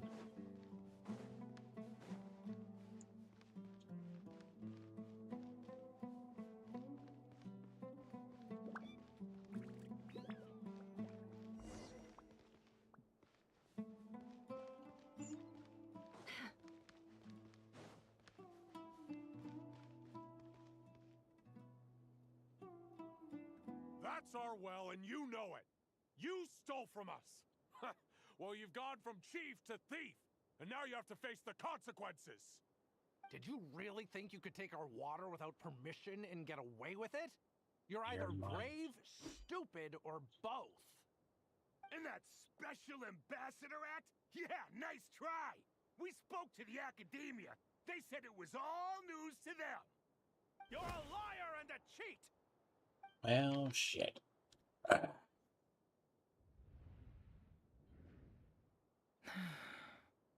I heard Yehuda gasp, but I don't blame her. Most people are terrified by the sight of blood. Corpses strewn across the ground. The wounds are clearly from scimitars and daggers. The desert dwellers' weapons of choice. There's a handwritten note on the ground. Let's see what it says. Halil, this is Sinuhe, chief of the Shimti tribe. Surely you remember me. I was the one who helped you and your colleagues avoid the quicksand in the desert. This is my second time writing to you. I assume my last letter must have gotten lost in the mail, as I didn't receive a reply. I hope this one makes it to you safely. I'm writing to you because I need some help. That sandstorm the other day completely blocked up our well, forcing me to look for another water source in Iab and Unut territory. It was a matter of survival. Praise the gods. The well of the Iab tribe was intact. It was my last resort.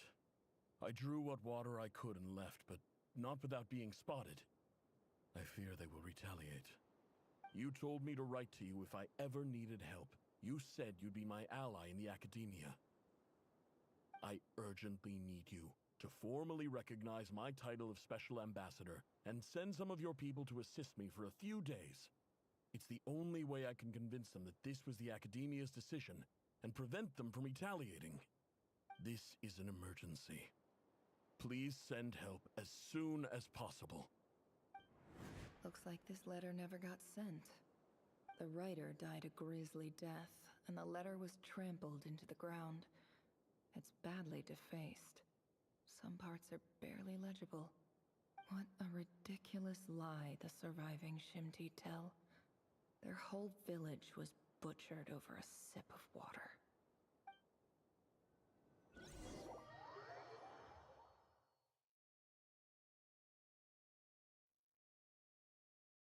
Ah, officer. Welcome. Welcome to our humble village. I thought you would at least have the courtesy to provide some respectable libations. This is the finest wine Aru village has to offer. I promise.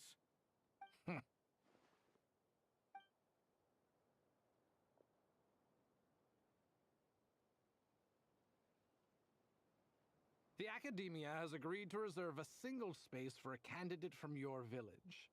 But I remain skeptical of this entire endeavor. I highly doubt anyone in this desert possesses serious academic potential. Please, have faith. If not in us, then in our god. The child we found shows great promise. I beg you, take her away from this place. Give her a chance. Don't let her talent go to waste. I don't recognize her. New arrival? She showed up here a few days ago, and we took her in. She's a really bright kid. Please help. I'm begging you. So, where are you from? Nowhere special. Just a sand dune. What about the rest of your family? How many of you are there? Just the one. It's only you? Correct. So, no brothers, no sisters, no mother or father? Any who have slept on a bed of sand, I call my brothers and my sisters. Apart from that, I have no family. All right. Get over here. Sign your name on the form.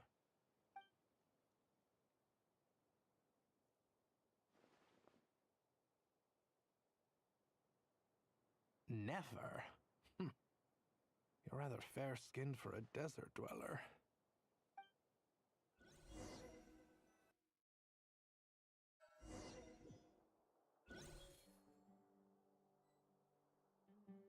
I'm gonna say this, I've never liked the academia. I've always kind of felt the academias were shitheads anyways. Problem with the academia is See, you'll see a lot in Simaru what I talk about. Academia could have been like Simaru could have been so much better. But the problem with Simaru is the aesthetics. Sorry. The aesthetics of Simaru work. But it's like the weird little politics of it. Because it's very much like if you take Southeast Asia, shoved it into a can, and just kind of extend, let's say, what is Southeast Asia, and then extend it over all the way to the Middle East. That means you got to go through India, through basically right up there.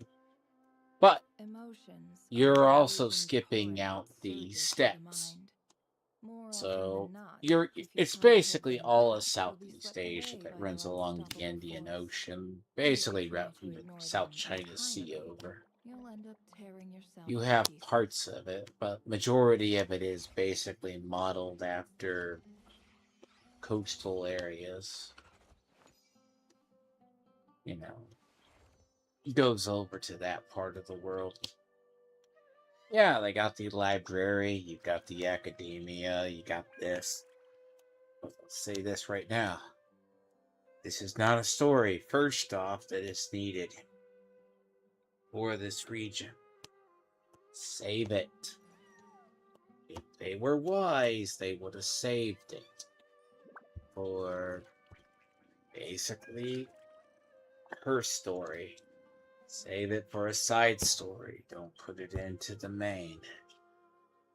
And that's the problem. Yet they wanted to put it into a main quest. Basically, the academia was corrupt. It's surprised they still survive considering how they treated their Archon. They forgot their Archon ever existed. Nefer, this term's assignments have been issued already. Please read through the materials thoroughly, conduct your own additional research, and then write an essay on the topic. Yes, Professor, I'm aware. I just had a couple more questions I wanted to get your perspective on. Oh? Please ask away. Well, I saw the other students' problem sheets, and I couldn't help but notice that my assignment is much easier than theirs. Do you really think I'm a weak student? A weak student? Goodness, no. Quite the opposite. You have a sharp mind. Almost too sharp. I think what you're saying is a weak student wouldn't have noticed the discrepancy. And if they did, they certainly wouldn't complain about the lighter workload. You see, sharp as they come. You see things the way they are, and I'm sure you know why they're like that.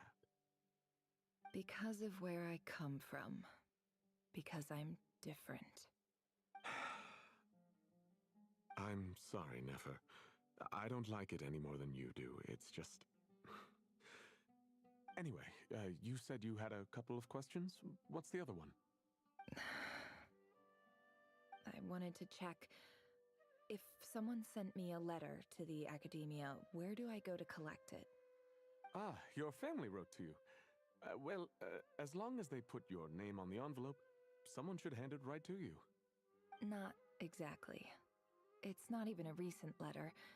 I was just curious where the mail would end up if no one collects it. The House of Dana, I expect. I know there's a box for unclaimed mail somewhere in there, probably sitting on a shelf. Whatever you're looking for, that'd be the place to start. Okay, got it. Thank you, Professor. Oh, don't mention it. Honestly, I feel like I failed you. I'm supposed to be your teacher, but I haven't taught you anything. Hey, don't say that. You're a great teacher, and you do your best for all your students. But the rules are the rules. You're not allowed to teach students like me. It's not just the academia either. The whole world bends over backwards for the successful and leaves the losers to suffer and die. Oh, my dear child. Don't tell me you've given up on life already. I haven't. I just think that if you want to make it in this world, you have to find a way to become successful.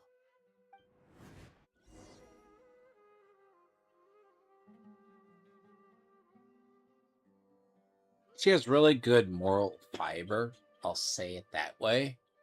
There's just something that's... It's hard to put. It's not that, they do her a disservice, okay? Problem is, yes. Like, Simaru is this place that... Imagine spending about a year here, and then you're supposed to never come back over here. Like, they go, yeah, we're not gonna teach an Eremite, I think.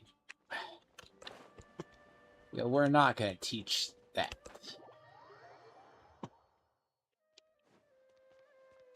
We're not gonna teach something to an Eremite because they're stupid, because, okay, sure. Now, if they look down on it, like you say, the caste, like I've said, as a caste system, a thing, which... Well, I love this place over here. Like, I've gone through here before. There's actually a lot of secret books here. This must be it. Let's take a look.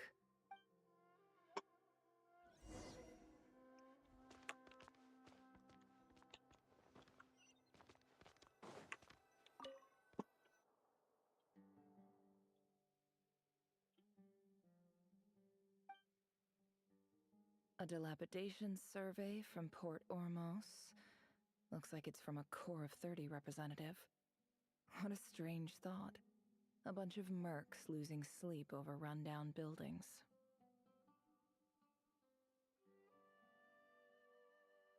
This one was never even up. Who was it addressed to? I don't recognize the name. This one is addressed to the Immorta Sage. The title is Changes Observed in Satyavada Life Symptoms. Why do all these letters read like full-blown dissertations? Because... Welcome to Simmer. Guided by the incense, we became lost somewhere in the forest. All the barriers between levels of consciousness disappeared as our minds soared around in circles, looking for a branch to seek refuge on. In clinical terms, these symptoms fit the description of incense poisoning. The Immorta Darshan strictly prohibits the use of hallucinogenic substances, but I believe there are still people getting away with it. For example, my neighbor who always breaks out into song and dance after using incense.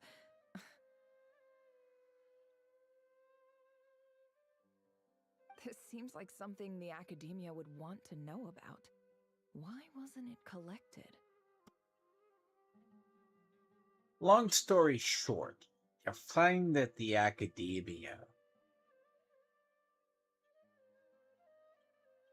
To be honest, one of Simaru's biggest weaknesses, I'm glad they kind of show it in this story, is the setting.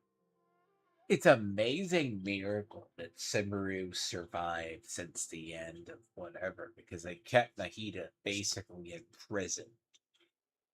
The only reason people kind of knew of Nahida was basically for the reasons that she talked to people in dreams. That's all that mattered. Happened. Wait, what's this written on the back?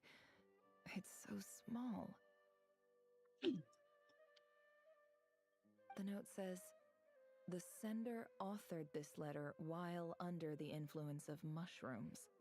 I would send it back, but no return address was provided.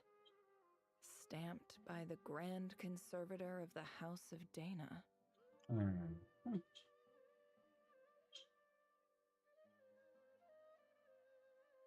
I'm a card over. Christ. I'm a card over. That's really, really, really bad. Oh, that's very superly bad. I'll explain it. Yeah, that's why I was a card off. It's gonna be time to try to figure. I mean, it's a bunch of weird academic hippies that have certain levels of technology, but once you get to the Eremite Desert, it's actually not a bad setting.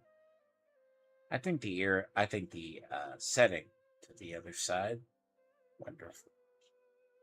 But the setting to get there is an entirely separate story.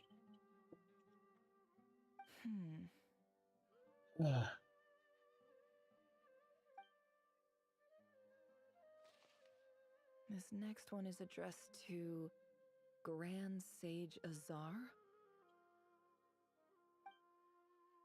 A few words of protest regarding recent changes in Sumeru's educational policy. In recent years, the academia has taken on a small number of students from the desert region, as per the policy to this effect.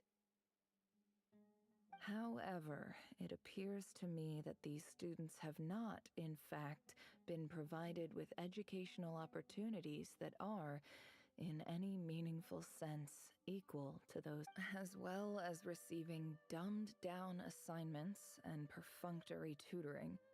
They do not even have full access to the Akasha system. Which is basically the internet. Education is the fundamental purpose of this institution, which should go without saying in a nation whose founding virtues are knowledge and wisdom. I ask you, is the lip service we pay to the policy of education for desert students truly the standard of pedagogy to which the academia, as Grand Sage, policy decisions are your prerogative?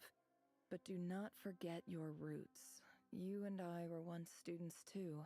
I do hope you will give some Great letter. And the sender is... Huh?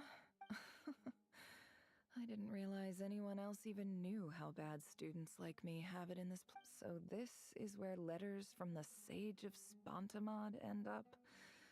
Nice one, Grand Sage. Whatever. I'm not exactly holding out hope that a letter sent from the desert would even make it here. I can't believe how much discarded mail there is. Must have been years. I don't believe for 1 second that any human being has sat down and read through all the documents. Wait.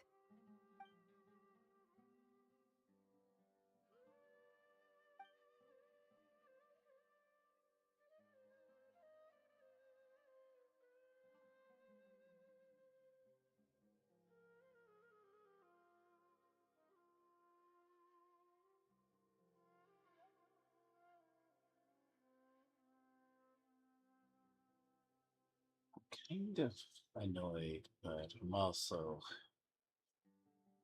See, there's parts. This just doesn't belong into.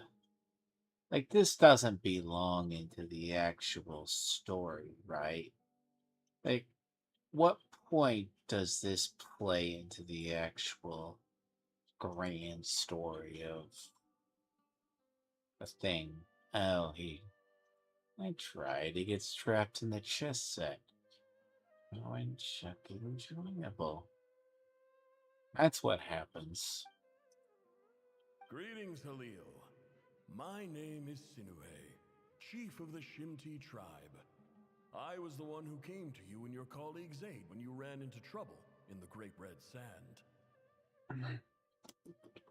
Well, trying to get the other and get her get. I need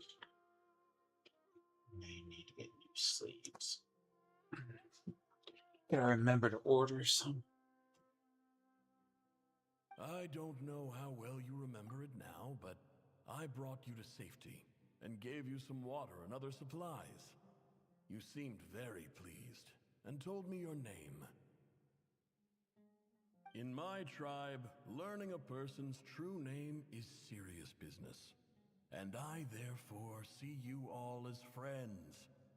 You were kind enough to leave your contact details, so we could stay in touch. The Shimti tribe lives a harsh, nomadic existence in the desert. You were sympathetic towards my plight, promising to make me a special ambassador of the Academia and help us find a way to make a better living. This brings me to my reason for writing. Our tribe has fallen on particularly hard times, and I would like to ask for your assistance. There was a terrible sandstorm a few days ago, which blocked up the well in our land. To ensure my people's survival, I had no choice but to venture into Iyab and Unut territory in search of an alternate water source. The Iyab and Unut are descended from the Thamudians, while we trace our ancestry to Tulatala. We worship the Lord of Flowers and have had relatively good relations with our fellow tribes up until now. I found a well belonging to the Iyab tribe. They declined to help us, but I really had no other option, so I took some water to keep me and my tribe alive. My actions are certain to incur their wrath. Yep. When we met, you assured me that you would be my ally in the Academia. I would like to take you up on that offer, because I really need your help. I wonder if you could send an Academia representative to meet with me. That aside, the last time you were here, you mentioned that the Academia had started accepting students from the desert, and I told you a little about my daughter, Nefer. We have next to no resources here in the desert, and my power and influence are limited. Would you consider enrolling my daughter at the Academia? She is a smart girl. I know she won't disappoint you. From the outset, the Academia never took you seriously. Those things they promised were just empty words. I doubt they even remember the name Sinuhe. And you were so emphatic that your luck had finally changed for the better. You swore you'd lead us to a better place one day. You spoke with such conviction, like you were the most powerful chief in the whole desert. You liar. You lied about everything. You promised the world and delivered on none of it. And who fell for it? Just me, by the looks of it. Despite your best efforts. Which makes you a pathetic liar. You weren't even any good at it. I think I'll take over from here. Let me show you how it's done.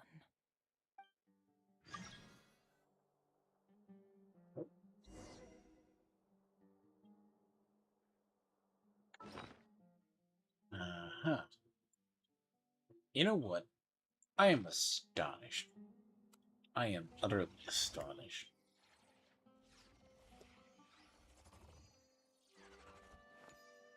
Like, if you think about it, oh, she fucked up. She gets lost in thought.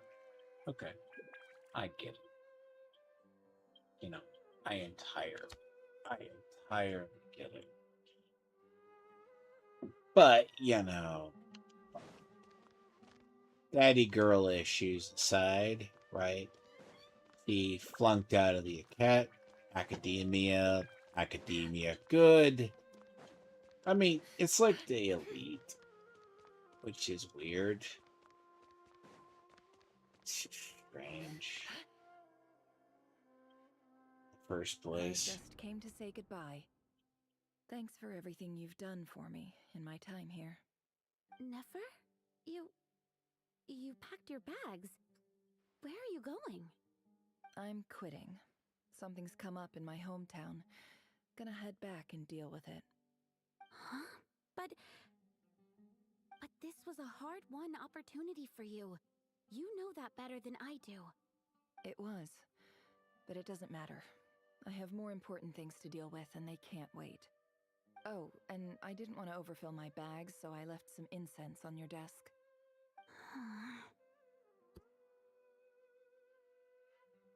What's wrong? I thought you liked incense. Although, I did read somewhere in the House of Dana that it has hallucinogenic effects. Don't use it all at once, alright? Isn't this the stuff you brought from your hometown? You're just letting me have it? But you said it's a rare and valuable commodity. Yeah, about that. I lied. It's not rare at all. There's this bunch of ruins near my hometown that are practically overgrown with this plant. It's not worth much. Keep it. It's fine. But never. All right. That's all from me. You take care. Yep. What's the purpose of the side story? I'm Don't forget me, confused. okay? I mean, we're more than just classmates, right? We're friends. Yeah. I'll remember you. Sure. I lied again. That incense is worth a fortune, and it's a rare find even in those ruins. And as for remembering her, I have far too much to do when I get back. No time to reminisce. I'll be lucky if I even make it through this alive. But either way, I expect I'll forget you pretty quickly.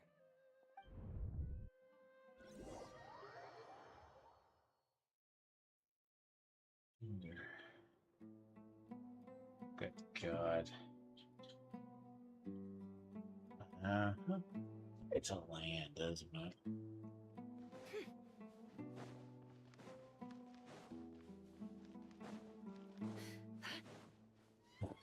Why do you need a Nefer side story just because? It should be a side story for her own.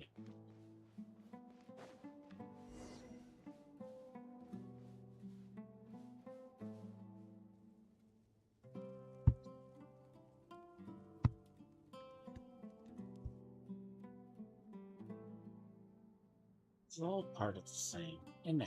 Huh. So that's what they call themselves.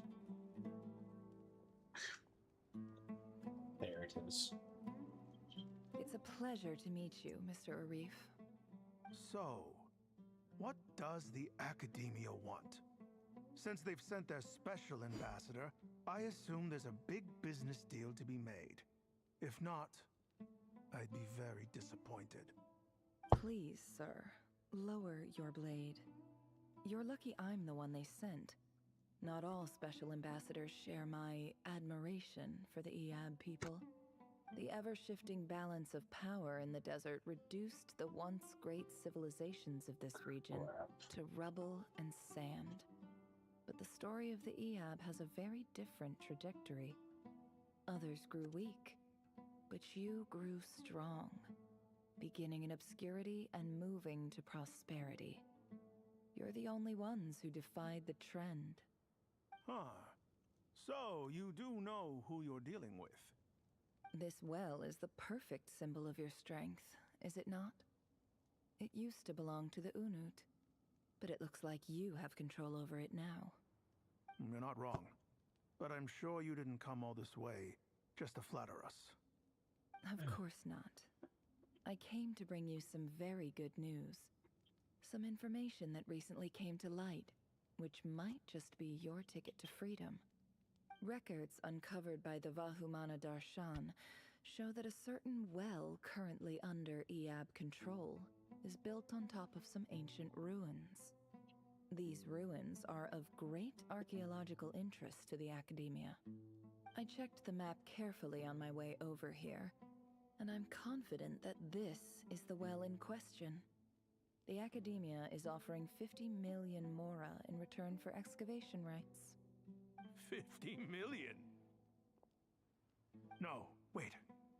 If these ruins are as important as you say, 50 million's a little low, don't you think? Don't get greedy, Eab. We know far more than you think. We know that you seized this well by force. Wasn't that the first step in your rise to power? To drive away the Unut and steal their water supply? So what if it was? Kind of based. If you believe in know what they're doing. And if she was a little girl trying to do this, she Unscrupulous would as it just was, be. it's something we're willing to overlook. The Academia is only interested in dealing with the de facto power holders in the region. I hope I am making myself clear. And I hope your words are the truth. If I find out the Academia is trying to play me, I'll hunt down every one of your people and make you watch as I cut their heads off one by one. I assure you, Chief, that would not be in your long-term interests. You don't want to make an enemy of the Academia. You see how I'm dressed, don't you? I appreciate that you've never been to the rainforest, but surely even you recognize an ambassador's attire when you see it. And what does a barbarian like you have to lose anyway? You really think the Sumeru Academia would bother to come all this way just to lie to you? We have more important things to worry about. All right, I take your point. The Academia is the highest authority in the land. I'm sure you're trustworthy people. In that case, we have a deal. We will sell you the excavation rights. I'd like to thank you, Ambassador. This is good news indeed.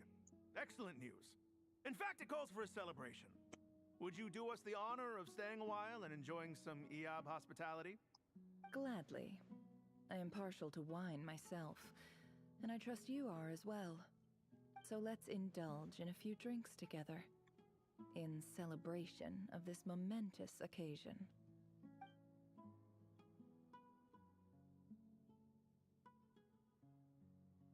And she doesn't poison them all to death, I wonder. Chief! Chief, it's an emergency! It's the Unut.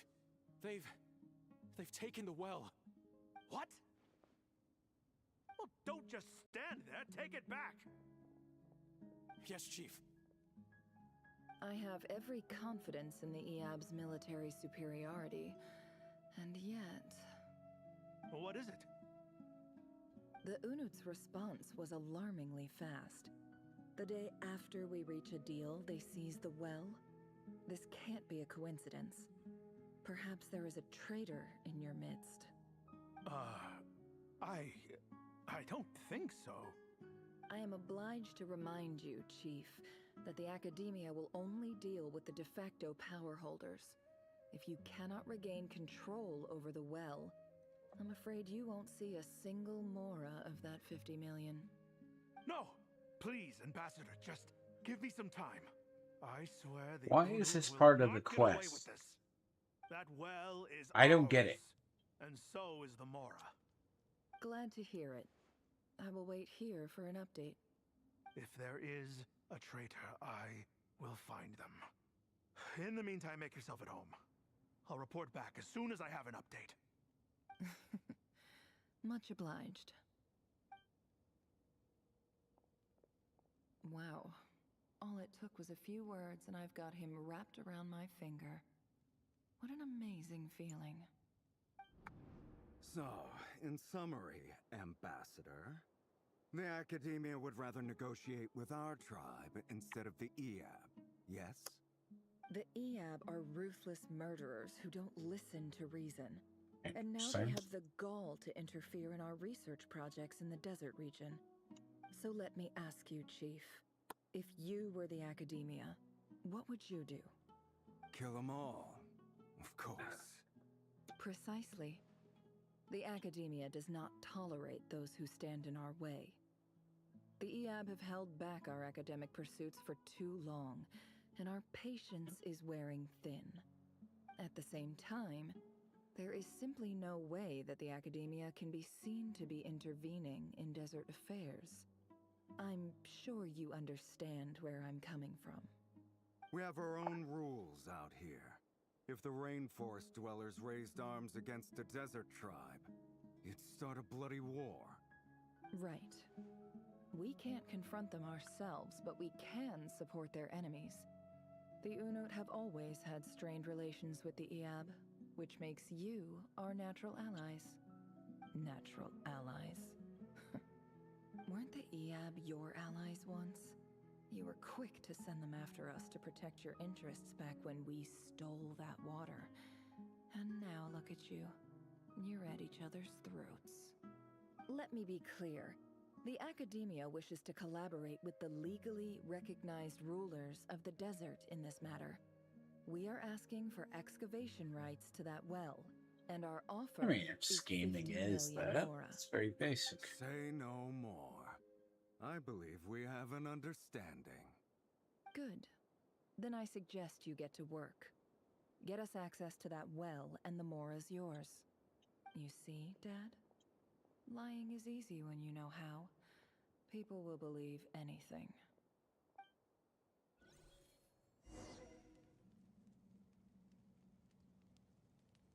You know, this would be such a better quest if it was just not part of this. Look, take a side quest, put it in there. Why is this part of the main quest?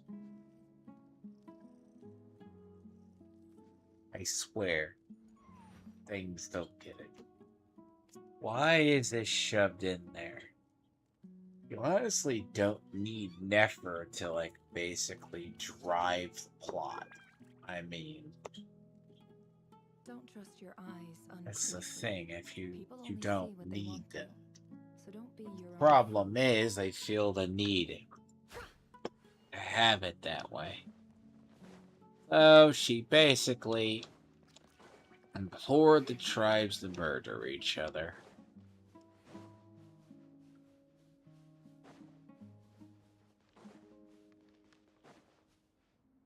Guess you're lucky that nothing ever got found out.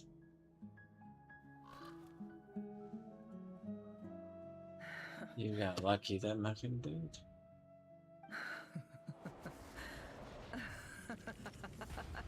She learned very valuable. Look at yourselves. You may be vile, savage monsters, but your butchered bodies bleed like any others. You're no different. You're nothing special at all. The monsters who destroyed my home, they're just ordinary, petty human beings. What a joke. I think we're even now. Maybe I've even done the desert a favor. It's a better place without all these people around. Oh, Sinuhe, my gullible fool of a father. Perhaps if you'd been as ruthless as I was today, our tribespeople would still be alive. In this dog-eat-dog world, a chief needs to be tough to survive. But you couldn't do what had to be done. So I did it for you. Nefer, it's okay. All of this is in the past now. I believe I remember you promising to remain silent. Yeah, but even so... Yehoda, is there anything you can do to ease the tension? I don't care. I mean, do I really care that Nefer is an evil woman? No, not really. I mean, she's going to lie to get other people killed? Sure. Be deceptive. Oh, this is supposed to be about hunting Rinri. Oh, that's right. Now it's become about the Simaru based person who's now in Nodcry, who's... Look, a plotting, scheming murderer. Like, I guess by nature you have blood on your hands, so... Alright, time for a sharp turn onto a completely different topic.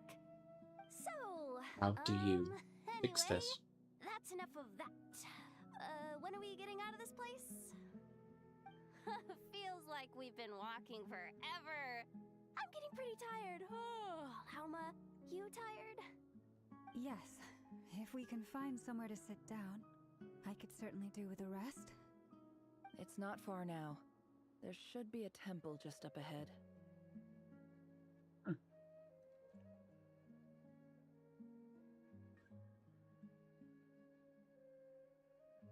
I mean, what's the purpose of this? Yes. Really? A temple?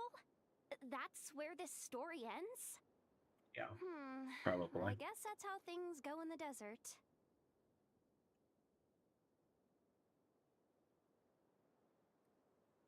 Man, a dork. Desert dwellers can never escape their destiny. Or so everyone says. I never wanted to believe it, but looking back now, I'm as desert as they come. You mentioned a temple. What's waiting for us there? My biggest trade secret of all. Ah. Then I'm guessing it's where you got your power from. The power to peer into other people's minds. I didn't know you were clued up on any other religions. I'm no expert in the history of Sumeru, but since you come from the desert, I would imagine it has something to do with King Deshret.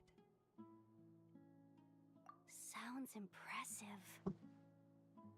Shouldn't we know this, considering we've been to the desert? Ah, I know who you mean. General Mahamatra Sino. The spirit of Hermanubis dwells within him. That's Boss Neff for ya. She knows everything. Sino's hardly a figure of obscurity, but I know about Sethos too. What about him? Is he a big deal or something? Well, he's not a small deal, let's put it that way. You're supposed to care about him, but I don't know. He got kind of forgotten about in the wastes of time. Please, this is the bare bone basics. Save the flattery. Thanks for your patience, everyone. I'm sure it's been a lot to take in.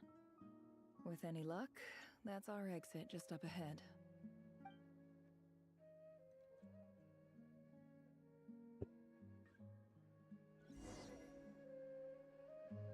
Again, this is all for some fucking reason you're supposed to. Yeah, like, this part of the desert's actually, even though it's barren as it is, it's not the worst. It's just, there's better ways to tell the story.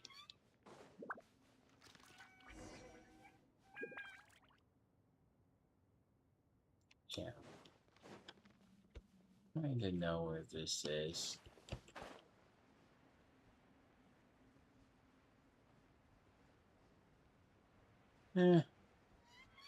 See, King Desert basically has a whole story, too.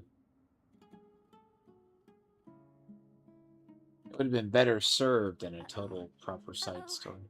Uh-oh. I'm totally out of my depth here. I don't have anything to add about any of this stuff. Like, look at that statue, for instance. I want to do the whole name-dropping, this girl knows her stuff thing too, but I've never seen anything like it before. A statue with the head of a bird. That's why I did think where this location's based on, but it's not. That's Thoth, the Ibis King, one of the 7 pillars of King Deshret.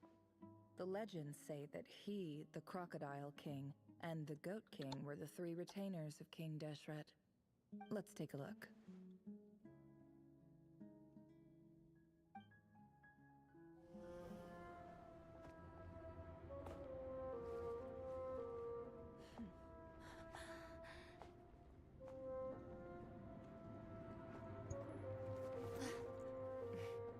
Oh, you get a cutscene after like 30 minutes.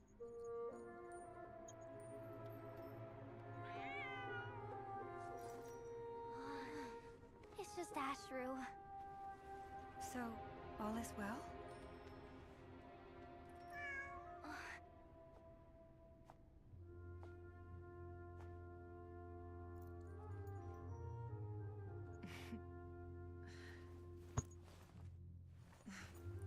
Typically speaking, at this point, the world disintegrates. Then we find ourselves back in the outside world. But Besides, these are my memories. There's nothing to fear. You're sure? Of course. It's almost over. No. Try again.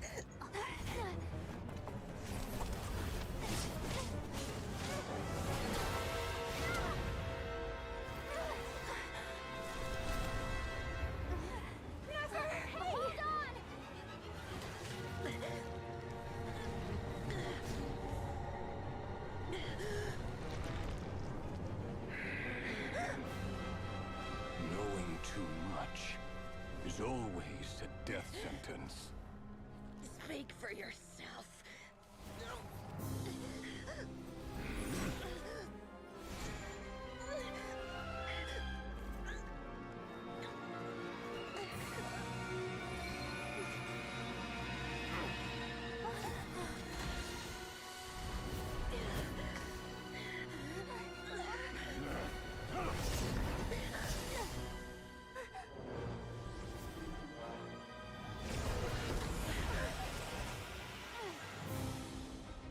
How repulsive.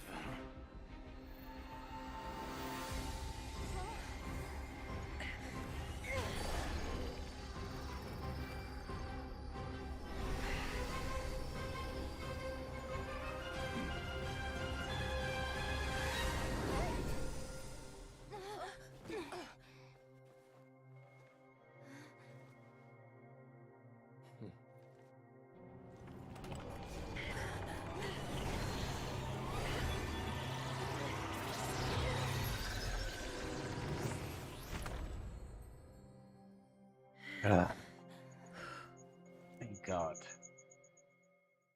I bet you would say that's all according to plan. I mean, I'm sure it's all according to plan. I was gonna piss off Renri and chunk him into the damn box.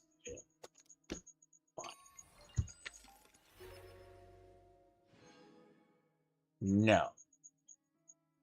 That is the and then. Timed that pretty well, didn't I? It's okay. I'm just glad no one was hurt. Paimon noticed you doing something too, Dainsleif. Were you helping get them out? Of course. When I asked Nefer to conduct this investigation, I was not naive to the dangers involved. I had a duty to ensure your safety. Good to know your sense of justice is still intact after all these years. I take that to mean that you saw the truth. That comes as a great relief. I certainly did. And thanks to your help, I also managed to trap Rerir inside the chess set. Whoa, really? How'd you manage that? Well, to be honest, I sensed that something was wrong long before we made it to the temple. By using this fragment to probe into Rerir's past, well, the monster formerly known as Rerir, it seems I alerted him. I was tracking him, then he caught on and started tracking me too. Can't say I'm surprised. But how did he track you through your thoughts alone? That shouldn't be possible. Rerir was a secret agent who reported directly to the Vinster King. He is an expert at finding a trail and hunting down his pursuers. No wonder. He infiltrated the chess set, read my thoughts, and built a new virtual chess set inside of it. That's why we weren't able to leave at first. Speaking of your chess set, it's quite a remarkable item. Would I be right in thinking you have some connection to King Deshret? You overestimate me. I only have a connection with one of his underlings, the Ibis King. You all saw how this came to be. A long time ago, the Eab massacred my tribe, the Shimti, in our home village. A few years later, I enrolled in the academia, where some new information came to light. The Unut and the Eab fought a bitter battle over the rights to a well, all for the sake of a non-existent 50 million Mora. The Eab ultimately won that confrontation, but their victory came at the cost of almost every warrior in the tribe. The final blow to the Eab came at the victory feast, when an Unut assassin beheaded their chief right before my eyes. The remaining Eab fled and have been scattered to the winds ever since. Having gotten my revenge, I returned to my hometown, where to my surprise, the nearby temple was still standing. There it was, seemingly immune to the relentless hostility of the desert, while my tribal home lay in ruins. As I stood there gazing at the temple, I noticed a cat just outside. This cat, as it turned out, was home to the spirit of the Ibis King. He led me to a gate deep inside the temple, and there he made a deal with me.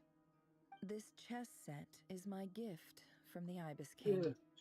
The chessboard within is made to the same specifications as the one in the mausoleum of King Deshret, and represents his power of piercing analysis.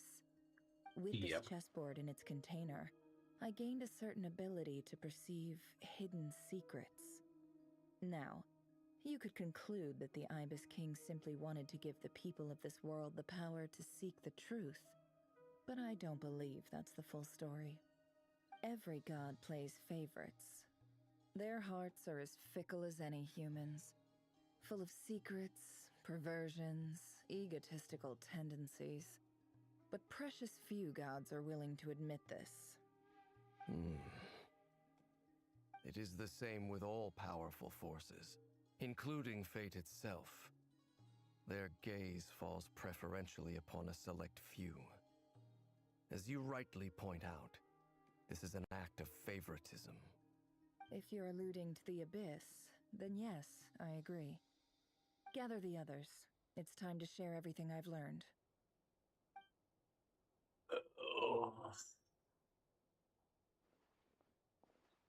Weird. Thank you all for being here. As promised, I did some further investigating into the Raker of Solnari's background. I am pleased to report that the investigation has been most fruitful indeed.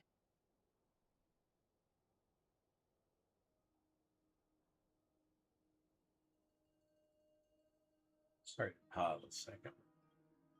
But you know, please explain to someone who sees this later.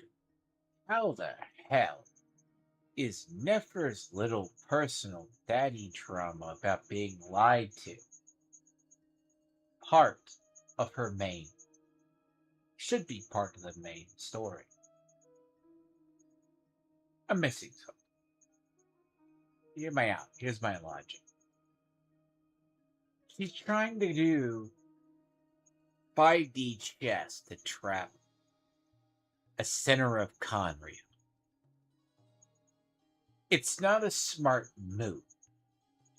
Now, unironic if a woman naturally lies and poisons.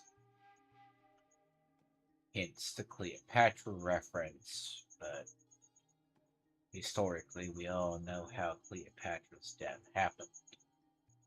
Wasn't by choice. She chose to be bitten by a snake after her lover was killed. Now, the irony is, if she thinks she's... I don't know. Here, my desert is actually a good place in the terms of story of at least Simru, as I said, is a bad Archon quest. But when you get to the Emerite Desert, I actually enjoy it. It's the rainforest, which is the worst part. It's also hell to navigate. I mean, even with teleportation, it's definitely. Because now you get to the bullshit part. I mean, you got like 3 side stories, which add about 30 minutes onto the quest. Why? It shouldn't last Like, why does you need Nefer's little family drama side story? That should be saved for her character quest. And I'll be right back. I hate leaving in middle of cutscenes. You can't really pause in that because I needed the. It's like information. I just don't understand. It's like, well, there's 5D chess. No, there's no such thing as 5D chess in this world.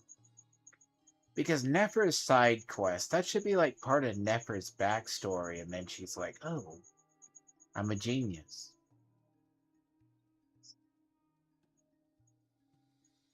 But this story is undone by the MacGuffins.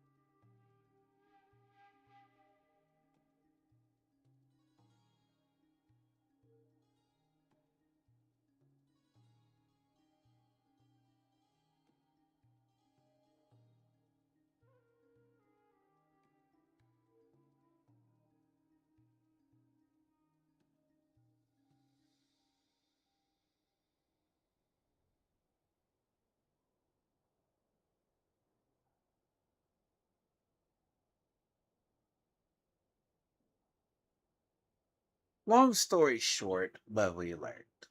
Let's summarize the quest so far.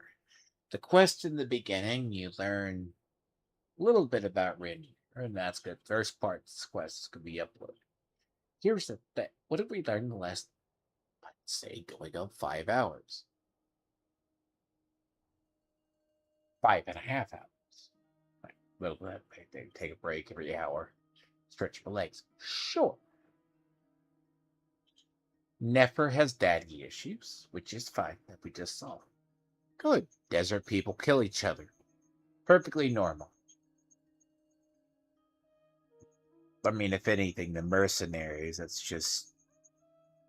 It makes sense for the Eremites. Fine. If you're familiar with the Eremite story. I believe. See, are you any closer? You learn about why he becomes the center of Conria. But it turns out the five were tempted by the Abyss for a very long time.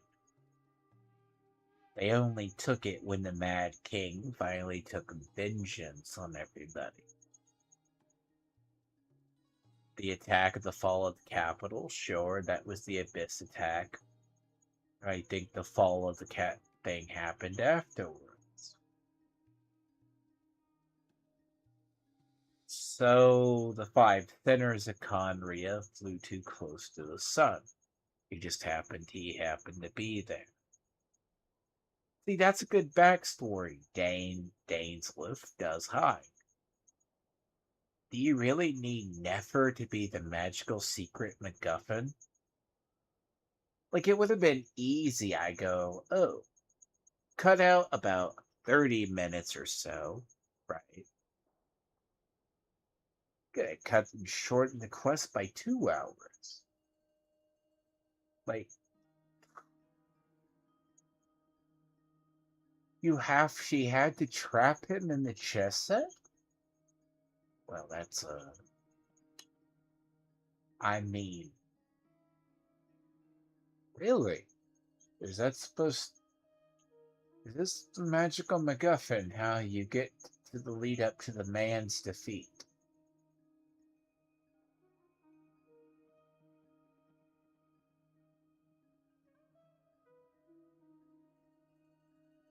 I mean, look, Nefer being a lying, sneak, conniver, and schemer, fine. Women historically, especially rulers or scorned women, like to poison. Then ultimately, instead of being murdered like their male counterparts, they usually kill themselves. Historically.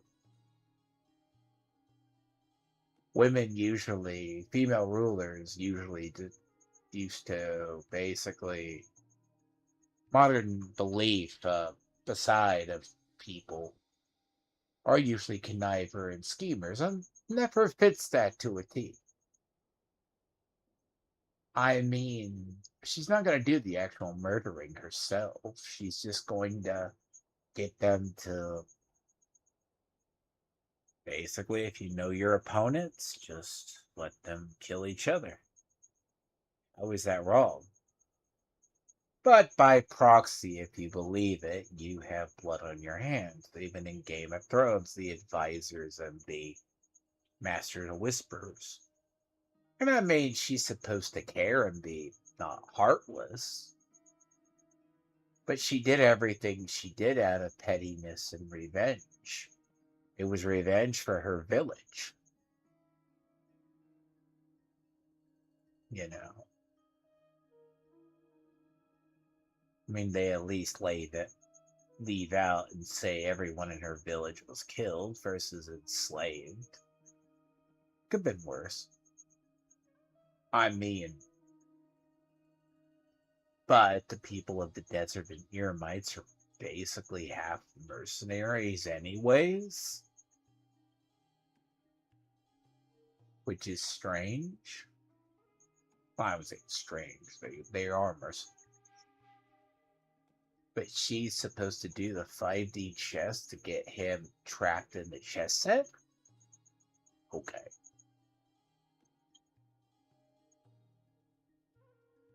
By the way, I've never been a big fan of the sentient pets in the game. By that, I mean the talking cat that's in Mondstadt. The other cats that are like the spirit animals kind of thing. Of the others. I mean, they exist. It's like when you go to Inazuma, there's also divine animals as well. It, look, it's a stupid MacGuffin, and this is like the quest that's gone on. Like, it's fine. I would have cut half the cutscenes out. Like, you could literally take all of Nefer's parts, except for the memory part out. It would make more sense. She would seem more clever instead of planning it, and you have to play through her entire backstory. Hypothetically, save that for a side quest. You know?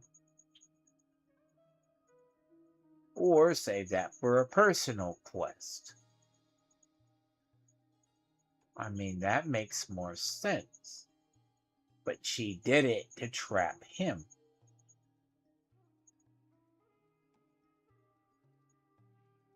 Instead, you have to literally run through the quest and then have her experience that. I don't know why there's quest bloat. That's what it is. It's straight quest bloat. The Raker of Solnari, real name Rerir, was once a Oh, you can Conrian keep this subject part. who served the Vinster King. I will now share the important details of his story. Please save any questions or comments for the end.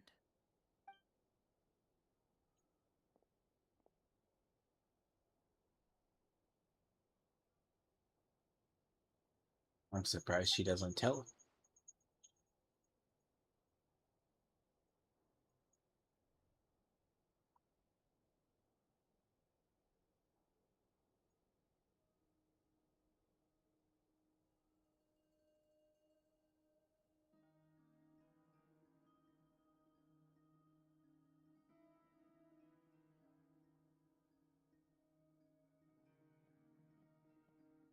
I mean, the problem is you're condensing the fall of Conria into a 1 hour cutscene. And you're telling the story through chess pieces, which is just really, really odd. And I mean, I understand that is just the strangest side story ever.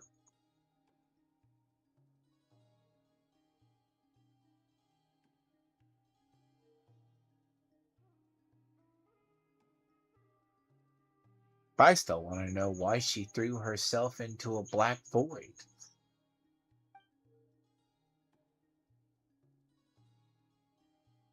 Which is strange.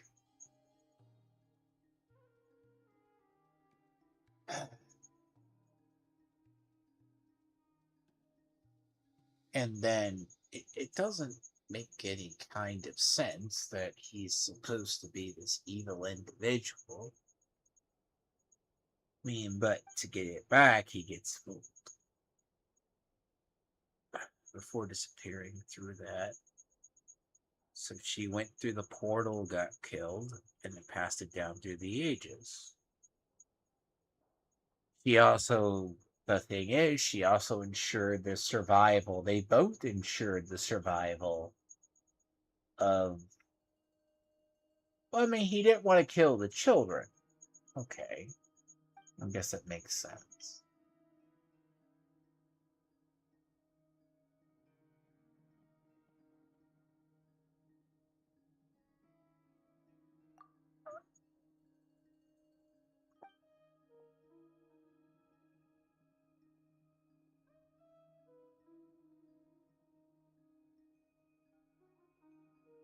So that's why he's so obsessed with the moon.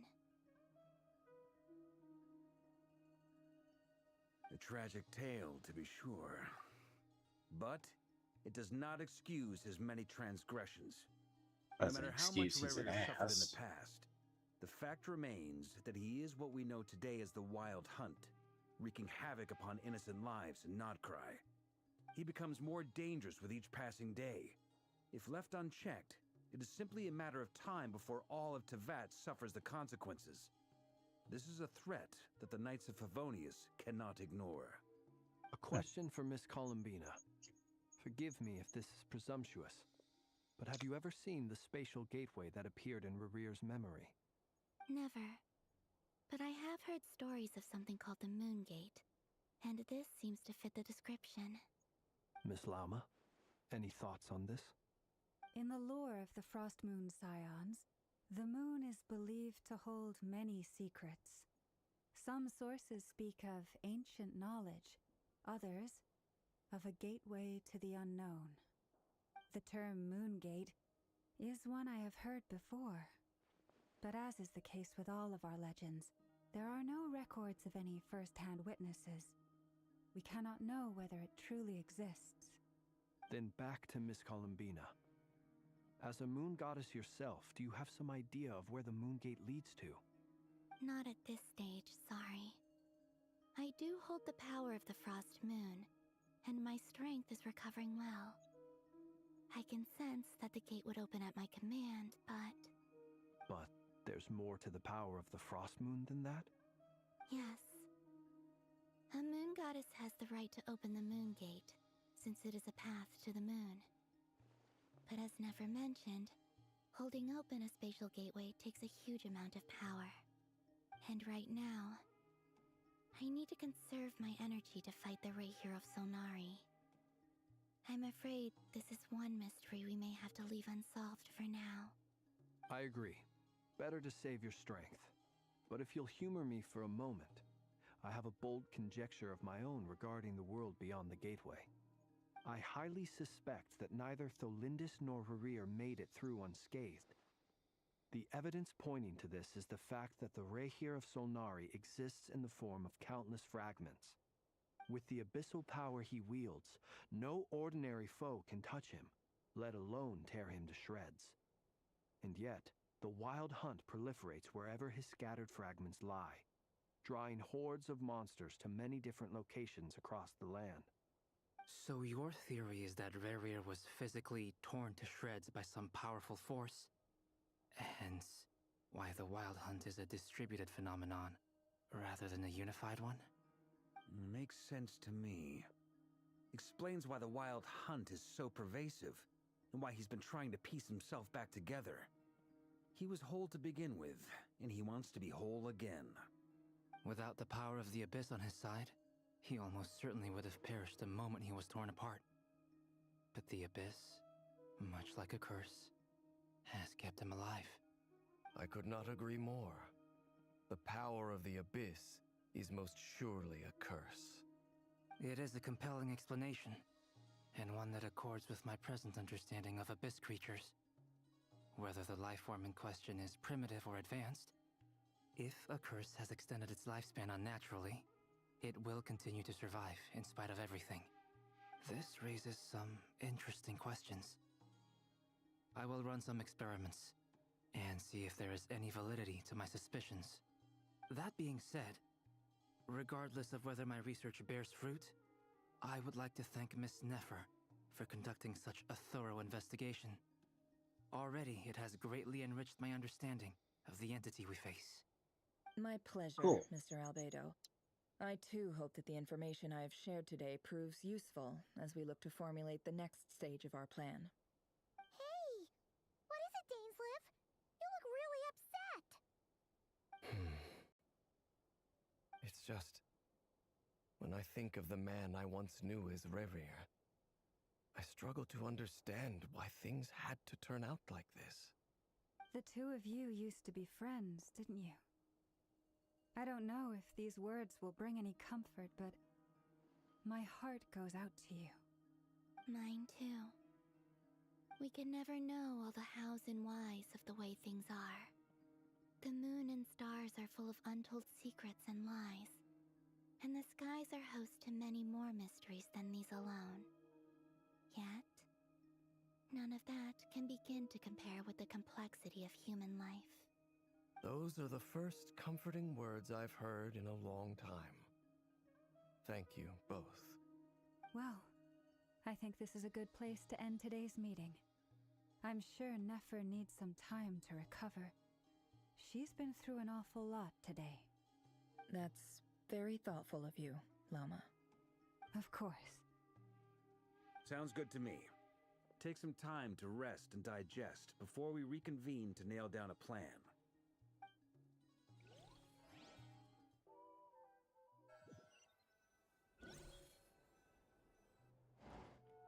Hey, is this a bad time? Hope I didn't kill the conversation. Nice room. Oh, I'm not coming in, though. Why not? It's just a hotel room. If it's all the same, I'll just stay out here. I might not look the part, but I'm technically a knight. Barging into people's private quarters isn't the kind of thing we do.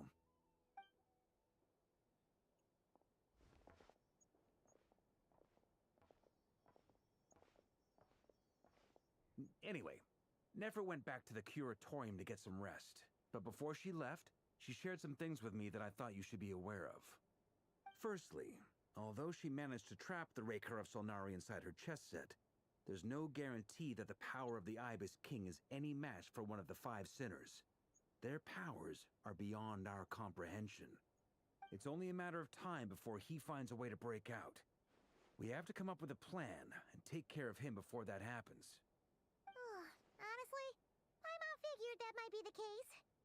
So, how long have we got? Well, I asked her that same question. She talked for a long time, but for the most part, it seemed like she was trying to convince me how precious her chess set is. What a long and storied history it has. It felt like some kind of sales pitch, you know? The kind where you end up handing over Mora against your will? Anyway, after all that, she finally answered the question. 2 days, at most. 2 days? Holy moly! Can we even recruit enough help in that time? That remains to be seen. Which brings me to the second issue. Dainsleif is obviously conflicted about this whole thing. But given how little time we have, there's no way we can pull this off without his help. You have some history with him, right? Do you think maybe you could talk to him for us? Great. I appreciate. All right, on to item 3. So, Albedo, Durin, and I put our heads together and came up with a plan. Can't promise it's gonna work yet, but at least it's a start.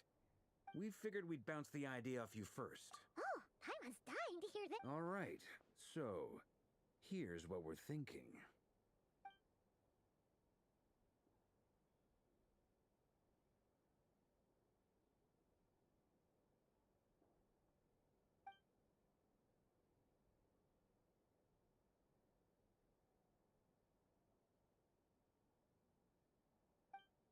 We felt a little uneasy about roping you into this. I mean, firstly, you're not locals, and secondly, none of us are your boss. You're well within your rights to refuse if you so choose. Roping us in? Why would you even say that? We know the stakes here. It's all of us against the Rayher of Solnari, or none of us stand a chance. I choose my words very intentionally, I'll have you know. I like to think there's an art to striking a down-to-earth tone even when the stakes are through the roof. Sir Varka, I have a few thoughts about this plan. I'm all ears. I think we can be more flexible with how the roles are allocated. In my view, the most sensible lineup would be like this.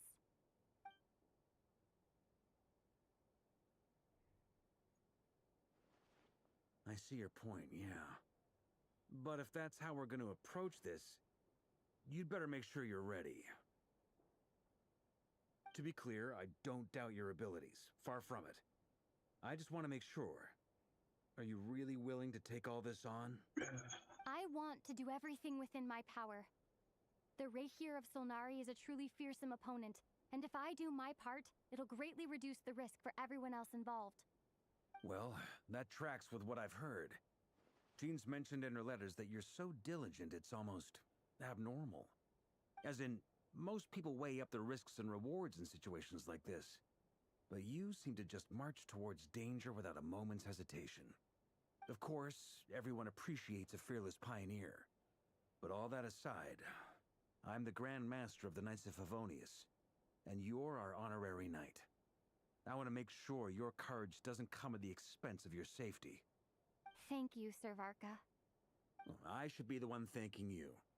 It means a lot to have you on board. I'll give some serious thought to your suggestions.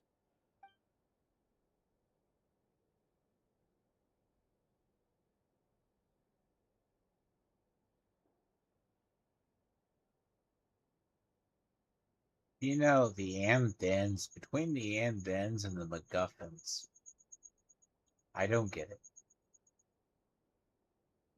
It's like pulling teeth. It's like you need 10 different characters to come up with a plan to roughly defeat a god. See, great concept. Crap in execution. So, it's worse when you actually see it. It's like, because if the plan was to trap him in the chess set, then by chance come together with a solution, the solution is stupider than the problem. Then again, the problem is also really dumb. Right,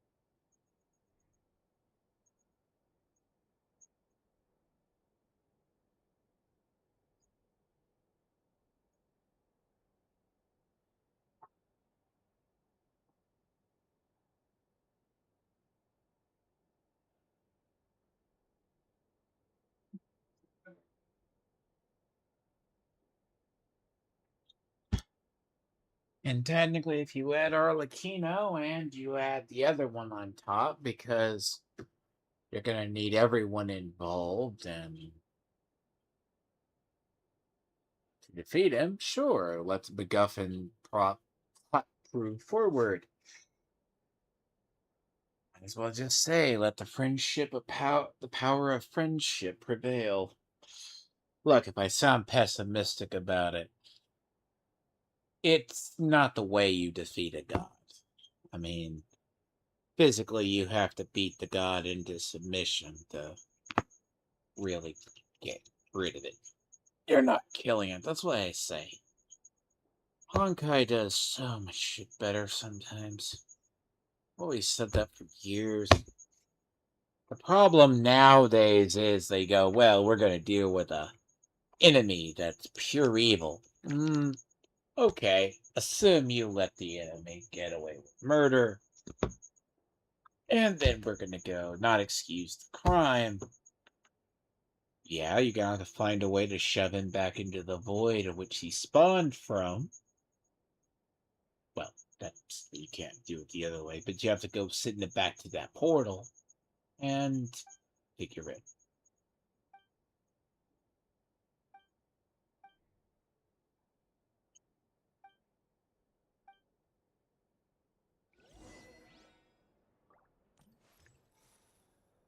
And we have to make sure that everything works.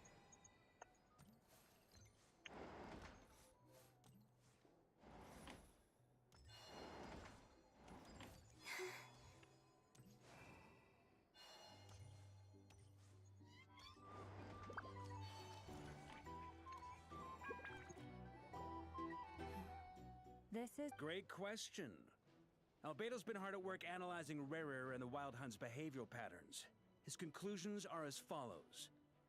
Firstly, from the earliest known confrontation until now, Rerir has never displayed any ability to manipulate the dimension of space. So it's unlikely he has any power in that domain. Secondly, he seems to have a particularly strong vendetta against our group. If we put him in a fight-or-flight situation, well, being vindictive will do that to a character. And most importantly, he is consumed by hatred, both for the moon and for his enemies. Turns out, we tick both of those boxes. We have a reincarnated moon in our ranks, and a spy who accessed his private memories without permission. He'll be baying for blood, not looking to escape. As someone who's had their fair share of interactions with the Wild Hunt, those all seem like valid observations to me. Understood. Then I will defer to the verdict of the group. Well, everyone, that's the plan in full detail. Albedo and Durin are carrying out their part as we speak. Plan approved. Scheduling. Okay, any firepower you need, I got you covered. Let's light this baby up. The Frost Moon Scions are behind you as well. And the rest of you?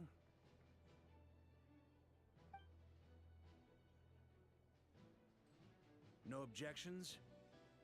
All right, then it's settled. This is the plan we're going with.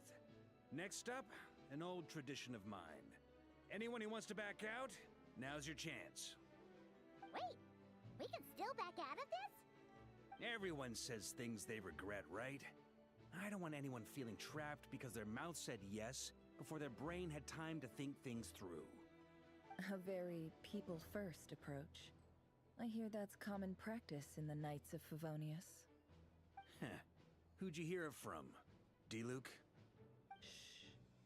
We don't use people's real names at work. This contact will be known only as Owl, please and thank you. This plan can only work if everyone does their part. Flints and I will absolutely support it. We shall indeed. You'll be glad you accepted our help.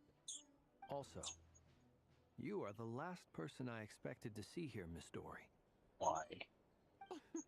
It's not often I get called Dory in a work context. My peers usually call me Lord Sangamabe. So, the longer your name, the higher your net worth. Is that the idea here? In that case, Mr. Flint's here must be worth a fortune. That's right, I know your full name. It's... The walls are thin here. I'd appreciate you keeping that a secret. Okay, fine. I'm actually only here as a favor for service. Do you have any idea how much it would cost to hire me otherwise? Oh, does this mean someone out there actually has the power to boss Dory around? It most certainly does not. We have a long-standing and mutually beneficial business partnership. She's actually the mom of a friend of yours. Said mom supplied me with a great little trinket, but now that lady's ruined everything. If I don't start building a little goodwill now, my whole business in Notcry is gonna go down the drain! Okay. So what exactly is so special about this pendant? It's a lucky charm that a great mage made for me. We have a business relationship, and she was worried that something bad might happen to me. So, she wanted me to have something that can store power to protect myself with. I finally got it all fully charged up with Kovaki, and then never went and used it all up at once! Never lost so big in my life! You're right. It was all my fault. I didn't mean to drain all the Kuvaki in the pendant, but I'll make it up to you. You will? Well, in that case, how about you give me your chess set, and we call it even? No. I knew you'd say that. Well, it's yours if you want it. In fact, take it now, and I'll even throw in a free Raker of Solnari. Deal? You're putting me in a difficult position here. It's a very useful thing to have around, but I have a funny feeling it won't be around much longer. I guess we'll see in a couple of days. Looks like bankruptcy for me. Hey, don't be so pessimistic. See this through and you never know. You might find a new business opportunity on the other side. A mother friend of yours. Who's that Nicole? Could be Nicole.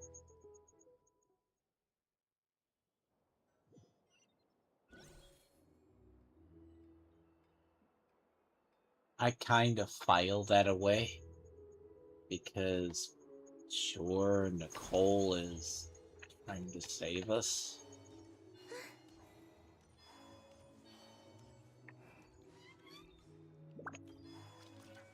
Oh, here's a backdoor fucking place to live. Dory, how are things going? Feeling ready? Oh, I was born ready. We only have 2 days. You think Lord Sangamabe would let an opportunity like this slip by? Don't forget, when something's in high demand, the people with the goods on hand get to charge the highest price of all. Ta-da! See? It's right here. Ah, it's so pretty. Did you make it? No, I have a supplier. We go way... Aha! No wonder you were talking about Lucky Charm.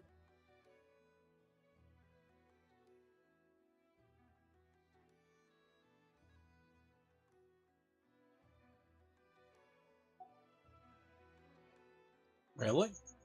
Kava? That's not the full story. Kava? It actually started a while back as a project between me and the Dendro Archon. Mage Alice once warned me that this world won't stay safe forever. There may come a day when everyone faces a great crisis. I passed this on to the Dendro Archon, and she secretly brought together a research team made up of Sumeru's top scholars to invent a technology that could keep people safe. I won't go into the details because it's all very complicated, but if you want to know more, you can ask the Dendro Archon about it sometime. Anyway, point being, it was the Dendro Archon who asked Kaveh to build this little contraption. As one of the top Kashara War talents, he was the obvious choice. Took him long enough. He stressed over it for ages. Must have gone through at least a dozen designs before producing a final product. But that's Kaveh for you. Marak delivered it to me a couple of days ago, along with a letter from Kaveh. Could I ask why I'm sending this technology to you? What's your proposed use case? hasn't been approved by the relevant authorities. So nosy. My fault for sending him the research permit to begin with. Surely, Nahida must have told him you were involved in this project. He was probably just nervous because you're always so secretive about your business. Could be, could be. Anyway, I just replied, let's hope there never has to be a use case, because it would involve grave danger. Fair enough. But it sounds like he was just being cautious. He probably felt responsible as the one who made it. Or maybe he was asking as a favor for his housemate. He's done that before. Not sure why, though. His housemate doesn't seem to really care that much about this kind of stuff. Either way, all's well that ends well. I'm just glad to finally have my hands on the product. I wouldn't want to be without it, given the potential dangers that lie ahead. Huh? What does that look mean? Paimon's just super surprised. This must be the first time we've ever seen you actually get serious about something. Me too. Well, I'm a little long time concerned. ago, I made a promise to myself. I promised that I was gonna live every day of my life with a big beaming smile. Obviously, Mora plays a big part in that. But there are always gonna be times in life when you have to give something back. That could mean paying back a debt, returning a favor, or showing some kindness. Alice has been a huge help to me over the years. She was the first investor I ever had. And I want my investors to know that Lord Sangamabe is the best in the business. And more than that, no one knows what the future will bring. Whatever happens, I want to make sure the Dendro Archon and all of Sumeru is prepared to face whatever comes.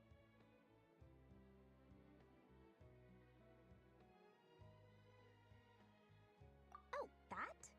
I was just making sure Nefer and I are square. Don't be thinking it was some sort of benevolent act. I'm no saint, so don't treat me like something I'm not. My priority is doing the business that I want to do. So long as my conscience lets me, but it usually does. That's the Lord Sangamabe business model. Alright, if you say so. I do say so, and that's the whole point. I'm a businesswoman. Don't go trying to figure out what kind of person I am. You'll exhaust yourself. Much easier for everyone involved if you just take my word for it. Oh, and could you two help me get this stuff where it needs to be? Thanks so much. You're my favorite assistants.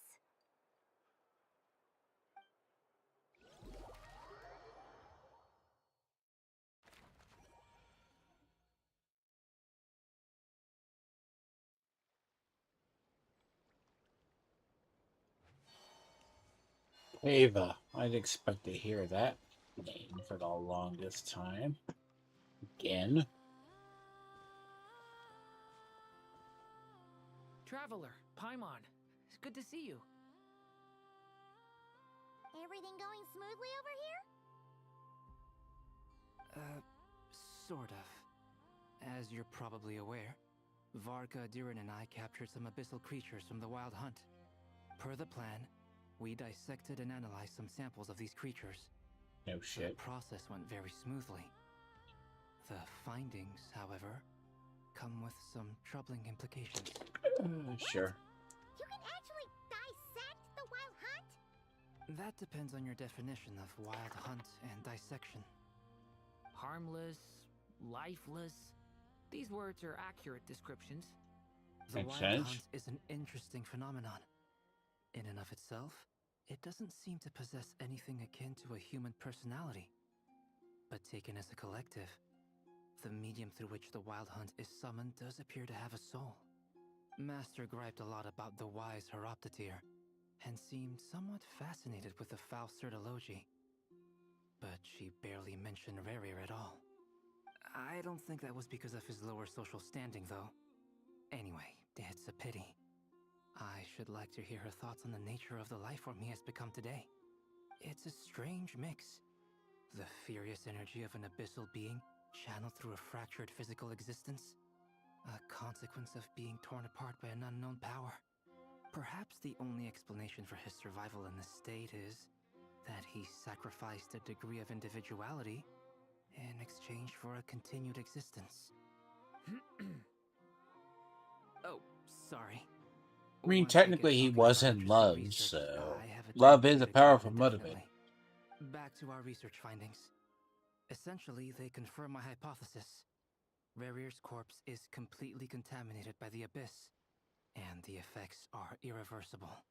You could think of this as Rerir in mutated form. But in my view, even that would be inaccurate. In reality, his whole being has been consumed by the Abyss. In other words, he is now nothing more than a manifestation of abyssal power. Unfortunately, at present, we have no means of completely eradicating abyssal power. Hence, we cannot fundamentally destroy the Reir of Solnari either. Oh, that's terrible news! So, that's it? We can't defeat him? Not even if we get the power of the Three Moons? Miss Columbina's situation is a difficult one. She can never achieve wholeness when the world does not accept her presence. It's as if her creator banished her to a place she can never be accepted. It means she spends most of her energy just on her own survival. Given the circumstances, it's only natural to despair. But we must see this plan through to the end. Time to kick off the backup plan. That actually gets fixed later on. Oh, Paimon almost forgot! This is for you. Dory asked us to bring it. Ah, how wonderful. Well, thank you for making the trip. Durin and I will be heading off shortly. I'm sorry I won't be there to protect you in person this time. Please be careful. All right then. Stay safe.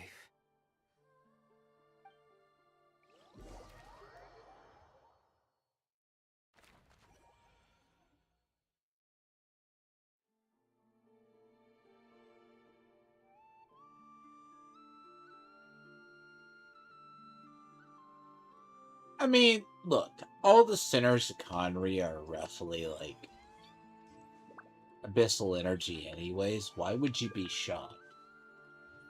By the way, that would be 100% the case. All abyssal beings are all basically abyssal energy.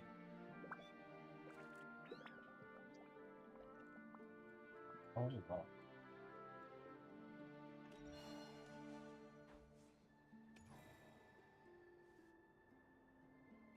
I mean, what's the difference? Miss Lauma, is everyone here? Yes.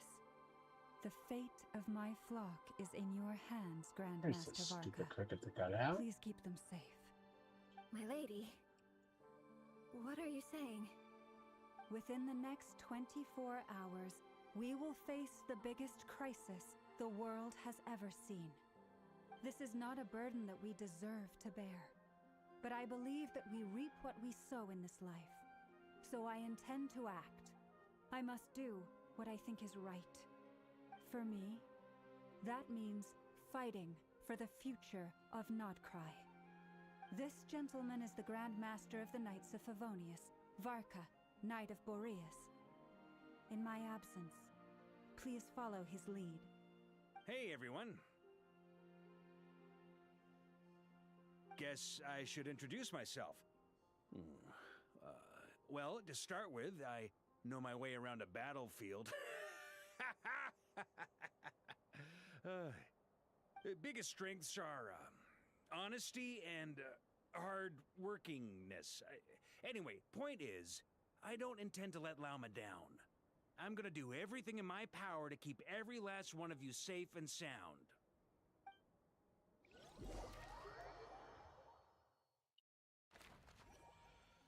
Why does it feel like I'm being railroaded to hell?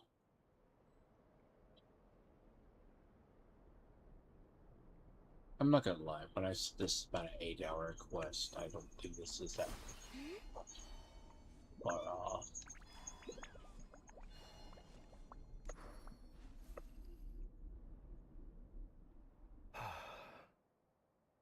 It's an 8-hour quest. That's with dialogue. Columbina, was it? I believe that's how the others addressed you. That's right. Names are funny Have you always been called Dainsleff? Yes. I take it your own name has a more complicated history. I have a different relationship with names than other people. To be honest, I'm not even sure that Columbina is my name. At least, not in the same way that Dainsleff is yours. But it's what everyone calls me, and I go along with it.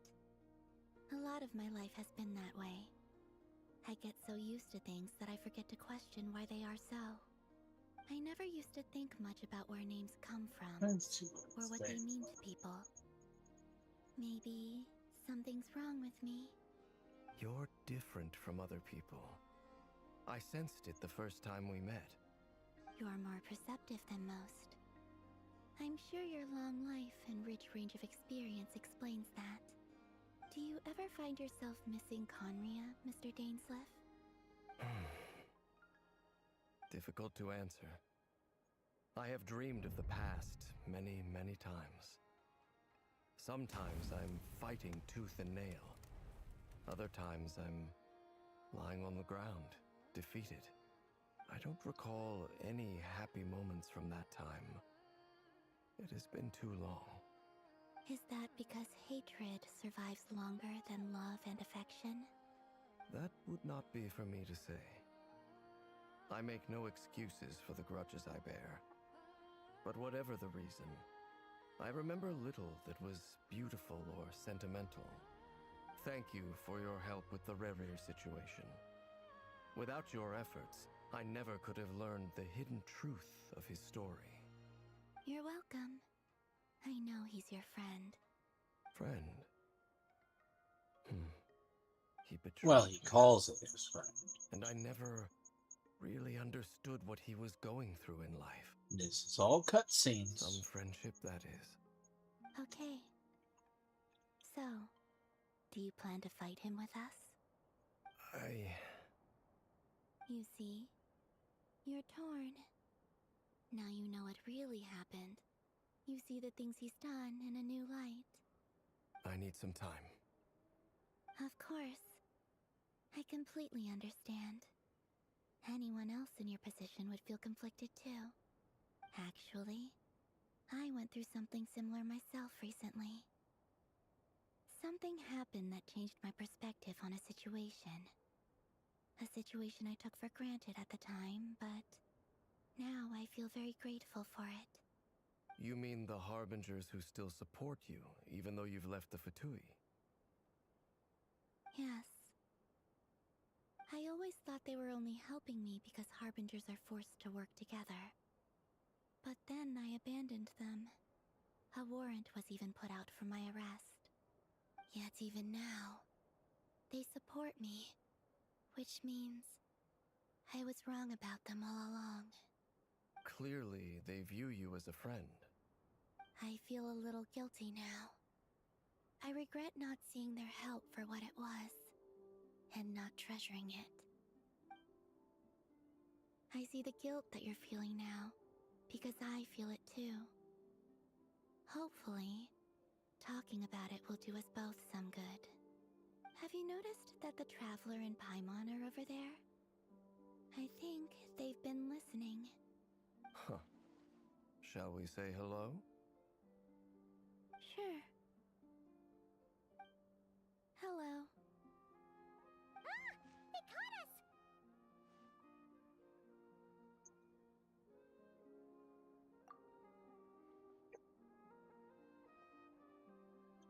I apologize for making you worry. No doubt you wish to know where I stand on the plan to take down the Recher of Solnari. I'm afraid I need a little time, but I will seriously consider joining you. You will? Oh, thank you so much! Everyone will be so grateful to hear that! They needn't be. This was something that I was going to have to face up to eventually. That doesn't matter to them. They're grateful to you regardless. You can't control their gratitude, so just accept it. And then, have a think about whether you're willing to join us.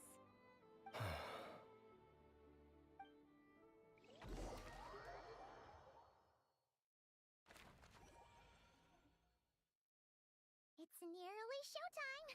Let's go rendezvous with the others. You know the place.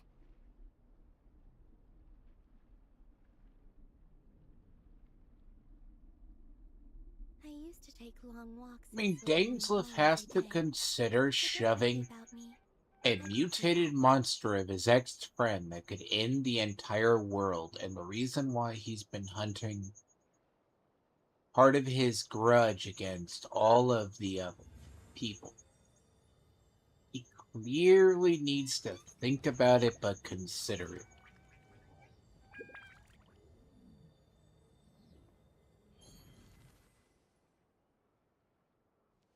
You mean a version ago, less than a version ago, from his ex-teacher, he repeatedly killed him 1,000 times. To go moon gazing. You can sit in my rocking chair and admire the view. Or we could go Both are functionally immortal, right? But let's be clear. Was that 5.6? No. Or 5.5? He was shoving his former mentor, who didn't remember himself, repeatedly killing him over and over and over again, out of sheer pettiness and revenge, because he was an asshole.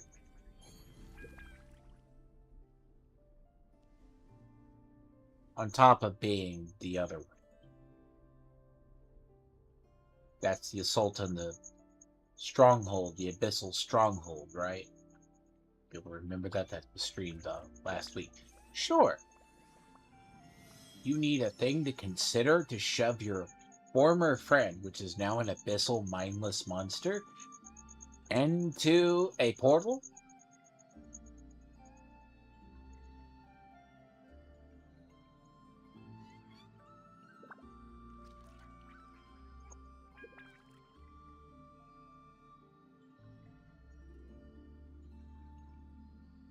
You're not going to let the world burn because of that.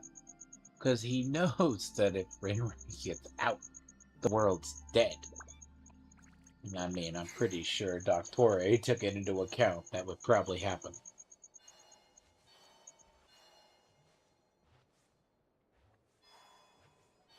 It's a lot of fun.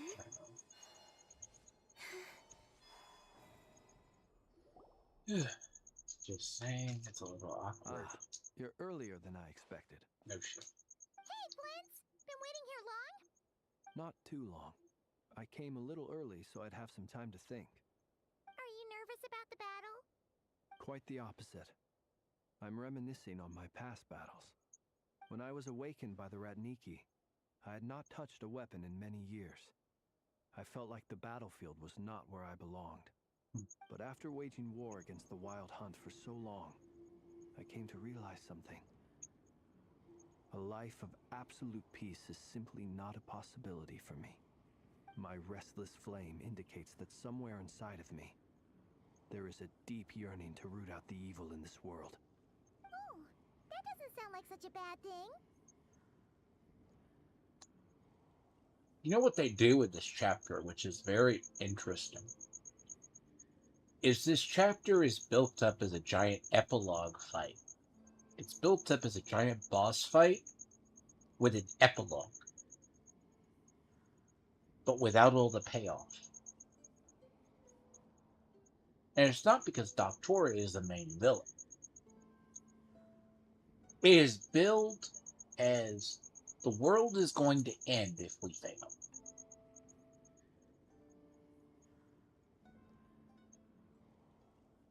Or a nation's going to be destroyed.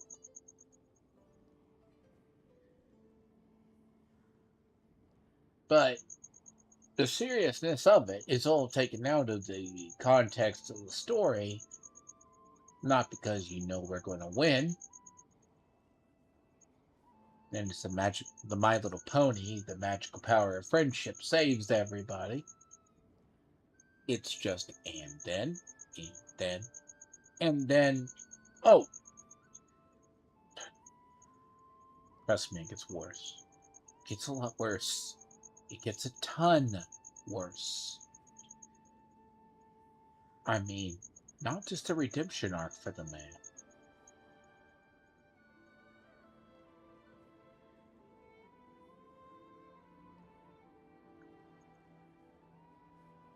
It's not even the main villain of the entire non-chrome. So you have to understand, it's a lot of effort to waste and code this just for a side villain. And it's not like something I say, oh, look, it was wasted and coded for a side villain. Fine. All of this for a nothing burger, well, not me, a nothing burger of an actual boss fight. You're probably not going to even do. And all the work was set up through dialogue and cutscenes. I think at this point there's been more actual fighting and cutscenes through the side quests than the actual one. Well, in the past, when I was a Fae whose primary concern was hibernation, it was hardly ideal. But it certainly serves me well here in the present. And I am delighted to be able to join forces with you in this endeavor. Looks like I'm not the first to arrive. Ah, Miss Lauma. Did you sleep okay last night? I struggled to settle down at first because of the nerves. But don't worry, I got enough sleep in the end. Please, I'm just doing my part. Never! Over here! Aino asked me to relay a message. She said Anefa will be on high alert and keep a close watch over all secondary districts where defenses require. Meanwhile, Aino herself will provide range support to us directly, using her late. Excellent. My thanks to all involved. The chest. It won't hold him much longer. No sense sitting around waiting. I agree. Paimon, find a safe hut. Got it! Be careful, traveler! I will.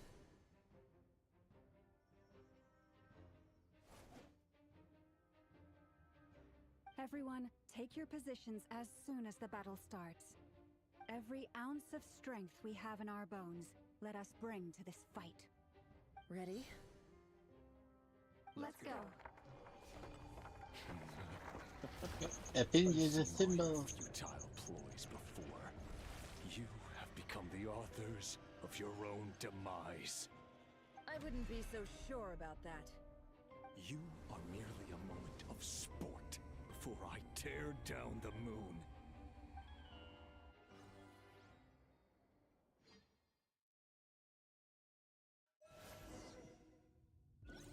Wow, we actually get the fight. The moonlight betrays you. Let me help you guys.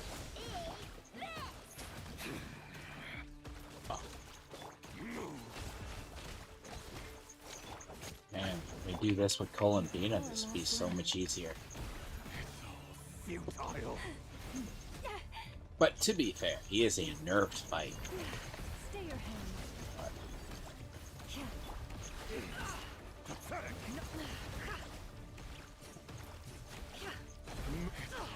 Futile. Hunt him down. Leave this place. Oh, and these are all tutorial characters, except for yours. Can't hide the truth. The mystery unravels. Hunt him down. By the frostman of old.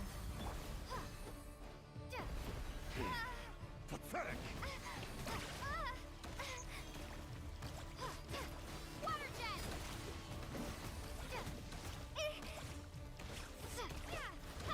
No more lies. Can't hide the truth.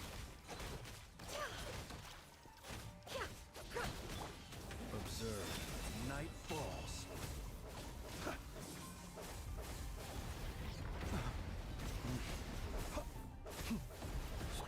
Forest, protect us. Futile.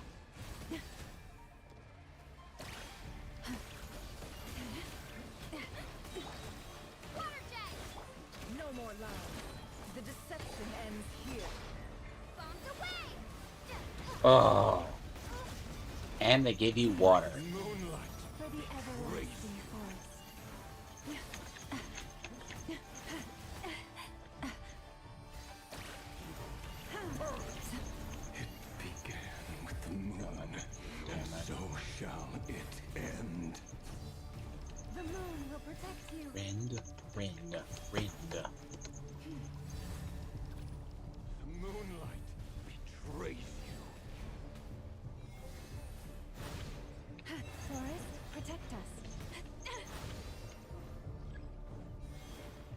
And fuck. I don't. Do you see now?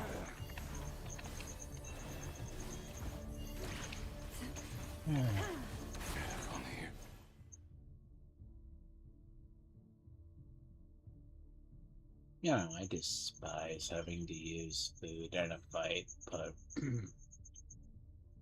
you know, after this mess, the thing is, after all of this, nah. I have no qualms about damn.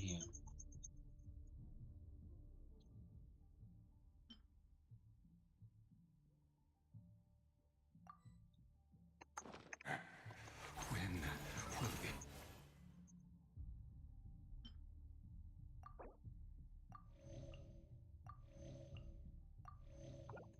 be as you foretold?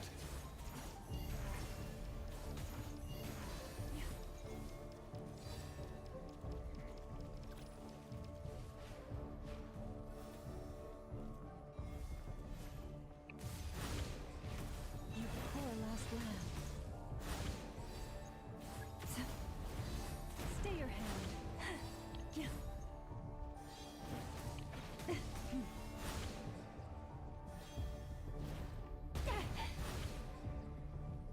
I don't even want to do this shit.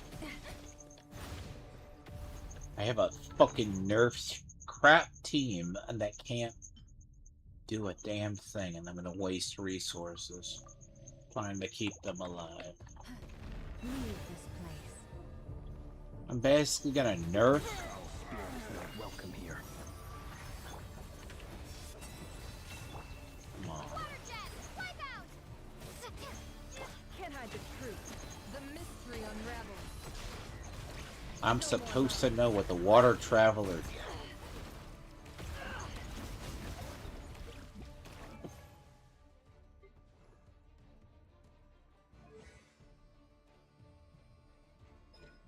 Your water's there for an importance. You'll be coming told. Remedy. For Hydro Surge. After droplet hold fire, a source flare. If the traveler picks up, it will store that in one droplet. Saber.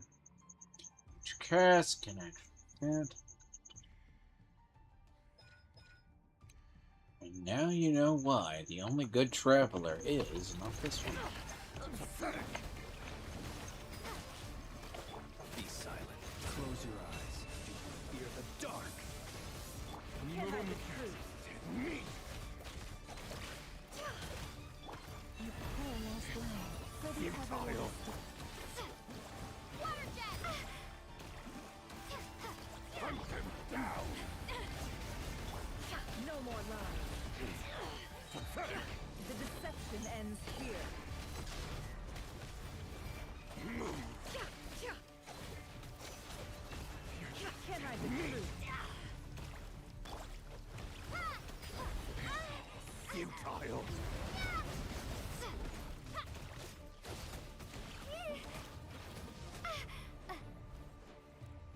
The moonlight betrays you. Hunt them down! Move! Hunt them down! It all adds up. Can't hide the truth. By the frost Hunt them down!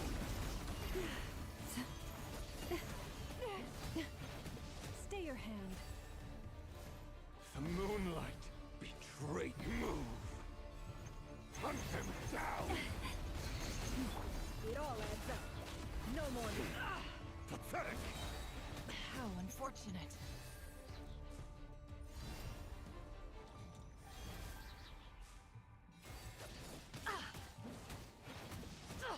Absurd.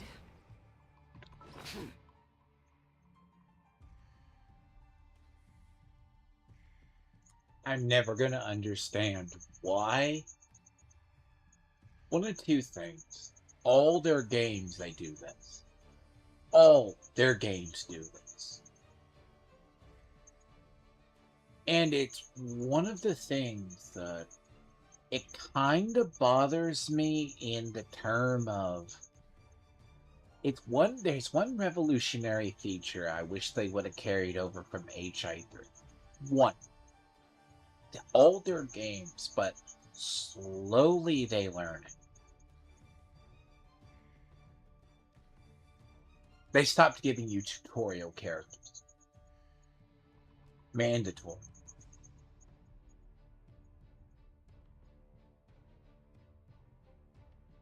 They let you choose the fights. Well, actually, if it's a story fight, it's locked. Right. If you have your own character, you can use your own character unless it's a story locked nerfed scenario because they design half these characters to be glass cannons. Because they are not optimized to the best to fight. And what would it matter if we obliterate the boss in 3 hits? Because if I'm allowing myself to be taking hits, look. If I could skip this fight, I would. 100%. I hate these characters. No one uses the Hydro Traveler.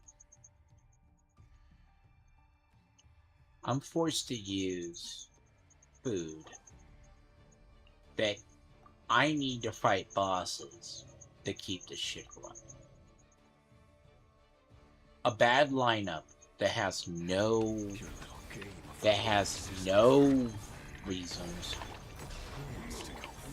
I would let the team just die. I don't care. Please murder. No! We've been separated. You okay? Never! Where are the others?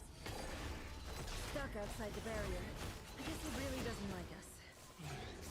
I told you before. Knowing too much is always a death sentence. Be careful what you wish for.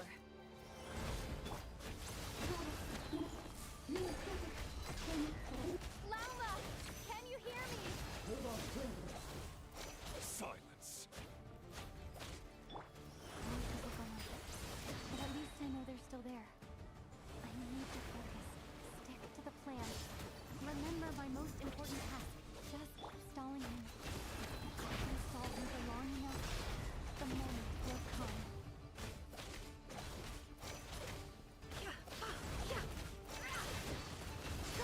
It all adds up.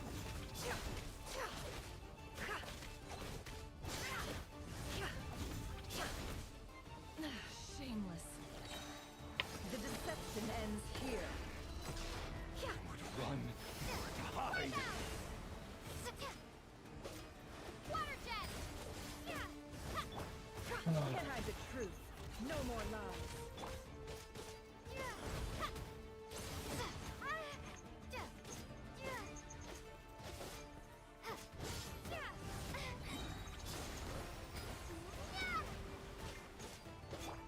It all adds up. The mystery unravels.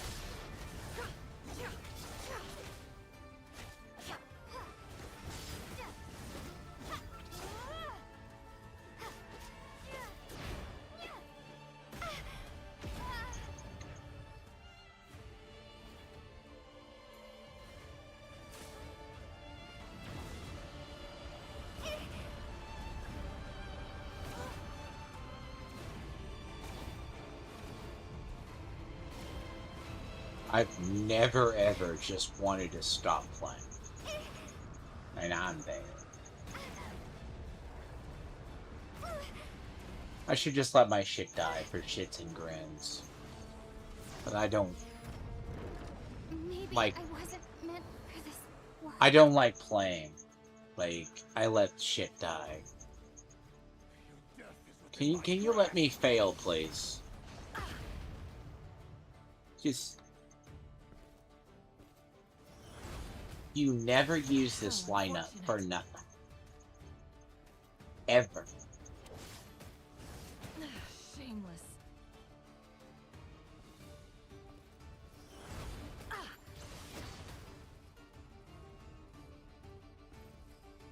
None of these characters do damage. None of them.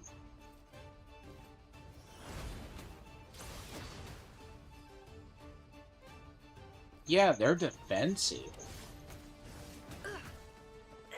They don't do damage. And this thing has, like, probably more health than God.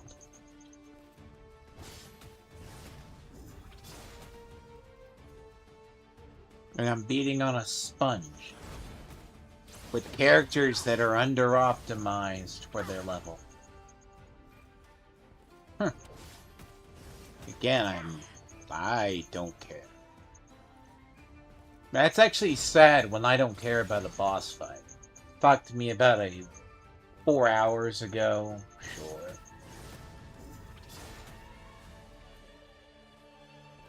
Where I don't have to fight with two stupid characters, which are not equipped to fight this person.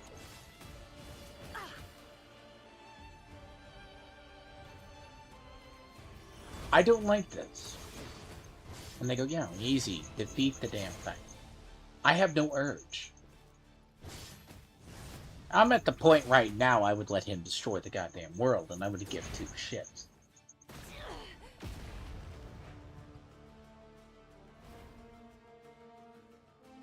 Because I'm simply tired of beating on a sponge.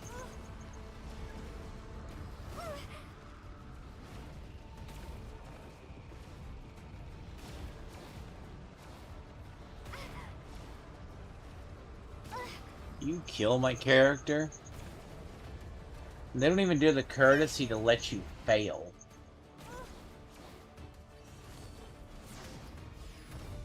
Welcome to the state of the modern... Welcome to the state of the modern game. I guess I gotta fight it seriously. But I don't want to fight.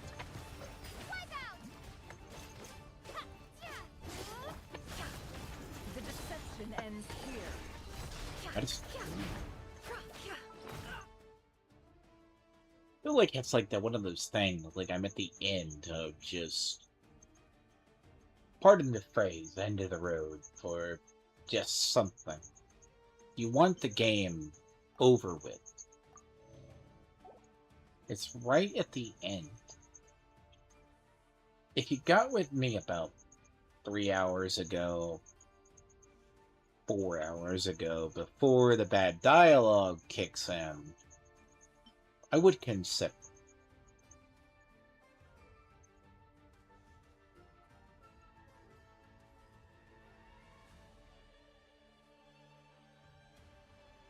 Man, the amount of money I have in lineups and I have to use story, where it's very firmly established MiHoYo can't design teams.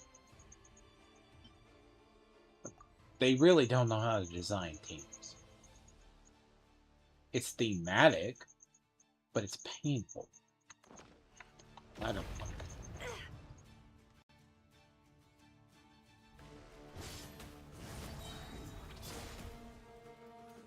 Yeah.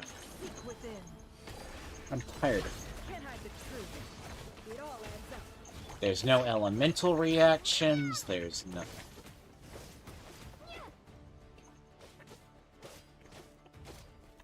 No more love. How unfortunate. And I mean it. It's just stupid shit. I said this earlier. I would literally leave my game here for the next 5 years. If the case never progress the Archon quest.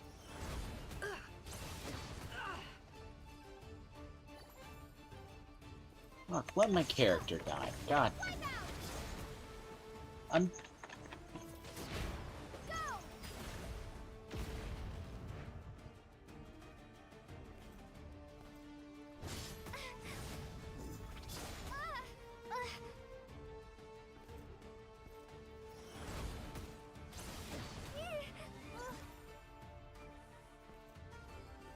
I'm gonna set of my system now. All the dumb dialogue, all the dumb, stupid stuff to get to this point, and I have no interest in fighting it. Every bit of the bad cutscenes to get here. And this is miserable.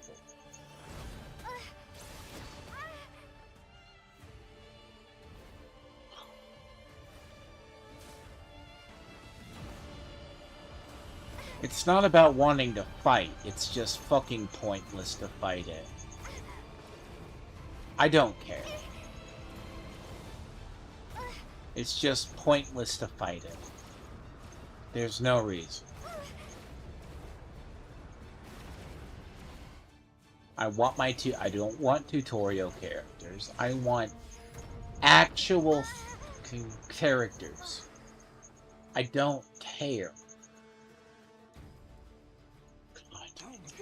I have to fight him seriously. I gotta actually fight him seriously. You can't take a game serious when you don't take it serious.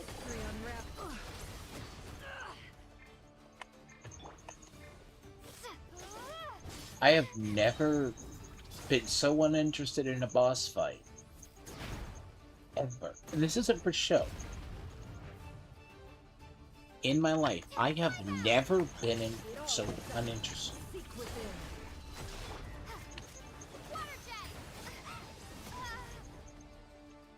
I don't know why, and part of the problem is all the steps leading there.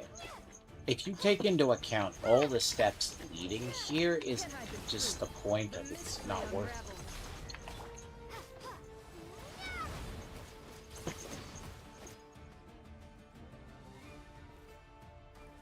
Like, if I equipped a character as bad as these characters are equipped, I would delete my game. And I mean that. The deception ends here.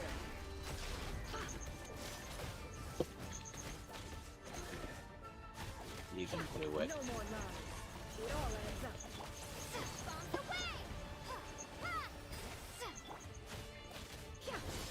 How unfortunate. Can't hide the truth. The mystery unravels.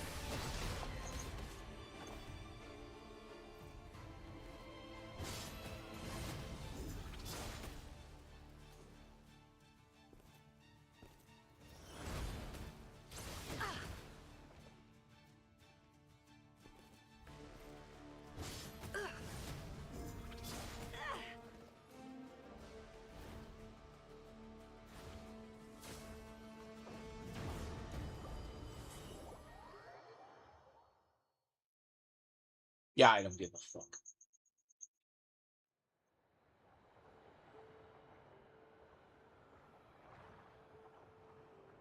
As far as I'm concerned, this game could sit here for the next 5 years like this. I'm content.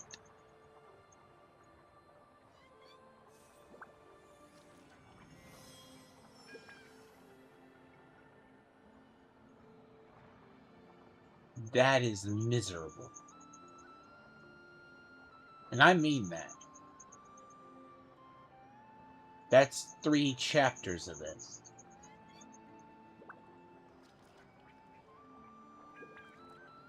I'm fine letting my game sit here for another 4 years like this.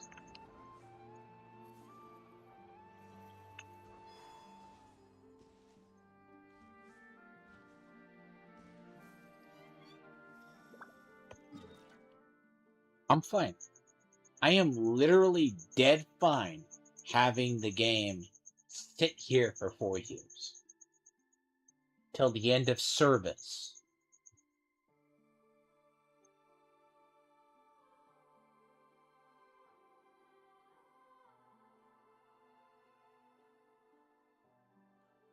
No, it's like a quest that drains your soul.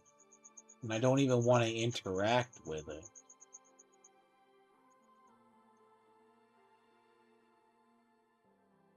I don't want to interact with it. I don't want to do it. I don't want to finish it.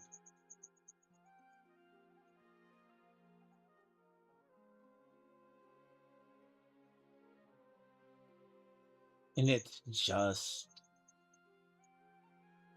empty. And I mean, there's something about this quest. It's the dialogue. It took too long to get there. Like if you like 3 hours of it, fine. 3 hours of dialogue later, you don't care. I'm fine with the world ending like that.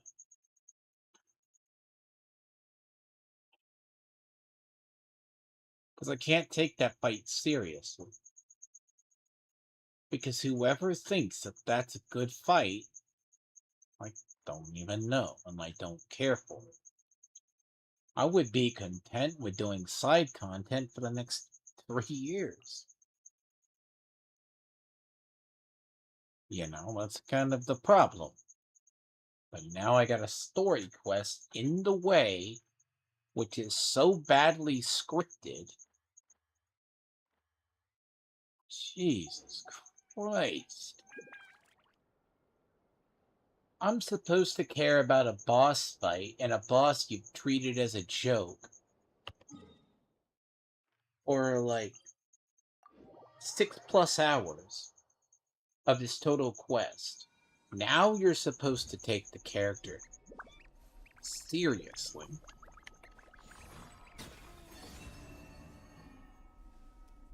Look what the game got me to do. Blow up the birds. No. That's bad. That is terrible.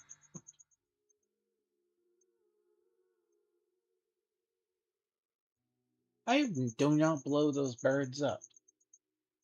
I'm at the point I want to go through every single town and just commit mass genocide. That's a very bad, bad, bad sign.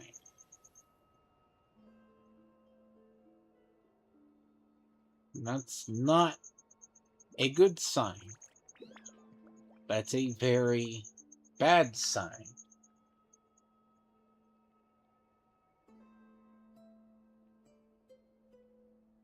I used to take long walks in Silvermoon Hall every day, so don't worry about me. I'm not kidding. It's just worse. I'm sorry I spend money on a lineup. God damn it, can't kill that one.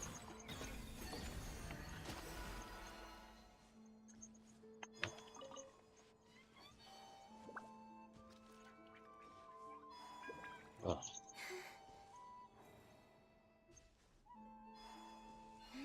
I'm like supposed to care.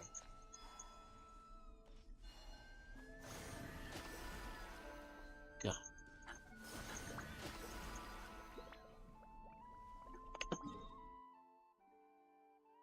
But the thing is, I don't.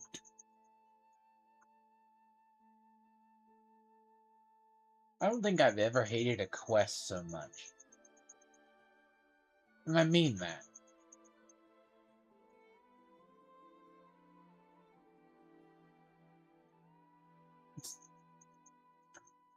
It's the units involved, it's everything else. Yeah, honestly, I'm just tempted to go straight up here and just do this. And give two fucks about it.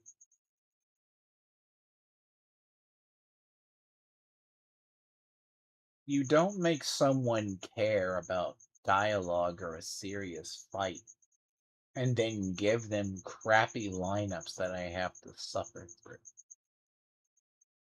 I have the patience of a saint. Yep.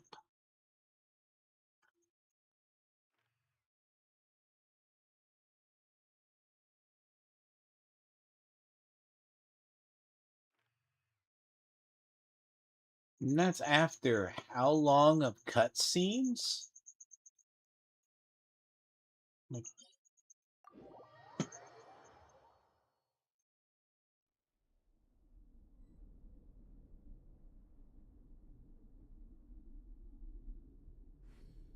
But every other part of the story, you can use your own characters.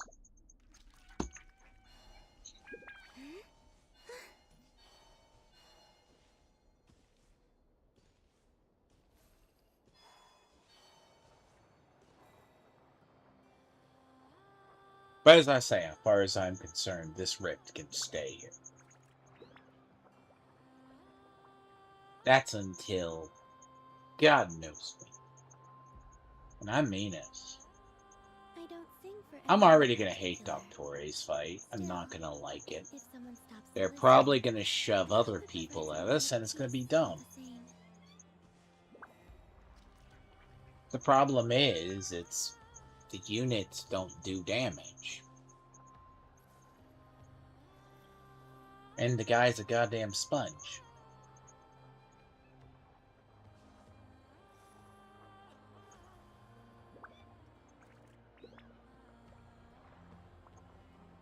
Call it complaining, call it what it is. This is one of the worst designed quests I've ever seen in my life. Down to the core. It drags on. The first part is an hour. And then just to get to this is a bunch of dialogue. And then you're stuck with really bad units, bad setups. It doesn't do damage. And that's the problem.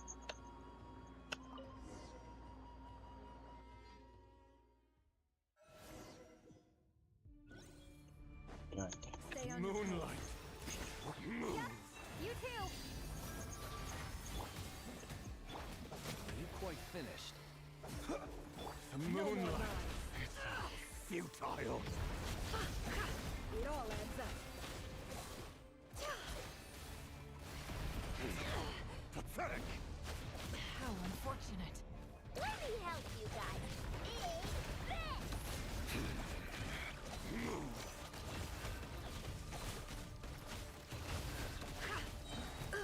Seek within. Leave this place by the frost moon of old. If I survive this, Keep your distance. The moonlight. Praise you. No more lies. Hunt him down. Futile. Be silent. Observe.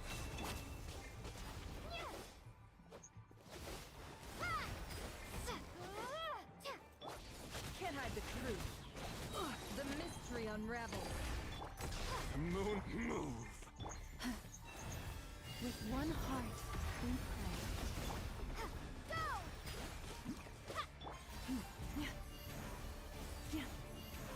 The moonlight. Be silent.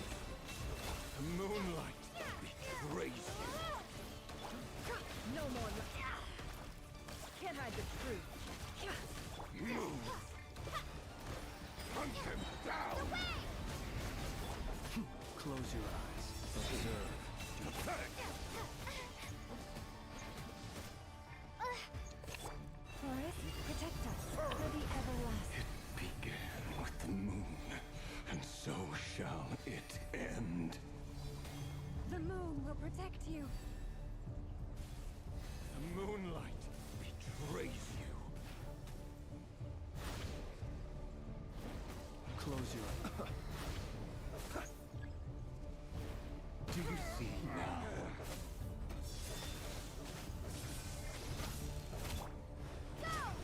Careful here.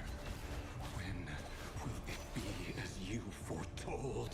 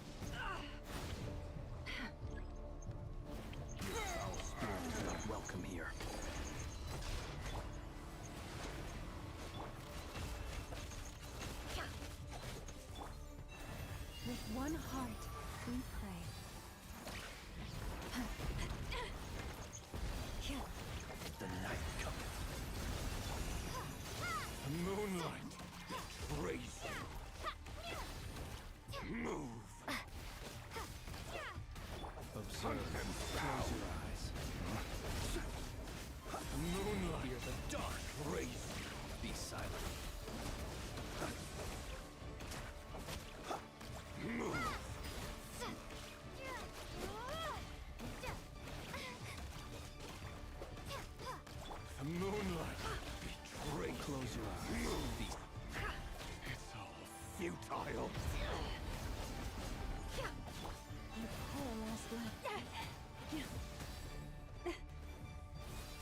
The moonlight. For the everlasting earth. Hunt them down. The mystery unravels. Move.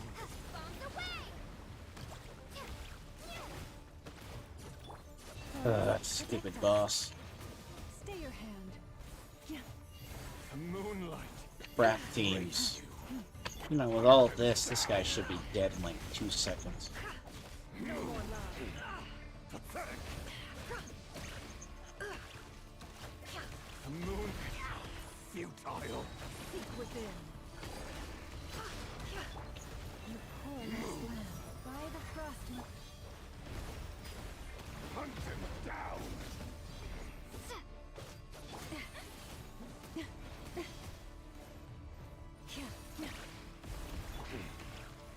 Shameless. Can't hide the Your little game of heroics is over. Who wants to go first? No. Get out of my sight! No! We've been separated. Take. You okay? Nefer, where are the others? Stuck outside the barrier. I guess he really doesn't like us. I told you before. Knowing too much is always a death sentence. I'm fine with her.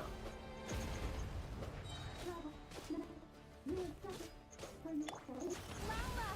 Can you hear me? Silence.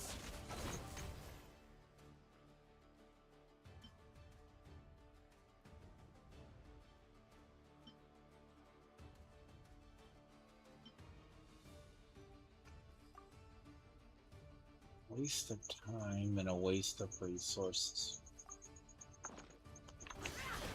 Voices are gone. But at least I know they're still there. I can use the focus. A plan. Remember my most important task. Just stalling him. If I can stall him for long enough, the moment will come. This is the see. Honestly, this is the issue with Nefer.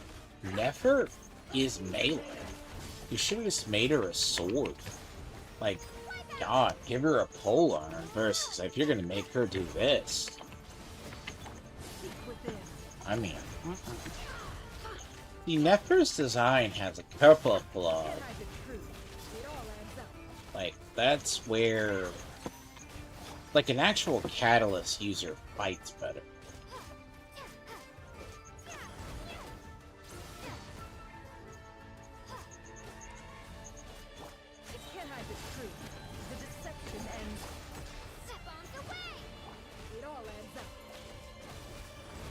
Oh, man's a sponge. He is a sponge. And the problem now is you have to... Problem is, he's a sponge and you have to actually fight him with the characters they give you. Which don't have any multipliers. They'll say, yeah, here's a basic multiplier.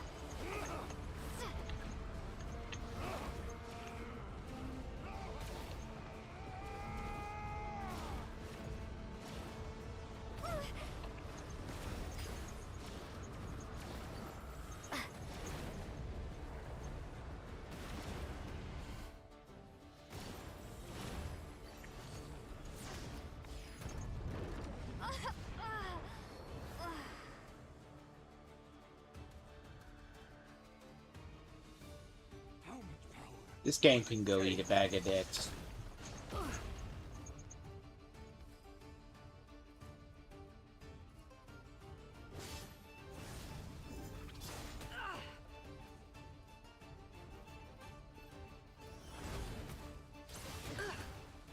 How unfortunate. The mystery unravels. No more lies. Can't hide the truth. Water jet! Wipe out!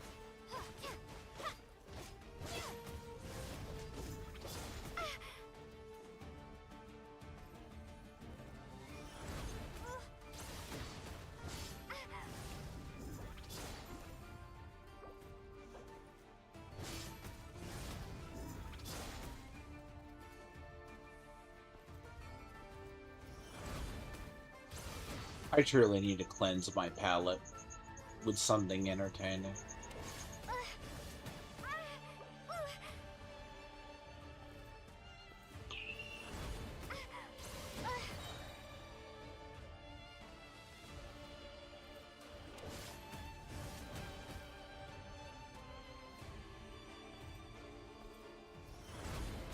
Part of me really doesn't want to fight this and just... I'm fine with this sitting here.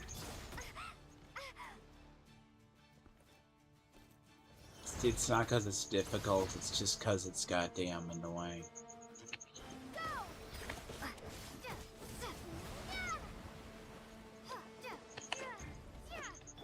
It all adds up. Seek within. Let's see what you're made of. Can't hide the truth. No more lies.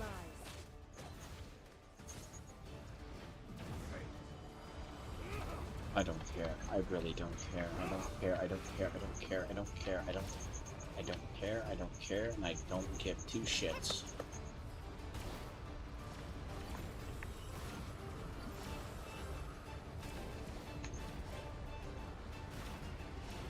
I've got this.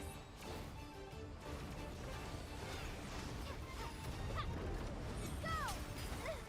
The shield's broken. I can't keep this up. Don't push your luck.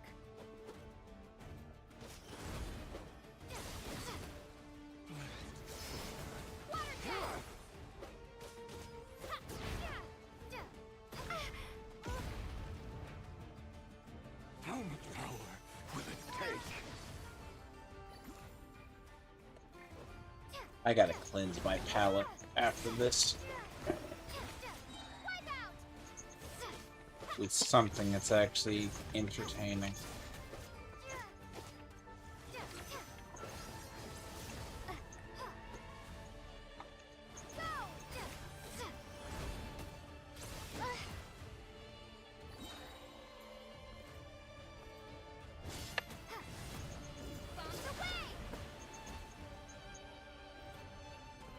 Your death is within my grasp. Yeah, you know it's the end when you don't want to fight it. You definitely know it's the end when you don't want to fight it. You know what? I'll just end the series here. I don't care. I ain't playing SNES 9, and as far as I'm concerned, I'll probably consider uninstalling this. But that's the dumbest boss fight ever. I'm content with it. When I mean it. Final decision. I'm content with that gaping maw in the goddamn world sitting there. I'm content. I am dead content with that sitting there. Trust me, I've quit this game for more than less. For less than that. We'll see if this game gets another bloody cent from me for a long time.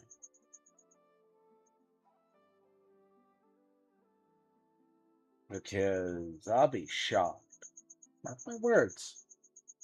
I will let that sit there. Forever.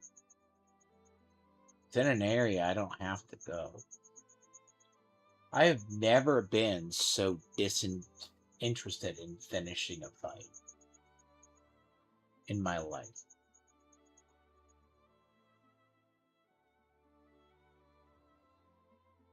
It's just sheer disappointment. Maybe I'll pick it up tonight. I don't know. Maybe.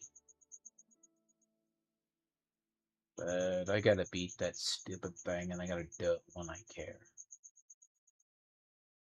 The problem with that fight is it's just so stupid. I have no interest in fighting it. And as I said, it's just been 8 hours dialogue and then getting to that point.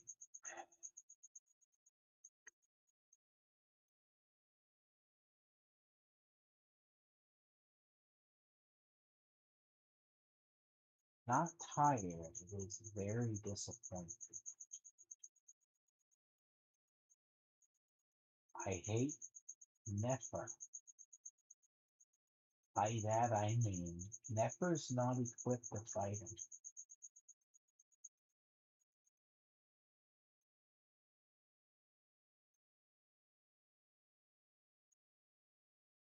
The thing is, I need a pallet flint.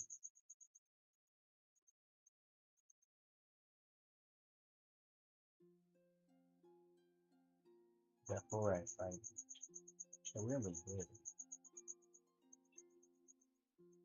Because I feel like if I beat it, it's empty. I've never loathed a quest. I'm running into too many quests I'm loathing. I don't know what it is anymore. Like, I enjoy this game, but I don't enjoy this. That's fucking suffering.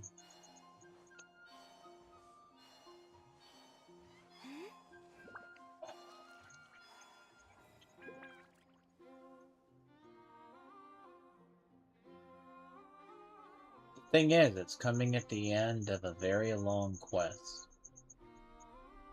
It's coming at a very end of a very, very, very long quest.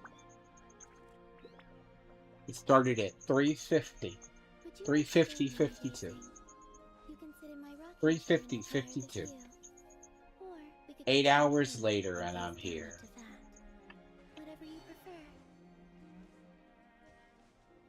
It's 9 hours of dialogue. If I went in there with this team, I don't care if he has some stupid Uber jackass move. So I've spent real life money to deal with a quest that I can't beat. With my own damn unit.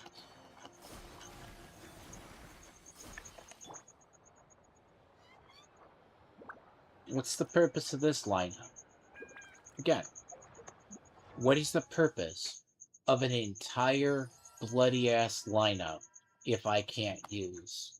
And I'm forced to contend with something that is that bad.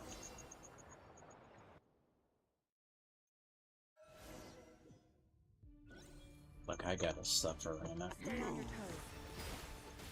The moonlight. Hunt them down.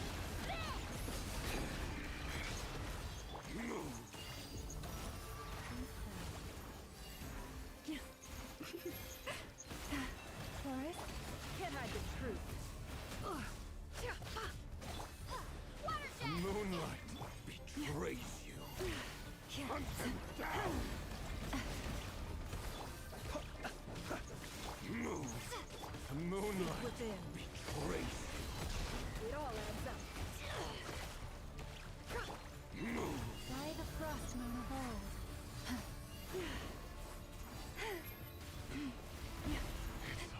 Futile.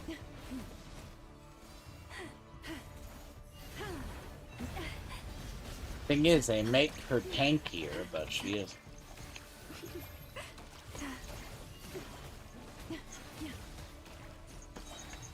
With one heart, we pray. Close your eyes. Night falls.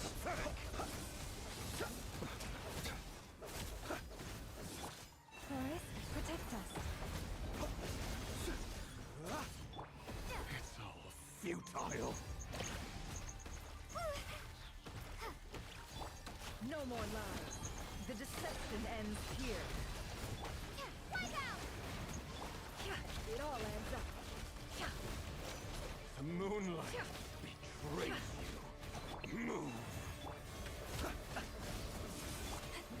For the everlasting forest. The moonlight. Move. The long sleep beckons. Hunt them down. Keep your distance. Hunt them down. Fuck you, just get to your second phase.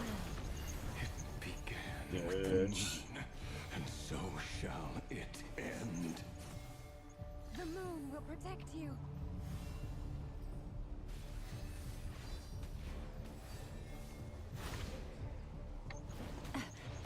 Stay your hand. Do you see now?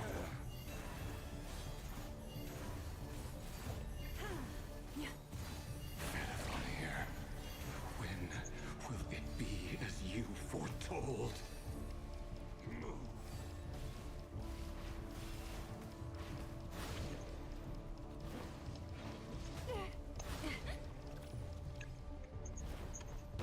Our spirit is not welcome here. Be silent. The night cometh. Can't hide the truth. Seek within. Tough fight, tough boss fights do not. No more lies. Leave this place. Oh. Do your shit.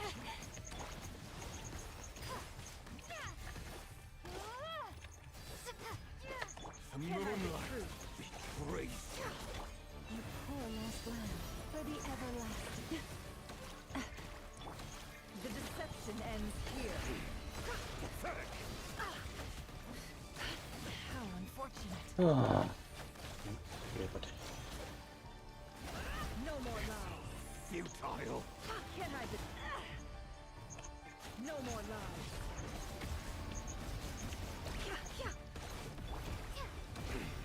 Pathetic. Can't hide the... Move.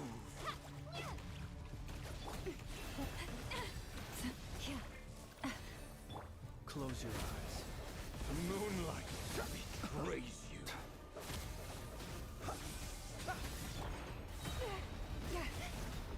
By the frost and hold. The moonlight is futile. You poor lost lamb.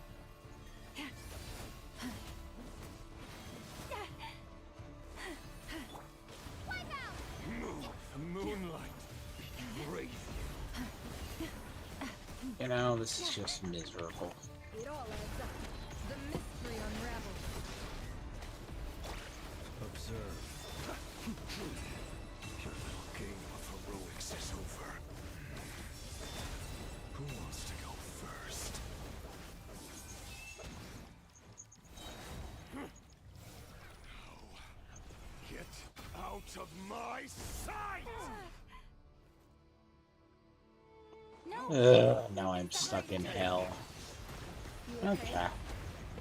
Never! Where are the others? Stuck outside the barrier. I guess he really doesn't like us. I told you before, knowing too much is always a death sentence. Be careful what you wish for.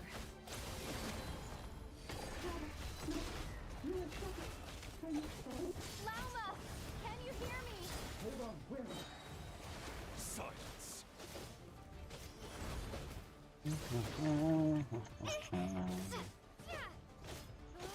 Water jet!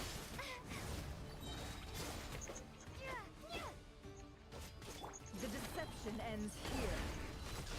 It all adds up. Christ on a stick did he no damage.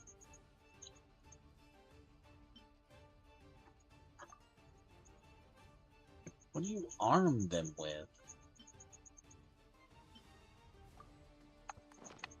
Can't hide the truth.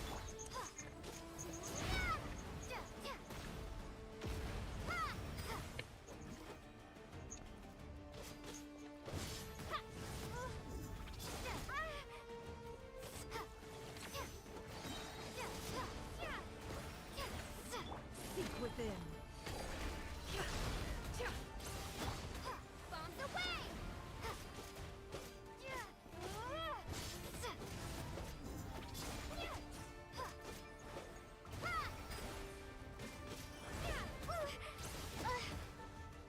Run or to hide.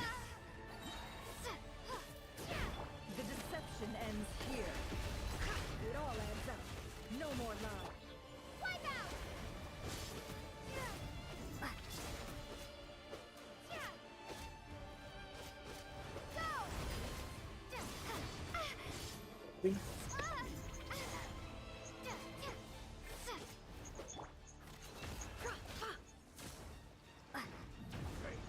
Christ. God damn it. Come on.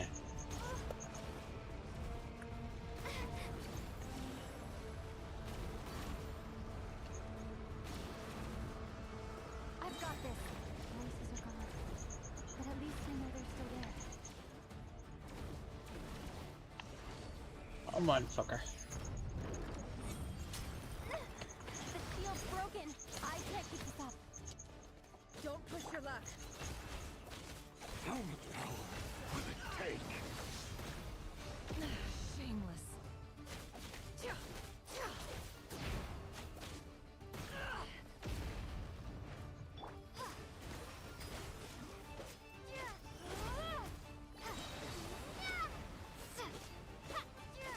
The mystery unravels. No more lies.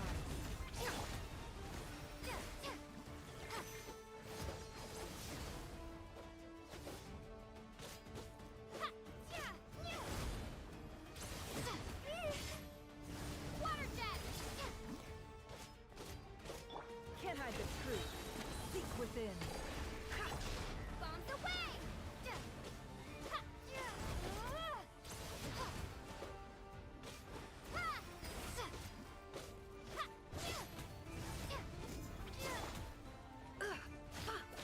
No more lies. Yeah. Imagine if she actually had a catalyst.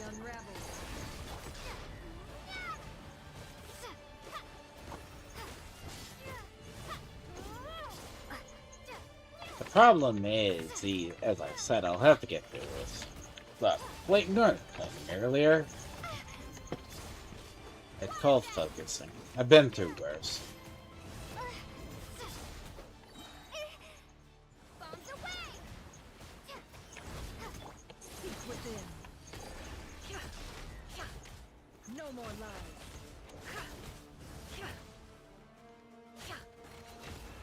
Ugh. I got the drill. Look, suffering is one of two things, right? As I said, once you get it out of your system, you just learn to fight this, and then you go, I'm fine. Ow.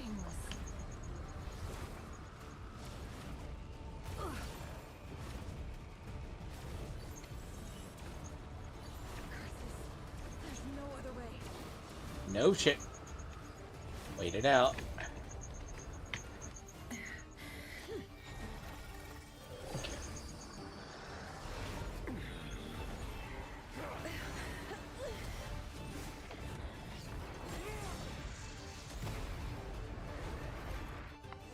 There's a... The only way to defeat Rarer is to borrow his own power.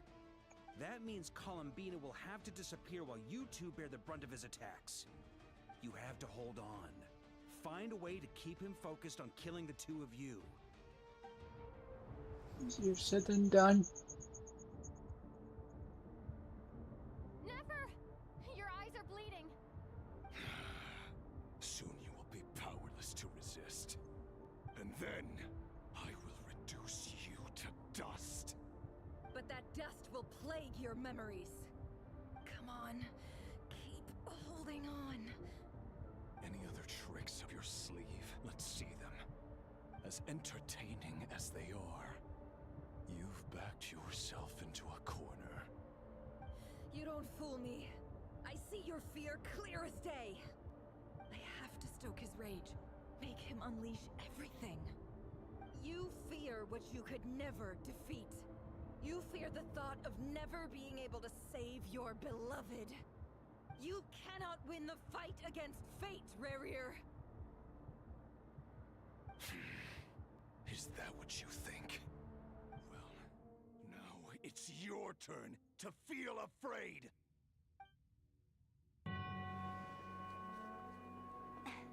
You fear the sound of your own name? Is it us you hate? Or is it what you've become? Let's see what becomes of you!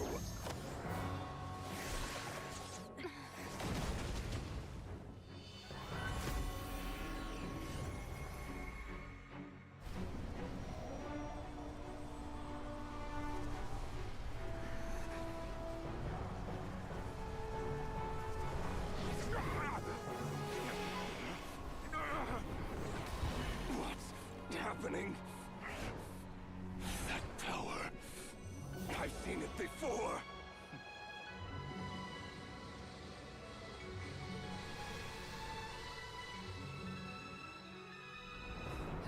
power is on another level. We'll need to use an alchemical array to convert his power into a usable form. Then quickly channel it into Columbina, rendering her powerful enough to compete with him. I'll join you. I can help. If I release enough abyssal energy into a confined space, it'll create a potential difference, allowing us to extract a huge amount of elemental energy.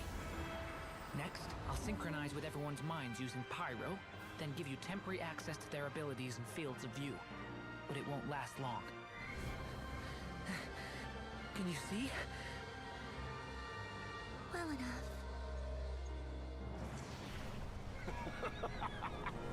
So, we have a student of Gold Rhine-Daughter in our midst. How about that?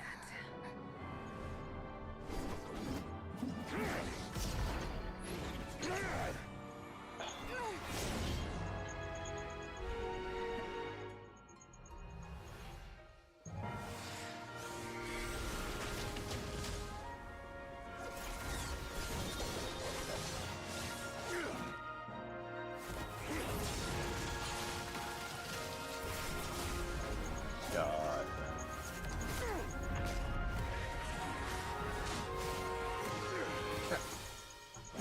You use my own power against me? Just like how you stole Kuvaki. Look familiar?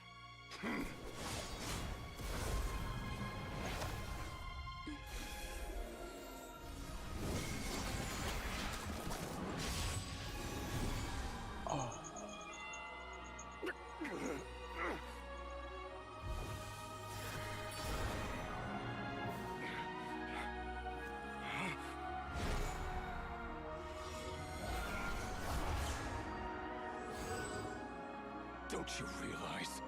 You don't have the power to hold that gate open.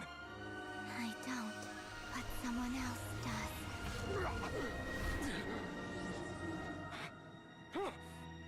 Goodbye, Reveal.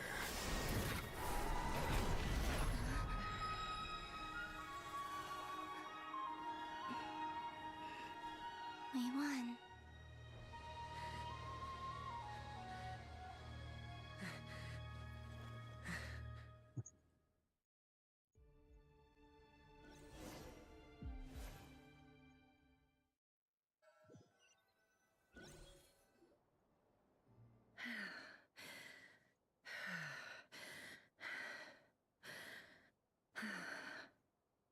Nefer, how are your eyes?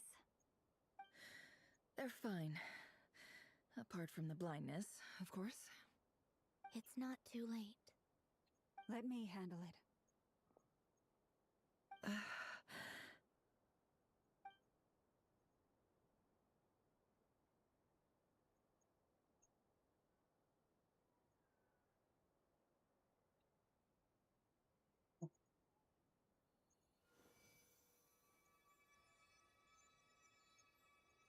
Miss Nefer, it's not like you to lose your composure. That was the most reckless thing I've ever seen you do. Reckless how? The situation was critical. Our lives were at stake. We had to do something. Even so. Okay. I guess you're right. Under the circumstances, it was a wise decision. You traded your eyes for an incredible victory. In business terms, I suppose that's a huge return on investment. I'd be hard-pressed to argue otherwise. Still, I don't like this outcome, and I don't want you to lose your sight for good. People suffer when they make sacrifices they shouldn't have to make, whether that means faith, strength, or in this case, your ability to even see. I had hoped you could win without sacrificing so much as a single hair on your head. Thank you. Really. All done. Don't try and open your eyes just yet. We'll see how you're doing in a couple of days. Until then, please follow your recovery plan to the letter. I'll send full details through Yehoda. For now, just get yourself home, relax, and rest. My dear friends, we have fought bravely and achieved a spectacular victory. A dark cloud has been lifted from the skies of Nodcry. All in this land will be grateful for what you have done. The moon will remember this day. Thank you both.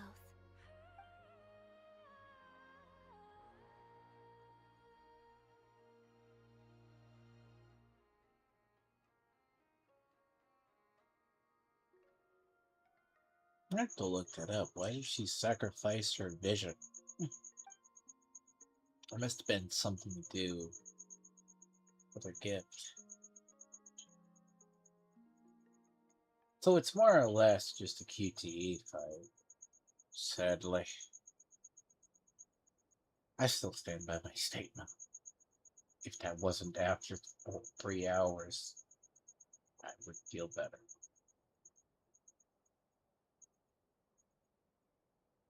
Sadly, that fight comes after about 7 hours of dialogue. 7.5. What is it? When Durin connected everyone's minds so I could access their powers, I also felt everything they felt. And since Nefer's eyes were injured, my eyes are hurting now too.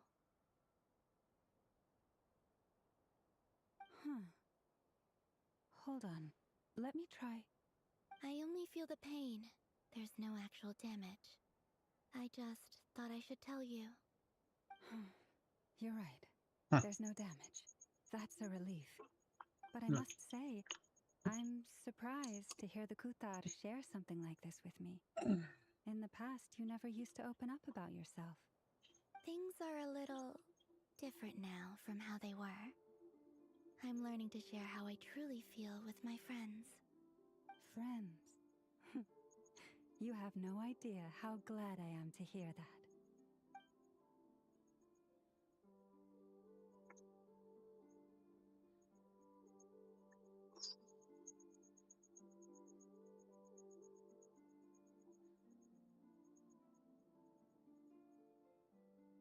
Again, it's a little bit of refocus.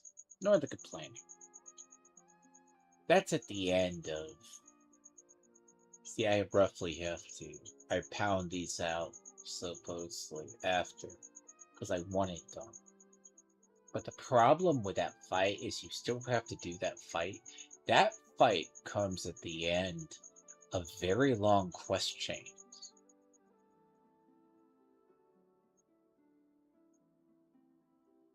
And it's a very empty. The problem is you cannot play when you don't care. And that's the problem with that. And it's still a very empty, hollow fight, too, because... Jesus. Well, you drop a ball, basically. Find out more later on what happens.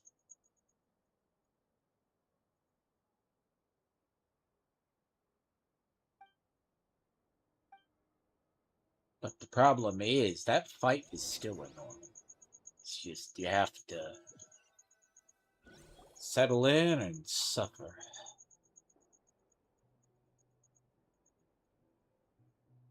Yay! You're awake! How are you feeling? Any aches and pains? Did you sleep well? I'm doing all right, Paimon. No need to worry about me. Phew! Well, that's good. Paimon's been sitting on the edge of the bed worrying about you for ages. You slept a whole day and night. Poor Paimon had to eat all by her lonesome. Glad to hear you didn't starve. How was the food? Well, it wasn't the same without you there to share it. Honestly, Paimon just can't relax when you're not your usual self. She couldn't enjoy the food and settle down to sleep. Well, I'm back to normal now. Oh yeah, and Albedo swung by earlier. He said to tell you to head to the tavern when you woke up. Varker and the others are organizing a victory feast and they want to celebrate with you. He also dropped off some medical supplies, but you seem fit as a fiddle, so guess you won't be needing those. If you're feeling up to it, let's head over now. Wouldn't want to keep them waiting.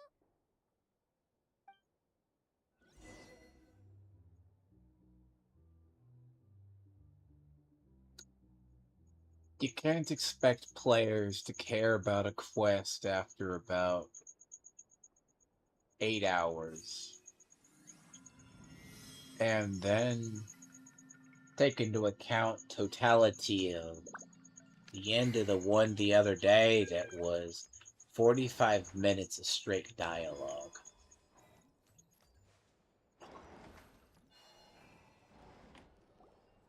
So, well, an hour of straight dialogue.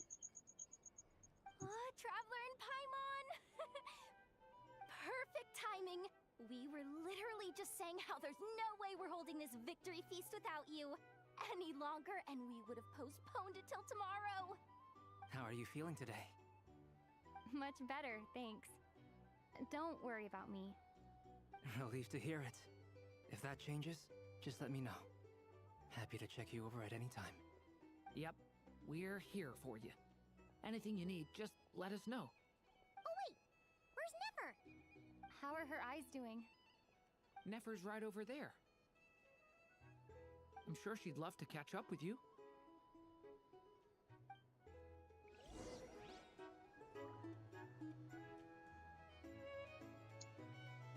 So when I was complaining earlier, that's after about 8 plus 8.5 hours of dialogue I've had to sit through in this quest.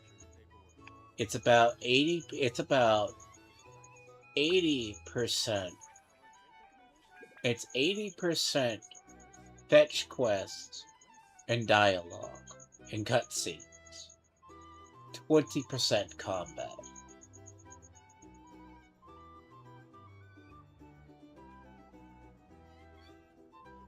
Yes, and I call the chest quests fetched quests.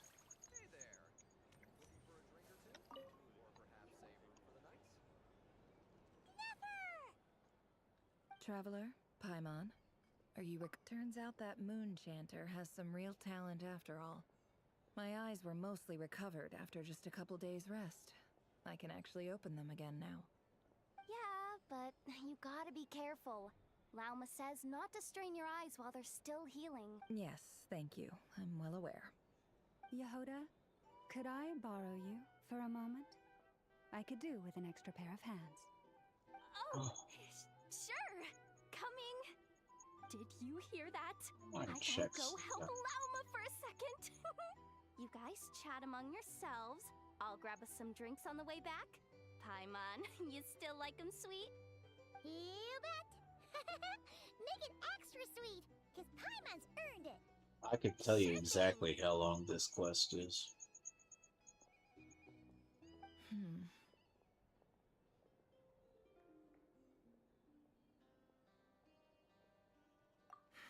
The Raker of Solnari. Kind of a snake, don't you think?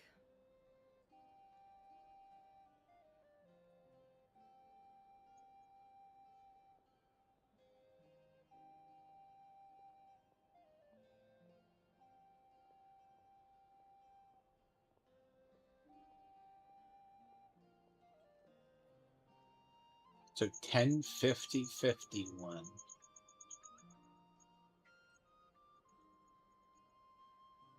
$10:50:51. Well, I have all these streams time stamped. 10:50:51. No, definitely a snake.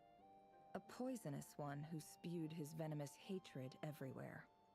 Anyone who seeks revenge out of hatred for other people has become a snake. That's something my dad used to say. Perhaps. I'm sure it sounds like a very wise and open-hearted perspective to your ears.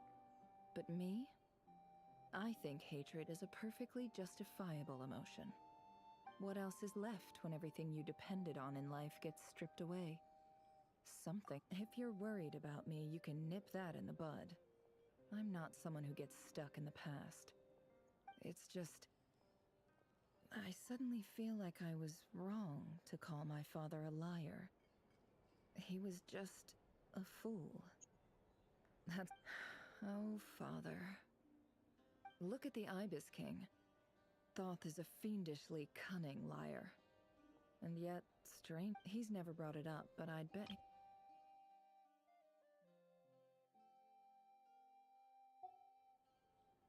Why else would he give me the power to perceive the truth, while at the same time training me in the art of... Well, King Deshret banished him to Aru, which is essentially a prison, and posed 3 questions to him.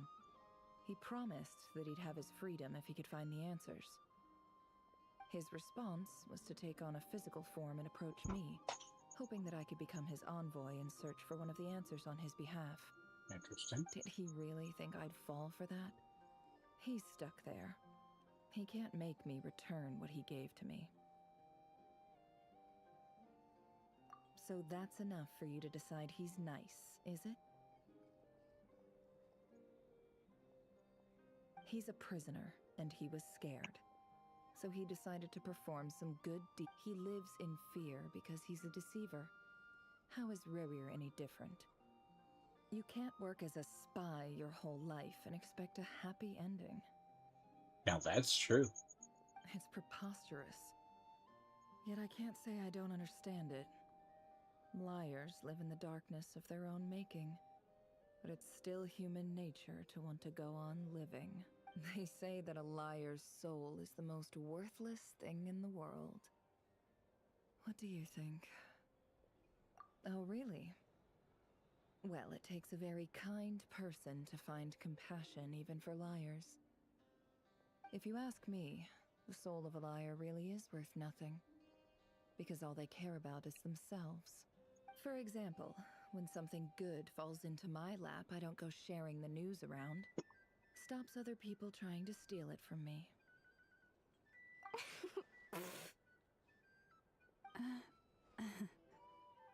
So be it. They have sharp ears. I can't keep anything from them.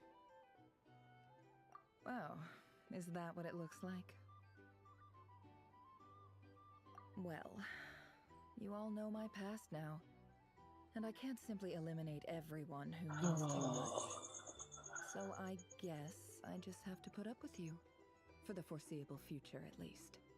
When you find yourself in a situation you can't control, the safest play is to keep calm and start monitoring everyone involved. If you understand what's at stake, please ensure my secret is safe with you. Very good. Oh, wait! Now that the panic's over and we've all calmed down, after all that build-up, our mystery ally never showed up even once!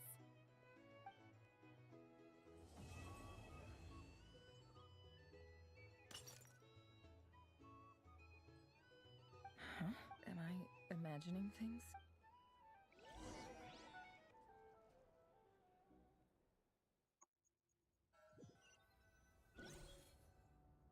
So, that close colleague who stayed behind with you? What's he been up to recently? Don't know, don't care. I get more normal human interaction from hanging out with Bosco 2 than him. Although, now you mention it, he hasn't bothered me in a while. I wonder if... If he's disappeared without a trace, it's the biggest gift he ever gave to the world. But I somehow doubt that's what's going on. He won't lie low forever. So we'd better stay on guard.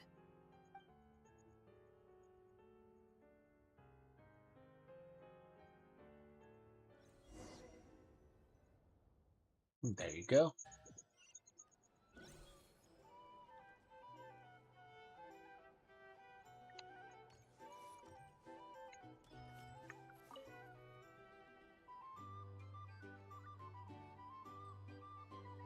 Ah, Lord Sangamabe. How I must thank you for the device you provided. It was an enormous help. Would I... Why come and ask me when you clearly know already? I mostly came... That's more like it. A little gratitude. The chance of becoming my long-term supplier. The chance to work with such a kind and charitable investor as yourself... Huh? Charitable? Who said anything about charity? Let's see. The first plot of land you purchased in Nodcry, your desert interests, and... Stop! What do you think you're...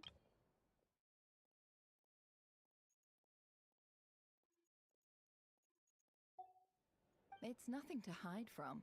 They're all perfectly legitimate investments. How? You're a curious case, Lord Sangamabe. You don't like people finding out about your good deeds, do you? But I'm afraid no matter how hard you You did it for Sumeru, didn't you? It was empty land that was gonna go to waste otherwise. I figured if I built something Probably not there, going to I might catch at it. least get some use Show in me an another one emergency. afterwards. I'll just Disasters add it are to the capricious pile to things. edit. They strike without any warning. I've lost family to a disaster before. My elder sister used to dream of finding a sanctuary. Somewhere with plenty of food, water, and medicine. Where everyone could live happy lives. It was something I looked into, but after discussing things with the Dendro Archon, I decided on a more effective strategy. The tech people handled the tech, and Moneybags provided the Mora. It's a pity that so few people know the truth about you. Everyone says that you view everything in terms of Mora, and all you care about is growing your own wealth. So, what's the problem with that? Everyone wants to be rich. It's human nature. So yes, I love Mora, and it's nothing to be ashamed of. But surely you have dreams of your own, beyond just making Mora. You don't get it, do you? My dream is to invest in other people's dreams. And, you know, make a nice little slice for myself along the way. Just thinking about it makes me happy. That sweet... Thank you. For the device? And the pendant. Oh, that. I was just returning a favor. Don't worry about it. Seems like we've both been away from home for a very long time. Yeah. So long that I barely remember what my family even looked like. That would be your mother, father, and sister?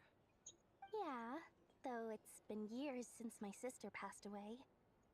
It's not like I want to forget them, obviously, but memory can be even more ruthless than the most calculating business person. Beyond a certain point, if something isn't helping you, it just gets rid of it. My sister can't help me now. Slowly but surely, her face is fading from my mind's eye. It's become a vague impression. Not everything will fade. When loved ones pass away, the beautiful memories are the ones that last the longest. Yeah, that's true. If you ask me, that's the one silver lining in all of it. Well, that, plus, I'm sure that life is much better now than it was back then. Oh, absolutely. I have tons of Mora, a big beautiful house, business is booming, and I'm as happy as can be. You've got a lot going for you too. Boss of the Curatorium of Secrets? I'm sure there's plenty of Mora to be made in that line of work. I appreciate the vote of confidence.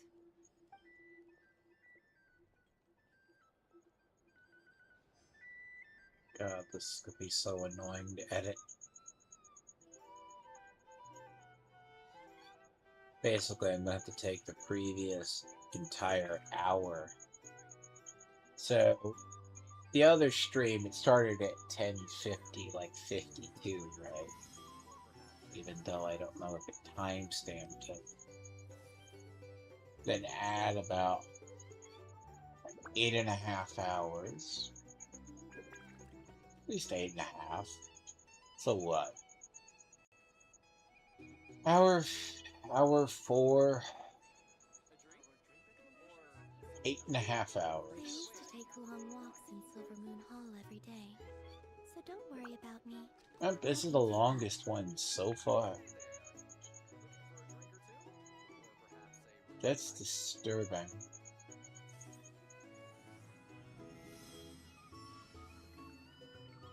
And I pretty much say half of it is unnecessary cutscenes.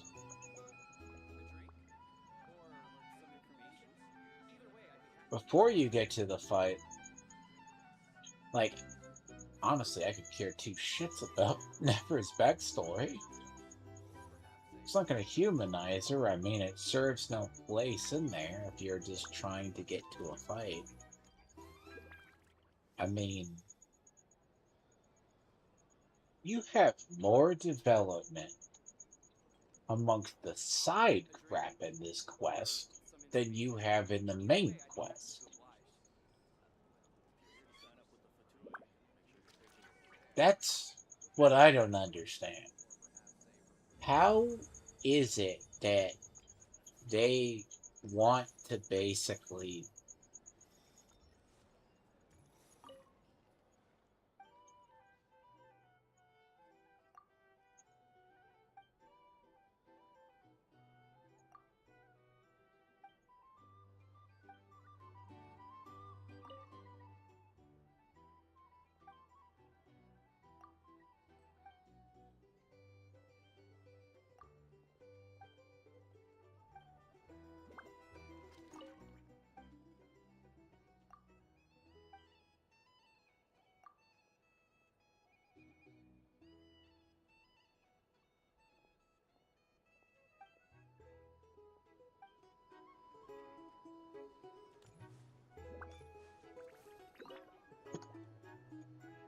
How have you been holding up? Any adverse reactions? If you start to take a turn for the worse, make sure you tell me right away. You don't need to worry about me, Grandmaster. I'm fine. I mean, I barely did anything, so... What? You're too humble, young man. You played an indispensable role in the battle for Nodcry. We can't thank you enough for your support. Sometimes, when people praise you, it's because you deserve it. The best thing is to accept it calmly and with grace. It's important to learn how to respond to words of admiration. Let's do a quick demonstration. Albedo, that was an incredible feat of alchemy. The pressure was on, but you worked flawlessly at lightning speed to get the job done. Thank you. I can't take all the credit, though. Durin played a big part in forming the alchemical array. See? Did you catch that? A masterclass in how to take a compliment. Okay, yeah. some I people are did just work pretty hard to antisocial. help prepare for the battle. No point denying that. Hey, you guys!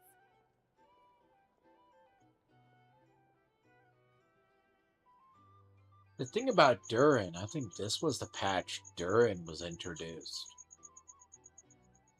See, Durin as a character, as I said, he's out of place. He comes from the side quest of being Mini Durin inside of the book story.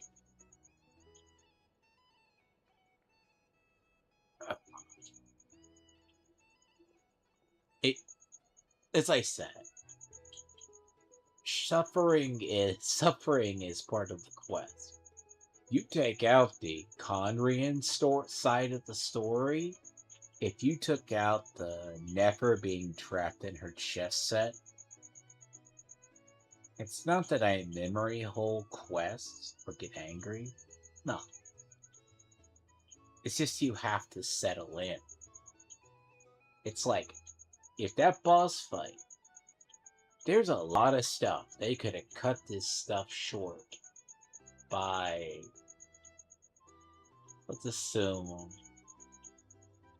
an hour for affection other stuff, then at least 8.5 hours on today's. What is that? Like I sometimes stop. You're talking hour. I'd be curious. 9 hours. I would say roughly 9 hours. I wouldn't call it a total fun 9 hours. I mean, I wouldn't expect people to watch it all at once.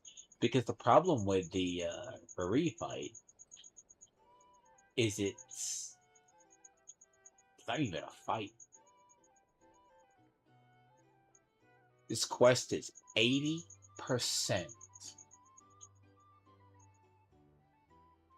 I'd say it's at least a good 75% dialogue fetch quest,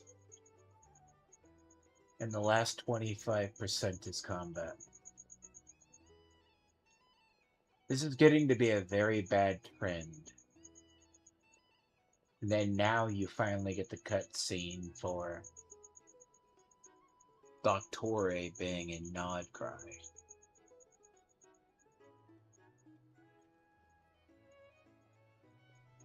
Uh-huh.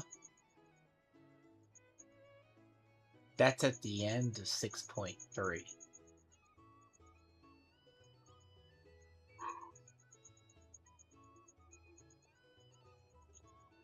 I may seriously go knock off that quest up north. But basically, man, for that final fight, I had to cleanse my palate. It's like, you can't. You can't play it angry, you can't do it. Again, cut out the unnecessary dialogue, you're good. I don't know why this quest is as long as it is. All these have been long. Hey, look who's bounced back. Looking good, traveler. Seems like you've recovered. You won't need to take any more medication. Can I get you a drink? Huh? You know how to order at a bar now? You've sure learned a lot recently. Handling a drinks order is ridiculously simple compared to alchemy. Don't worry, I'll blend into society yet. Paimon believes it. You're clearly a fast learner, just like your brother. To be totally honest, though, Paimon didn't quite follow all the details when you first explained the plan to us. Don't worry, that's completely understandable. Unless you're a student of alchemy, it's hard to grasp the principle and how the process works. To put it in the simplest terms, we saw how our enemy stole the power of Kuvaki. And that gave us the idea of stealing his power to turn it against him. When facing an enemy you have no hope of defeating, it's best not to engage them in battle. So, instead of looking for a way to overpower him, we decided to help Columbina get strong enough to at least stand up to him in a fight. For this to work, we had to analyze his modes of attack, confirm who his main target was, and make sure that he wouldn't go beyond the range of the alchemical array. For added security, we prepared a total of 4 arrays. But to mitigate the impact of the battle, we identified one location in particular as the ideal spot, which is where the confrontation took place. The alchemical array absorbed his abyssal power. Then Durin processed it to render it usable by Columbina. That power enabled her to do what would otherwise have been nigh on impossible. What surprised me was that Dainsleif actually agreed to join us. Given his history with Rerir, he had every right to sit this one out. But we're extremely grateful. It must have been a painful choice to make.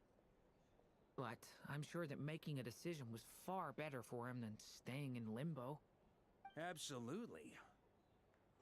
He was torn between 2 paths, but in the end, he made his choice and stuck to it resolutely. He doesn't strike me as the sort of person who'd stay trapped in limbo for long. Anyway, however you cut it, everyone gave a stellar performance. And now, it's time to kick back and celebrate.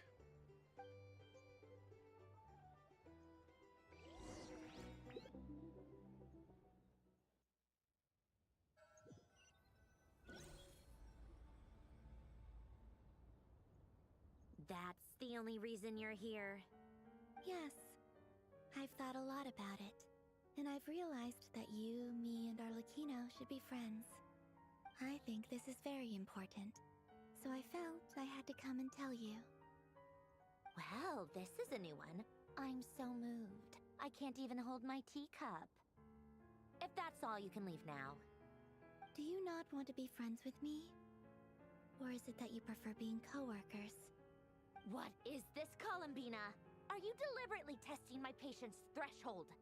Right now, my politeness module is active. But if you say another word, I swear I'll shut it down. If your politeness module was active, wouldn't you say the word please at some point? Polonia, please see Lady Columbina to the door. Will you still invite me to your next tea party? What? Yes, I think you will. Bye-bye, dear Sandrone. Christ, that means I need to go to the top.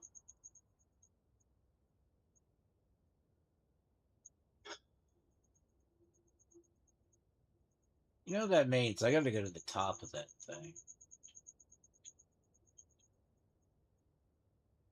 There is a thing at the top of that.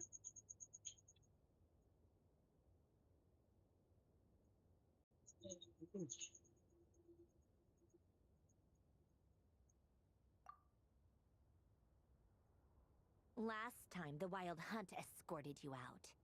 Would you rather I handled it myself this time?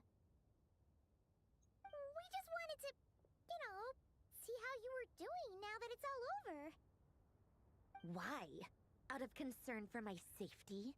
I hope you didn't seriously think that the Rayhir of Solnari would be able to lay so much as a finger upon me, given how prepared I was. Mostly because you kind of helped us out, so we just wanted to check you were okay. Looks like all your robots are fixed, huh? Oh, don't you worry about that. Tea time is already a write-off. The visitor before you managed to kill my appetite. If you're in the mood for tea, go ahead and help yourself. Otherwise, it's going to waste. My coasters are still missing in action, though. Use this notebook instead. Whoa! Pretty hefty notebook. Look at all those calculations. You can ignore those. They're just dumb scribblings. I doodle and write in my free time. Sometimes I remember the distant, dreamlike past. Sometimes I imagine the far-flung future. And other times, I grit my teeth and note down all the crazy nonsense going on in the present. Some people do the crosswords in the newspaper. This is my equivalent of that. Trying to predict the future is like daydreaming, and writing about the present just makes me furious. The past is my favorite. If nothing else, it's already set in stone, so I don't have to rack my brains trying to figure it all out. Huh. Although, having said that, the only vaguely interesting memory in my past is probably that guy they call Lord Artificer. Who else? Pretty much all the mecha and Fontaine are his personal handiwork. Wait, are you saying you know him? Like, personally? As a friend? I mean, I guess we were friendly enough. Yep. In fact, I'm probably the only normal person left who knew him at all. We used to chat occasionally back when he was still around. Before he passed away, he asked me to destroy all his manuscripts. I honored his request, but I did read through everything first before destroying them. I mean, I couldn't let the genius of Lord Artificer Alain Guillotin disappear like that. Would have been such a waste. So, that's where the formulas in your notebook are from? I just told you. Those are my equivalent of crossword puzzles. They're just dumb formulas that I solve for fun when I'm bored. Alain's work was like epic poetry. The formulas in my notebook are just silly little riddles in comparison. Not that there's anything bad about them. I mean, at least, solving those riddles isn't going to hurt anyone. Except me, because I lose a few brain cells in the process. Anyway, while we're on the topic, I might as well tell you about what happened to him and his friends. Alain Guillotin had two close buddies, Renee and Jacob. They spent their childhood years together in the Narzissenkreuz Institute. They were all quite competitive, so there was some rivalry between them. But it was a friendly rivalry. But beneath the friendship and the rivalry ran something deeper, a sense of nostalgia for the past. Unfortunately, childhood would end, the prophecy would come true, the apocalypse would arrive, and the future would never be. A mad dream that would normally only capture the minds of lunatics began to take root in their hearts. A dream of saving the world. And if Renee and Alain had been people of lesser wits, that dream would probably have ended up as something for them to joke about in their older years. But alas, they were some of the sharpest minds around. They nurtured that dream with the full power of their intellect, and it grew into something that ate away at their souls. The first of them to fall under its spell was Renee. Against Alain's wishes, He persisted in experimenting on a mutual friend of theirs to try and save their life. Alain did not approve and parted ways with Renee. It's complicated. Alain wanted to believe that Renee only did what he did for the sake of their friendship.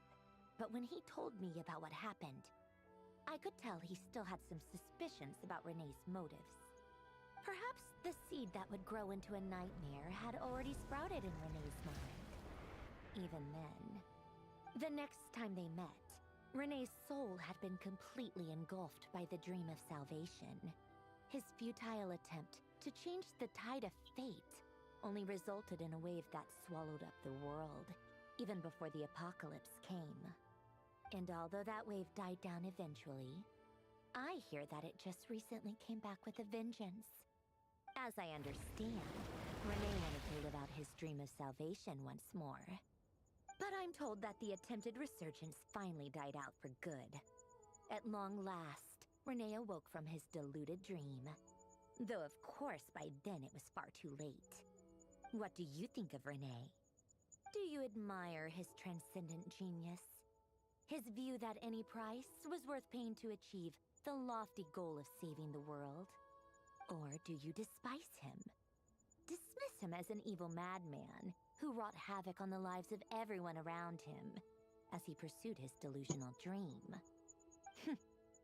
Same difference, really. Just a matter of perspective.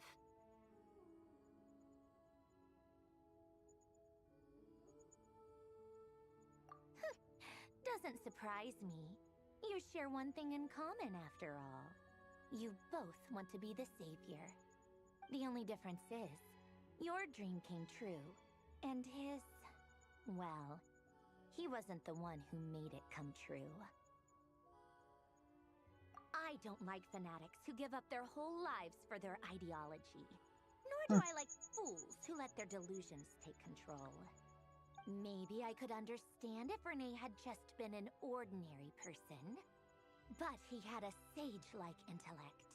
And still managed to get himself lost in the labyrinth of his own desires. Anyway, that's enough about Renee.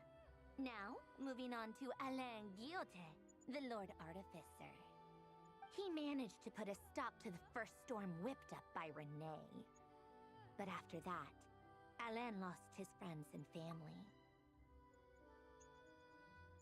You're right, but that is part of a side story for Sandrone. The quest where he turns into, because he invented something and he turns into a giant ocean. And that's where she starts to discover the world formula.